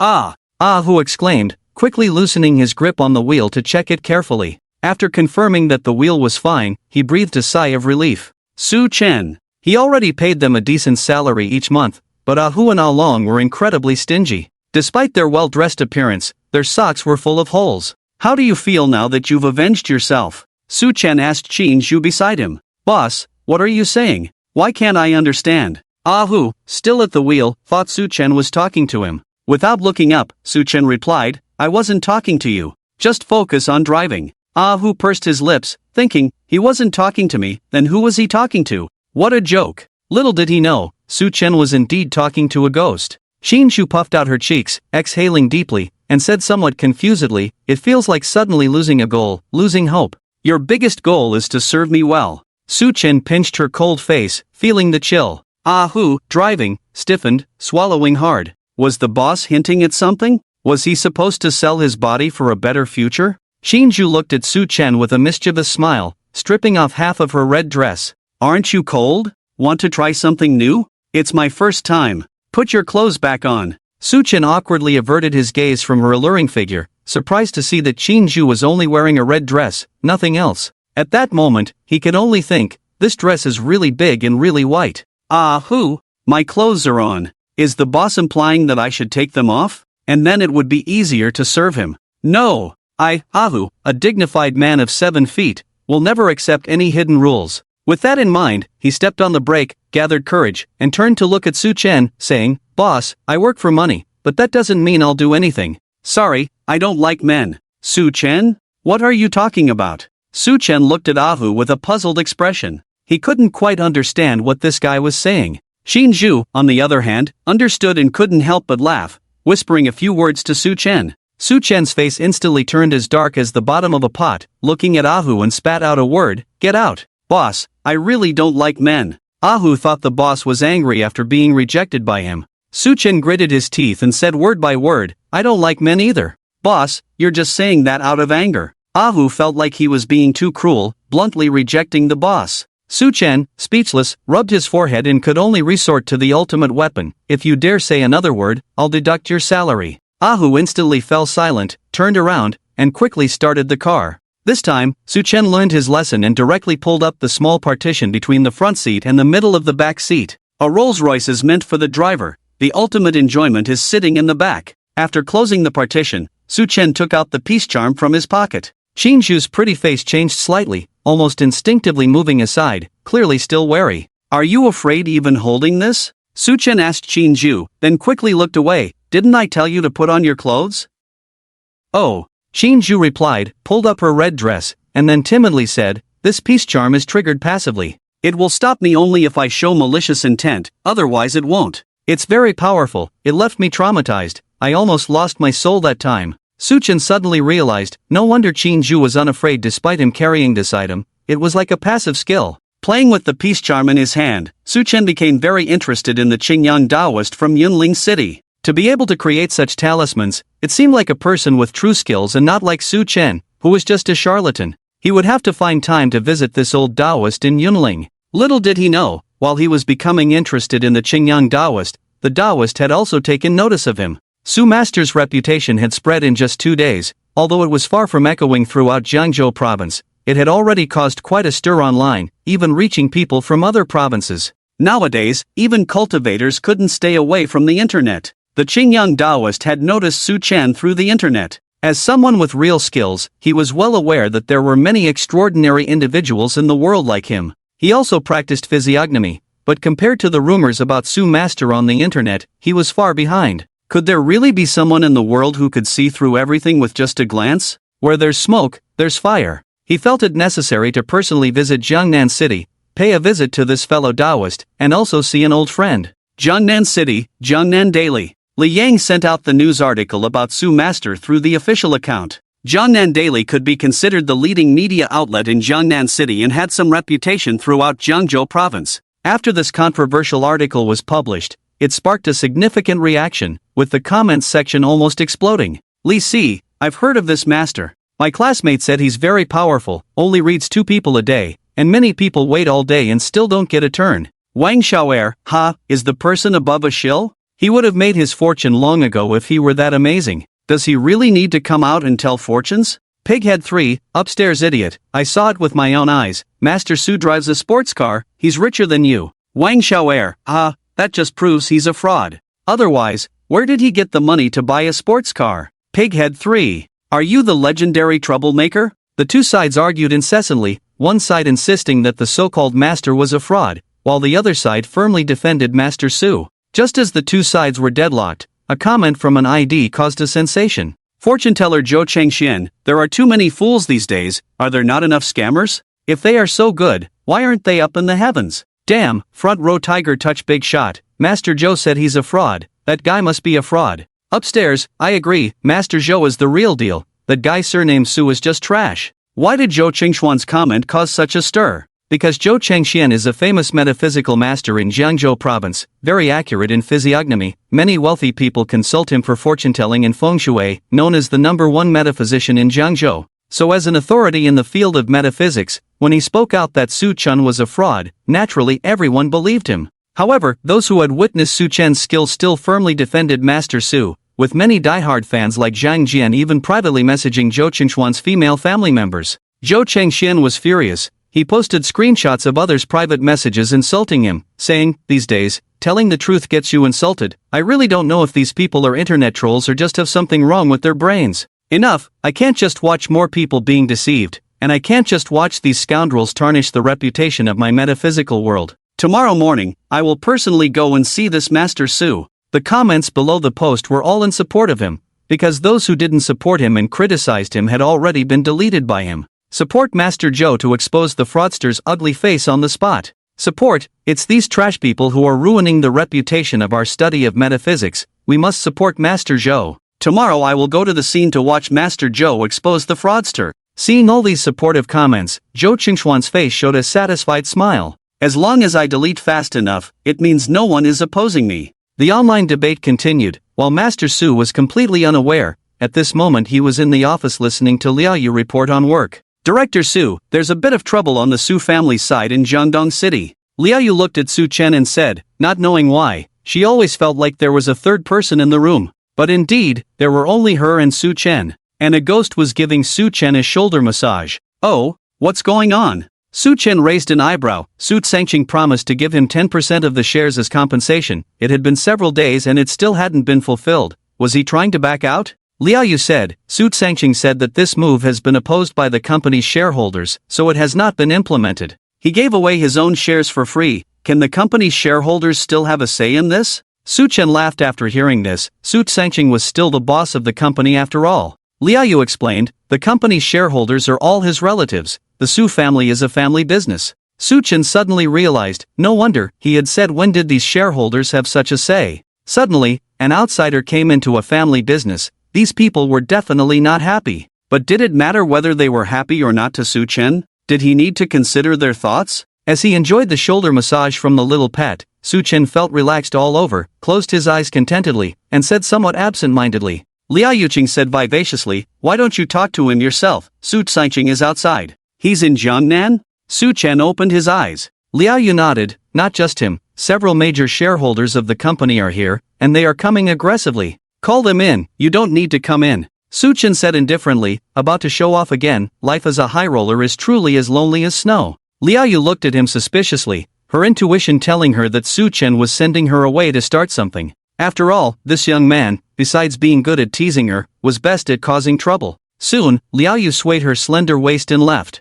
Qinzhu leaned in close to Su Chen and whispered, so you like this type? If it's a woman, I like it. Su Chen pinched her cheek. Holding her in his arms in the middle of summer didn't even require air conditioning. It was pleasantly cool. Don't ask him how he knew. The truth is, Su had just napped with her in his arms. It was indeed pleasantly cool. And he planned to hold Qinzhu every summer from now on. The air conditioning could be turned off directly. Qinzhu had completely become a tool. No, a tool ghost. Qinzhu pouted, saying with a hint of grievance, Master, I'm also a woman. She admired Su Chen's composure. He had just napped with her and remained unfazed. You're a female ghost. Su Chen waved his hand. Stop being naughty. Get ready to show off with me. I don't need to show off. I have it. Qinzhu blinked playfully. Su Chen said. Stop driving like that. Your wheels are almost on my face. This female ghost's driving speed was too fast. Even Su Chen, an experienced driver, was amazed. Knock, knock, knock. The knocking on the office door interrupted their conversation. Come in. Su Chen sat on the sofa, his face unreadable. As he spoke, the office door was pushed open, Su Sangqing leading 5 or 6 middle-aged men walking in. Director Su, hello, Su Sangqing greeted Su Chen. The others seemed to ignore Su Chen, coldly ignoring him, wanting to assert dominance. Su Chen took a sip of tea, then calmly said, can't even close the door? Sorry, Director Su. Su Sangqing's face changed, quickly turning to close the door. No need for the trouble. Su Chen stopped him, casually waving his hand. Bang! The office door closed on its own. Everyone was dumbfounded, their stern expressions gradually softening, feeling a bit dizzy. Who am I? Where am I? Are doors this high-tech now? By using this reason to comfort themselves, they were sure it was foreign high technology. Sit down and talk about it. Su Chen gestured with one hand. The group exchanged glances, then sat down on the sofa. Su Chen's effortless door closing had already subdued their arrogance. The next moment, they were dumbfounded again. Su Chen effortlessly summoned a book from the shelf into his hand. Su Sangqing and the others were dumbfounded, their minds blank,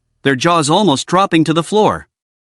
They could rationalize the door closing as a new foreign high-tech invention, gesture control. But now, telekinesis. Can someone please explain this scientifically? From then on, a few more staunch believers in the supernatural were added to the world. They suddenly understood why Su Sangqing was willing to give Su Chen 10% of the shares for free. Being able to flatter such a mysterious big shot, let alone 10%, even 50%. Well, maybe not 50%, 10% was already a lot. Su Chen didn't even bother to look at them, flipping through the book in his hand as he said without lifting his head, I heard you have objections to the compensation, mister. Su offered me? No, it's just a rumor, no objections, absolutely none. Several people shook their heads like a rattle drum, their faces filled with a longing for peace. I have an objection. At that moment, a middle-aged man who looked 2 years younger than Su Sangqing stood up angrily. All eyes were on him in an instant. Su Sangqing and the others were first shocked, then astonished, and it turned into admiration and shame. We never expected it, little 3, we used to think you were the weakest, most spineless, least manly in the family. We never thought you would show your manly spirit at this critical moment, daring to stand up resolutely against authority. It really makes us, your older brothers, feel ashamed. We misunderstood you before. Su Chen also looked at him in disbelief, never expecting such a tough character in the Su family. In the gaze of everyone, Su-san stepped forward, looking at Su-chen confidently and said, 10% of the shares? Are we giving alms to beggars? I propose changing the shares given to Mr. Su to 20%, only then can we truly express our endless admiration for Mr. Su. The expressions on the faces of the Su family froze, feeling like they had been played. It's our fault, we overestimated your backbone and underestimated your principles. Damn it, giving away another 10% just like that. Do you think the company belongs to you alone? Su-chen also stared in amazement at this brave man from the Su family, wanting to give him a thumbs up and say, bro, you're awesome.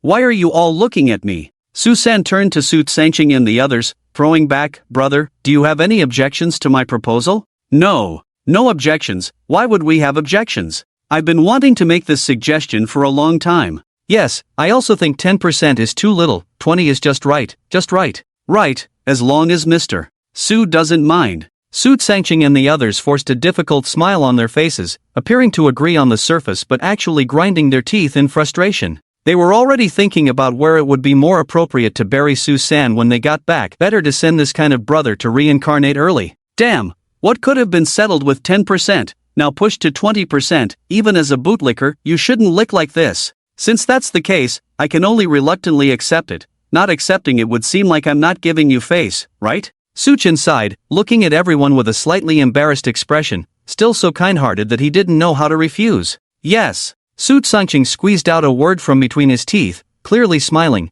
but tears uncontrollably streamed down his face. Damn it, 20% of the shares. From now on Su-chen would practically become the second largest shareholder of the Su family. Su-chen looked at him in surprise. Mr. Su, why are you crying now? Mr. Su, I'm happy, shedding tears of joy, I'm so damn happy. Su Sanqing's voice was choked with tears, he didn't want to cry, but the tears just couldn't be held back. Su-chen praised, Mr. Su is also a man of sentiment. Qin Zhu had already lost all composure and was laughing uncontrollably, bending over with laughter. Su Sanqing's cry seemed to trigger a chain reaction. Everyone in the Su family, except for Su-san, started crying, gradually escalating into uncontrollable wailing. We are so happy, the Su family can welcome a shareholder like Mr. Su, it's like we've hit the jackpot. No, it's like we've accumulated 8 lifetimes of blessings. Woo woo. Yes, I'm so happy. It's been a long time since I've been this happy. The last time I was this happy was when I got married. Second brother, I remember now. The last time during the wedding, sister-in-law ran away with someone, and you were as happy as you are today, crying. If it weren't for fearing Su-chen's unpredictable methods, they would have wanted to kill this little dog who had forcibly taken over everything. But there are no ifs in this world. So, they could only grit their teeth and swallow their anger, pretending to be happy while crying. After living for so many years, the Zus were also well respected in Jiangdong, but they had never felt so wronged before. However, they were adults after all, and quickly regained control of their emotions. Director Su, sorry for the show. We got a bit too excited for a moment and couldn't control our emotions. Su Sanqing looked at Su-chen seriously and said, since we've started this act, we have to keep it up, or it would be embarrassing. Su-chen patted his shoulder, I understand. Hardly anyone can stay calm in front of me, after all, I'm so outstanding, right? Yes, you're absolutely right. Su Sanqing twitched his mouth and even added a classical Chinese phrase. Even if Su-chen said something absurd like eating feces, he would do it without hesitation and agree with Su-chen's words. There was no room for bargaining with the weak in front of the strong. Of course, there were few people like Su Laosan who actively handed over the knife, quite a rarity. Is there anything else? Su-chen asked, then said, if not, you can leave. Finalize the equity transfer contract as soon as possible. Then we won't disturb you any longer, Director Su. We'll take our leave. Su Sanqing said with a smile, creating a harmonious atmosphere in the office. Ha, you rich people are all so amusing, aren't you? Qin Zhu threw herself into Su-chen's arms, hugging his neck and asking, tears almost coming out from laughter. Su-chen remained calm. Do you find it amusing? This is a world of the survival of the fittest. Initially, Su Jiaqin thought he was the strong one, entitled to dictate to Su-chen. In the end, Su-chen used facts to show him that he was just a younger brother, and Su Jiaqin's younger brother paid the price of losing both legs for this lesson. Later on, Su Sanqing and his wife thought that their desperate situation could threaten Su-chen. But Su-chen refused to be threatened and stood his ground firmly. Time and time again, facts proved that Su-chen was the strong one, so it was always Su's family who suffered. If Su's family were stronger than Su-chen, his fate would have been truly miserable. Therefore, To avoid such a situation, Su Chen had to always remain the strong one. "You are already very strong," Qin Shu murmured to Su Chen, rubbing her face against his chest. Like a little dog trying to please its owner, her red dress had slipped off her shoulders, her eyes watery as she looked at Su Chen. Obviously, she had figured it out. The atmosphere began to turn pink. Su Chen stroked Qin Shu's soft hair, gazing into her eyes, and after a while, he said, "What brand of shampoo do you use? It's so smooth." Qin Shu was speechless. This sentence instantly ruined the previously pink atmosphere, dampening the mood. Gnashing her teeth, Qin Shu said, "I usually wash my head separately, it's cleaner that way. Do you want me to show you?" "Sure." Su Chen widened his eyes, looking at her curiously. Qin Shu.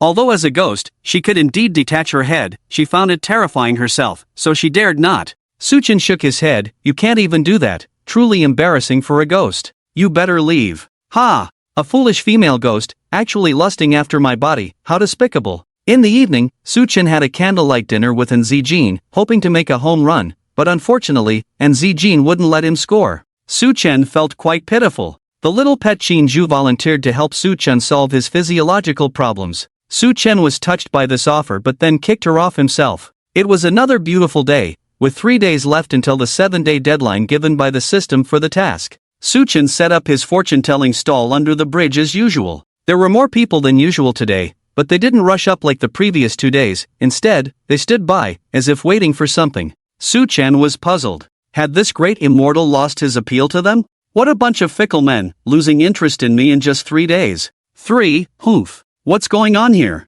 It seemed like someone noticed Su Chen's confusion, and Zhang Jian in the crowd stepped forward to explain, "Master, don't you use Weibo? What's the matter?" Su Chen looked at him puzzled. Zhang Jian didn't say anything but took out his phone, opened Weibo, and showed him the post by Zhou Changxian. Su Chen suddenly realized that someone was picking a fight. No, looking for trouble. These people were all waiting to watch the show. "Master, this Zhou Changxian is quite formidable," Zhang Jian added, fearing that Su Chen might underestimate him. Su Chen smiled calmly and uttered 2 words in a calm tone, "Interesting. Master is awesome." Zhang Jian sensed Su Chen's arrogance and dominance from these 2 words. Master Zhou is here. Suddenly, someone in the crowd exclaimed, and everyone turned to look. A black Maybach slowly approached, and after stopping, a middle-aged man in a white robe, exuding an air of elegance, walked over. Behind him was a young man, presumably his disciple. "Hello, Master Zhou. Today promises to be exciting, with the 2 masters facing off. Who is more formidable? 2 masters? Clearly, there is only Master Zhou, that Su guy is just a fraud." The crowd was noisy, showing Zhou Qingxuan's high popularity, as he had been in the fortune-telling business for a long time and was well known in the circle. Zhou Changxian walked proudly, with a hint of arrogance on his face, obviously enjoying the praise from the onlookers. Su Chen sat in his chair, squinting his eyes and glanced at Qin Shu beside him. Qin Shu made an okay gesture, trotted to the table, and extended a foot. Zhou Changxian walked over swiftly, looked at Su Chen, and with a hint of mockery on his lips, said, "In the absence of a tiger in the mountains, the monkey becomes the king, a mere kid." Ah! Before he could finish his sentence, he let out a scream, falling to the ground, a tooth knocked out, blood oozing from his mouth. The sudden accident left everyone stunned. The air of superiority shattered in an instant. "Oh my, TSK, such a grand gesture upon our first meeting, isn't it a bit inappropriate?" Su Chen stood up in surprise, walked around to the front of the table, reached out to help him up, and said, "Did Master Zhou not foresee that he would fall today when he left home? Master, are you okay?" The young man behind Zhou Changxian glared at Su Chen, quickly helped Zhou Changxian up. Zhou Changxian stood unsteadily, wiped the blood from the corner of his mouth, and said to Su Chen, "Just a minor accident, don't be smug. I'm here today to expose you." "I'm not being smug, and besides, I don't understand what you want to expose about me." Su Chen looked innocent, his arrogant demeanor inviting a slap. This time, Zhou Changxian didn't speak, his disciple behind him couldn't hold back. "How can trash like you be qualified to tell fortunes? You're just a lowly fraud. My master is here today to reveal your true colors. How can you, at such a young age, speak ill of others? You're slandering." Su Chen lectured with a serious tone. Zhou Changxian sneered, "Still pretending? Your little tricks might fool ordinary people, but trying to deceive me, you're still too green. Hee hee. How do you want to play?" Su Chen chuckled lightly and walked back to sit on the chair. Zhou Changxian coldly said, "Let's each give the other a fortune-telling, just to see who's superior. Then I'll go first. What do you want me to predict?" Su Chen appeared very relaxed and confident because no matter what the other party asked, he had a way to deal with it. Zhou Chengxian revealed a cunning smile. Since you're so good, then please tell me how I got this scar on my hand. As he spoke, he rolled up his sleeve, revealing a faint scar on his forearm. He didn't believe that no matter how skilled Su Chen was, could he really investigate the origin of this scar in just one day? Why not? Give me your hand. Su Chen seemed confident. Zhou Chengxian sneered inwardly, still pretending to be calm here? I want to see how you'll get out of this today. He extended his hand. Su Chen held his hand, using his spiritual power, and then Zhou Qingxuan's past memories unfolded before him like scenes from a movie. Soon, he saw the origin of this scar. Pretending to calculate with his fingers, chanting some words, Su Chen looked at Zhou Chengxian and said, if I'm not mistaken, this scar of yours was from when you were 6 years old, cutting wood on the mountain, am I right? Everyone stared at Zhou Chengxian intently.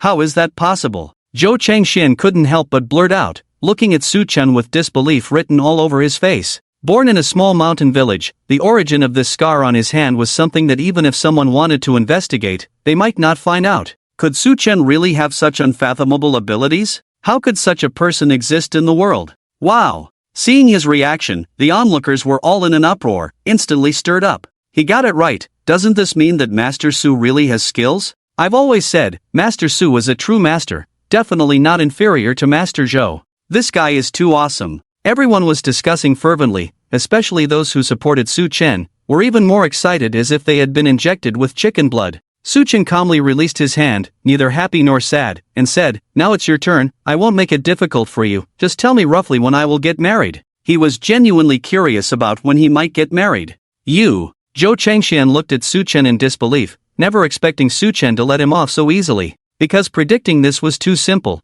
and even if he randomly mentioned a time, Su Chen wouldn't be able to verify it immediately. So, in his view, this was Su Chen giving him a way out. For a moment, his expression changed constantly, feeling ashamed and embarrassed. Compared to such a broad-minded master, what were his petty tricks worth? Alright, I'll show my incompetence. May I ask for the details of your birth date? Zhou Chengxian decided to seriously calculate this fortune-telling, but as he calculated, his face changed, staring at Su Chen in horror. Because, he couldn't figure it out. Su Chen was puzzled. Why was he looking at me like that? Does this mean I won't get married in this lifetime? Zhou Chengxian felt his mouth dry, as he thought of a possibility. He had read in ancient texts that those who were proficient in calculations could conceal fate, making it impossible for others to predict. In his eyes, Su Chen must be one of those legendary masters. For a moment, his face alternated between pale and red, feeling embarrassed, ashamed, and self-mocking. How could he show off in front of such a master? Wasn't he embarrassing himself even more?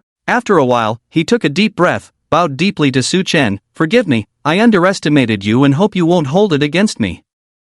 Wow! The onlookers were once again in an uproar. Zhou Qingxuan's actions were like stirring up 1,000 waves at once, leaving everyone stunned. No one expected that Zhou Chengxian would actually take the initiative to admit defeat, and in such a humble manner. What does this indicate? It shows that Su Chen is a true master, even more formidable than Zhou Chengxian. Su Chen? He simply won inexplicably. Did I win just like that? Isn't he supposed to be amazing? Can't even figure out such a simple thing? It seems that's all there is to it. Although confused, it doesn't stop him from acting cool, saying lightly, to recognize one's mistakes and make improvements is of utmost importance. Remember, there will always be someone better, and today is just a small lesson for you. Go on. I have learned from the senior. As Zhou Qingxuan's words fell, he directly knelt down with a thud, looking up at Su Chen and saying loudly, I ask the senior to accept me as a disciple. Chengxian is willing to serve the senior for life, treating you with respect. I hope the senior will agree. Encountering such a formidable senior, Zhou Chengxian saw the possibility of advancing further in his art of divination, and he didn't want to miss it. Boom! With this move, Zhou Chengxian instantly raised the atmosphere of the whole place, surprising everyone. No one had expected that the renowned Master Zhou, who had been so confident the day before about exposing Su Chen, would kneel down and seek apprenticeship in a blink of an eye. This was the Master Zhou famous throughout the province of Jiangzhou, and if even he wanted to be an apprentice, how terrifying must Su Chen's divination skills be? Zhou Qingxuan's disciple's face turned pale. He had just insulted Su Chen as trash, and now he was in a panic. Su Chen also didn't expect Zhou Chengxian to suddenly seek apprenticeship. He quickly said, get up quickly, forget about being my disciple, I can't teach you anything. People know their own business, he was just a fake. While Zhou Chengxian had real skills, what could he teach him? Senior, I understand. Are you testing me? Zhou Changxian looked at Su Chen intently, knowing that a master accepting a disciple would naturally be strict. He believed he would pass the test. Su Chen, what do you understand now? Stop making wild guesses. I really am not a master. I'm just a noob. You really? Su Chen was about to say that you misunderstood. I wasn't testing you, but just as the words were about to come out, he changed his approach and said, you are really smart, a talent indeed, to see through my test at a glance. Well done. Why did Master Su suddenly change his mind? Because he suddenly had an idea. He couldn't tell fortunes, but Zhou Changxian could. Convince this guy to be his apprentice, and in the future, let him do the fortune-telling for him, right? Greater than over equal to nabla less than over equal to this way, it would also help boost his reputation, as everyone would know that Zhou Changxian had become Master Su's disciple. With each fortune-telling Zhou Changxian did, his own reputation would increase. Smart as he was simply amazing. As for what to do when Zhou Changxian realized later that there was actually nothing he could teach him, that was simple. By then his role as a fortune-teller would be done. Why bother about it? If he felt guilty, he could just give him some money to show his gratitude. Senior, have you agreed to accept me? Zhou Changxian looked excitedly at Su Chen, his eyes filled with longing for knowledge. Although Su Chen was younger than him, it made him even more admiring, as it showed Su Chen's talent and strength in divination. The capable should be the teacher, and he sincerely wanted to learn something. Su Chen sighed, your sincerity makes it hard for me to refuse. Let's start by making you an apprentice on paper. From today onwards, you will be in charge of fortune-telling here for me. Taking you as a temporary worker first, work for me for a few days for free and then we'll see. Master, rest assured, Changxian will not tarnish your reputation. Zhou Changxian said loudly, thinking that the master was testing his determination. As long as he passed this test, he would definitely go from being a named disciple to an official disciple. I must not disappoint the master. Su Chen patted his shoulder, I believe in your abilities, I just hope you stay grounded. Master, I understand. Zhou Changxian suddenly exclaimed, looking intensely at Su Chen. Su Chen was taken aback. What do you understand now? I haven't even figured it out myself. Zhou Changxian, full of remorse, said, disciple is ashamed. It's only now that I see the profound intention behind Master's actions. I've become successful over the years, driving luxury cars, living in mansions, surrounded by extravagance, and I've been corroded by the allure of wealth and luxury. The art of divination is inherently profound. How can one remain stagnant? By having me here to read fortunes for people and grounding me in reality, Master aims to temper my character, awaken me from the seduction of wealth, and make me understand the complexities of human society, reminding me not to forget my original intentions, right? Su Chen, I was just patting you on the shoulder and saying some meaningless words. I didn't expect you to interpret something I hadn't even thought of. You're really something. You must have scored full marks in elementary school reading comprehension. Also, if we talk about being lost in luxury, I'm probably worse than you. I have a dozen maids serving me at home. After listening to Zhou Changxuan's words, the onlookers around all had expressions of sudden realization. Oh, so Master Su's seemingly casual words actually hold such deep meaning. A master is a master indeed. Every word carries hidden meanings that ordinary people cannot understand. I, indeed, did not misjudge you. Su Chen looked at Zhou Changxian with satisfaction and said, since you think I'm so awesome, I can only admit it. No more pretending, I'm laying it all out. I, Su Chen, am indeed that awesome. Seeing this, Zhou Changxian believed that his understanding was correct, humbly saying, Master is truly profound, I still have a long way to go compared to Master. Then let's start from here as the first step. With these words, Su Chen turned and left. He really didn't want to stay here for another second. Who knows what this guy might interpret from a casual remark of his. Oh, Xin Zhu, who looked puzzled beside him, had something to say. Maybe even ghosts wouldn't know. But it's easy to deceive smart people. You just need to start, and they can fill in the rest for you. These smart people always like to complicate simple things. I wonder if they find it tiring to live like that. Disciple respectfully bids farewell to Master. Zhou Changxian bowed deeply towards Su Chen's back, thinking to himself, a master is a master, even the last sentence is not simple. Letting me start from here is the first step. It's like he's hinting at me, a journey of 1,000 miles begins with a single step. Master, please wait. Su Chen was about to get into the car when a voice, as gentle as an orchid in an empty valley, with a hint of familiarity, suddenly sounded behind him. Su Chen turned around and was somewhat surprised because the person calling him was the youthful and beautiful Yen Yuro. Wasn't she in Yunling City? How did she end up in Jiangnan City? Yen Yuro walked up to Su Chen, politely saying, I flew from Yunling specifically to see the master. The master reads fortunes twice a day, and today there's one reading left. Could you do it for me? For some reason, she felt a strange sense of familiarity with this master, making her feel close, yet unable to pinpoint where the familiarity came from. Of course. Suchin smiled faintly, gesturing for her to proceed. Yen Yuro pursed her lips and said slowly, I want the master to help me find someone. How could I locate him? I only predict events of the day. Oh, I can also predict the past. Because he can only predict events of the day, he can't predict the future, but he can cheat a bit with his spiritual abilities when it comes to the past. And asking him to find someone, that's something he really can't do. He doesn't have a GPS tracker on the person.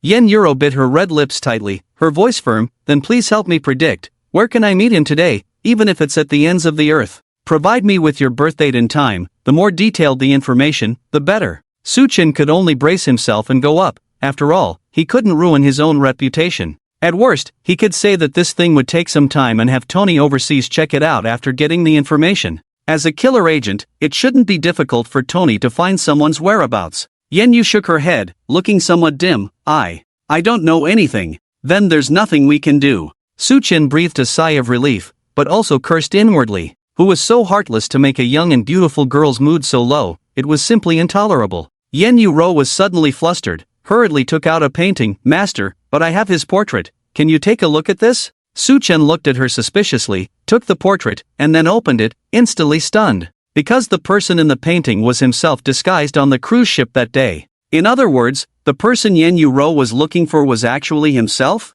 Thinking about it, besides himself, a peerless handsome man, who else could make a young and beautiful girl look like this? Ah, this damn, irresistible charm of mine. Now there were two choices in front of Suchin. 1. Admit his identity and take the beauty home. 2. Conceal his identity and let the young and beautiful girl leave sadly. Obviously, was there even a need to choose? As a male god, how could Suchin do something that would make someone come from afar, only to leave disappointed and heartbroken? He couldn't bear it, being kind-hearted, he really couldn't bear it. And as an honest and reliable young man, he was not good at lying, nor did he stoop to lying. Yes, that's how it was. Why do you want to find him? Suchin had already made up his mind. Because. Yen Yuro was stunned, her eyes somewhat blank, pursing her red lips. I don't know, I just want to find him, really want to see him, he's special. Look at me, look into my eyes, Suchin said to Yen Yuro, a faint smile on his face. Yen Yuro looked at Suchin with some confusion, and as she continued to look, her face changed, her lips slightly parted, full of disbelief.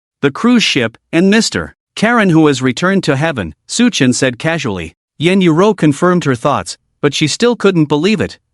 You're not. How? That was makeup, Suchin answered her question. Yen Yuro nodded, just staring at Suchin, somewhat delighted, but more at a loss. Suchin asked again, now that you've seen me, is there anything else? Yen Yuro suddenly faltered. She just wanted to see Suchin again, but hadn't thought about what to do after seeing him. After a while, she hesitated for a moment, gathered her courage and said, Can I know your name?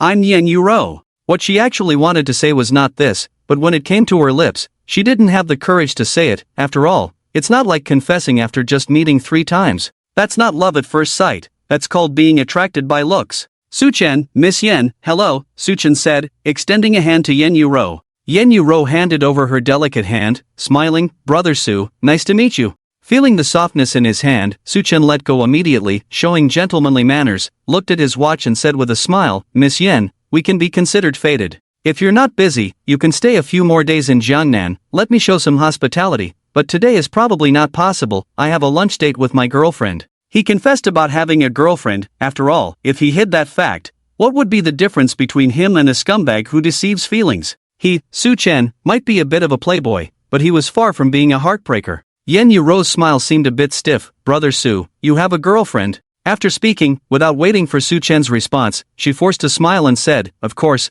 how could someone as outstanding as Brother Su still be single? Her mind was in a whirl, feeling empty inside for the first time in her life after falling for a man, only to find out that someone else had beaten her to it. Chinju shook her head in disapproval, another ignorant girl falling for his charm. Was this damn guy really that charismatic? Seeing Yen Yuro's pale face, Suchin felt a pang of guilt, but something still needed to be said. Miss Yen, you flatter me, I'm just an ordinary person. An ordinary person? A good-looking man who can kill and tell fortunes, an ordinary person? After some analysis, Yen Yuro found herself liking Suchin even more. What should she do? Miss Yen, I'll take my leave now. If you're still in Jiangnan tomorrow, you can contact me at this number. Su Chen handed Yen Euro a business card and then opened the car door. Watching Su Chen leave, Yen Euro stood in place, staring blankly at the business card. After a while, she took a deep breath, pumped her fists to encourage herself. I won't back down, Yen Euro, you can do it. Finally finding Su Chen, she couldn't just give up like this, she refused to accept it.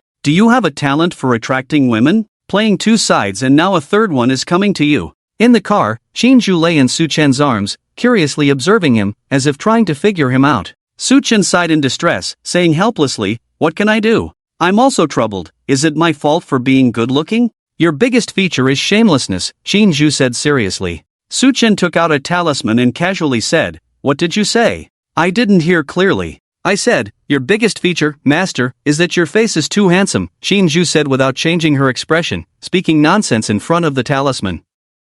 Su Chen playfully patted her cheek, you're truly a qualified little flatterer. Qinju nuzzled her head against Su Chen's chest, her eyes misty and endearing. Su Chen put away the talisman, humph, looks like I can't cure you after all. Wang family. After Wang Zhao and Wang Hong were arrested, only Wang Hong's son, Wang Tang, was left at home. Yes, the same Wang Tang who was in the same class as Su Chen and had pursued in Zijin. Sometimes, the world is so small, and things are so coincidental. In the living room, besides Wang Tang, there was a middle-aged Taoist priest in an old Taoist robe. Master Qingyang, you must help our family. Su Chen is harboring evil spirits that harm people, causing my parents and sister to be imprisoned. Please uphold justice. Wang Tang knelt on the floor, kowtowing to Qingyang with red eyes and a desolate spirit. When he visited the prison, his parents had told him everything, and although he found it hard to believe, the truth forced him to. So he harbored deep hatred towards Su Chen, but constrained by the other's status, he could only hold on to his revengeful thoughts without being able to act on them.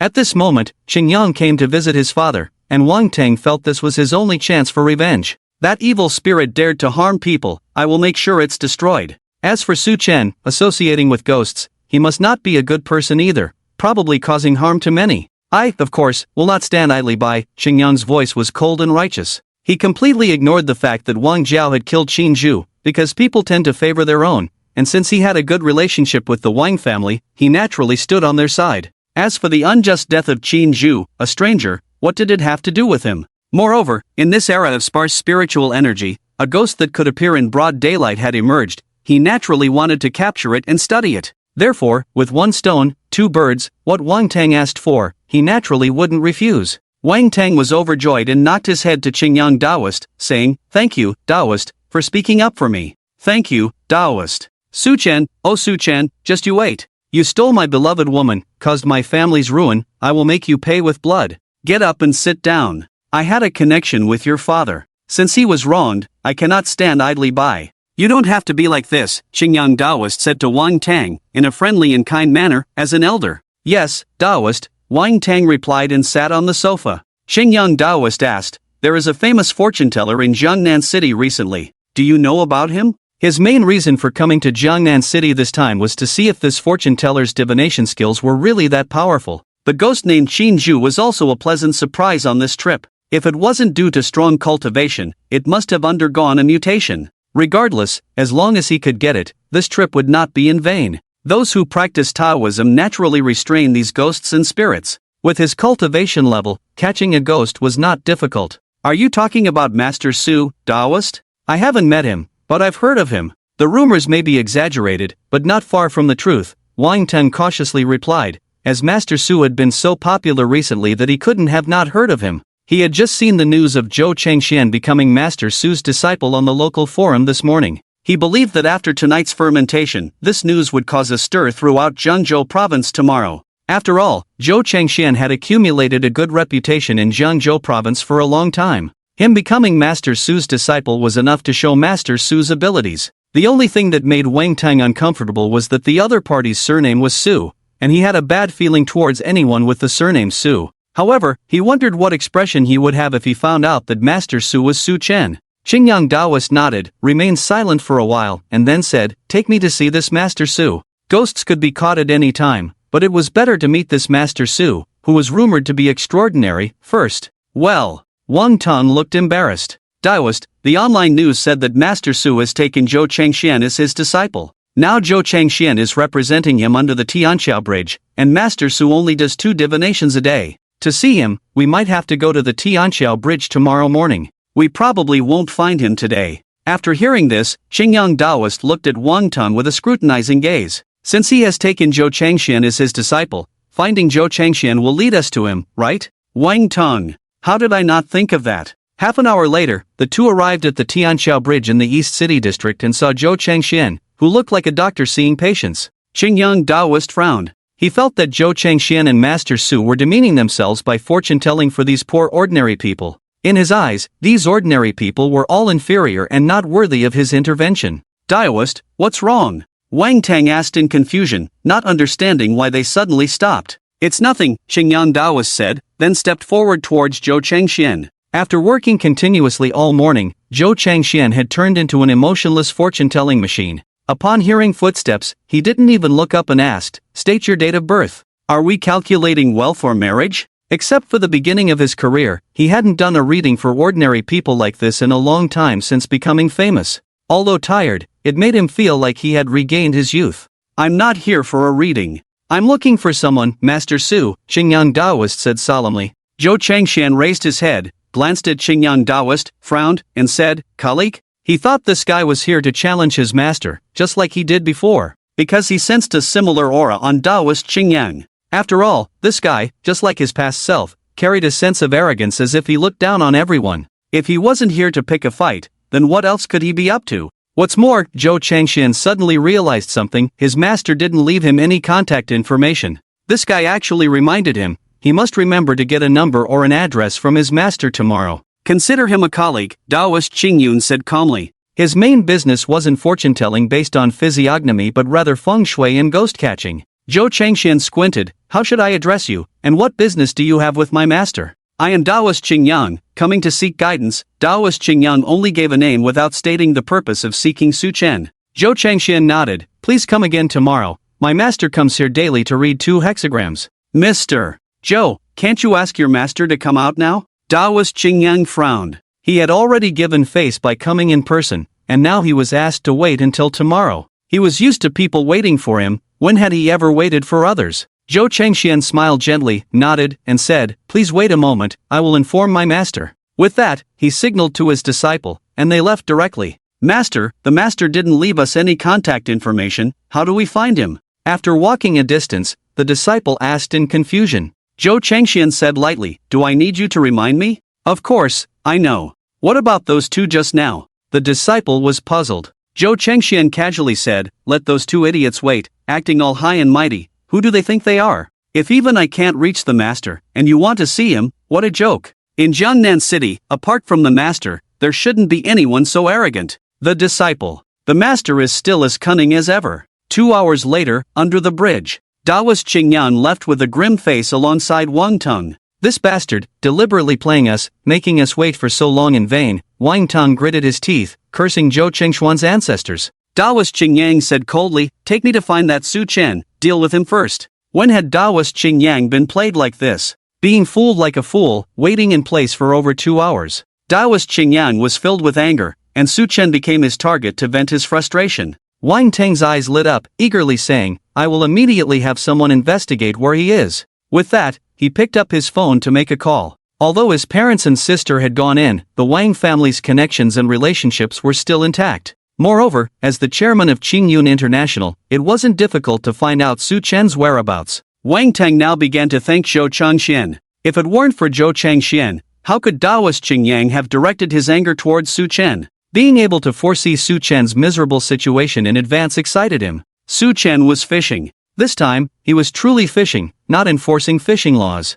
The Crescent Moon Lake in Jiangnan City was very famous, especially for its fish, tender and fragrant. Su Chen was sitting on a small stool by the lake, fishing with Zijin and Liaoyu. It was rare for 2 women to accompany him out, truly making him feel relaxed and happy. Liaoyu seemed a bit awkward in front of Zijin, but their relationship was too intimate, so they got along quite pleasantly. There were fishermen all around the lake, but 80% of them were actually Su Chen's bodyguards. Not far away, along with a group of bodyguards, Along and Ahu were wandering around, but their attention was all focused on Su Chen. Once something unexpected happened, they could ensure that they would react promptly to protect Su Chen. "What's going on? Why haven't we caught any fish today? And Zijin frowned and said, she had been sitting there for almost half an hour, and still no fish had taken the bait. Maybe you just have bad luck, Su Chen explained with a twitch of his mouth, glaring at Qin Zhu in the lake. Taking advantage of the fact that only Su Chen could see her, Qin Zhu was behaving recklessly, bathing naked in the lake, her curvaceous body moving gracefully like a mermaid.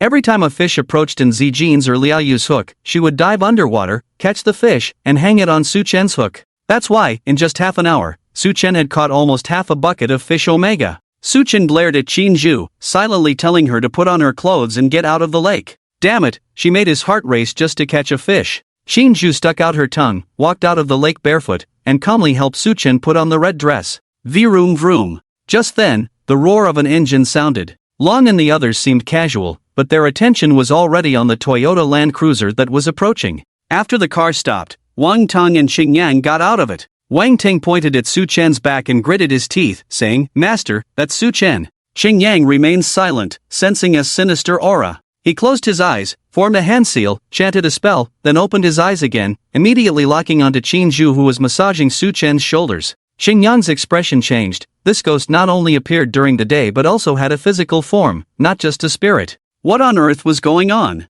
Qin Zhu also felt something, turned around and saw Xingyang in a Taoist robe, her face paled in shock, unable to help but exclaim. She sensed a strong threat from Xingyang, making her tremble in fear. "What's wrong?" Su Chen asked. And Zijin and Liao Yu looked at each other, unsure who he was talking to. Qin Zhu pointed at Xingyang and said, "Master, that person is very powerful, he can see me." Su Chen turned his head, his gaze falling on Xingyang and Wang Tang. Wang Tang? And Zijin also saw Wang Tang. Xingyang coldly looked at Su Chen. "Kid, harboring evil spirits and harming people, you shall be punished. After I subdue this ghost, I will come after you." His main goal was to catch the ghost, but he would also help Wang Tang avenge his parents. "Su Chen, you caused my parents and sister to be imprisoned. Today, I will make you pay with your blood." Wang Tang pointed at Su Chen, his teeth clenched as if he wanted to tear him apart. And Zijin looked puzzled. What's going on here? Su Chen smiled and calmly said to Wang Tang, "So Wang Jiao is your sister, it seems birds of a feather flock together, your whole family is quite unique.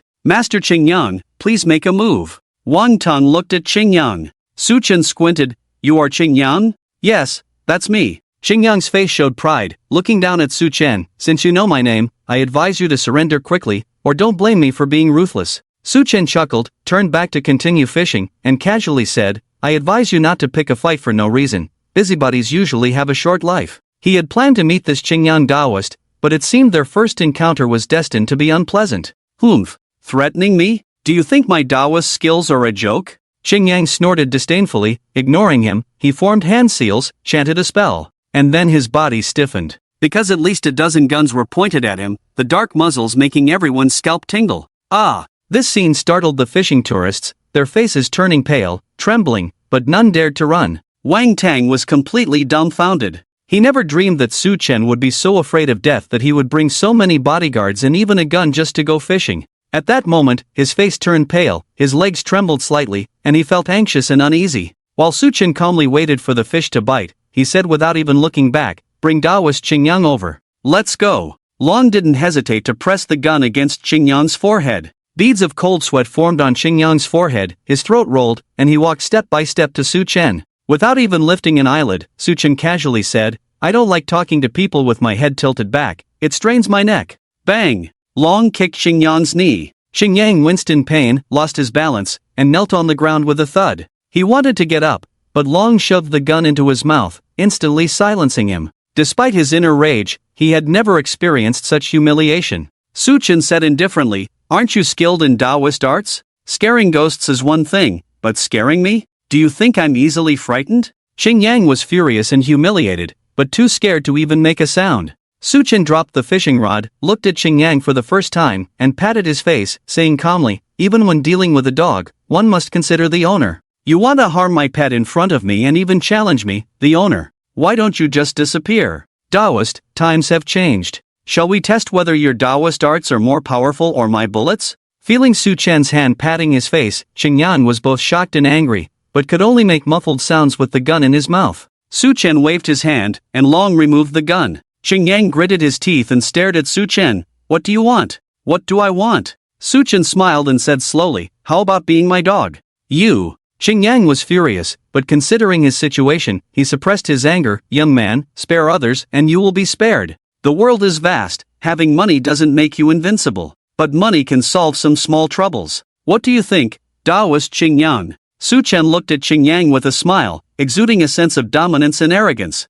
Qing Yang felt a strong sense of danger looming over him, his mouth dry, eyes filled with horror as he looked at Su Chen. He couldn't fathom how a young man could exude such a strong aura of death. At the same time, he was certain that if he dared to resist, he would be tied to a stone and thrown into the lake in the next second. After weighing his options, he said in a hoarse voice, "Fine, I agree. That's right. You came looking for trouble, but I generously let you go. You should know how to repay kindness." Su Chen's face showed a satisfied smile. He then gently patted Taoist Qing Yang's face and said, "Come on, bark like a dog for me." Upon hearing this, along with Su Chen's indifferent tone, Taoist Qing Yang was furious, glaring at Su Chen with bloodshot eyes. "How dare you insult me like this?" This person was truly shameless and hypocritical. He was the one trying to take Su Chen's pet and even lay hands on Su Chen. Yet, after falling flat on his face, he felt wronged. Isn't that strange? Su Chen never indulged such people. Since he couldn't act like a decent human being, he might as well be a good dog from now on. Smack! Raising his hand, Su Chen slapped Qing Yang across the face, his expression indifferent. It's fine if a dog doesn't wag its tail and beg for mercy or show joy, but to snarl and bare your teeth at your master, what, do you want to end up as dog meat soup? Feeling the burning pain on his face, Qing Yang Taoist calmed down in an instant, once again realizing his current situation. Sometimes one must bow their head under the eaves. Qing Yang's face fluctuated, filled with unbearable humiliation. Opening his mouth, he barked 3 times like a dog. He swore to himself that he would seek revenge, that he would repay the humiliation he suffered 100-fold. Su Chen then looked back at the lake, picked up his fishing rod, and continued fishing, casually saying, "That's right, if you're a dog, you must obey. You can hate me, resent me, think whatever you want in your heart, but never show it on the surface. I dislike it very much, understand?" Qing Yang Taoist struggled to swallow his saliva, nodded, his voice dry, understood. Su Chen continued nonchalantly, "If you want revenge, you only have one chance to strike, so be cautious.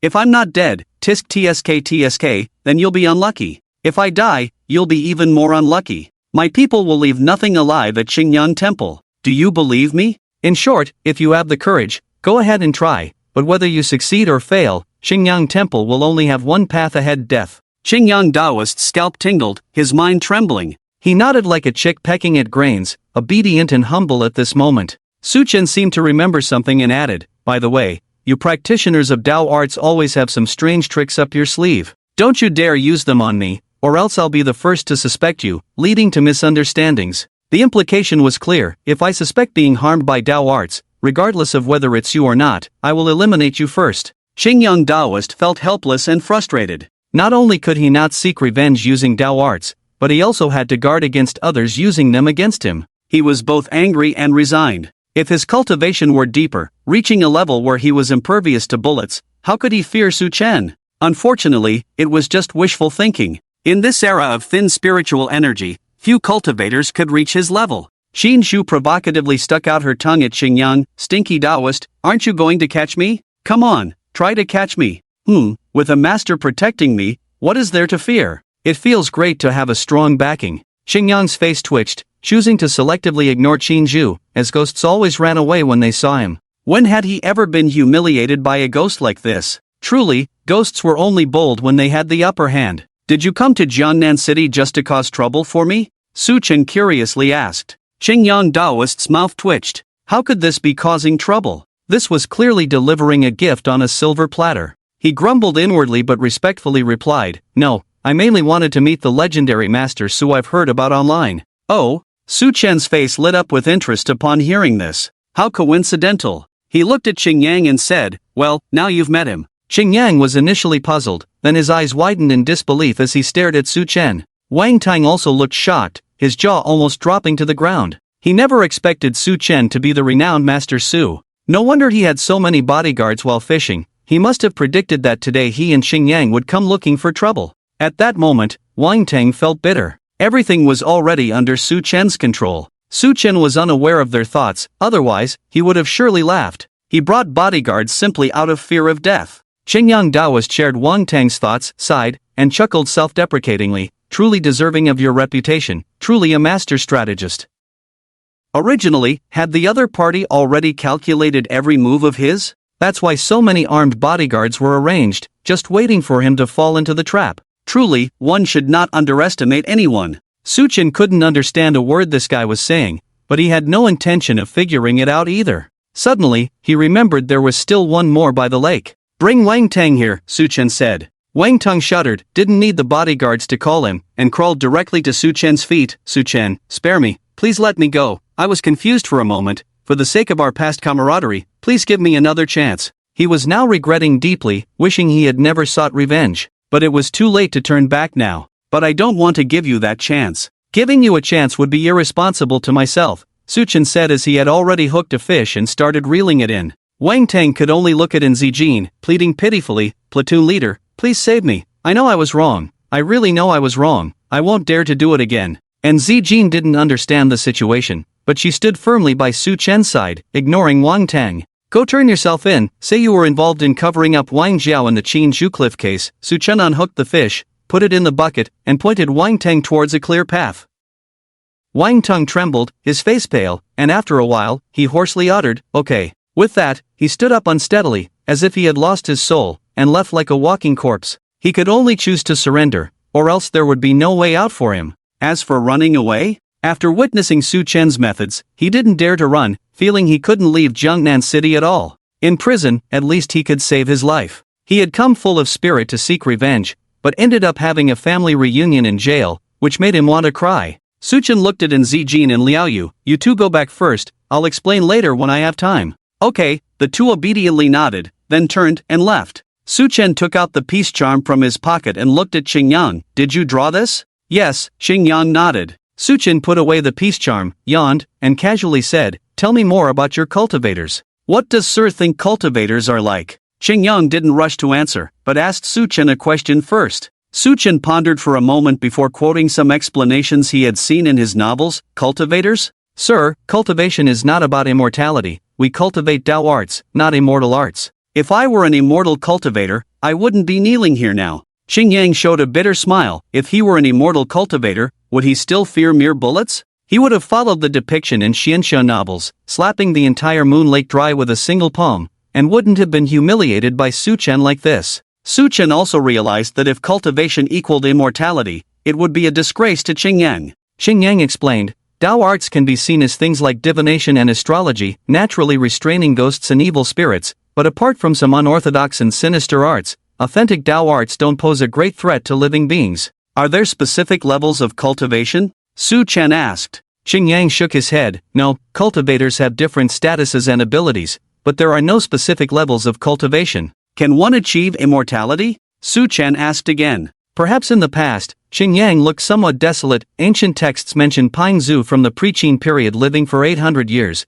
but with the development of modern society and technology, spiritual energy has become scarcer. Cultivators may be healthier than ordinary people, free from diseases, and live for over 100 years at most. Who wouldn't want to achieve immortality and rest with the heavens as equals? But in modern society, it's basically an impossible feat. Suchen nodded knowingly. The prosperity of one system inevitably signifies the decline or even extinction of another. With gain comes loss, such is the nature of the world. In modern society, are there still many demons and monsters for you to catch? Suchen curiously looked at Qingyang. Qingyang's expression turned even more bitter. "Very few, so most of us cultivators have turned to fortune-telling and physiognomy. It's like having the skill to slay dragons, but there are no dragons in the world for him to slay, leaving one feeling utterly powerless." Suchen shook his head and clicked his tongue. How weak, feeling somewhat disappointed. He had thought cultivation was like the immortals in novels, capable of dominating heaven, earth, and even the air, but now it seemed he had been mistaken.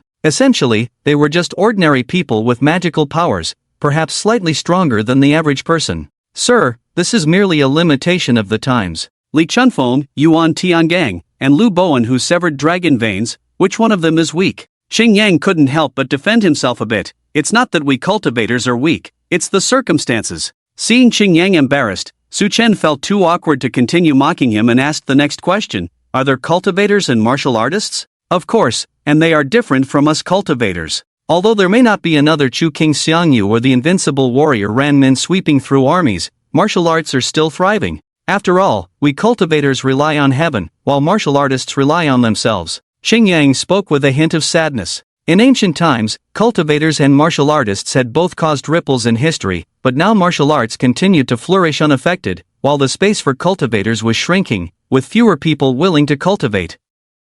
Mentioning Tao techniques to ordinary people now only brings to mind fortune-telling in feng shui. Cultivators have been reduced to mere fortune-tellers and feng shui masters, tarnished by a group of unscrupulous frauds. At this rate, Tao techniques might disappear into the river of history. Why do you want to catch Qin Zhu? Su Chen didn't believe Qing Yang's claim of opposing evil Tao. Qing Yang glanced at Qin Zhu, feeling awkward as he said, "This ghost is somewhat special, I want to capture her for research." Special? Su Chen raised an eyebrow, thinking of his own doubts. Is it because she can appear in broad daylight and has a physical form? Exactly, Qing Yang nodded, looking puzzled. In modern society, it's very difficult for ghosts to take shape. Even if they do, they are ethereal beings. Ghosts and evil spirits naturally fear sunlight, but she seems no different from a living person, which is quite strange. That's what puzzles me too. Su Chen rubbed his chin, looking puzzled at Qin Zhu. Feeling the intense gaze from the two, Qin Zhu took a step back in fear, looking pitifully at Su Chen. "Master, you wouldn't want to dissect me for research, right?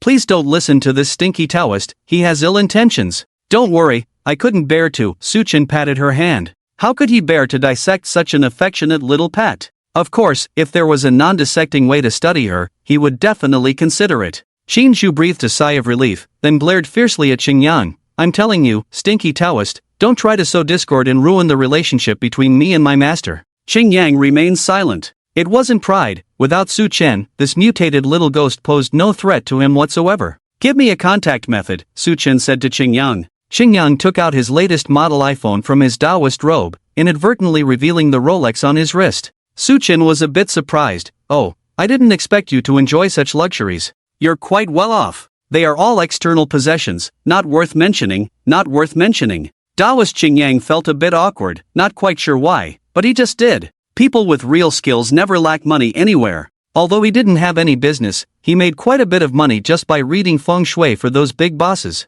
After exchanging contact information, Su Chen patted his butt, stood up, and stretched lazily. "If there's anything, I'll find you. Don't cause trouble, and I won't trouble you." With that, he turned and left. Qin Zhu made a face at Qing Yang, then followed Su Chen cheerfully. Arlong and the group of bodyguards also slowly withdrew. It wasn't until Su Chen's convoy left that Qing Yang, who was kneeling on the ground, dared to stand up, wiping the cold sweat from his forehead, feeling a mix of emotions. As a cultivator, he always carried an air of superiority. After all, he possessed abilities beyond ordinary people's reach. But today, reality taught him a lesson. Times had truly changed. After a while, he sighed, left with a lonely figure, his mind in turmoil, needing some peace. The tourists by the lake looked at each other in silence for a moment, then turned back to calmly continue fishing. Even if the world was ending, it wouldn't stop fishing enthusiasts. At the Yulong Manor. That's how things are. Su Chen recounted the events to Zijin and Liaoyu, of course, choosing to omit certain details. However, Qin Zhu's presence didn't need to be concealed. And Zijin and Liaoyu stared at Qin Zhu beside Su Chen with a mix of surprise and suspicion, curiosity in their eyes, no trace of fear. So, is she really a ghost? If Zijin hadn't seen Qin Zhu suddenly appear with her own eyes, she would have thought Su Chen was fooling her. Liaoyu's thought process was a bit different. Blushing, she said, "So, when we sleep, she'll be watching nearby?" Friends, pay attention, the term sleep here certainly doesn't refer to regular sleep. Just the thought of Qin Zhu possibly watching while they were being tormented by Su Chen in various ways made Liaoyu feel embarrassed to the core.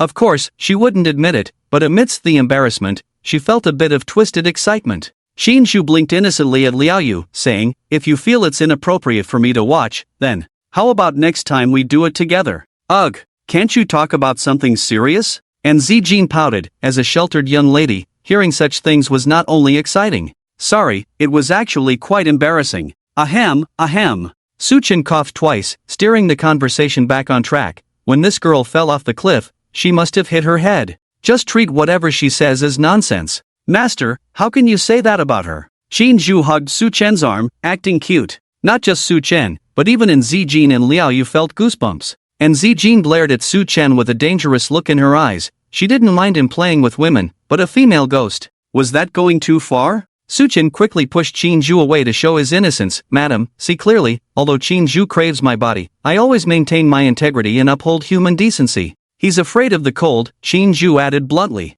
And Zijin and Liao Yu's mouths twitched. Qin Zhu's body did feel quite cold, devoid of any warmth. Shut up! Suchin scolded her sternly. How dare you, Qin Zhu? I treat you like a pet, and you want to sleep with me. Do you have any conscience? Qin Zhu looked at Zijin and Liao Yu. Ladies, he says I crave him. Do you believe that? Both shook their heads. While they could believe Suchen lusting after Qin Zhu, the reverse seemed a bit forced. Because Qin Zhu was very beautiful, exuding a classical beauty, delicate and gentle like a willow in the wind, evoking sympathy. In a word, she was beautiful, and beauty was justice. Su Chen. Nowadays, no one believes the truth anymore. Is being a man a sin? Reversing right and wrong, she was truly a cunning female ghost. Forget it, where should we go for dinner tonight? And Zijin changed the subject, not worried about Suchen causing trouble since Qin Zhu's body was so cold. After all, even the surface of her skin felt cold to the touch. What about inside? As long as Su Chen didn't mind turning into a popsicle, and Zijin had nothing to say. As a foodie, as soon as she heard about food, Liao Yu's eyes lit up instantly. Missin, I know a new restaurant that opened up. The owner is also the head chef who used to work at a 3-star Michelin restaurant. Wait, I think I've seen it somewhere. And Zijin took out her phone to search and found an article from a domestic media outlet. Is this it? The disciple of the Dragon Kingdom's culinary king, Shenfeng. Suchen glanced at it. It was an article about Shenfeng returning to the country and opening a restaurant in Jiangnan City, with the opening day being today. Liao Yu nodded, her eyes sparkling. Yes, that's him. I've seen him compete abroad, he's very talented. The domestic media calls him the most outstanding disciple of the Dragon Kingdom's culinary king. Being able to compete with a group of foreigners in making Chinese cuisine abroad, of course, that's impressive. Suchen disdainfully remarked, not impressed by the so-called 3-star Michelin head chef. And Zijin rolled her eyes. Seriously, are you jealous? Do you even eat this kind of vinegar? Who's jealous, huh? Who? Suchen looked around in confusion. 2 women, 1 female ghost, 6 eyes staring at him like that, half smiling. Suchen's handsome face turned red, changing the subject. Well then, let's go. The first day of opening will surely attract a lot of people. I want to see if his dishes are as good as those made by my family's Chinese chef. Taste Pavilion. That was the name of Shenfeng's restaurant, with various congratulatory flower baskets placed at the entrance, the place bustling with people, full of excitement. It seemed like this guy's reputation was quite big. Suchen saw many cars with out-of-town license plates parked outside, obviously here for Shenfeng.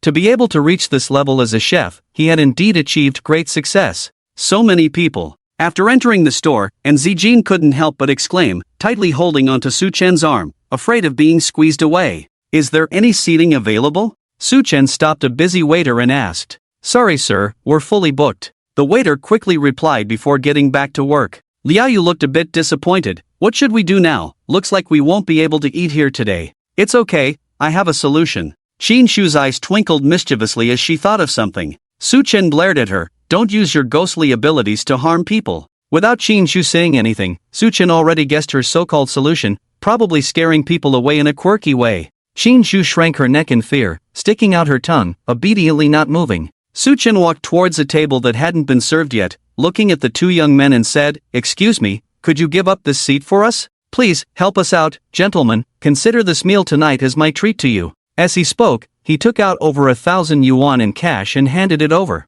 The 2 young men glanced at Zijin and Liao Yu behind him, then looked at Suchen with admiring and envious eyes. Treating 2 high-quality individuals at once, was this the dull happiness of the wealthy? Do you think the rich are as happy as you imagine? Wrong, you can't even imagine the happiness of the rich, Omega. We're so jealous. Brother, take care of your kidneys. One of the young men took Suchen's money, gave up the seat, and even kindly reminded him to take care of his health. His companion glared at him. He's got money, if his kidneys go bad, he can just get a new one, right? That's true. The young man nodded, glanced enviously at Suchen, and left with his companion. After all, they just occupied a spot and could easily earn over $1,000 for free, so why not do it? Besides, Suchen had a good attitude, without a trace of rich people's arrogance, which made them feel comfortable. Since there was money to be made and the other party had a good attitude, it was a win-win situation. After spending a negligible amount of cash, Suchen successfully secured a spot. See, when you encounter problems, you don't need to rely on your ghostly abilities.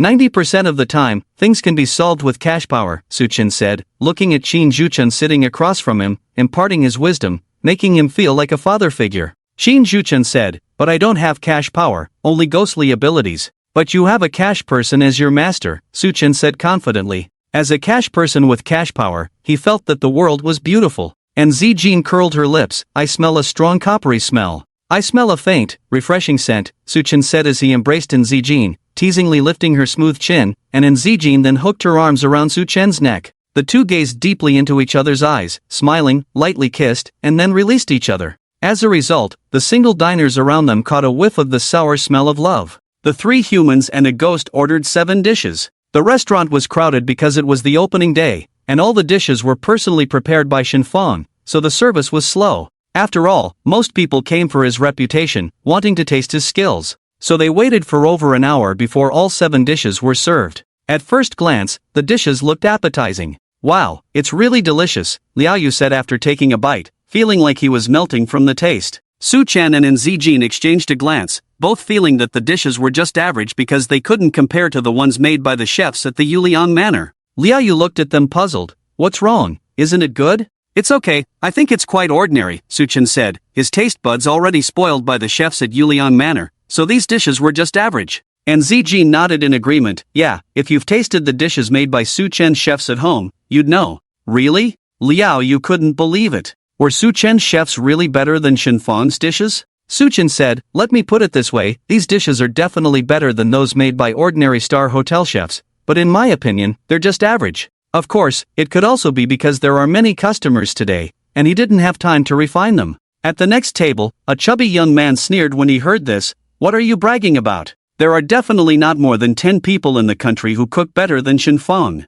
If your chef is so amazing, why would he stay at your place to cook for you?" "Exactly. Are you just showing off in front of the beauties? If your chef is so great, why are you eating here? It's hilarious. I think he's just pretending to be someone he's not, a personal chef? Why doesn't he have bodyguards then?" The people around them also joined in the mockery, thinking that Su Chen was just bragging to impress girls. Su Chen shook his head and didn't say anything. Poverty limited their imagination, and it was not worth wasting time on pointless arguments. The more he said, the more these people thought he was bragging. "My dishes can only be considered average. Are you so picky, my friend?" Just then, a casual voice sounded, and a young man in a white chef's uniform with a light golden apron walked over. He looked handsome in his 30s, and wearing a chef's uniform gave him a unique charm. He was Shinfang, the owner and head chef of Taste Pavilion. Just finishing the last dish, he came out to greet the customers, only to overhear Su Chen's comments. Having gained fame at a young age, he couldn't help but feel arrogant. Moreover, it was his opening day, and to have an amateur critique his dishes made him quite unhappy. "Master Shin, don't mind him. He's probably just bragging to impress girls. We all know your skills, don't we?" "Exactly. Ever since I tried your dish for the first time abroad, I fell in love with it. I drove from the neighboring province just to support you this time." Many people chimed in to greet Shinfang, thinking that Su Chen was just boasting for no reason. "Thank you all for your support." Shinfang responded to everyone, then turned his gaze back to Su Chen. "Since your chef is so talented, he must be someone of significance. May I ask who he is?" Everyone who knew Shinfang was aware of his temper, and they all looked teasingly at Su Chen, curious to see how he would respond. Su Chen smiled faintly and shook his head. "Sorry, I really didn't bother to remember a chef's name. There were over a dozen chefs serving at the Yulang Manor. Did he have to remember each one? Are you forgetful or just indifferent?" Someone in the restaurant spoke, and everyone burst into laughter instantly. "Kid, I advise you to stop showing off in areas you're not familiar with, or you'll end up in situations like this. Your act has failed, boasting about a personal chef. With a personal chef, do you still need to dine with us here?" Su Chen ignored the noise around him and asked Shinfang, "Do you share the same thoughts as them? I'm not interested in whether you're showing off or not. I just don't like an amateur pretending to judge my culinary skills," Shinfang said calmly, with a hint of arrogance in his tone. Su Chen chuckled. "Aren't all diners amateurs? The reputation of a chef is best reflected in the diner's feedback. I didn't expect you to consider them amateurs unworthy of evaluating your skills. But with so many diners, you're the only one who thinks my skills are lacking." Shinfang implied that Su Chen didn't understand, so he shouldn't make baseless comments. "Exactly, we all think Master Shin's culinary skills are superb." "Yes, we all think so. Why do you insist that Master Shin's skills are lacking? Isn't that talking nonsense?" Su Chen looked at Shinfang and said, "For a group of blind followers, they would praise even your fart as fragrant. But that doesn't mean your fart is actually fragrant. What did you say? The restaurant guests' faces changed instantly upon hearing this, glaring angrily at Su Chen. Su Chen ignored them and continued, someone who claims amateurs can't judge his culinary skills, no matter how skilled, lacks culinary ethics. Besides, in my opinion, your culinary skills are not that impressive. If you're so good, why don't you cook a dish for me to see? Xin Fang's expression darkened suddenly, as his master had once said something similar to him, which he dismissed. Hearing such words from a young man now made him even more displeased. Yeah, if you're so amazing, show us what you've got. Exactly, it's easy to talk big. If you can cook half as well as Master Shin, we'll acknowledge your skills. Su Chen chuckled at their words. I pay to eat. If I find it not tasty, am I not allowed to criticize? Do I have to be a chef myself to comment? I think it's all hype. I wasted an hour waiting today, a complete waste of time. With that, he stood up and walked out. I'll pay. And Zijin took out a stack of cash from her bag without counting and followed Su Chen. Although Liao Yu was reluctant to leave the delicious food, compared to that, the man was more important. Xin Fang sneered without looking back, thinking, what does an outsider know about culinary skills? Are they even qualified to comment? It's truly ridiculous. After leaving Xin Fang's taste pavilion, Su Chen took Zijin and Liao Yu back to the Yulong Manor and had the kitchen prepare a table based on the dishes they had just ordered at the taste pavilion. This time Su Chen deliberately asked for the name of the Chinese head chef, Zhao Dengshan. How is it compared to that Xin Fang? Su Chen asked Liao Yu while looking at him. Liao Yu, with his mouth full of oil, nodded vaguely, it's delicious. Aren't you afraid of your figure changing? And Zijin couldn't help but say. Liao Yu raised his head, looking annoyed. I don't know what's going on, I only gain weight on my chest and butt. And Zijin, you're so boastful, you might easily get beaten up. She unconsciously glanced at the two parts Liao Yu mentioned. Yeah, they were indeed the type that men liked. That night, Zijin and Liao Yu didn't go home but stayed at the Yuliang Mountain Manor. Su Chen felt his opportunity had come. He didn't believe an Nantian would come to his house to ruin his good thing. In the middle of the night, he quietly approached Zijin's room. Upon opening the door, he found it locked from the inside. Clearly Zijin was already wary of him. Su Chen sneered, stupid woman, she thinks she can stop me like this? Ridiculous. Su Chen glanced at Qin Zhu beside him, giving her a look that said, you go. Qin Zhu rolled her eyes, turned into mist, passed through the wall into Zijin's room, and unlocked the door for Su Chen from the inside. Su Chen entered the room smoothly, then burned the bridge behind him, driving Qin Zhu out and warning her that if she dared to sneak in again, she would be in big trouble. Qin Zhu had wanted to watch the live show, but she had no choice but to leave obediently. In the room, illuminated by moonlight, Su Chen saw a figure lying on the bed with their back to him. The slender jade legs were resting on the blanket, the delicate jade feet alluring. In this scene, Su Chen couldn't help but want to recite a poem. Ah no, better get down to business. Wife, I'm here, Su Chen pounced, embracing Zijin and rolling on the bed. Zijin was startled awake but didn't resist, instead being quite compliant. He had thought he would have to put in a lot of effort, but Zijin's initiative surprised Su Chen. 2 minutes later, Su Chen lay on the bed in a dejected manner. Don't blame me, my aunt decided to visit. Zijin playfully lifted Su Chen's chin with her jade-like finger, her hair and clothes disheveled, but it didn't stop her from teasing Su Chen. Su Chen turned over. I want to be alone, don't ask me who alone is, I don't know either. Zijin rolled her eyes, blushing, leaned close to his ear and whispered softly, seeing you so pitiful, this lady will help you in a different way. Su Chen's eyes lit up. At this moment, there was a sparkle in his eyes. After Zijin's careful comfort, Su Chen slept soundly with the beauty in his arms. But the internet was not calm this night. The news of Zhou Chengxian becoming a disciple of Master Su in Jiangnan almost spread throughout the entire Jiangzhou province, causing a great stir. From then on, no one doubted Master Su's abilities. Many big business owners had already rushed to Jiangnan City overnight, wanting Master Su's help in fortune-telling. The next day, Su Chen was awakened by the system's notification sound. Congratulations to the host for completing the task, becoming the renowned Master Su, known throughout Jiangzhou province. Rewards obtained, clairvoyance. For completing the task ahead of time, the host receives a mysterious reward package. Hearing the system's voice, Su Chen sat up from the bed with a foolish smile on his face.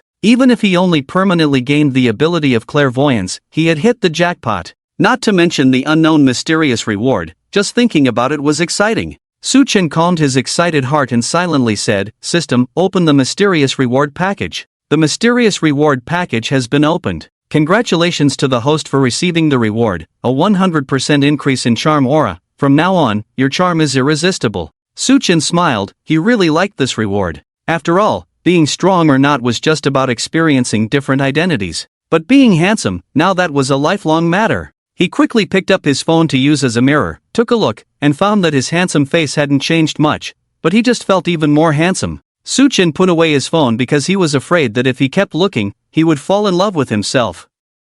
Damn, I look so handsome, which woman is worthy of me? And Zijin was awakened by Suchen's laughter. A bit annoyed, she opened her eyes and said, "It's early in the morning, why are you laughing?" Before she could finish her sentence, she looked at Suchen's face, froze for a moment, then murmured to herself, "You look really good when you smile." After speaking, her face blushed, she sat up in bed and said, "Husband, you seem to have become even more handsome, really, so handsome." "I've always been handsome," Suchen said casually. And Zijin felt like she was going crazy. She must have saved the galaxy in her past life. How else could she have such a handsome boyfriend? Suchen pressed down on Zijin, looking down at her. "Now, can you bear to refuse me? I'm on my period, if you don't mind, it's okay." And Zijin blushed and then closed her eyes, turning her head away. Suchen was so handsome, she couldn't help but agree to all his requests. Suchen let her go. "Alright, get up." He didn't mind fighting bloody battles, but when a woman was on her period, it was easy to get gynecological problems, and Suchen wasn't at the point of being desperate. And Zijin had completely become infatuated. Whatever Suchen said was right. Soon Suchen experienced the annoyance of being too handsome. The maids in the living room all stared at him with hot eyes, as if they wanted to devour him. "Sir, you're so handsome, I can't take it." Yes, he was already very handsome, now he's even more handsome, I can't handle it. During meals, Qinzhu, Liaoyu, and Zijin would occasionally glance at him and then lower their heads to eat, truly a feast for the eyes. That was fine, but what the hell were Along and Ahu, two big men, staring at him for? What are they staring at? It turns out that being handsome not only attracts women but also men, Husband, when you go out, wear sunglasses and a mask, it's too dangerous otherwise. When Zijin was about to leave, she looked at Suchen with concern, a hint of reluctance in her eyes. Suchen accepted Zijin's advice, "Don't worry, I'll be careful." He didn't dare go out without sunglasses and a mask. After all, from the reactions of the people in the manor, he could tell how earth-shattering his handsomeness was now. And Zijin left, but Liaoyu stayed. Suchen looked at Liaoyu. "Sister." Liaoyu looked at Suchen with eyes full of affection. Under his gaze, she felt as if an electric current was passing through her body. So handsome, why hadn't she noticed before? Suchen was really handsome. Qinzhu also looked at Suchen with infatuation, feeling her cold body warming up. The maids in the living room were blushing, their legs weak as if they couldn't stand steadily. Suchen. Originally, there were still 2 days until next Monday, and he wanted to take a couple of days off to go out and have fun. But now, the situation made him feel a bit weak even just thinking about going out. He was afraid that if he walked on the street, other people's wives or girlfriends would keep staring at him, which could easily lead to family conflicts. In the end, Suchen still went out. For safety reasons, he added a few more bodyguards around him because of his looks. Of course, sunglasses and masks are definitely essential. His purpose for this trip was under the Tianxiao and Dongcheng district. After all, the toolman Zhou Chengxian was still there telling fortunes. Today, he was going to announce a major event. Master Su was going to retire from the world of fortune-telling and would no longer read faces. After all, fortune-telling for people is too difficult. Dongcheng district, under the Tianxiao. Today, it was still bustling with crowds. However, there were many more bosses in suits, shining brightly, wearing famous watches, driving luxury cars, men and women alike. "Mr. Zhou, when will Master Su arrive? Will he come today? We all drove here from out of town." A group of people bombarded Zhou Chengxian with questions, like a group of ducks quacking incessantly. Zhou Chengxian was very impatient and bluntly said, "If you don't have the patience, please leave." The noisy crowd instantly fell silent. "Ahem, Mr. Zhou, that's not what we meant. We just can't wait to see Master Su." Yes, we are willing to wait no matter how long." Suddenly, Zhou Chengxian stood up abruptly and walked quickly towards the distance. Although Suchen was wearing sunglasses and a mask, he still recognized the other person at first sight and respectfully said, "Master, you're here. I've been fortune-telling here as you instructed, and I've gained a lot." Although Suchen didn't know what he had gained, he still said earnestly, "That's good, my efforts were not in vain. You don't need to come here for fortune-telling anymore. Although I didn't put in any effort, I just used you as a tool, Omega." Master Su was here. Hearing Zhou Qingxuan's address to Suchen, everyone knew his identity, and the whole scene turned chaotic. "Master Su, it's finally great to see you. I came from Yunling. Master Su, please read my fortune. I'm willing to pay any amount. At least a few hundred people had gathered under the Tianxiao, forming a dense crowd. Su Chen raised his hand to signal everyone to quiet down, and with a calm tone, he said, "Thank you all for your kindness, but due to some reasons, I have decided to stop fortune-telling from now on. So, please, everyone, go back." What were the specific reasons? Of course, it's because I don't know how to read fortunes at all. I'm just a scammer, Omega. Boom! The whole scene exploded instantly. Even Zhou Changxian stared wide-eyed at Su Chen. Not reading fortunes anymore? Master Su, I specially drove here overnight, and even the driver is exhausted. Yes, how can you stop reading fortunes? Master Su, please reconsider. Master Su. For a moment, emotions surged in the crowd, as many had rushed here overnight, hoping for a chance to have their faces read. But now, Su Chen suddenly announced that he would no longer read fortunes. How could they accept this? Seeing that the situation was about to get out of control, Su Chen shouted a few times but no one listened. Helpless, he had to use his ultimate move. He slowly took off his sunglasses, and then his mask. The previously noisy scene seemed to have been paused, suddenly quiet, everyone staring blankly at him. At this moment, all they could think of was, how can there be such a handsome man in the world? Everyone, can I say a few words now? Fortune-telling itself reveals heavenly secrets, and in the long run, it will lead to an ominous old age. I really don't want to end up like that. Su Chen said seriously, talking nonsense. Master Su, since I'm not getting my fortune read, can I take a photo with you? A charming mature woman in her 40s with flushed cheeks stared at Su Chen and said, "And me, I want a photo too, Master Su, I want a photo too." Me too. The whole scene became excited again, this time all women, while the men looked at Su Chen with envy, jealousy, and hatred. As is well known, the combat power of women in causing trouble is by no means lower than that of men, and the combat power of infatuation is even doubled. Gradually, passers-by on the street also joined in. "Ah, Mom, look, that brother is so handsome. How could anyone be afraid of someone so handsome, much more handsome than those stars on TV? Mom, divorce Dad, and let that handsome brother be my dad." More and more people gathered around, and before they knew it, the whole street was blocked off. The cars on the road were all stuck and unable to move, honking incessantly. Many female drivers even directly turned off their cars in the middle of the road and ran down to see the handsome guy. "Handsome, I'll offer 10 million as a dowry, will you be my boyfriend? I'm still a virgin." 10 million is nothing. "Handsome, I'm willing to bring 3 houses as dowry." "So handsome, I really want to." From 40-year-old mature women to 14-year-old girls, all had their eyes shining as they stared at Su Chen, drooling, each one lusting after his body. "Don't push, everyone, don't push. Boss, let's leave first." Dragon and a group of bodyguards protected Su Chen, slowly retreating as if facing a formidable enemy, sweat beading on their foreheads. It was pitiful to see them, they had never been so scared even when facing armed enemies. "Master, you go first, I'll cover the rear," Zhou Changxian said resolutely, as if ready to sacrifice himself for his master at any moment. "Call the police, quickly call the police, there are too many people, we can't hold them back." When the police received the call, they initially thought it was a false alarm, but upon arriving at the scene, they were horrified. Calling headquarters, there is a serious traffic congestion on Tianxia Road in Dongcheng District. The crowd is agitated, the situation is out of control, requesting backup. Soon, a large group of police officers arrived, dispersing the crowd, maintaining order, mainly protecting Su Chen to leave. Over half an hour later, with the protection of the bodyguards and police, Su Chen finally managed to escape from the congested crowd. "Mr. Su, for the sake of traffic and the safety of the residents of Jiangnan City, please remember to wear a mask and cover your face when you go out in the future." Before leaving, the head of the Provincial Transportation Department earnestly requested Su Chen. After working for so many years, he had never imagined that the appearance of one person could cause such a serious traffic jam.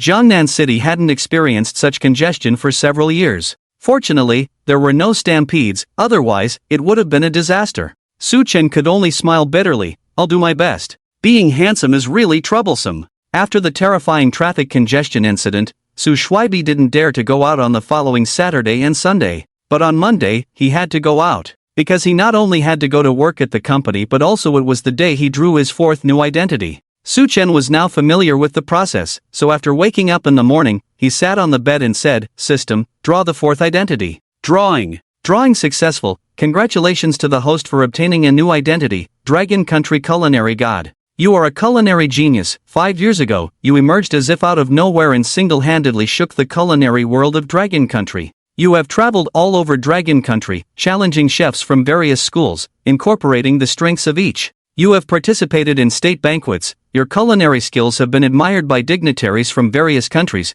and countless celebrities and tycoons flock to your dishes.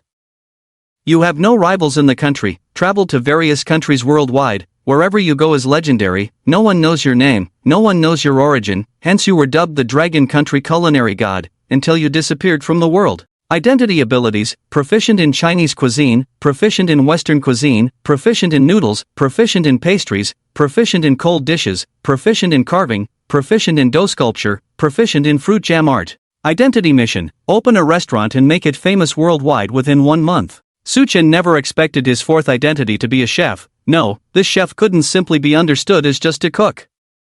He was a very skilled chef, opening a restaurant and making it famous worldwide within a month. In theory, it shouldn't be difficult because he was a culinary god, a name that had once been famous worldwide. But the only annoying thing was that most people didn't know his name and true identity, so if he called himself a culinary god, he might be mistaken for a fraud. After all, according to his memory, ever since he disappeared years ago, more and more people had been using his name to impersonate a culinary god to attract customers. Therefore, the title of culinary god had been completely ruined by these scoundrels in the industry, becoming utterly common. Oh well, let me prove with my skills that I am who I am the culinary god. With so many skills at his disposal, Suchen felt a bit itchy. After getting up and freshening up, he headed to the kitchen. The kitchen at the Yuliang Manor was spacious, not smaller than those in hotels, with a total of 30 to 40 chefs and assistants. Good morning, sir. Good morning, sir. Seeing Suchen enter, the chefs in the kitchen all greeted him, secretly amazed at how handsome their boss was.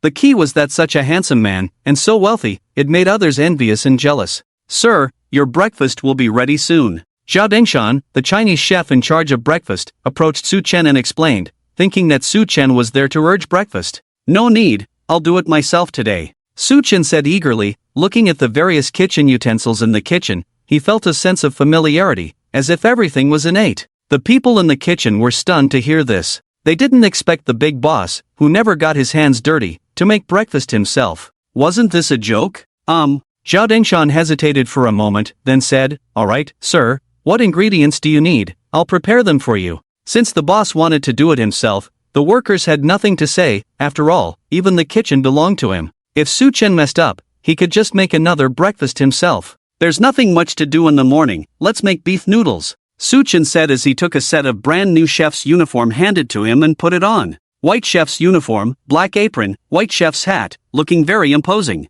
This appearance made the group of chubby old chefs in the kitchen feel a bit embarrassed. They were all chefs, why was there such a big difference when wearing a chef's uniform? Indeed, it wasn't that the chef's uniform wasn't good looking, it was simply that they didn't look good in it. Sir, how about making something else? Hearing that Suchen wanted to make noodles, Zhao Dengshan kindly suggested. Making noodles was a bit difficult, after all, not to mention a big boss who never got his hands dirty. Even a young chef might not be able to pull noodles well. Suchen shrugged it off, just make noodles, feeling a bit hungry, just prepare the ingredients for me. Alright, sir. Zhao Dengshan just casually suggested. After all, it wasn't his place to interfere with what the boss wanted to do. If the boss wanted to play, then let him play. Indeed, in the eyes of these chefs, Suchen's actions seemed like child's play. They didn't believe this guy had any real culinary skills. Soon, the ingredients were ready: flour, beef, and some other ingredients. Suchen put high-gluten flour into a bowl, added water, a pinch of salt, and started kneading the dough.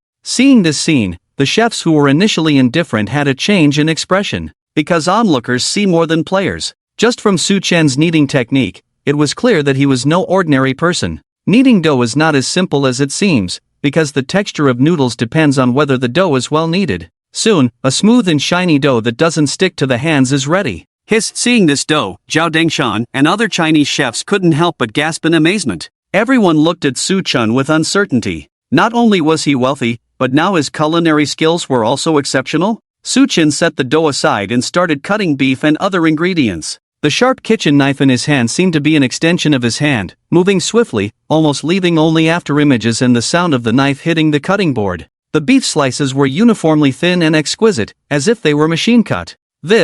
All the chefs were stunned. Could a billionaire really master such kneading techniques, such a seamless technique, and such exquisite knife skills? If they hadn't seen it with their own eyes, They wouldn't believe that Su Chen in front of them had made these. Half an hour later, a steaming bowl of clear soup beef noodles was freshly served. The noodles were evenly thick, even reflecting some light under the kitchen's lighting. The clear soup had no greasy feeling, and the dark red and tender beef slices, paired with green vegetables, filled the kitchen with a delightful aroma. Gurgle, even Zhao Dangshan couldn't help but swallow his saliva involuntarily. This bowl of noodles looked so appetizing. All right, I'm leaving. Su Chen cleaned up the cutting board and left with his noodles. Only after he left did the shocked crowd start buzzing with discussions. I can't believe how skilled his cooking is. Isn't his company in the building materials business? If I hadn't seen it with my own eyes, I wouldn't believe that Mr. Su made these. Well, from now on, we need to cook with dedication. Otherwise, we might get fired at any time.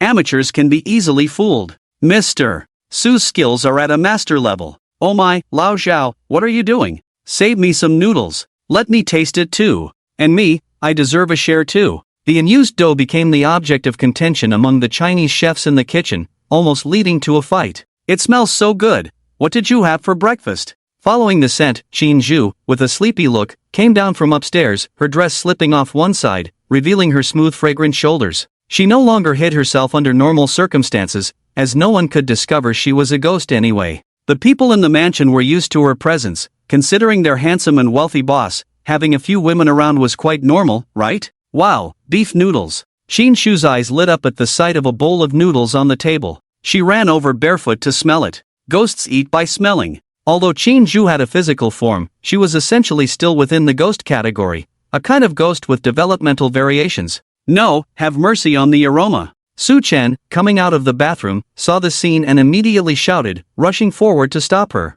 After all, he had personally cooked it and hadn't even tasted it yet. If Qin Zhu smelled it first, it would lose all its flavor, and he would end up eating nothing. What's wrong? It's just a bowl of noodles, so stingy. You weren't polite last night when you were hugging me and touching me all over. Qin Zhu seemed quite displeased, saying she was used to being hugged every night, just like using an air conditioner, but she didn't expect him to be so reluctant to share a bowl of noodles with her. Su Chen twitched his mouth slightly. I'll take a bite, and the rest is all yours. That's more like it. Qin Zhu smiled, her eyes forming crescents. Su Chen sat down, picked up a strand of noodles with his chopsticks, put it in his mouth, feeling the chewy and smooth texture, the refreshing aroma, making it a memorable experience. After taking another sip of soup, the broth was a bit scalding as it went down his throat, but what stood out more was the rich flavor of the beef and the fragrant ingredients, not at all greasy, making it hard to swallow but even harder to spit out. Alright, it's all mine. Watching Su Chen enjoy the food so much, Qin Zhu swallowed hard, then brought the noodles closer to herself and began to sniff them. Wow, it smells so good. Did Chef Zhao make this? Qin Zhu felt like crying at how fragrant it was, thinking it was made by Chef Zhao. Su Chen chuckled at her words. I made it. A hint of pride in his tone. Are you kidding me? Qin Zhu sarcastically remarked. If Su Chen could cook, she would eat the whole bowl. Su Chen said, I really made it. If you don't believe me, then don't eat anything I make in the future. I wouldn't eat it even if you begged me. Qin Zhu disdainfully replied, burying her head to continue sniffing. The maids around could only watch with longing eyes, wishing they could taste it. All right, you said it. Su Chen nodded, then called out, Long. Sir. Long quickly walked in, bowing slightly to await orders. Su Chen wiped his mouth with a napkin, then looked at Long and said, Go find a storefront, I'm opening a restaurant. It doesn't need to be big, just enough for me to be the chef alone in the kitchen. If it's too big, I won't be able to handle it. It should be able to accommodate 20 people dining at the same time. Ah. Long, Qin Zhu, and the maids in the living room all looked at Su Chen in confusion almost simultaneously. Long doubted if he had misheard and tentatively asked, Sir, are you saying you want to open a restaurant and personally be the chef, is that right? Any problem? Su Chen retorted. Long pursed his lips, poverty forcing him to lie to the capitalist before him. No problem, definitely no problem. I think it's great, I just wonder if the shop might be too small. Ah, it's good to have money, to play as one pleases, willful and mischievous. Small? The mountain is not high, but it has immortals, the water is not deep, but it has dragons. Understand? Su Chen leaned back tactically, with me as the culinary god, even a small shop will be renowned worldwide. Long nodded, understood, must understand. Then go handle it quickly, don't spend all day just talking about love. Su Chen glared at him, knowing that this guy and the fortune teller with the bun head from last time had become a couple. Long smiled awkwardly, then quickly left the living room. Qin Zhu stared at Su Chen with her big eyes, are you really opening a restaurant? Aren't you worried about poisoning people with what you cook? Then she thought of something else and added, well, you have money, you can afford to compensate for poisoning someone. The maids tried hard to hold back their laughter upon hearing this, their faces turning red. Su Chen's face turned as dark as the bottom of a pot, casually grabbed his coat, got up, and left. He had to go to the restaurant next to work as a chef, so he needed to quickly finish the accumulated work at the company first. Lon's efficiency was super high. More accurately, the efficiency of banknotes was super high. 2 days later, a small restaurant named Culinary God Pavilion quietly opened on a pedestrian street in the West City district. As for the arrogant name, of course, it was chosen by Su Chen. As a culinary god, using his title as the restaurant's name wasn't too much, right? On the opening day, there were no events, no flower baskets, it just quietly opened. Oh, there was a job posting on the wall outside, one waitress needed in the store, aged between 18 and 30, beautiful appearance, tall figure, single and flirtatious, diligent and virtuous, 1-month internship, with 5 insurances and 1 fund, specific salary negotiable. There was only Su Chen as the chef in the store, Xin Zhu as a waitress, so they needed to hire one more. Yes, Xin Zhu, this pet, was being used as a waitress, and not even getting paid for it. The Kitchen God Pavilion didn't attract many customers on its opening day, but this recruitment notice caught the attention of many onlookers. Is this really a job ad for waitresses, or is the boss looking for a wife? Exactly, with these requirements, would any woman be willing to work as a waitress in such a small shop? Come on, let's go in and take a look, new stores usually have discounts. Several men gathered around the recruitment notice, joking and commenting, but when they saw Qin Zhu inside the shop, they were all stunned. It turned out that there really was a beautiful woman willing to work as a waitress in this small shop. And when they saw Su Chen busy in the transparent kitchen behind the glass, they were stunned once again. No wonder they could attract such a beautiful waitress, it turned out the boss was handsome too. With attractive waitstaff and a handsome boss, they could satisfy both female and male customers' visual needs, truly impressive. Could the dishes sold in this shop be the legendary A Feast for the Eyes? Welcome to the Kitchen God Pavilion, good afternoon gentlemen, please have a seat wherever you like. Xin Zhu, dressed in a moonwhite embroidered cheongsam, greeted the men with a charming smile, her voice as melodious as an oriole's, captivating everyone. Good afternoon to you too. Mesmerized by Qin Zhu's sweet smile, the men sat down in a daze and started looking at the menu. But as they looked, their expressions changed. What the heck, does the boss even know how to run a business? Are we looking at a menu from a 5-star hotel? Initially enchanted by Qin Zhu and Su Chen's beauty, the men quickly regained their senses upon seeing the prices. Poverty made them particularly clear-headed. Noticing the change in their expressions, Qin Zhu knew this deal was not going to work out. When she was designing the menu, she had said that the prices were too high, and no one would order. But Su Chen, with a look that said his dishes were worth every penny, had convinced her otherwise. In the end, she had to admit, "You're handsome, so whatever you say must be right." It was better if no one came due to high prices, at least that way, it would prevent his dark cooking from killing someone. Although she had never seen Su Chen cook, she couldn't believe that a big boss who never got his hands dirty could have any culinary skills. Hey, your pricing is way off the mark. Just because the chef is handsome and the waitress is pretty, you think you can do whatever you want? Do you really think this is a place where looks are more important than the food? One middle-aged man with a bald head and a fierce expression threw the menu on the table, questioning the prices. If it weren't for the waitress being so beautiful, his temper could have led him to smash the menu in the other person's face. Damn, how is this any different from a shady joint? If I'm willing to spend this money, I'd rather book a private room at a 5-star hotel to show off on social media. Why spend so much on eating at a street-side restaurant? Do they think I'm crazy? Exactly, look at this, fragrant cucumber dragon bones, isn't it just smashed cucumbers? Slap a fancy name on it, and you can charge $88. Your pricing is totally unscientific. Are you planning to close right after opening? Do you even know how to run a business? The other companions chimed in, all agreeing that the menu prices were outrageous, and this wasn't how you should rip off customers, it was like treating them as fools. Amidst the noisy complaints, Su Chen continued washing vegetables, not bothering to look up as he said, "You can eat first and pay later. If it's not good, not only will you not pay, but I'll also refund you double." As the kitchen god, Su Chen had full confidence in his dishes, capable of winning over any diner.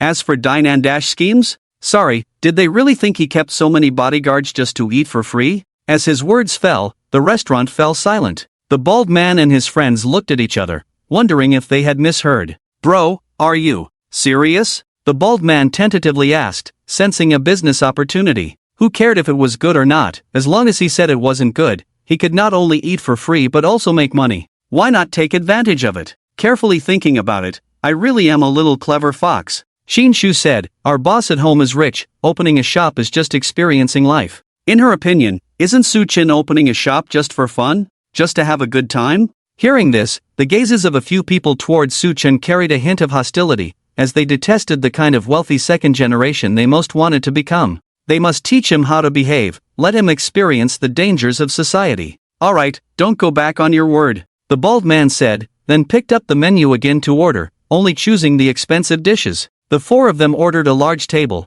totaling an amount exceeding 10,000. That's enough. If it's not sufficient, let us know. The four exchanged glances, a sly smile appearing on their faces, feeling it would be a shame not to take advantage of such a good opportunity. Shinshu looked at them with a sympathetic gaze. You may earn money, but eating the food made by my boss might cost you your life. Master, here are the orders. Shinshu handed the list of dishes to Su-chin in the kitchen. Su-chin glanced at it, then started preparing the ingredients to cook. The usual order of serving dishes is cold dishes first, hot dishes later, and finally soup. Cold dishes are served first because they can be stored for a long time without losing flavor due to temperature drop, allowing guests to eat while waiting for the hot dishes. The first dish Su-chin made was a famous Sichuan cold dish, sliced pork with garlic sauce. The pork used for this dish is the fatty part of the pig's belly, and it should be lean rather than fatty. For the pork, Su-chin chose the famous Genoa black pig, a breed that is now rare in the market, but not a problem for Su-chin. The pork belly is boiled, adding cooking wine, ginger, scallion, and salt, while preparing the other ingredients.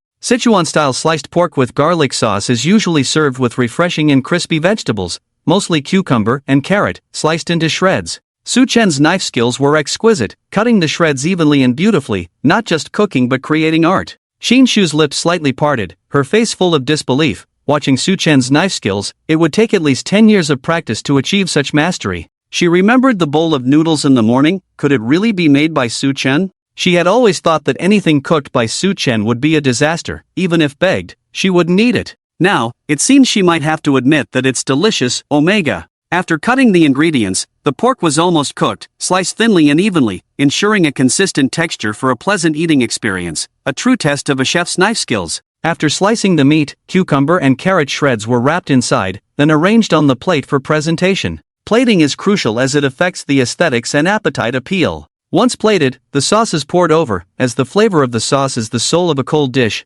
Without good sauce, even the best dish would be in vain. Sichuan red oil, white sesame seeds, sugar, salt, vinegar, sesame oil, light soy sauce, and coriander stems were mixed and poured over the dish, presenting a visually stunning sliced pork with garlic sauce. Shinshu was already salivating on the side, swallowing saliva continuously, eager to taste it. Serve the dish, Su-chin said. Shinshu then realized, quickly licked the saliva off her lips, and placed the plate of sliced pork on the customer's table. The bald man and his companions who were chatting did not expect the dish to be served so quickly. When they saw the dish, they all gasped in amazement. Wow! The white pork belly wrapped in green cucumber shreds and red carrot shreds, neatly arranged on the plate, looked vibrant and pleasing to the eye. The fragrant red oil poured over the pork, shining and enticing, with white sesame seeds adding a touch of freshness. The exquisite presentation made it hard for anyone to destroy it. Then, almost simultaneously, the four big men did something, taking out their phones to take pictures from every angle, ready to show off on social media.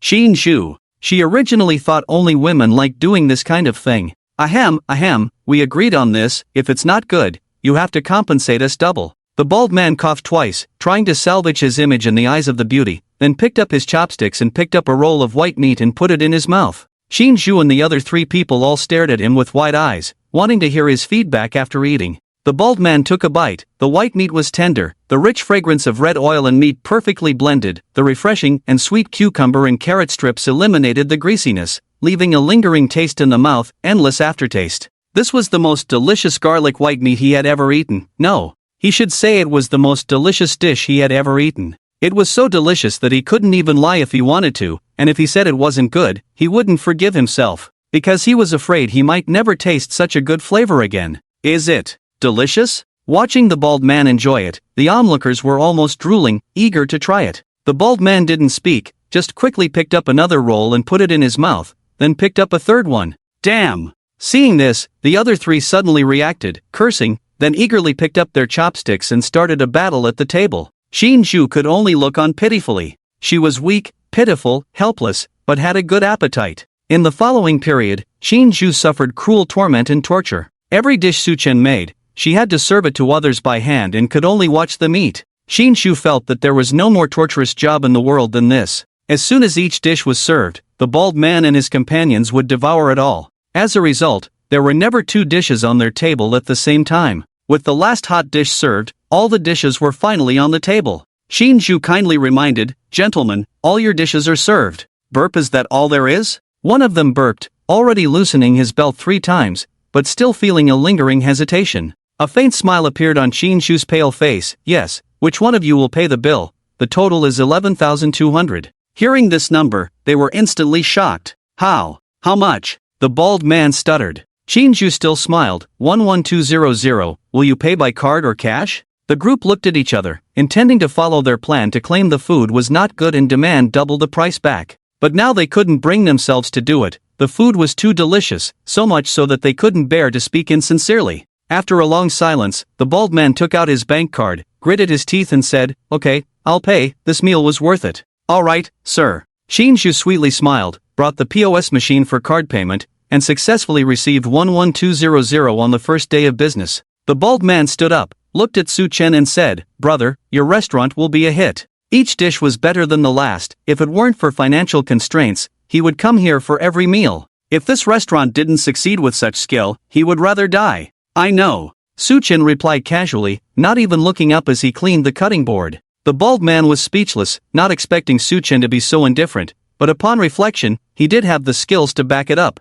"Master, you're amazing, how did I not notice before?" After the bald man and his companions left, Shin-ju happily ran into the kitchen, her eyes full of admiration as she looked at Su-chen, her curvaceous figure under the cheongsam rubbing against him. "Master, I want it, I really want it," Shin-ju coquettishly said. "You didn't notice a lot of things." Su-chen knew that this ghostly woman not only coveted his body but also the dishes he made. Shin-ju said coyly, "Master, I really want it." "Don't be naughty." Su-chen's mouth twitched slightly, and he casually handed over a plate of side dishes. "Here. Isn't this how you raise pets?" "Thank you, master." Shin-ju's eyes lit up, leaned over to kiss Su-chen on the cheek, then picked up the plate and ran out. "It smells so good." Su-chen picked up the half-carved carrot next to him and started carving it, soaking it in water after finishing to use as a decorative plate ornament. Meanwhile, outside the kitchen god pavilion, a person was also attracted by the recruitment notice on the wall. Yi Beibei is a food anchor, somewhat famous on the internet, with tens of thousands of people watching her live broadcasts regularly. Today, as usual, she came out to explore new restaurants, first attracted by the kitchen god pavilion's grand name, then intrigued by the recruitment notice on the wall. "Wow, everyone, look at this, the recruitment conditions for this restaurant are so strict." Yi Beibei aimed her phone camera at the recruitment notice on the wall, and the barrage instantly exploded. "Wow, the boss is extraordinary, is this a disguised way of finding a wife? Beibei, you meet the requirements, go apply. This restaurant is too arrogant, nowadays anyone dares to call themselves a kitchen god." Seeing the audience's strong reaction to this restaurant, Yi Beibei, to enhance the live broadcast effect, said, "Alright, let's go check out this restaurant today. It's a new place, located on the west side of the pedestrian street in the West City area. I'll scout ahead for you all. Thanks for the rocket, Lu Gu." Yi Beibei walked into the kitchen god pavilion with her phone, and after seeing Shin-ju and Su-chen, she was also stunned. As an anchor, she was quite confident in her looks, but now she felt a sense of inferiority. "Anchor, what's wrong? Are you frozen?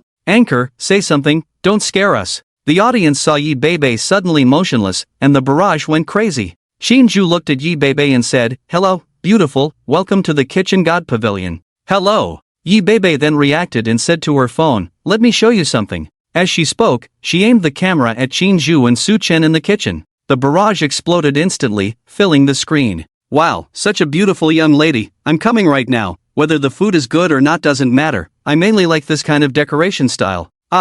Such a handsome young man, I'm going to lick the screen. How can such a handsome young man do this kind of rough work? He should just lie in my bed and enjoy my care. I'm drooling. Don't drive upstairs, the wheels are on my face." Yi Beibei sat down, fixed her phone on the table, then looked at the menu, and her expression changed when she saw the prices. She had eaten more expensive dishes before, but the high prices at this small restaurant seemed a bit unreasonable to her. "Look at this restaurant is so expensive," Yi Beibei whispered, holding up the menu to the phone camera. "Wow, forget it, I'm not coming, Even though the young lady is very pretty, poverty makes me rational. This is outrageous, can't we complain to the authorities, the prices are too high. I think it's okay, the young man is so good looking, what's wrong with a higher price? Upstairs, are you kidding, he's a chef who can cook ducks, not be a duck. Yi Bebe told the audience, everyone, stay calm, I'll just randomly order a dish to try. Then she ordered a fruity sweet and sour pork dish. Okay, please wait. Chinju nodded, then turned and walked to the kitchen to hand the order to Su Chen, whispering, boss, that woman is an anchor.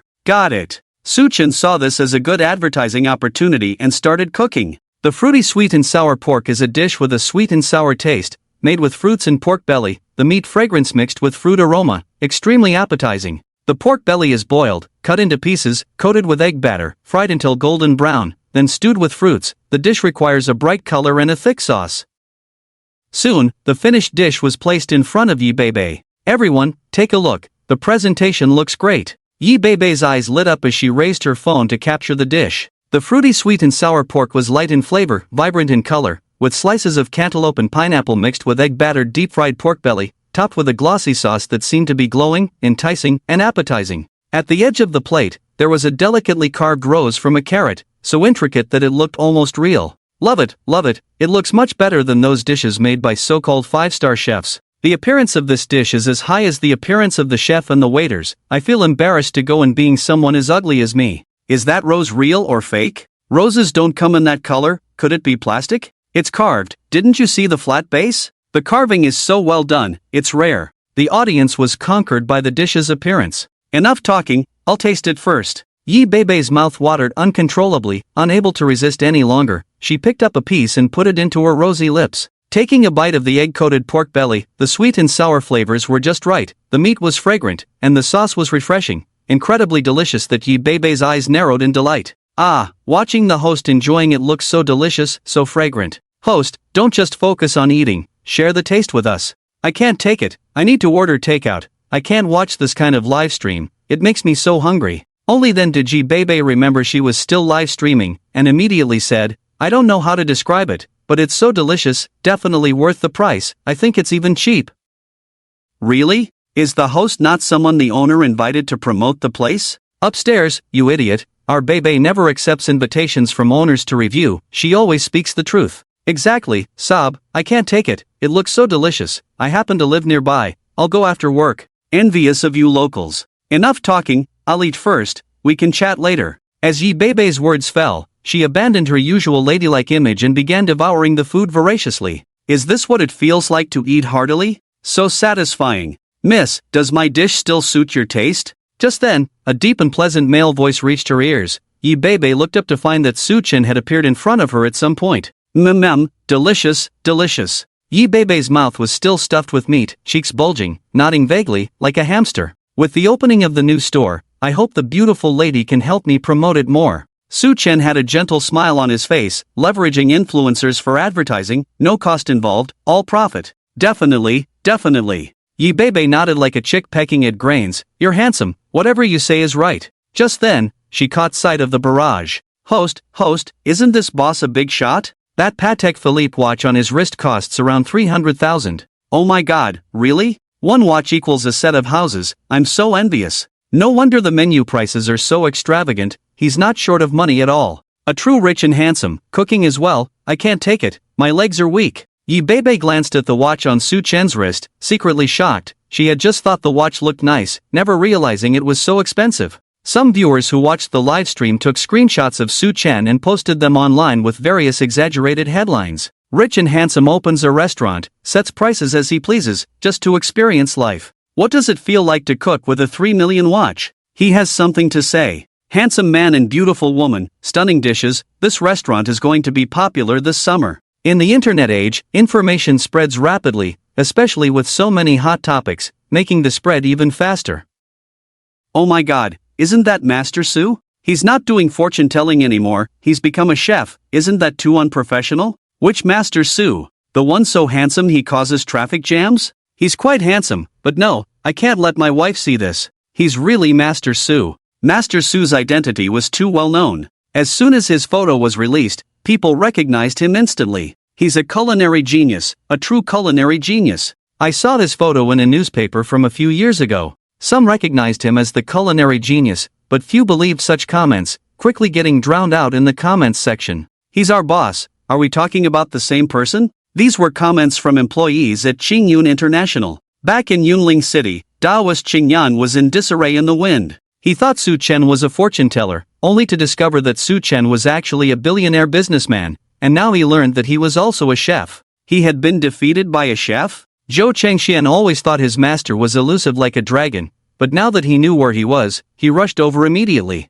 Xia Zhou, known as the culinary king of Long Kingdom, had a complex expression upon seeing this post. There was admiration and resentment in his eyes. Why was he only a culinary king? Because the title of culinary genius was already taken. It was believed that a member of a foreign royal family, on their deathbed, regretted not being able to taste Su Chen's dishes again, a regret that haunted them to their grave. All these instances were enough to prove what the title culinary genius represented. At the same time, Shen Fang, the owner and head chef of Flavor Pavilion, also saw this post. He remembered Su Chen because on the day he opened his restaurant, Su Chen was the only one to criticize his skills. He never expected Su Chen to be a chef as well, and to have his own restaurant. Shen Fang sneered disdainfully, "No wonder he said my food wasn't good on the day of my opening. Turns out it was just jealousy from a fellow colleague looking for trouble." "Master, that streamer said this guy's food is really delicious," Shen Fang's apprentice cautiously remarked. Shen Fang looked scornful, just a poor publicity stunt. If his food was really that good, he wouldn't be so unknown.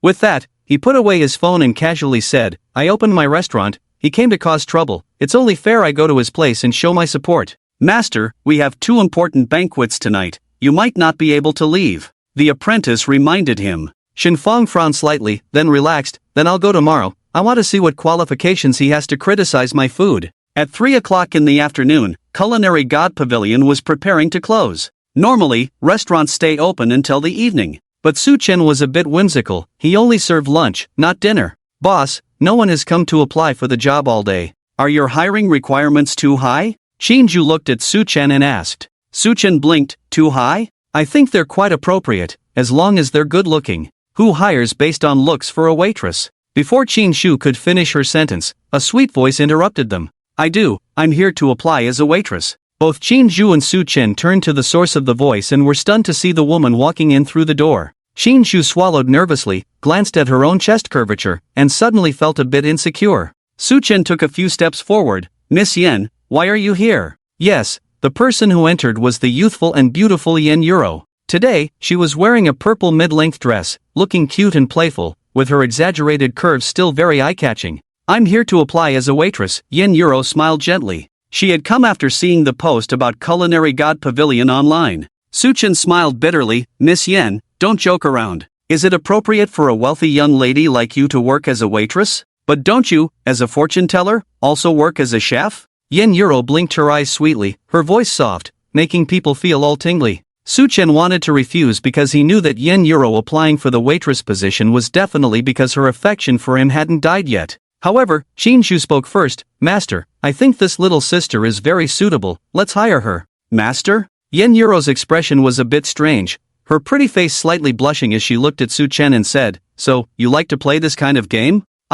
Su Chen was about to explain, but Yen Euro had already bent slightly and sweetly said, "Master, I will work hard." With that, she happily helped Qin Zhu clean the tables. Looking at Yen Euro's passionate heart, Su Chen couldn't bear to reject her kind intentions. Just then, a pig's squeal rang out, and Zhou Chengxian rushed in. "Why are you here?" Su Chen felt a headache coming on because he had nothing to teach Zhou Chengxian. Zhou Chengxian said, "Master, you didn't even inform me about the opening of your restaurant. I brought you a flower basket." Su Chen's eyes suddenly lit up as he looked at Zhou Chengxian and said, "Chengxian, how about I teach you cooking?" He might not know fortune-telling, but he was indeed skilled in cooking. Zhou Chengxian was shocked, stuttering, "Master, but I wanted to learn fortune-telling. Food is essential to the people. Do you look down on chefs?" Su Chen's face darkened. Zhou Chengxian quickly waved his hands. No, I didn't mean that." "Then it's settled. Starting tomorrow, you will come and learn from me." Su Chen cut off his words directly. "Zhou Chengxian, who am I? Where am I? What am I supposed to do? I clearly wanted to learn fortune-telling. How did it suddenly turn into learning cooking?" The next day, Su Chen arrived at Chef Xian's kitchen ready to open for business, only to find a crowd gathered at the entrance. "Master Su is here. Chef Su is here." Seeing Su Chen getting out of the car, the previously quiet crowd suddenly became noisy. "Chef Su, we are from the Dragon Country Chef Association. We worked together on the state banquet a few years ago. Do you remember me?" An elderly man with excitement on his face quickly walked up to Su Chen, as if a fan had met an idol. "Of course, I remember, President Chen, hello." Su Chen shook his hand. According to his memory, he had met the man at the state banquet. Su Chen was the head chef at that banquet, and Chen Quan was his sous chef. They had a very pleasant cooperation. Chen Quan even invited him to be the president, but he politely declined. Wow! Many onlookers were in an uproar, as most of them didn't know Su Chen's identity as a culinary master. They had come solely for his fortune-telling reputation. Seeing even the president of the Dragon Country Chef Association coming all the way to meet Su Chen, and with such a polite attitude, truly surprised them. What shocked them even more was that Su Chen had participated in the state banquet. Damn, was he that awesome? That was a state banquet. Amazing at fortune-telling, amazing at cooking, and so young, was he really that exceptional? However, what shocked them even more was yet to come. Mr. Su, do you remember me? We also met at the state banquet, but at that time, I was representing my country as an invited guest. Chef Su, I came specifically for you this time. My father has been in the hospital for 3 years, and his last wish is to taste your cooking again. Chef Su. It was only at this moment that everyone realized among those who had been waiting quietly at the entrance, there were so many big shots. Each one was either a wealthy person or a foreign dignitary, all of whom had rushed over overnight. So many important figures gathered together, all for the sake of Su Chen's dish.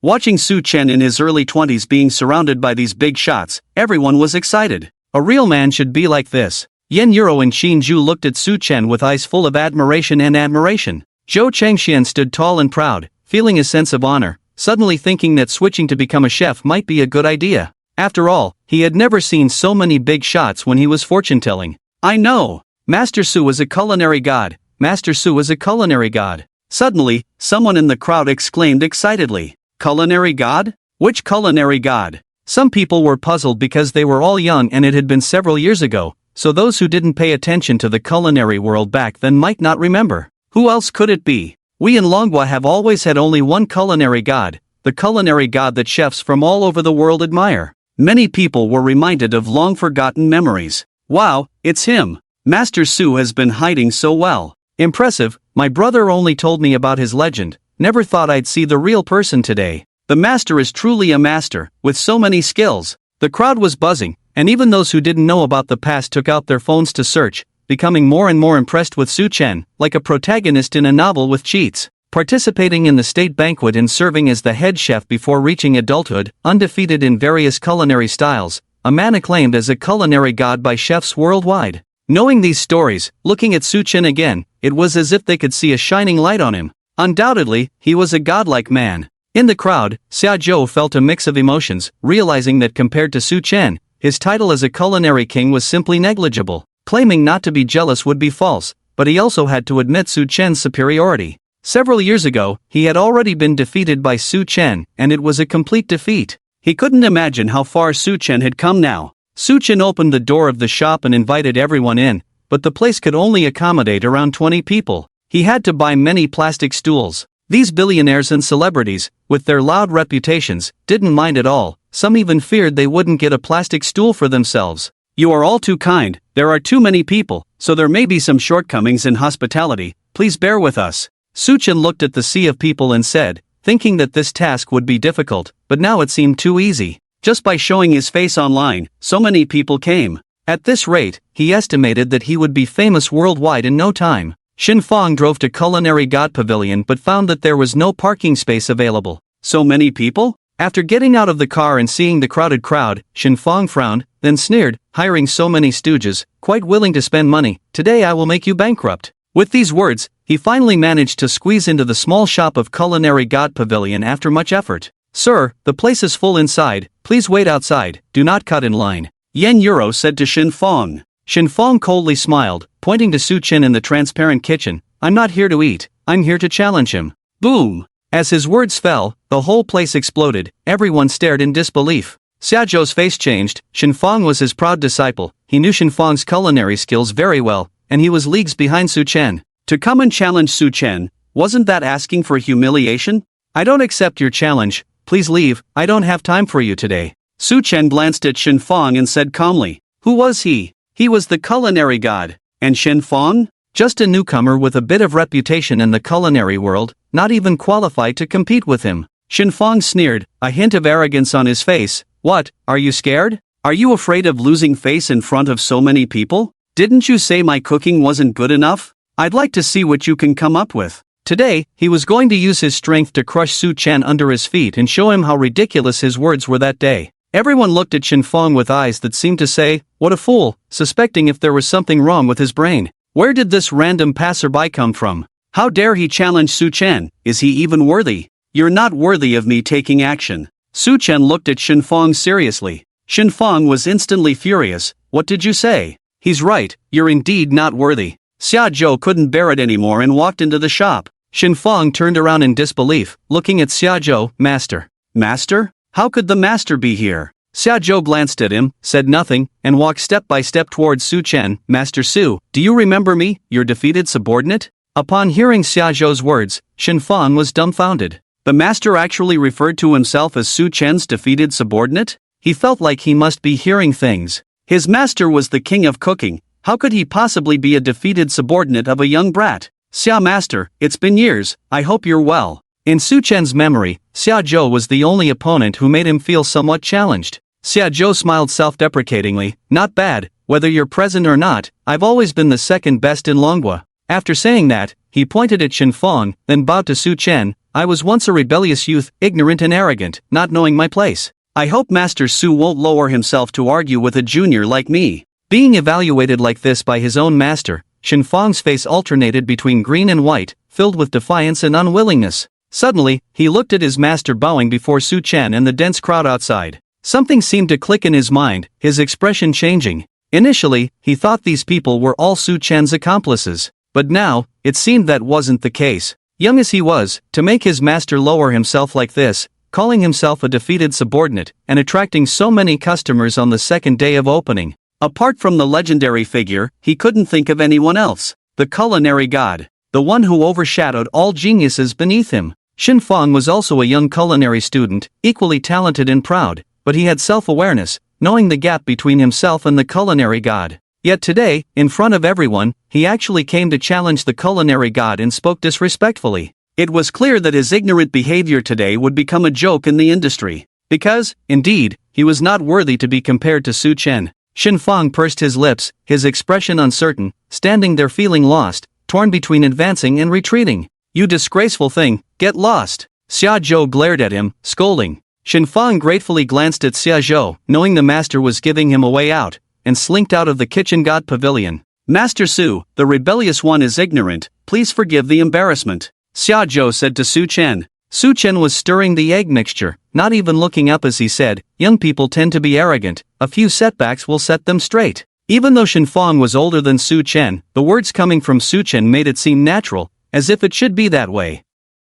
"You're right," Xia Zhou replied politely, then turned and walked back into the crowd. Su Chen was making egg fried rice. Since there were too many people today, he couldn't cook each dish separately, it would be too tiring. To taste his skills, it wasn't about what you wanted to eat, but what he wanted to make. He used leftover rice from yesterday, the best ingredient for making egg fried rice. The eggs were from pure farm-raised chickens, rich in nutrients and better in taste. Egg fried rice was just that, no need for fancy ingredients. Soon, a large pot of egg fried rice was ready. Su Chen scooped it onto a plate and had Yen Yu Rou and Qin Zhu carry it out. The egg rice was distinct, each grain plump and full, looking as if it was glowing, making everyone's mouth water involuntarily.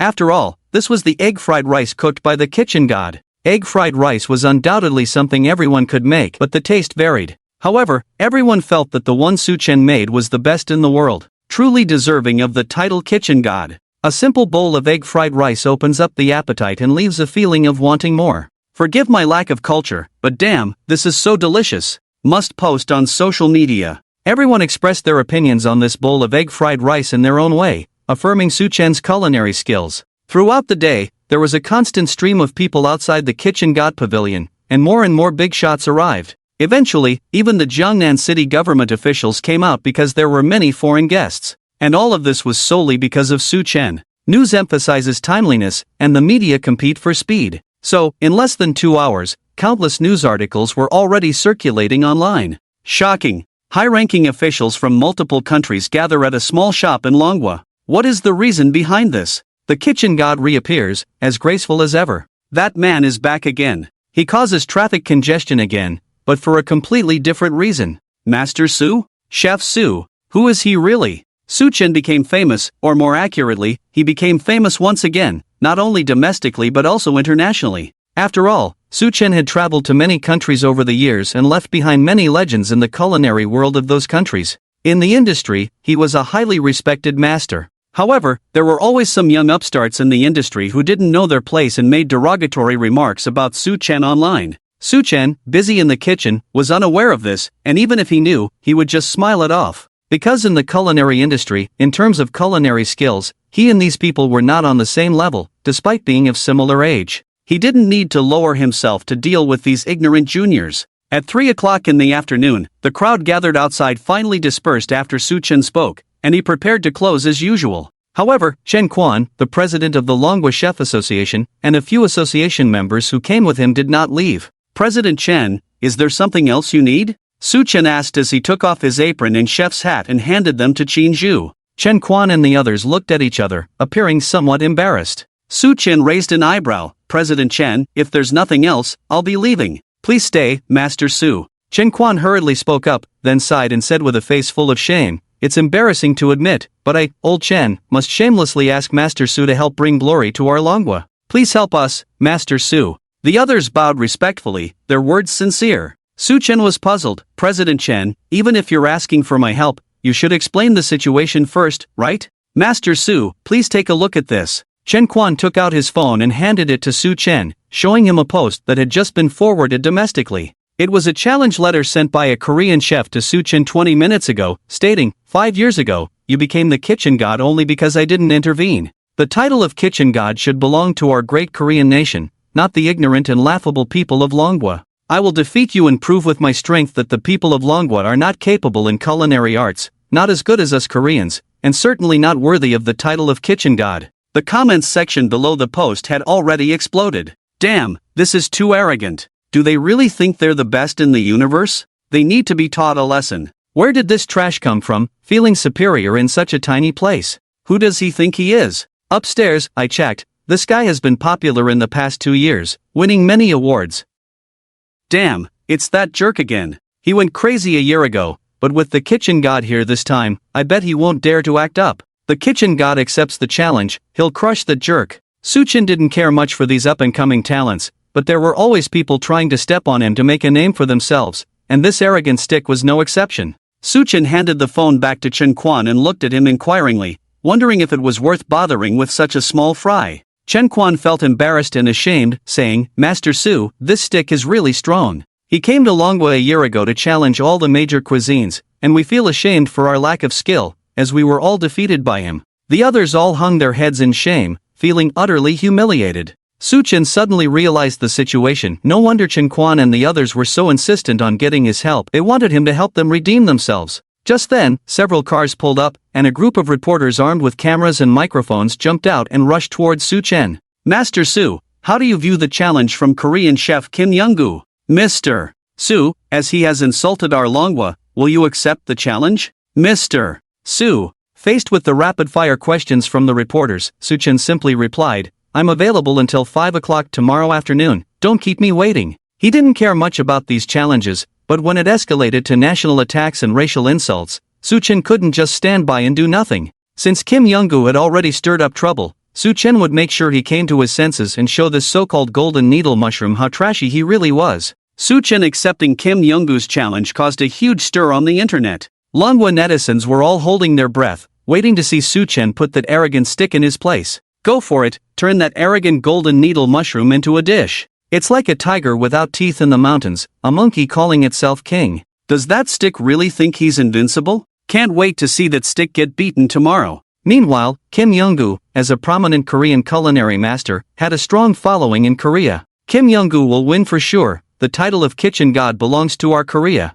Let those ignorant Manhwa people realize how ridiculous and foolish they are. Kim Young-gu will win, Korea will win. The local government departments in Jiangnan City immediately responded by arranging personnel to set up the arena in the city center for tomorrow's match. Media outlets from all over were eager to cover this international culinary showdown, and several TV stations would broadcast the event live. The entire nation was now focused on the arena at Jiangnan City Sports Center for tomorrow's event. Meanwhile, Su Chen, one of the central figures in this storm, was being interrogated by his future wife. "How many more things are you hiding from me?" Sitting on the sofa, and Zijin elegantly crossed her legs and scrutinized Su Chen. Her grassroots boyfriend had suddenly become the chairman of Qingyun International, which she could accept. Then he transformed into the strategic genius Master Su, which she could reluctantly accept. But now, he had become a world-renowned kitchen god, which she couldn't accept. As a woman of a big shot, and Zijin felt immense pressure. If things continued like this, she was sure to develop heart problems sooner or later. Today at school, she experienced firsthand what it felt like to be the partner of a big shot, with people gossiping about her wherever she went. Many girls looked at her with envy, jealousy, and hatred, sarcastically saying she wasn't good enough for Su Chen. And Zijin felt exhausted. People used to say Su Chen was a toad-eating swan meat, but now, she had become a toad-eating swan meat. Those who spoke such words were despicable. Was there ever a toad as beautiful as her? Cough cough cough. Su Chen coughed twice, and said without changing his expression, "Originally, I always wanted to be with you as an ordinary person. But now that you know, I won't pretend anymore. I am indeed an outstanding man. You don't have to feel inferior to me. Go to hell." Before Su Chen could finish his sentence, and Zijin grabbed a pillow and threw it at him, saying, "I am naturally beautiful. What makes you think I'm not good enough for you?" "Size," Su Chen said seriously, glancing at her chest area. And Zijin, feeling embarrassed and angry, retorted, "If you like cows, go flirt with that youthful waiter at your restaurant." She had always been confident about her size until she saw Yen Euro, which shattered her confidence completely.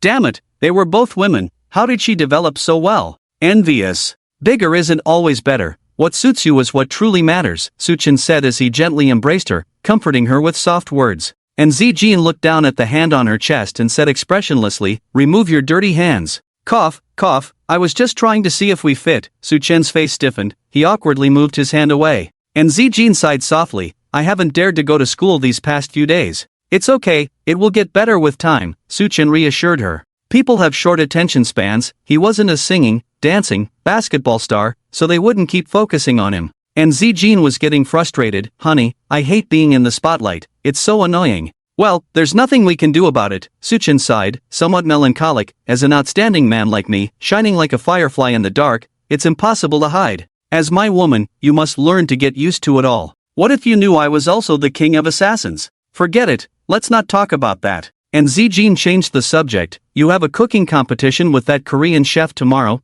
Don't you need to prepare the ingredients in advance?" "He's just a clown, no need to take it so seriously," Su Chen said casually, believing he could easily outshine the opponent with a few simple dishes. And Zijin was still worried. "Don't underestimate him, he's quite skilled, combining Chinese and Korean cuisine." "Alright, there's a chicken breast in the fridge, I'll buy a fish." "That's already overestimating him," Su Chen interrupted and Zijin, not really caring about the shiitake mushroom guy. And Zijin rolled her eyes. Fine, you're the best, okay?" "Naturally," Su Chen said nonchalantly, with a sense of righteousness. The next morning, the area outside the Jiangnan City Sports Center was packed with people waiting for the doors to open. After all, the seating was limited, and arriving late meant missing out. Watching the live broadcast at home couldn't compare to being there in person. "Good morning, everyone, this is Jiangnan TV reporting for you. As you can see behind me, the Jiangnan City Sports Center is already crowded. Good morning, viewers, this is Jiangzhou Lifestyle Channel, I am a reporter. Dragon Country Channel 1 is live for you."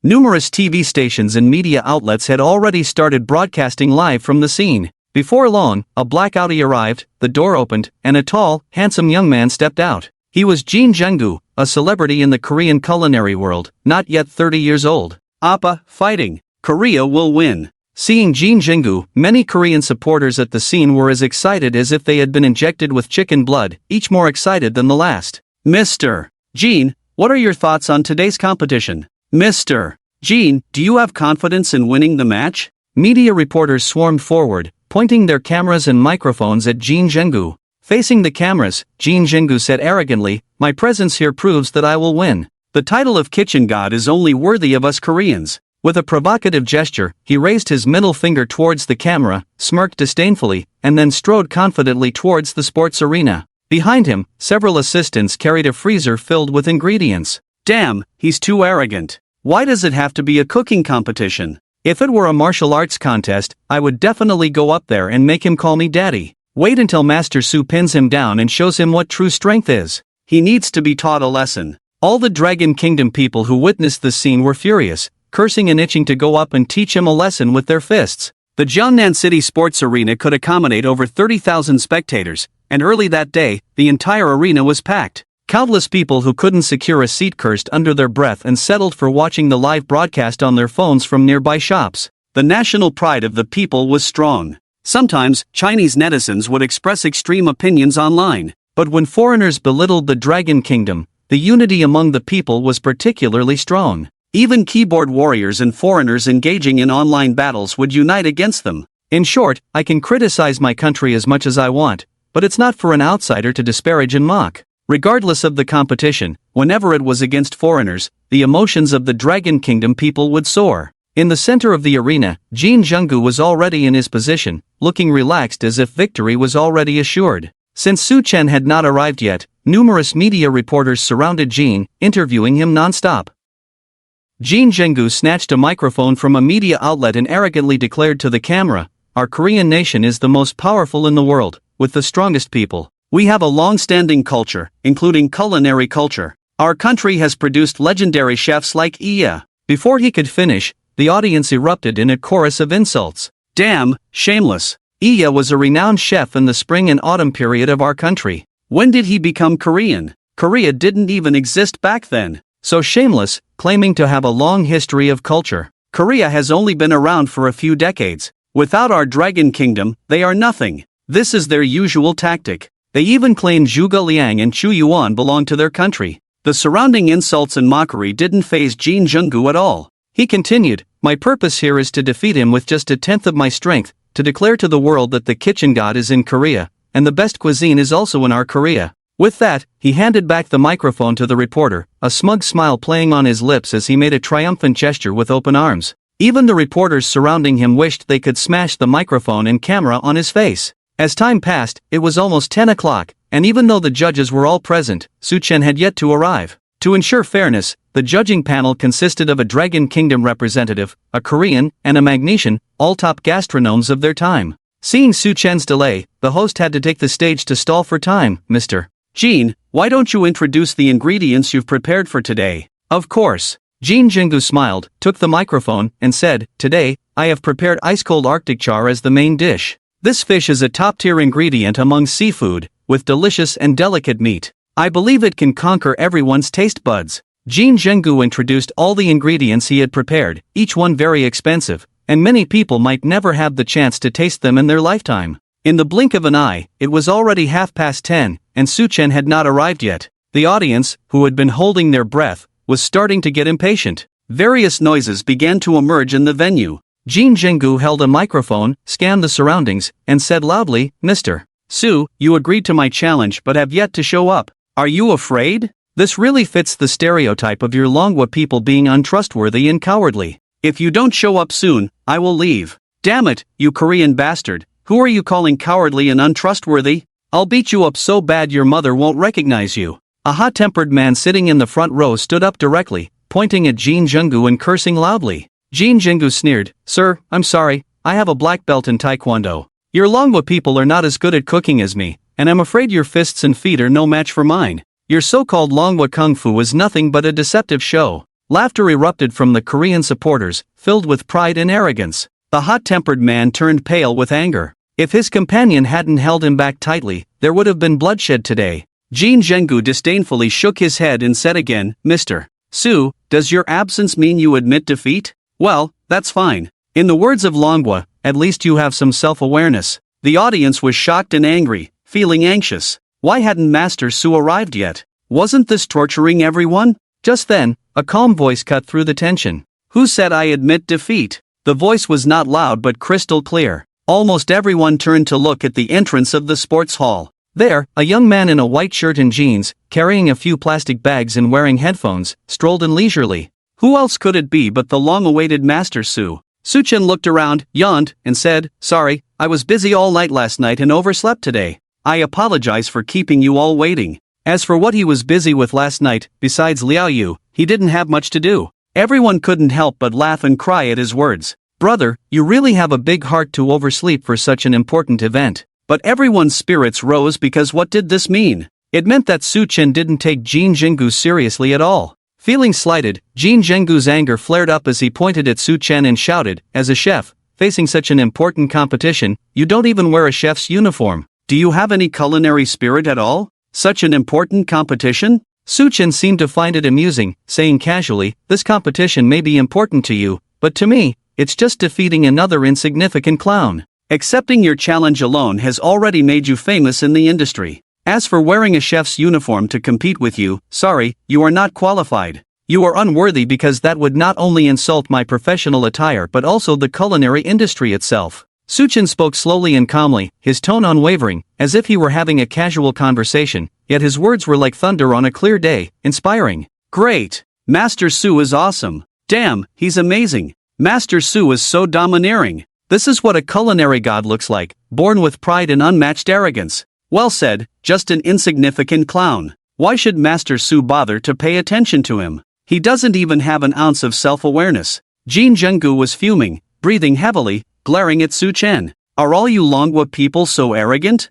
Fine, very well, I will show you how ridiculous your arrogance is with my strength. You may have strength, but it's not worth mentioning in front of me." Su-chen said nonchalantly, then walked leisurely to his position, carrying the plastic bags. From the beginning to the end, from the moment he stepped into the sports arena, he never really paid any attention to Jinjin Valley. He truly didn't care about him. As both sides took their positions, the tension in the arena escalated. In fact, Su-chen appeared quite relaxed, mainly because Jinjin Valley across from him seemed nervous, as if facing a formidable enemy. It was evident that although he claimed not to care about Su-chen, he actually valued him a lot. "Before we begin, I have a question. Where are your ingredients?" Jinjin Valley asked Su-chen, as he didn't see any tools like a freezer for storing ingredients. Su-chen remained silent and casually emptied the contents of a plastic bag, seasonings, a common carp, a piece of chicken breast, carrots, green bamboo shoots, and tofu. The sight of these simple and ordinary ingredients caused a stir throughout the arena. After all, Jinjin Valley had just introduced the ingredients he had prepared, making Su-chen's ingredients seem rushed in comparison. Jinjin Valley chuckled mockingly at Su-chen. "Are these your prepared ingredients? Quite cheap. Do you think you can win against me with these? Cheap? These are daily ingredients for countless people around the world. Chefs are meant to cook for the masses, aren't they?" Su-chen chuckled at his teasing, then added, "Besides, winning a competition doesn't depend on high-end ingredients, but on the chef's skills. Moreover, dealing with someone like you doesn't require me to waste time meticulously selecting ingredients." Hissing sounds filled the arena. Everyone found Jinjin Valley arrogant, but now Su-chen appeared to be the real arrogant one, exuding a kind of arrogance from within. Yet, everyone couldn't help but agree with him, which was quite terrifying. "You're arrogant." Jinjin Valley fumed, encountering someone even more arrogant than himself for the first time. Su-chen shook his head, correcting, "It's not arrogance. I'm just stating a fact. Enough talk, let's begin. I need to finish you off and then go have dinner with my girlfriend." "Go for it, honey." And Jin stood up in the audience and shouted. Su-chen gave her a slight smile. In an instant, and Jin attracted the attention of countless people. "Is that Master Su's girlfriend? She's so beautiful, truly a perfect match." "Beautiful? I'm much prettier than her. I'm the one who deserves Master Su." "Hey, lady, have you looked in the mirror before saying that?" Blushing under the scrutiny of so many people, and Jin quickly sat back down, unsure where she found the courage to shout those words just now. I declare the competition officially started. 90 minutes on the clock, each contestant needs to prepare 3 dishes for the judges to score. With the host's announcement, the timer started, and the competition officially began. The 3 dishes Su-chen prepared were a 3-color shredded chicken, a cold fish skin salad, and a tofu fishball soup. All 3 were simple, homely dishes made from ingredients he took from his own fridge that morning. He was a man full of confidence.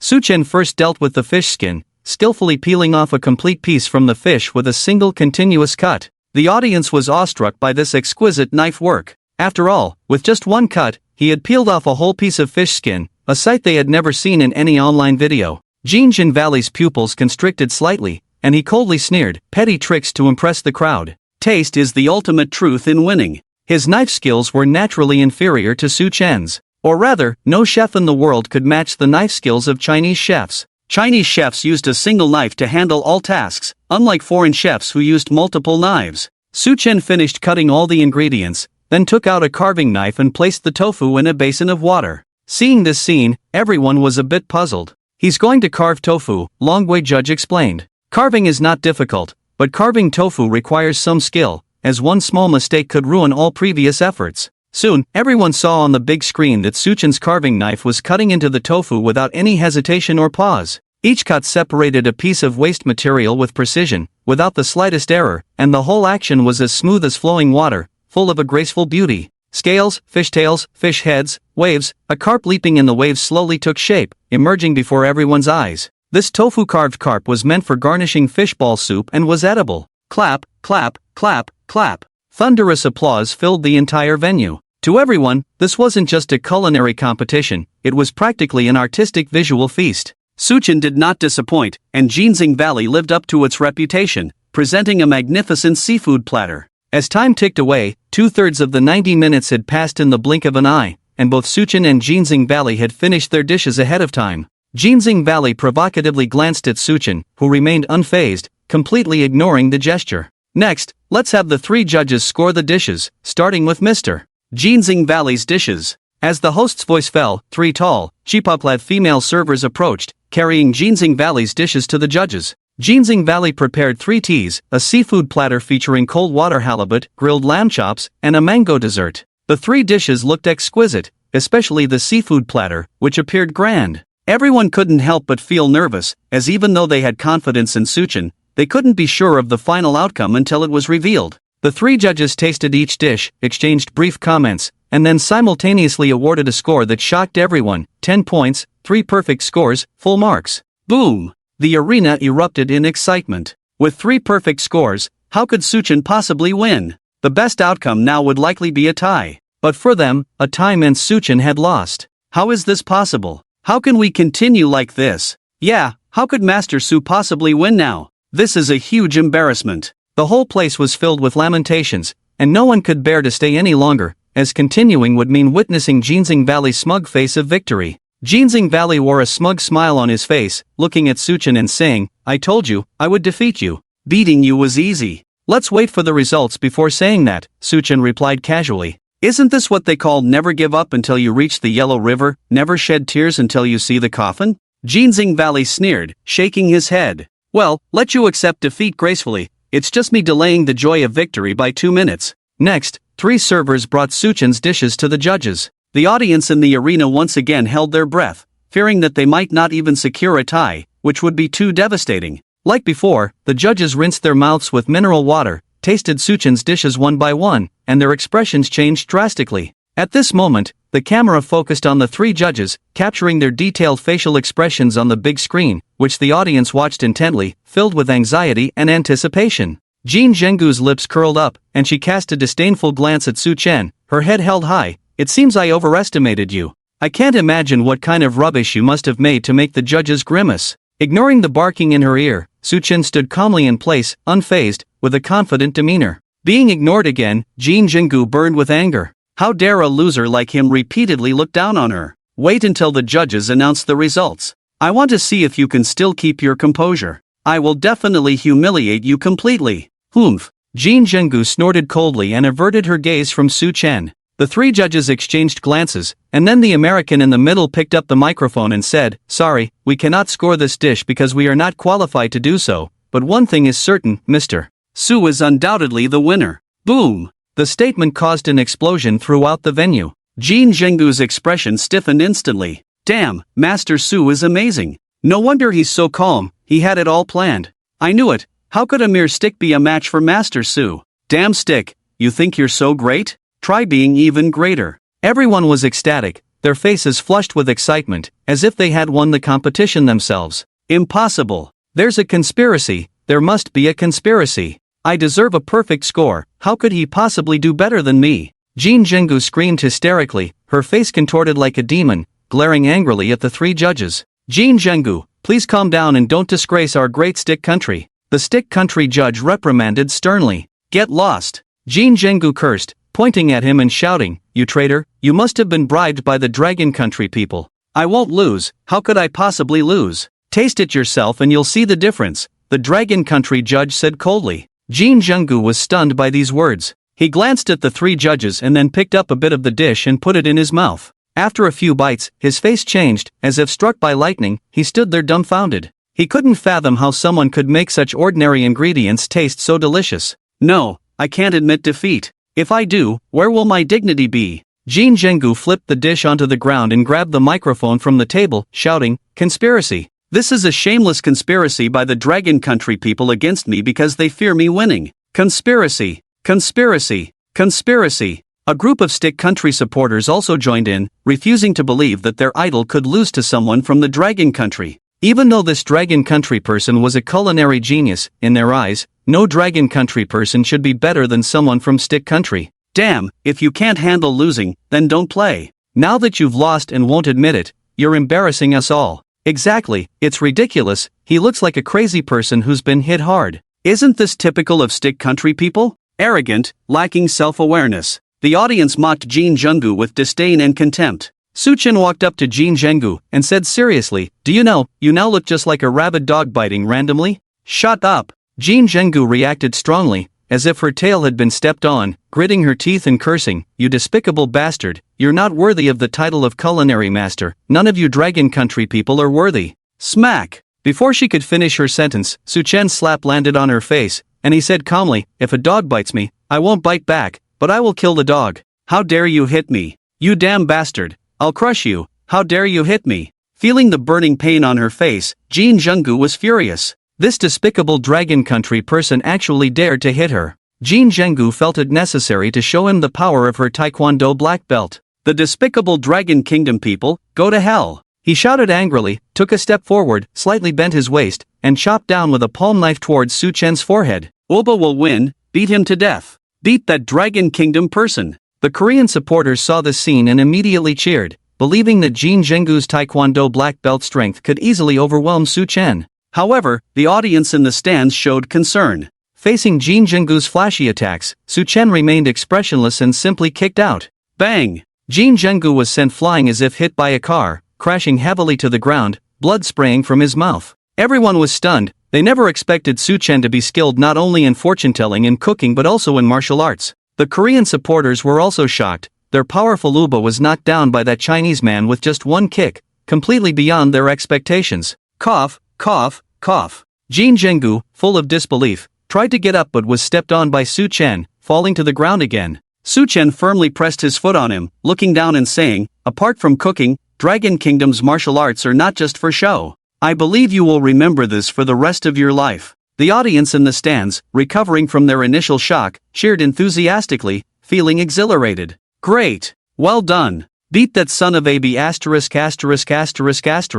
So satisfying, I've been wanting to teach him a lesson for a long time. Master Su did a great job." Jin Zhengu felt humiliated and angry, his face alternating between pale and flushed, gritting his teeth. "Damn Dragon Kingdom person, I will sue you. If you dare to hit me, it will cause an international dispute." Unable to compete in cooking or fighting, he resorted to the most despicable move, filing a complaint. That was his last resort. "Did I hit you? Did anyone see it?" Suchen looked puzzled, then turned to the audience in the stands. "He says I hit him, did you see it?" Everyone instantly understood and began to speak the truth, or lie. "Didn't see it, nope, we saw him fall by himself." Exactly, his face just happened to fall into Master Su's hand, dirtying it. Yeah, he must have been blind since childhood, how else could he accidentally fall? At that moment, a staff member from the sports hall ran over and said, "Master Su, our surveillance cameras malfunctioned, so we didn't record what happened." Mr. Jin must have fallen by himself. "You,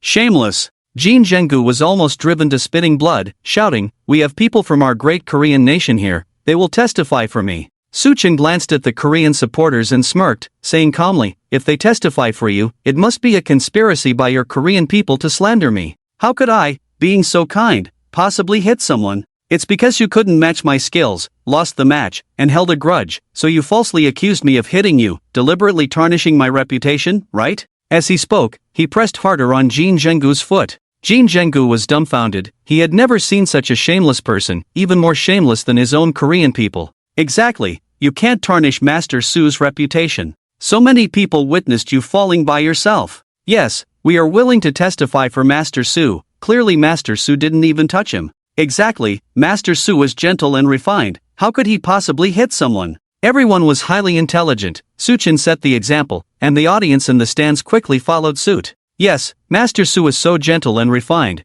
clearly the kind of person who would feel sad for stepping on an ant. How could such a kind person possibly hit someone? It's obvious that Jin Jenggu was lying to slander Master Su, trying to ruin his reputation. Jin Jenggu. He was on the verge of collapse, finally understanding how it felt when others cursed him as shameless. Damn it, why didn't he hit me back? Are you all blind? Can't you see he's still stepping on me right now? Jin Jenggu could only look towards his own cheering squad. Those people were his true love. The supporters from the Korean cheering squad were not fools either. Sensing the risk of being ganged up on, one by one, they directly ignored his pleading eyes and looked down at their shoe tips. Jin Jenggu. Despair washed over him, feeling like his heart was breaking. Then suddenly, he thought of something, his eyes lit up, and he burst into laughter, shouting wildly, "This match is being broadcast live, multiple TV stations are airing it together. Surely, countless people saw you hitting me just now, you're done for. You're finished. I'm sorry, Mr. Jin, there was a technical issue with the network just now, and our live broadcast was temporarily interrupted," a director from a TV station said apologetically to Jin Jenggu. Another representative from a different TV station added reassuringly, "But don't worry, your insulting remarks towards Mr. Su were indeed successfully broadcasted." The smile on Jin Jenggu's face gradually stiffened, then he went mad, cursing loudly, "Bastards! You shameless bastards!" As he cursed, he felt more and more wronged, tears streaming uncontrollably. In the past, when others called him shameless, he would feel smug because he enjoyed the sight of others disliking him but unable to defeat him. But now, he finally experienced that feeling himself, wanting to kill but lacking the ability, feeling utterly helpless. Su Chen removed his foot from Jin Jenggu's body. Seeing this, the staff from various TV stations began signaling to their colleagues, saying, "Okay, everyone, resume the live broadcast." Su Chen bent down to help Jin Jenggu up, speaking gently, "Mr. Jin, although you lost the match, there's no need to be so agitated. Look at you, you even fell down pretty hard. Come on, get up quickly." Countless viewers watching through the live feed witnessed this scene, filled with admiration for Su Chen. After all, before the broadcast was interrupted, they had all seen how arrogant Jin Jenggu was. But now, as the victor, Su Chen not only didn't hold a grudge but also personally helped him up. This truly showcased the magnanimity of our great nation. Master Su's broad-mindedness is undoubtedly worthy of admiration by many. "It was you who hit me, not me falling on my own." Jin Jenggu pushed Su Chen's hand away, tears streaming down his face as he shouted at the camera. Viewers watching the live broadcast frowned, some grabbed their phones or sat in front of the TV, cursing Jin Jenggu. This Korean is too shameless, holding a grudge after losing the match, falling on his own, and when Master Su helps him up, he still turns against him. Compared to the broad-minded Master Su, this guy is undoubtedly a despicable character. Just by looking at his previous smug face, you could tell he's not a good person. Fortunately, Jin Jenggu couldn't hear these people cursing at him, otherwise, he would surely be so angry that he'd spit blood, feeling so wronged. Omega, Mr. Jin, don't cry, friendship comes first, the competition second. Although you're not as good as me, your culinary skills are outstanding, Su Chen patted his shoulder, consoling him with heartfelt words. Mainly because when I see you cry, I want to laugh, Omega. Ah! Jin Jenggu screamed in pain as he felt like Su Chen was about to crush his shoulder with the patting, hastily shouting, "Can't you see?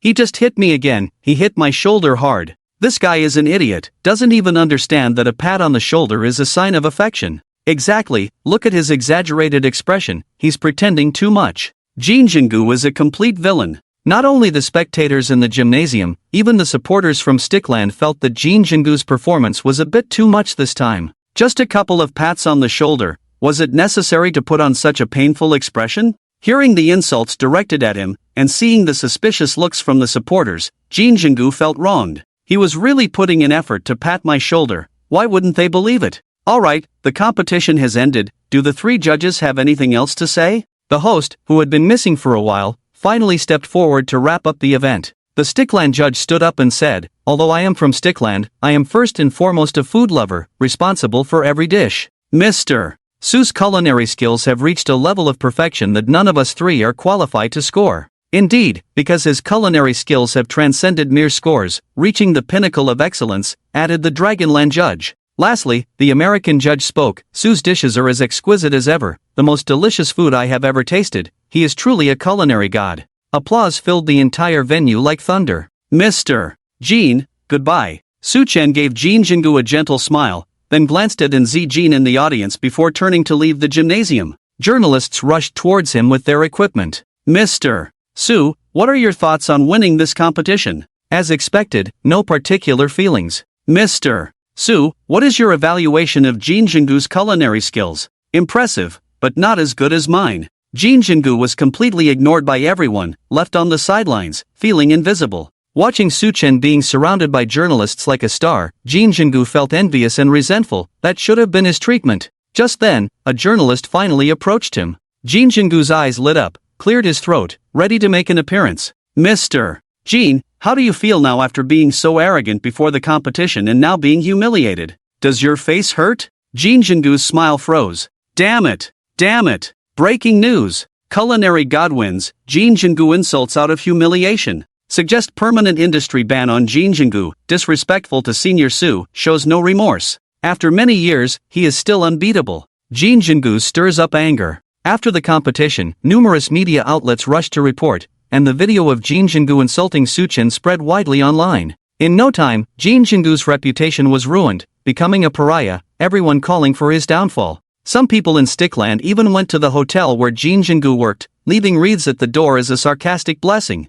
In order to appease the public and for profit, the boss had to decisively dismiss Jin Jingu. Some Stickland citizens believed that Jin Jingu had brought shame to the country, despising him, and spitting at him when they encountered him. Once a rising star in the culinary world, now struggling to even find a job, how tragic. It goes to show, one should not be too villainous, or there will be nowhere to cry. Meanwhile, Su Chen's reputation as a culinary god spread globally once again, and his restaurant, Culinary God Pavilion, became famous. 2 days after the competition, on Thursday, at the Yuliang Manor, Su Chen held Qin Zhu, enjoying the massage from Yen Euro, when he received a notification from the system. Congratulations, host, for completing the mission, making the restaurant world famous. Reward, mastery in Chinese cuisine. Su Chen felt no excitement inside, as he didn't enjoy cooking himself, preferring ready-made meals. However, gaining the skill in Chinese cuisine could be useful, at least for teaching Zhou Changxian. After that guy witnessed Su Chen's glory, he completely abandoned his old profession of fortune-telling based on physiognomy and devoted himself wholeheartedly to cooking.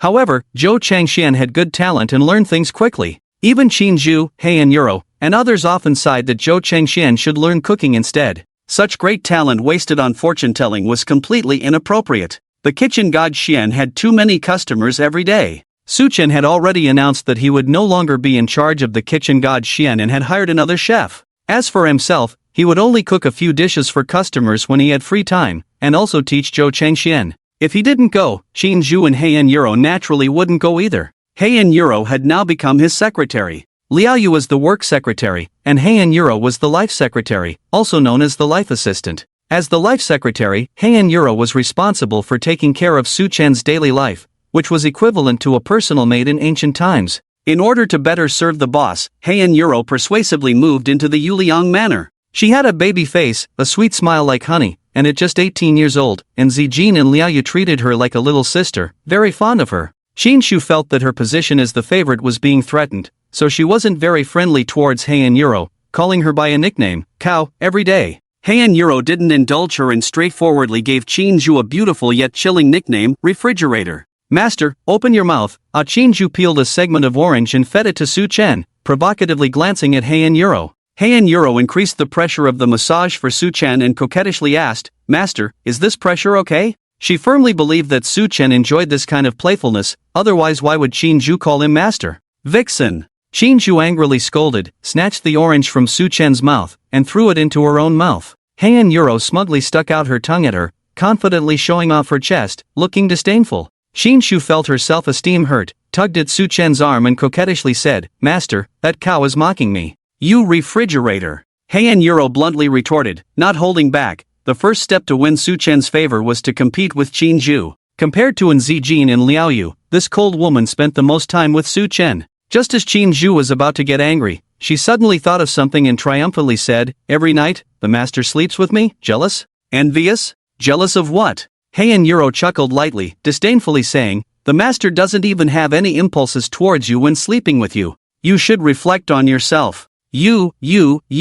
Shinju was a bit frustrated. Damn it, so what if your chest is big? Suchen was annoyed by the two arguing and interrupted. Alright, both of you go rest, you'll drive me crazy sooner or later. Humph. The two glared at each other, snorted coldly, and obediently fell silent. 3 days left until the next identity extraction. On Friday, Suchen rarely went to school for a day of classes. As a celebrity, he attracted a lot of attention at school, and his classmates had more bragging material. As long as they said Suchen was in their class, they would receive a wave of admiration. Due to work reasons, Suchen brought a laptop to the classroom, sometimes to handle work. Heian Yuro, the life secretary, was always by his side, pouring water for Suchen, buying food, and helping with everything. And Zijin also interacted sweetly with Suchen from time to time, with the two beauties constantly surrounding him, making others extremely envious. The whole class was in a state of mourning. Damn it, can you hurry back to the company? The classroom is filled with the smell of dog food, it's unbearable.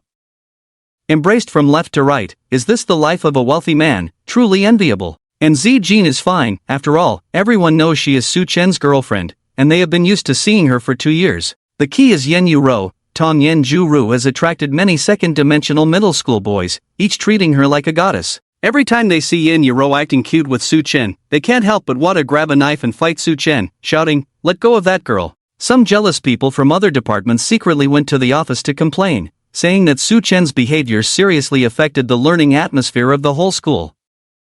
The principal personally talked to Suchen, suggesting that he should keep a low profile in school in the future, try to behave more like a student, and not bring luxury cars worth millions to school. Suchen nodded with a smile, and then directly donated 10 million to the school to build a library and teaching building, both named after him. That afternoon, the whole school was commended, and a donation ceremony was held. His photo was hung on the campus wall of famous alumni that same evening. Those who reported him out of jealousy were all seriously criticized and educated. Suchen said, "Being rich, you can really do whatever you want, ring and equal to ring and equal to. The campus life of the rich is so dull." Monday, Liao Yu's apartment. Suchen groggily opened his eyes and got up from Liao Yu's bed. They had been tired all night, and Liao Yu was still sound asleep, with the blanket falling to the floor. It could be seen that her knees were a bit red. Suchen picked up the blanket to cover her, then took a deep breath, silently reciting, "System, extract the fifth identity." Extracting. Extraction successful. Congratulations to the host for obtaining a new identity, Ghost Detective Suchen. You are naturally different from others, able to hear the voices of the dead.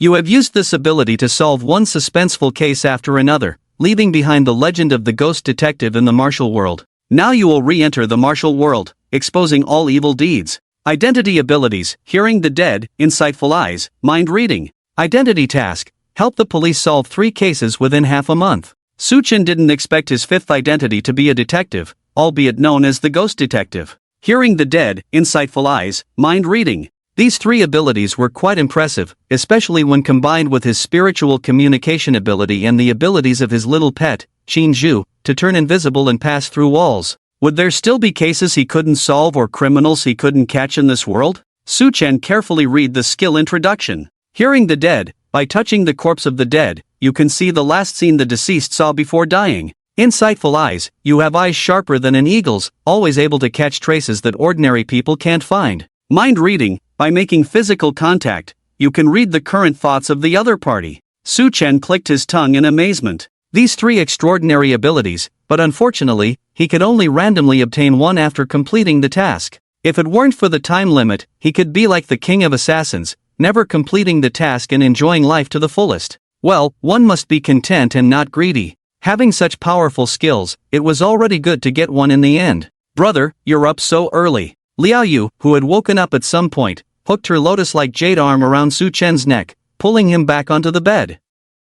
Smack! Suchen patted her on the body, feeling the elasticity, and said, "You lazy girl, it's Monday today, time to get up for work." There was a regular meeting every Monday, which even Suchen couldn't miss, let alone Liao Yu. "Ah, I almost forgot," Liao Yu exclaimed, quickly getting out of bed to search for clothes in the wardrobe. The two dressed neatly and walked out of the room, only to find Shinju sitting on the sofa with his legs crossed, watching TV. Last night, she had once again been casually pushed out of the room by Su Chen. I thought you guys were going to do morning exercises. Shinju turned around and teased. Su Chen has always suspected her of being a flirtatious ghost. Liaoyu blushed slightly. What nonsense are you talking about? Last night you were so unrestrained, did you consider my feelings in the living room? Shinju looked at Su Chen with a hint of resentment, as if she were a neglected young wife. Su Chen rolled his eyes. Why are you talking so much lately? Pets have their own awareness, you know? As the master says, can't I admit my mistakes? Shinju instantly appeared in Su Chen's arms, her soft body clinging to him in a coquettish manner.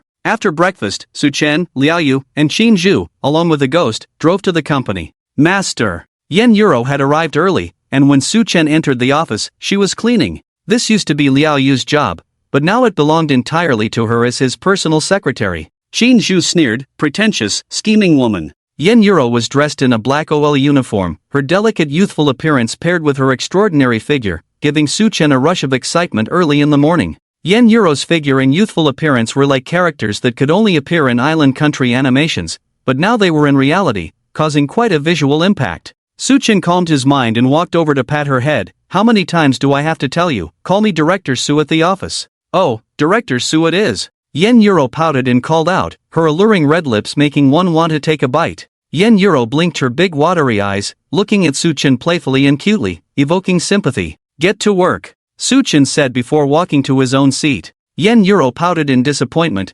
thinking Su Chen would kiss her, feeling foolish for getting excited. Knock, knock, knock. Liaoyu knocked on the door and entered. Director Su, the materials are ready. Everyone is already in the meeting room. We can start anytime. Then let's start now. Su Chen checked his watch, then stood up and followed Liaoyu out of the office. In the blink of an eye, the office was left with only Shinju and Yen Yuro, the ghost, and one person. As expected, the two enemies started bickering again, exchanging barbs. At the same time, a meeting was taking place in the East City Sub-Bureau of the Jiangnan City Police Department. On the large screen in the meeting room, the words 513 Major Homicide Case were displayed. Undoubtedly, this was the focus of the meeting. Comrades, it's been 2 days since the 513 Major Case, and our special task force has made no progress. We can't continue like this. Let's put our heads together, re-examine the case, and see if we can find any clues. The 513 Major Homicide Case had caused a sensation, and Deputy Director Chen Yu personally led the special task force responsible for the case.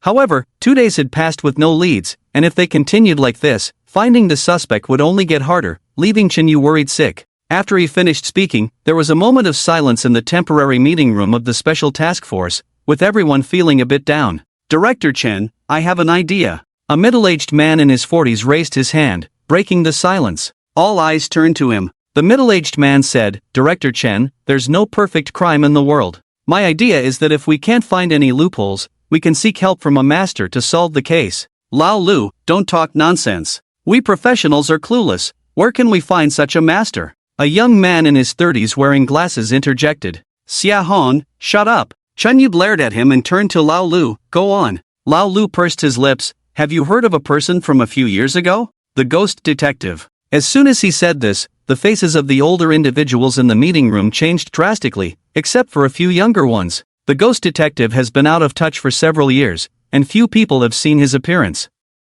Do you know where he is? And would you recognize him? Shen Yu, an old soldier in the criminal investigation team, had obviously heard of this person. Old Lu nodded kindly. I met him once when I was working on a case. I know him. I didn't know where he was, but a couple of days ago when I was online, I suddenly found him. He has actually been in Jiangnan City all along, and he's been making quite a splash unexpectedly. You've seen him? I've never seen this extraordinary person. Chen Yu looked at Old Lu with interest. Old Lu chuckled self-deprecatingly. Back then, I was just a small, insignificant character. He never even gave me a second glance. People with abilities are usually proud. It's normal, Chen Yu shrugged, as he believed that they had the right to be proud. Several young police officers looked at each other in confusion, their faces showing puzzlement as they asked, Director Chen, Uncle Lu, who are you talking about? This ghost detective, why does it sound more confusing the more we hear about it? Before Old Lu and Shen Yu could speak, Xia Hong pushed his glasses and disdainfully said, just a guy who likes to play mysterious, lucky enough, probably couldn't make it in the detective business, so he's been inactive these past few years. It's normal for you newbies not to have heard of him. Xia Hong, you're mistaken. He doesn't need to be a detective at all. He's living a much better life than you now, old Lu said with a smile. Xia Hong sneered, is that so? I'm curious to know how great his life is. Do you have a grudge against the ghost detective? Chen Yu asked in confusion, wondering what Xia Han's sarcastic tone meant if there was no grudge. Old Lu smiled, Director Chen, it's him who has a one-sided grudge against the ghost detective. The ghost detective doesn't even know who he is. At that moment, everyone in the meeting room showed a gossipy expression, eagerly waiting for more. Old Lu lit a cigarette, took a drag, and said slowly, back then, Xia Hong had just joined the police force. When he heard that the ghost detective was around, he wanted to see him. But before he even entered, he didn't even get a clear look at what the ghost detective looked like and was kicked out with a get lost. Everyone suddenly understood. It made sense. Whenever the ghost detective was mentioned, Xia Han's reaction was always so intense. I just can't stand his arrogant attitude. What's so special about him? Humph. Xia Han felt embarrassed, his face turning dark. A female police officer asked, Director Chen, who exactly is this ghost detective? He's a very capable person. If there's a case even he can't solve, then it's truly an unsolvable mystery, Chen Yu said with emotion, then added, he solved the case of the art school dismemberment a few years ago, and the 129 serial killings. The group of young officers gasped in shock, gaining a slightly more vivid understanding of the ghost detective's prowess. Chen Yu looked at old Lu and said, don't you know where he is? Take us there quickly, this case can't afford any delays. Let's go, maybe you've already unknowingly seen his true face, old Lu said with a mysterious smile. Everyone was puzzled by his words. Half an hour later, the members of the special task force arrived at the foot of the Qingyun building. As soon as they got out of the car, Xia Hong sneered and mocked, old Lu, you said he's doing well, could it be that he works here? Qingyun International is nice, but working here isn't that great, right? You're right, he does work here, but he's not an ordinary employee, old Lu said as he closed the car door.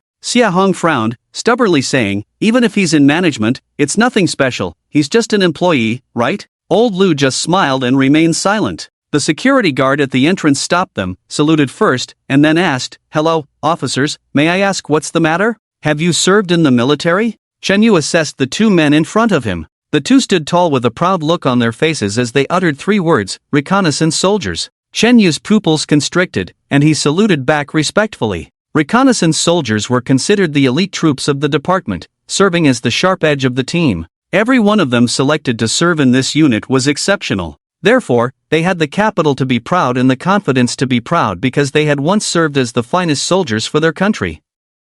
Gentlemen, this is our Director Chen. We are here to see your chairman. Old Lu pointed at Chen Yu and introduced them, stating the purpose of their visit. As his words fell, the expressions of Chen Yu and his companions changed. Xia Hong even pulled old Lu back anxiously, saying, are you out of your mind? When meeting the chairman of Qingyun International, even the deputy director of a bureau must be polite. How can we, from a mere sub-bureau, come to see him so recklessly? Are you kidding me? Old Lu, this is no joke. Chen Yu's expression turned serious as well, considering the exceptional social status of the chairman of Qingyun International. Old Lu confidently said, Director Chen, if you want to find the ghost detective, you have to see him. Chen Yu found his reasoning sound and thought that the ghost detective must be a high-level executive at Qingyun International. It was only appropriate to greet the other party's boss first. Gentlemen, excuse us, we have important matters to discuss with your company's chairman. Old Lu turned to the two security guards and said. The two security guards exchanged glances, and one of them spoke up, please wait a moment. The other guard turned and went into the security booth to make a call. After a while, the guard who made the call came out and said, please follow me, take the elevator to the top floor, and our chairman Su's secretary will be waiting for you outside the elevator. Thank you very much. Chen Yu thanked the two guards before leading his team into the building. Logically, due to the nature of their work, they had entered many corporate headquarters before. However, upon entering the Qingyun building, everyone felt a sense of awe as a grand and magnificent atmosphere enveloped them. For a moment, it truly felt like stepping into a grand palace. Wow, Qingyun Province's leading enterprise truly lives up to its reputation, so grand. Xia Hong finally revealed his rustic side after entering the elevator. Indeed, many employees, and most importantly, many beautiful women, of course. I heard that Qingyun International has certain requirements for appearance. The young people bantered casually. Chen Yu furrowed his brow, alright, enough of that, let's be serious. It's quite impressive that the ghost detective is in a management position here, Xia Hong added. Old Lu chuckled, management position? Well, sort of, but he's the management layer that manages the management layer. Ding, the elevator doors opened, and the group walked out. Which one of you is Director Chen? Chairman Su is in a meeting, please wait in the reception room for a moment." Yen Euro, who had been waiting outside, greeted them. Upon seeing Yen Euro, the group of people were stunned. The two female police officers even lowered their heads in embarrassment, feeling inadequate. Chen Yu glared at the group of stunned individuals without a hint of kindness and said, "Thank you, I am Chen Yu. Director Chen, please follow me." Yen Euro smiled faintly, leading the group into the reception room, where she served them each a cup of tea before leaving. "It's great to be rich, even the secretary is so beautiful. Look at this reception room, it's bigger than my house, and the decor, wow, Wanwali wood. The sofa must be real leather." The young people were generally a bit silly, expressing surprise and admiration. Chen Yu coughed twice. "Alright, enough, show some restraint, can you?" As he spoke, he leaned back comfortably on the leather sofa.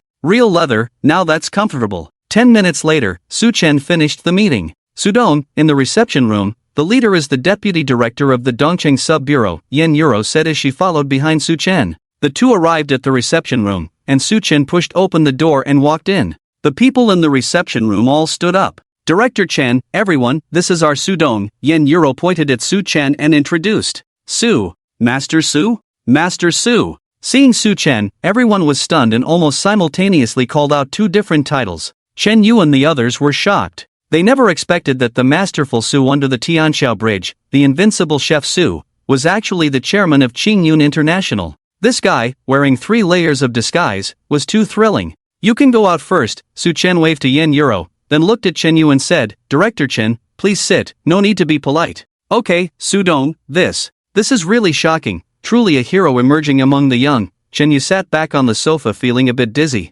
"Are young people in their 20s already this impressive? How can us middle-aged men who have climbed to the position of deputy director after nearly half a lifetime endure this?" Several young people who were only a few years older than Su Chen were even more disheartened. They were all young people of the new era, so why was the gap between individuals so much bigger than that between humans and dogs? "Well, he is the future elite of the country, while we are just making up the numbers." After sitting down, Su Chen casually crossed his legs and asked, "I wonder why Director Chen is looking for me. If there's anything I can help with, feel free to ask." After obtaining the identity of the ghost detective, he had already guessed that these people must be looking for his help. After all, based on the memories of the ghost detective identity, he was quite impressive a few years ago, just a bit mysterious. Although he was no longer active in the arena, legends about him were everywhere. Xia Hong habitually pushed his glasses and respectfully said, "Sudong, we are here to find someone, we are not sure of the name, but the nickname is Ghost Detective." He now behaved as obediently as a primary school student sitting in the front row of a class, sitting upright with a respectful expression. After all, the person in front of him was a real big shot wearing 4 layers of disguise. "Ghost Detective?" Su Chen smiled, a smile full of meaning. Seeing the intriguing smile on Su Chen's face, Chen Yu suddenly remembered what old Lu had said before, "Maybe you have already inadvertently seen his true face." At first, he thought old Lu was just talking casually and didn't take it seriously. But thinking about how old Lu had just said he wanted to see Su Chen downstairs, then considering Su Chen's high-profile behavior, and now with the smile on Su Chen's face, a terrifying guess formed in Chen Yu's mind. Su Chen was the ghost detective. "Director Chen, Sudong is indeed the ghost detective," old Lu confirmed Chen Yu's guess. "Wow!" The reception room was in an uproar for a moment. Everyone stared at Su Chen with eyes wide open, looking as if they had seen a ghost. How is this possible? Master Su is actually the ghost detective. This is too incredible. Xia Hong was even more dumbfounded. Now he finally understood what old Lu meant when he said Su Chen was living a glamorous life. It was not just glamorous, it was infinitely glamorous. Thinking about his sarcastic remarks earlier, he felt embarrassed and regretful. The only consolation was that at least those words did not reach Su Chen's ears. Chen Yu also trembled in his heart. A fortune teller, a master chef, the chairman of Qingyun International, and the ghost detective. A person in his 20s actually had 4 identities, each of which could cause a sensation in the whole city. This was simply outrageous, a monster. It took 5 minutes for everyone to digest this fact and ease the shock in their hearts. Several young police officers looked at Su Chen with admiration in their eyes. They never used to idolize anyone, but now they had started. Chen Yu took a deep breath to calm his excitement and looked at Su Chen before speaking cautiously. "We came here this time because we encountered difficulties in solving a case and specifically sought Sudong's help. Have you been following the recent major murder case on May 13th? "I really have no idea," Su Chen apologized with a smile. Apart from watching the news broadcast every night at 7:30, he hadn't paid attention to current affairs for a long time. It's normal for a busy person like Su Dong not to have followed it, Chen Yu said understandingly, then glanced at a female police officer. Show Sudong the information on the 513 murder case. Sudong, the female police officer, handed a file to Su Chen. Su Chen opened the file and began reading. On the evening of May 13th, a horrifying murder occurred in the remote village of Liming on the outskirts of Jiangnan City. A family of 3 was brutally killed in their home, with their finances also looted. The wife had been raped and beaten multiple times before her death, the 5-year-old child was beaten to death, and the husband had 18 stab wounds on his body, along with other signs of being beaten with a sharp object. After reading, Su Chen felt a surge of anger and cursed, "Beasts! Robbing is one thing, but raping the victim in front of her husband and child, then brutally killing the whole family afterward, what's the difference between such acts and beasts? Exactly, they are a bunch of complete bastards." Chen Yu slammed his fist on the sofa and then blamed himself. "We still haven't arrested the suspects and brought them to justice, failing the people's trust. These people deserve to die 1,000 times over. They should be caught and executed." Several young police officers were filled with indignation, especially the 2 female officers who were grinding their teeth in hatred. Su Chen exhaled. "Director Chen, tell me about the current progress of your investigation and what difficulties you've encountered." Liming village is remote, with many mountain roads and no surveillance cameras along the way. Plus, it rained heavily on the night of the crime, covering all traces. Apart from identifying the suspects as 4 individuals, everything else is a mystery, Chen Yu explained. The difficulty of solving cases in such remote villages was incomparable to urban crimes. The suspects violated the female victim, right? Was there no evidence left at the scene? Su Chen furrowed his brows and asked. Chen Yu shook his head and said through gritted teeth, "No, these 4 beasts have strong psychological resilience. They meticulously cleaned the scene afterward, including the victim's body, before fleeing." The term cleaning he used was definitely a euphemism. The suspects must have used extremely brutal methods to erase the evidence on the victim's body. "Take me to see the victim's body first." Su Chen had already made up his mind to catch these 4 heartless animals. He wasn't a saint, but he absolutely wouldn't allow such beasts to roam free. For him now, solving the case wasn't just about completing the task within the deadline, but also about giving a closure to the family who met a tragic end. If he couldn't catch these 4 scumbags, Su Chen would probably never enjoy a meal again. "Alright, the body has been transferred to the city funeral home after the autopsy," Chen Yu said as he stood up, and the others followed suit. A few minutes later, 3 police cars and a Mercedes headed towards the city funeral home. 20 minutes later, they arrived at the funeral home, where the director personally came out to greet them. Smiling broadly from a distance, he hurried over. "Oh, welcome, welcome. What wind blew Director Chen here? You're truly shining brightly." Hearing this, everyone suppressed their laughter. Such a grand welcome, shining brightly. Did he think this was a hotel? He must have gone overboard with the flattery. Chen Yu's mouth twitched slightly, his face dark as he impatiently said, "Enough, stop dawdling. Where are the 3 bodies from last time? Take us there. Please come in, please come in." The curator realized his mistake and felt slightly embarrassed. After a moment, under the curator's guidance, Su Chen saw the bodies of the 3 victims at the funeral parlor. It was truly a gruesome sight, and after viewing it, Su Chen became even more determined to catch the 4 culprits. Su Chen placed his hand on the incomplete arm of the female victim, then closed his eyes. Seeing this scene, Chen Yu and the others were puzzled, not understanding what he was doing. At that moment, Su Chen was using his skill of listening to the deceased, his mind in a trance as he saw the final moments the deceased saw before dying. A man was strangling the female victim, his face indistinct, while she struggled and clawed at the man's arm until her memory abruptly ended. Su Chen glanced at the fingers of the female victim, some of which were missing, evidently cut off by the suspect, who also realized that his skin shreds might be trapped under the victim's nails. Su Chen then used his skill to listen to the other 2 bodies and finally found some useful information. Opening his eyes, he said, "Take me to the crime scene." The group then drove towards Liming village. Liming village was quite far from the city, requiring a journey on the highway, then a fast road, and finally a stretch of mountain road to reach the village. After about 3 hours, the group arrived at their destination at noon. They were escorted into the village by local police officers who were familiar with the villagers, ensuring effective communication in case of any unexpected situations. "Mr. Su, that house ahead is the scene of the crime." Chen Yu pointed towards the first house at the village entrance. Su Chen looked over and saw that the house was located at the village entrance, a distance from the village center, probably one reason why it went unnoticed on the night of the crime. As they approached the house, the police officer opened the gate, and Su Chen entered first. The yard showed signs of being cleaned. The suspect cleaned it up that night, Chen Yu explained. Lao Lu added, pointing to the living room, that living room was the primary scene of the deaths of the 3 victims, and there are signs of disturbance in the bedroom. Su-chen did not enter the room but instead searched around the right side of the yard, activating his insight skill to find the faintest trace left by the male victim's memory. Xia Hong said, "Director Su, we've already searched thoroughly, but there are no traces left at the scene that could help identify the suspect, and the yard is not the primary crime scene, the living room is." Su-chen remained silent, continuing his search, as he was certain he had seen something. Xia Hong, though not saying anything aloud, felt a bit uneasy. "We, the police, couldn't find anything with our professional equipment, and you think you can find something with just your eyes?" In the end, fortune favored the prepared mind, as Su-chen found a half-smoked cigarette butt among a pile of disordered wood on the right side of the entrance. The cigarette butt was the same color as the dry wood, wedged deep in the crevice of the pile, making it difficult to spot. Cigarette butt. It's known that no one in the victim's family smokes, so this was definitely left by the suspect. Right, judging by the marks, it must be a new cigarette smoked in the last 2 days, surely left by the criminal at the scene. Seeing the small cigarette butt, everyone became excited, their emotions hard to contain. Due to the wood covering it, the cigarette butt showed no signs of being soaked by rain, making it possible to extract the suspect's DNA from it.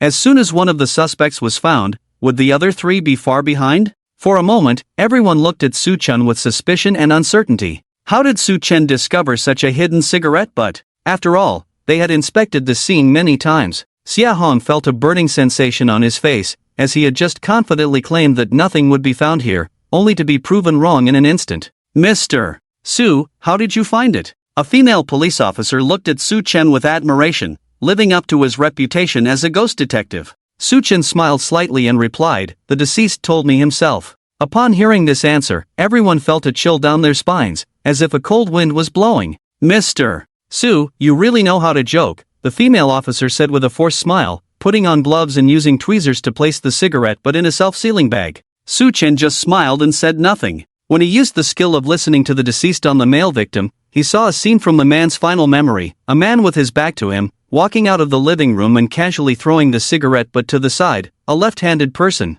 Although he didn't see where the cigarette butt was thrown, as long as the direction was correct, he could probably estimate the location. And indeed, that was the case. "Mr. Su, we are truly grateful to you. Without you, we might have been in the dark searching for a breakthrough." Chen Yu looked at Su-chen with gratitude, filled with admiration. "Director Chen, you're too kind." Su-chen shook his head and said, "Director Chen, I hope to be fully involved in this case and personally catch these 4 scoundrels." After witnessing such a tragedy, Su-chen was determined to apprehend these 4 criminals himself. "Of course, I will report and request to appoint you as a special consultant to our bureau," Chen Yu readily agreed, knowing that with Su-chen's involvement, no case would remain unsolved. In the afternoon, the group returned to the city. "Mr. Su, I will inform you as soon as the test results for the cigarette butt are out," Chen Yu said to Su-chen before parting ways. Su-chen returned to the Yulong Manor, where he needed to discuss with Qin Zhu. Besides the legal judgment, those 4 scoundrels needed a profound lesson, preferably a punishment worse than death, to satisfy Su-chen's sense of justice.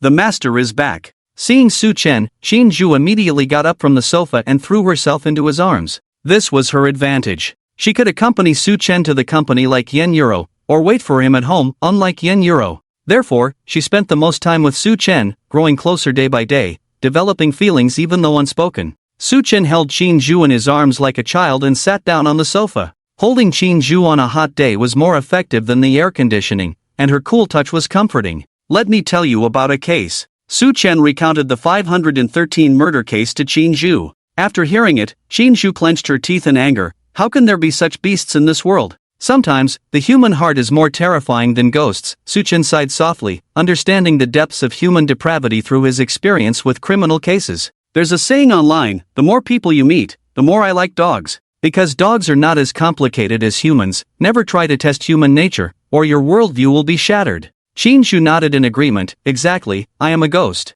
Those criminals are more like ghosts than me. I have never harmed anyone." Su-chen smirked. Qin Zhu was simply a waste among ghosts. Not to mention maliciously harming others, even a slight movement of the grass outside the window at night scared her more than people. "Big sister, you are a ghost, why be afraid of ghosts? So, I want you to use your invisibility ability to give them an unforgettable memory," Su-chen stated his purpose. Qin Zhu's eyes lit up, eagerly saying, "I can scare them to death, then kick their eggs with high heels, making them only able to pick up soap in prison." Su Chen felt a chill down his spine and swallowed hard. Well done, I support you. Shouldn't you reward me then? Qingju's eyes flirted, her whole body hanging on Su Chen, restlessly twisting. Su Chen shivered. Let's forget about it. I'm afraid of turning into an ice lolly. If he really went after a ghost, he still had some psychological barriers. After all, he had never done it before. No, you won't know until you try. Qingju, this seductive ghost, pinned Su Chen down on the sofa, ready to make a move. Being pinned down by a woman, Su Chen felt embarrassed and indignant. Qingju, let me go, release me. Ha, scream all you want. No one will come to save you.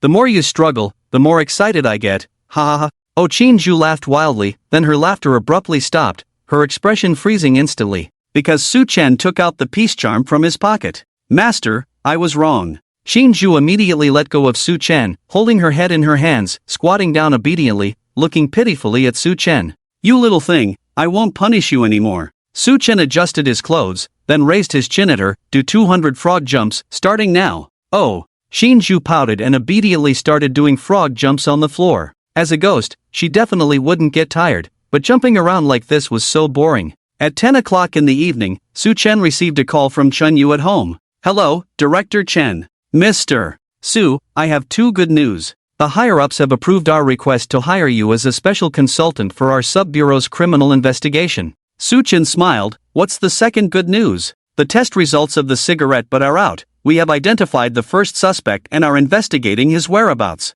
When mentioning this news, Chen Yu's voice raised a few notches, because once the identity was confirmed, tracing his whereabouts wouldn't be difficult. When we make the arrest, Director Chen, make sure to inform me. I want to see those 4 bastards caught red-handed. All right, Mr. Su, I won't disturb you further, goodbye. After hanging up the phone, Su Chen said to Qingju, you will probably be needed soon. Too bad that need won't be in your bed. Qingju grumbled and rolled her eyes. Yen Euro pursed her lips. Some women have no shame at all. She didn't know Qingju was a ghost. He. Qingju just smiled. What you said was about women. What does it have to do with me being a female ghost? Yen Euro felt like punching cotton, hummed lightly, and continued playing with her phone. She was currently searching on Baidu, how to successfully capture a man's heart, how to get a man's body. Will there be blood the first time? If Su Chen saw these search records, he would definitely spit out old blood. What on earth was this woman thinking about? A female ghost lusting after his body, and now a woman lusting after his body.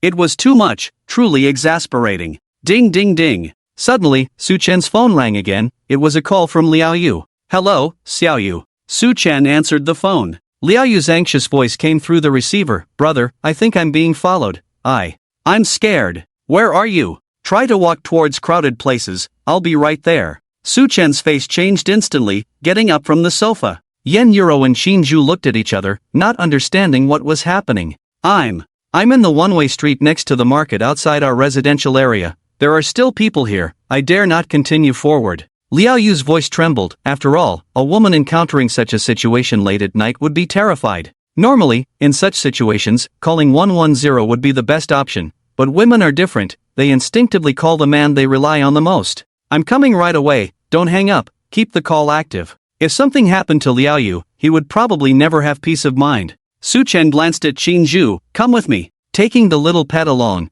her special abilities might come in handy. I'll go too, Yen Euro said. Su Chen looked at her. No need, it's more inconvenient with more people around. Oh. Yen Euro sat down somewhat dejectedly. Qingju looked smugly at her, even blew a teasing kiss, then followed Su Chen out. Yen Euro grabbed a pillow and hid it in frustration, then her gaze fell on the baby milk storage on her chest, lightly tapping it. Don't men like big ones? Why is he indifferent, preferring Qingju's refrigerator? So annoying. After venting, she revealed a silly smile. But this is how it should be. He should be special, otherwise why would I like him? Sometimes women are just crazy. Liao Yu was panicking. She hadn't eaten dinner and was a bit hungry, so she went out for a late-night snack, but on her way back home, she felt someone was following her. At first, she thought the person was going the same way and didn't pay much attention. But eventually, she realized that wherever she went, the person followed, always keeping a discreet distance. Late at night, a woman encountering such a situation was scared to the point her heart almost jumped out of her throat.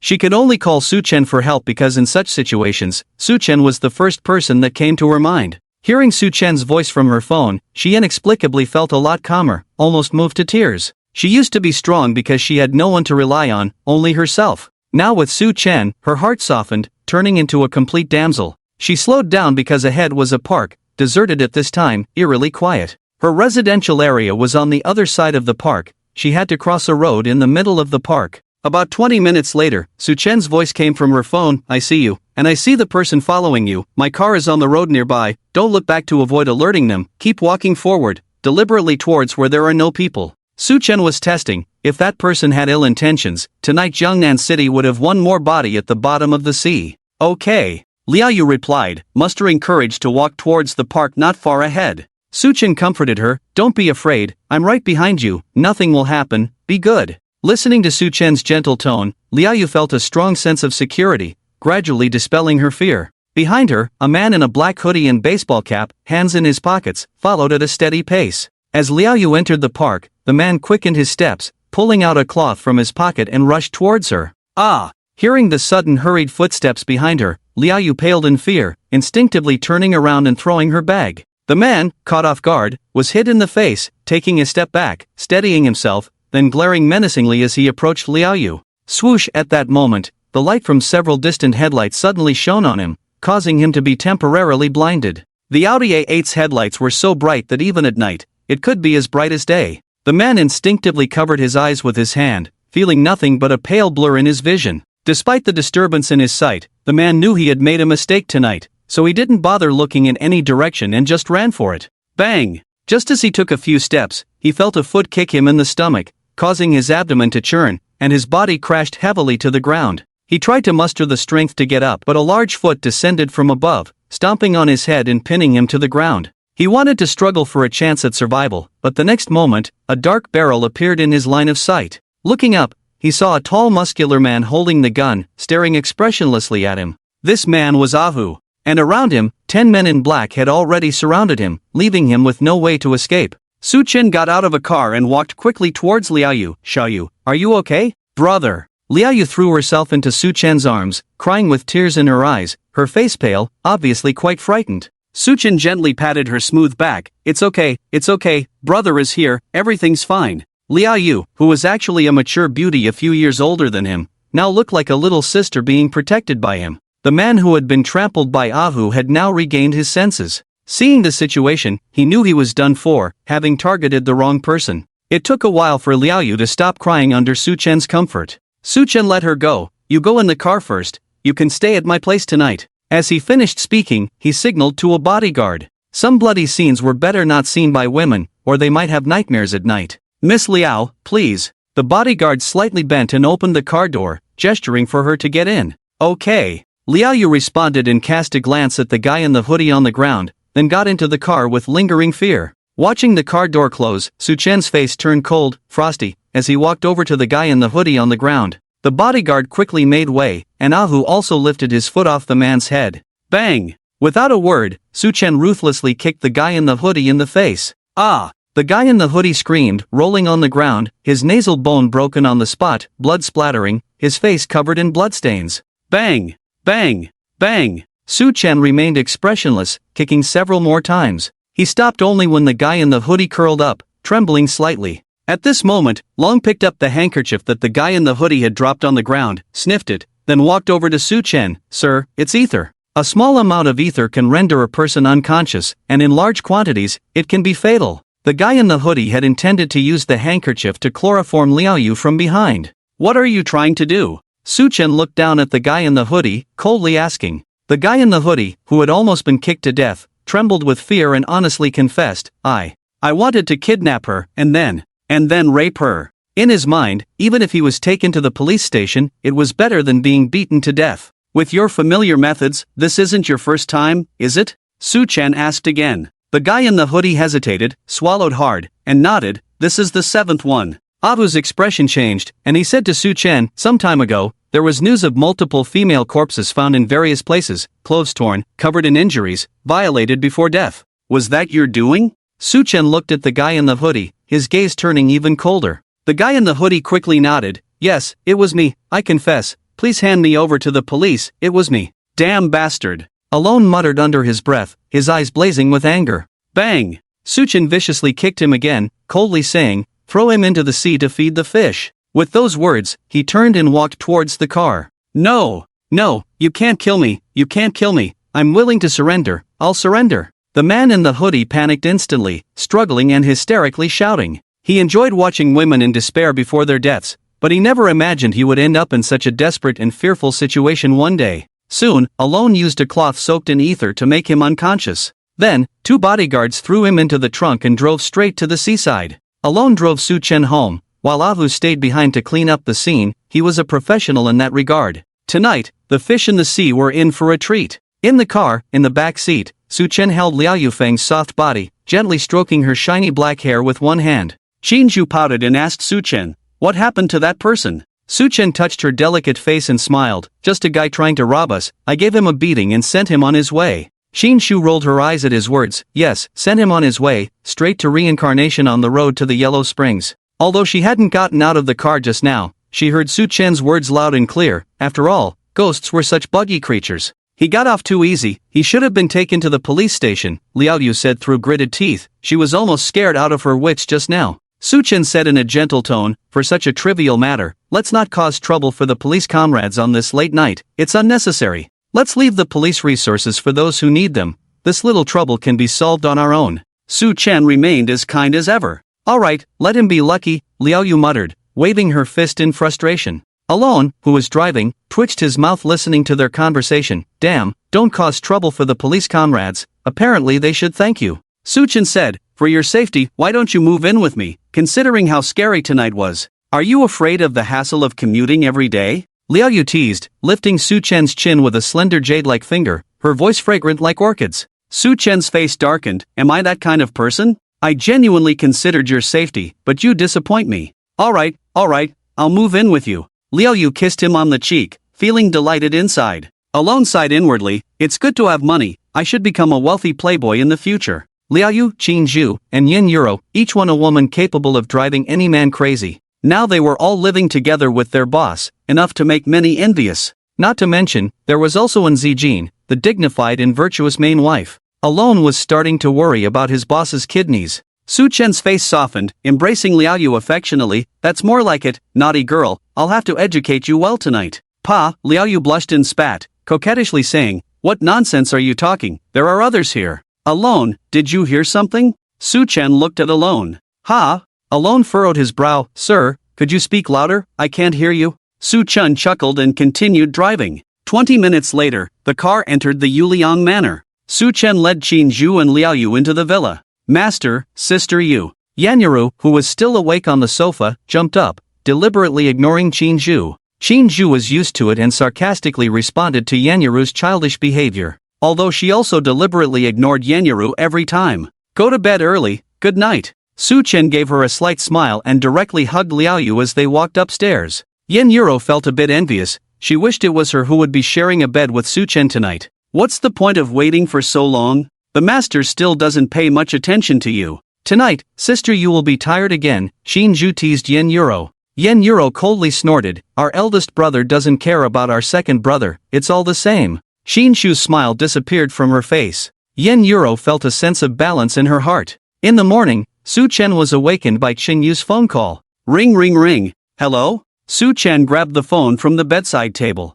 "Mr. Su, we have located the whereabouts of the suspects. All 4 of them are together, and we will launch the arrest operation immediately." Hearing Qin Yu's passionate voice, Su Chen's drowsiness vanished instantly, and he sat up like a spring. "I'll be right there." "What's wrong?" Liao Yu opened her eyes groggily. She had been tired all night again, tossed around by Su Chen. Su Chen, getting dressed, said, "It's urgent, it has nothing to do with you. You go back to sleep, go to work with Yuro later." "Oh," Liao Yu replied, changed direction, pulled the blanket, and went back to sleep. After getting ready and freshening up, Su Chen called Qin Zhu, and the 2 of them left the house, driving towards the police station. Su Chen didn't bring bodyguards. After all, he didn't believe anyone could harm him in front of the police. If that were the case, even if he escaped to the ends of the earth, the Longwei authorities would bring him back. It was no longer just a matter of a wealthy tycoon with significant social influence being killed, it was a challenge to the authority of Longwa. "Follow the plan we discussed yesterday. Surprise those 4 animals, as long as they're not dead, make them wish they were," Su Chen said to Qin Zhu while driving. Qin Zhu had an eager expression on her face and showed off her high heels, 10 centimeters high, absolutely making them enjoy the joy of being crushed, unforgettable for a lifetime. Suchin glanced at the long high heels and imagined the scene. He felt a chill down his spine. After more than 10 minutes, they arrived at the East City Sub-Bureau. Qin Zhu was in stealth mode. Only Su Chen could see her. Director Su, Chief Chen is in the conference room. Xia Hong was waiting at the door to greet Su Chen. He was now sincerely impressed by the ghost detective and had become a die-hard fan. Well, thank you for waiting. Su Chen responded as he followed him into the police station. A moment later, they entered the conference room one after the other. Mr. Su is here, Chen Yu greeted Su Chen and then said, after working all night, we finally located the suspects. He paused and pointed to the map on the big screen. Right here, the 4 of them have been hiding here and haven't dared to run away. Su Chen glanced at the map.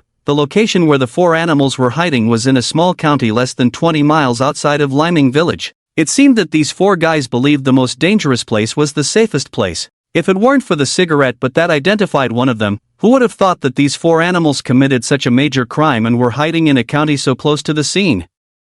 The local police in the county will cooperate with us in the arrest. Now, I will arrange the operation plan like this. And like this. Alright, prepare yourselves, action in 5 minutes. Yes. Everyone stood up in response and quickly left the conference room. Mr. Su, this time it's all thanks to you. By the way, this is your proof of identity as our special consultant at the bureau. Chen Yu walked up to Su Chen, full of gratitude, and handed him a badge, somewhat similar to a student ID. Su Chen took it and said, Chief Chen, you're too kind. It's what I should do. I don't want to see these animals roaming free. 5 minutes later, the members of the task force and the arrest team assembled, along with Su Chen, the special consultant. The police cars sounded their sirens and rushed towards their destination in a grand procession. On the way, Chen Yu sat in Su Chen's car. Director Su, I have to admit, this is the first time I've ridden in such a luxurious car worth millions. Wow, this car could buy a whole house in my neighborhood. Inside the car, Chen Yu openly admired the interior of the Maybach,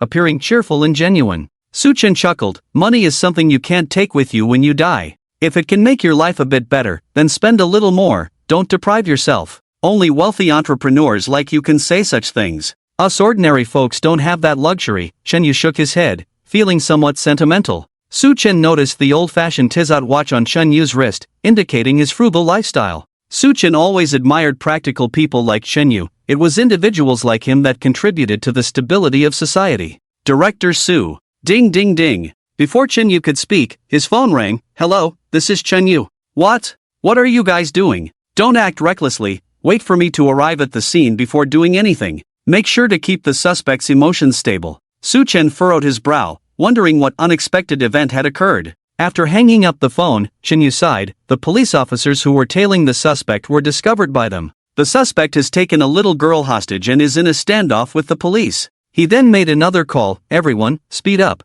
We have an emergency situation. Chen County, a small county located less than 20 miles outside of Liming Village, had a population of less than 300,000. As the police cars roared into the county, the once quiet town became bustling with activity. A rundown apartment building had already been cordoned off, surrounded by local police officers from Chen County. The police cars from Jiangnan City parked outside the cordon, and as soon as the car stopped, Chen Yu rushed out, followed closely by Su Chen. Director Chen, I am Zhao Guangming, the chief of police of Chen County. A middle-aged man in police uniform walked briskly towards Chen Yu and saluted him. Comrade Zhao Guangming, what's the situation now? Chen Yu asked quickly as he walked inside. Zhao Guangming replied, the suspect is holding a hostage in room 301 on the left side of the 3rd floor. Currently, the hostage is safe and not in immediate danger. What are their demands? Chen Yu asked with a furrowed brow, feeling a fire burning inside him as what was supposed to be a routine operation had turned into this. However, now was not the time to assign blame. The priority was to ensure the safety of the hostage.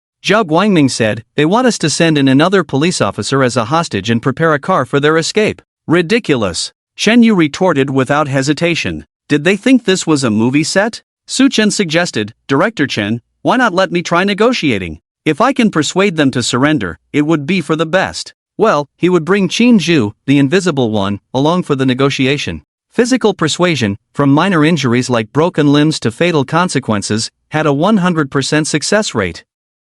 No way. Chen Yu raised his voice, absolutely not. Director Su, if anything happens to you, I might as well be skinned alive. Su Chen was the chairman of Qingyun International. Chen Yu couldn't afford to take that risk by letting him negotiate. Director Chen, who is this? Zhao Guangming looked at Su Chen with a puzzled expression. Chen Yu briefly introduced, chairman of Qingyun International, Director Su. Hello, Director Su. Zhou Guangming's expression changed. The 4 words Qingyun International were widely known throughout Jiangzhou province. Su Chen firmly stated, Director Chen, let me go. I am confident that everything will be fine. You are an entrepreneur, a detective, not an invincible war god. You cannot go. Chen Yu once again refused Su Chen's proposal. Su Chen looked around and saw a few bricks nearby, so he picked one up. Everyone was puzzled, not knowing what he was up to. Then, Su Chen held the brick in one hand and chopped it with the other. Crack! The red brick broke into 2 pieces, leaving everyone stunned, staring at Su Chen in disbelief.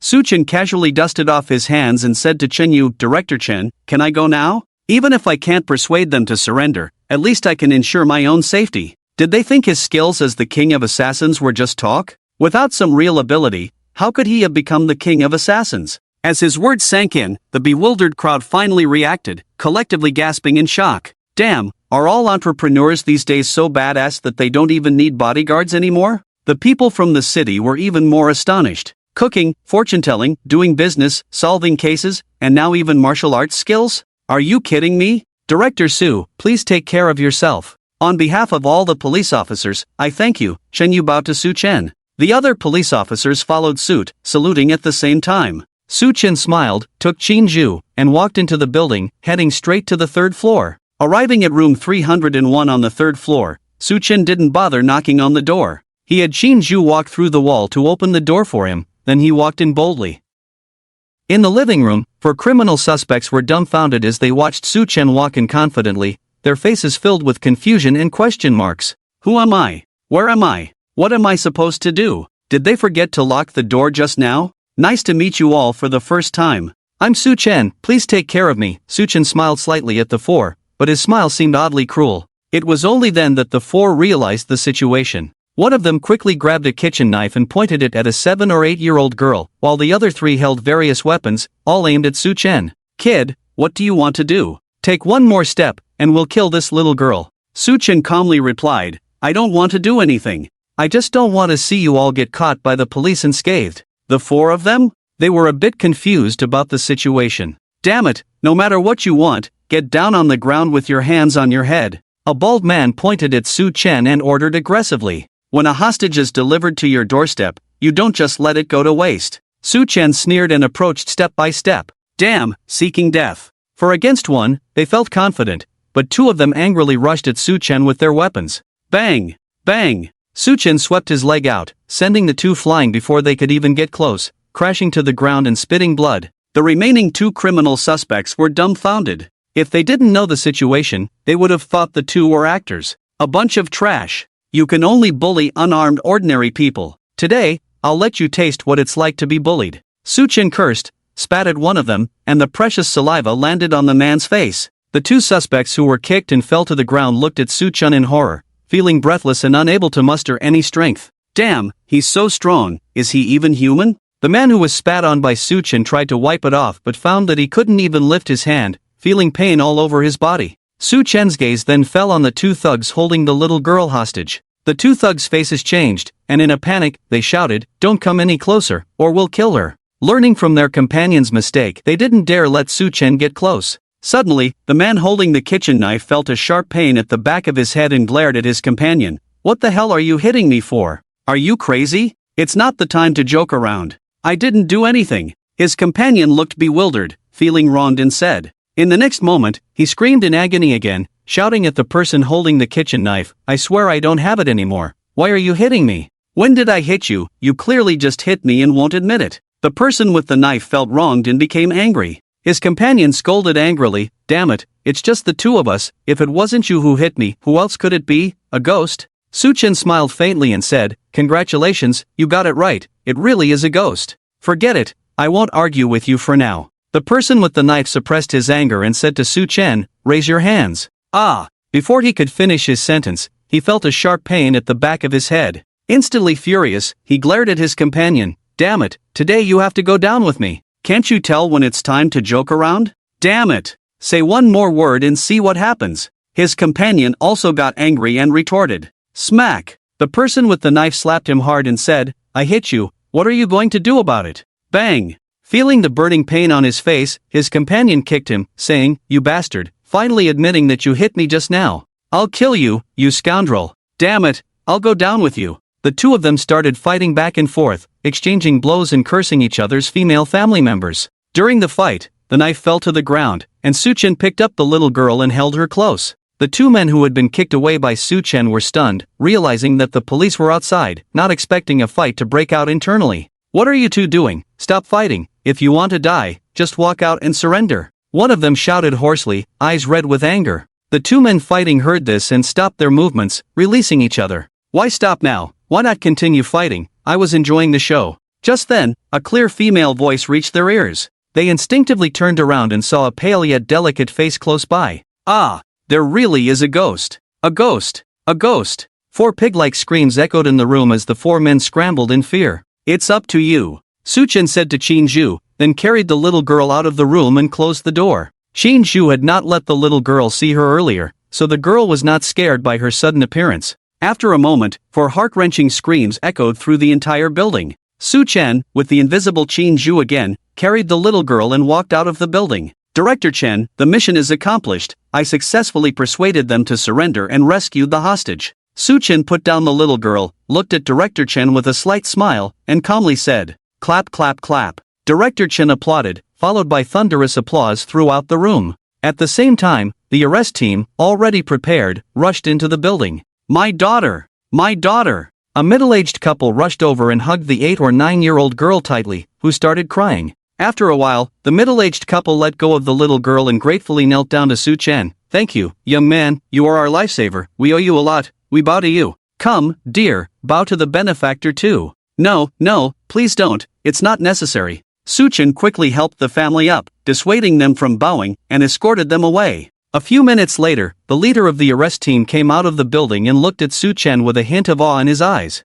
"What's the situation inside? Have the suspects been apprehended?" Director Chen asked. The team leader finally reacted, pursed his lips and said, "The person is under control, but the situation? Forget it, Director Chen, you better go take a look yourself." "What's wrong?" Chen Yu frowned, but started walking towards the building. A few minutes later, Chen Yu walked out pale-faced, with a hint of fear in his eyes as he looked at Su-chen. Well, the four suspects had all their limbs broken, and the worst part was, their eggs were smashed. Instead of passing out, they kept muttering there are ghosts in their mouths, clearly showing signs of mental instability. Chen Yu never dreamt that Su-chen's so-called successful persuasion would turn out like this. Little did they know, it was all Qin-ju's doing, not much to do with Su-chen. Su-chen was a kind-hearted person, even feeling sad for stepping on an ant. How could he bear to beat someone like this? "Director Chen, what's wrong?" Su-chen smiled at Chen Yu. Chen Yu shook his head. "Nothing, Su, you're really skilled. Martial arts for fitness." Su-chen smiled, looking like a sunny boy.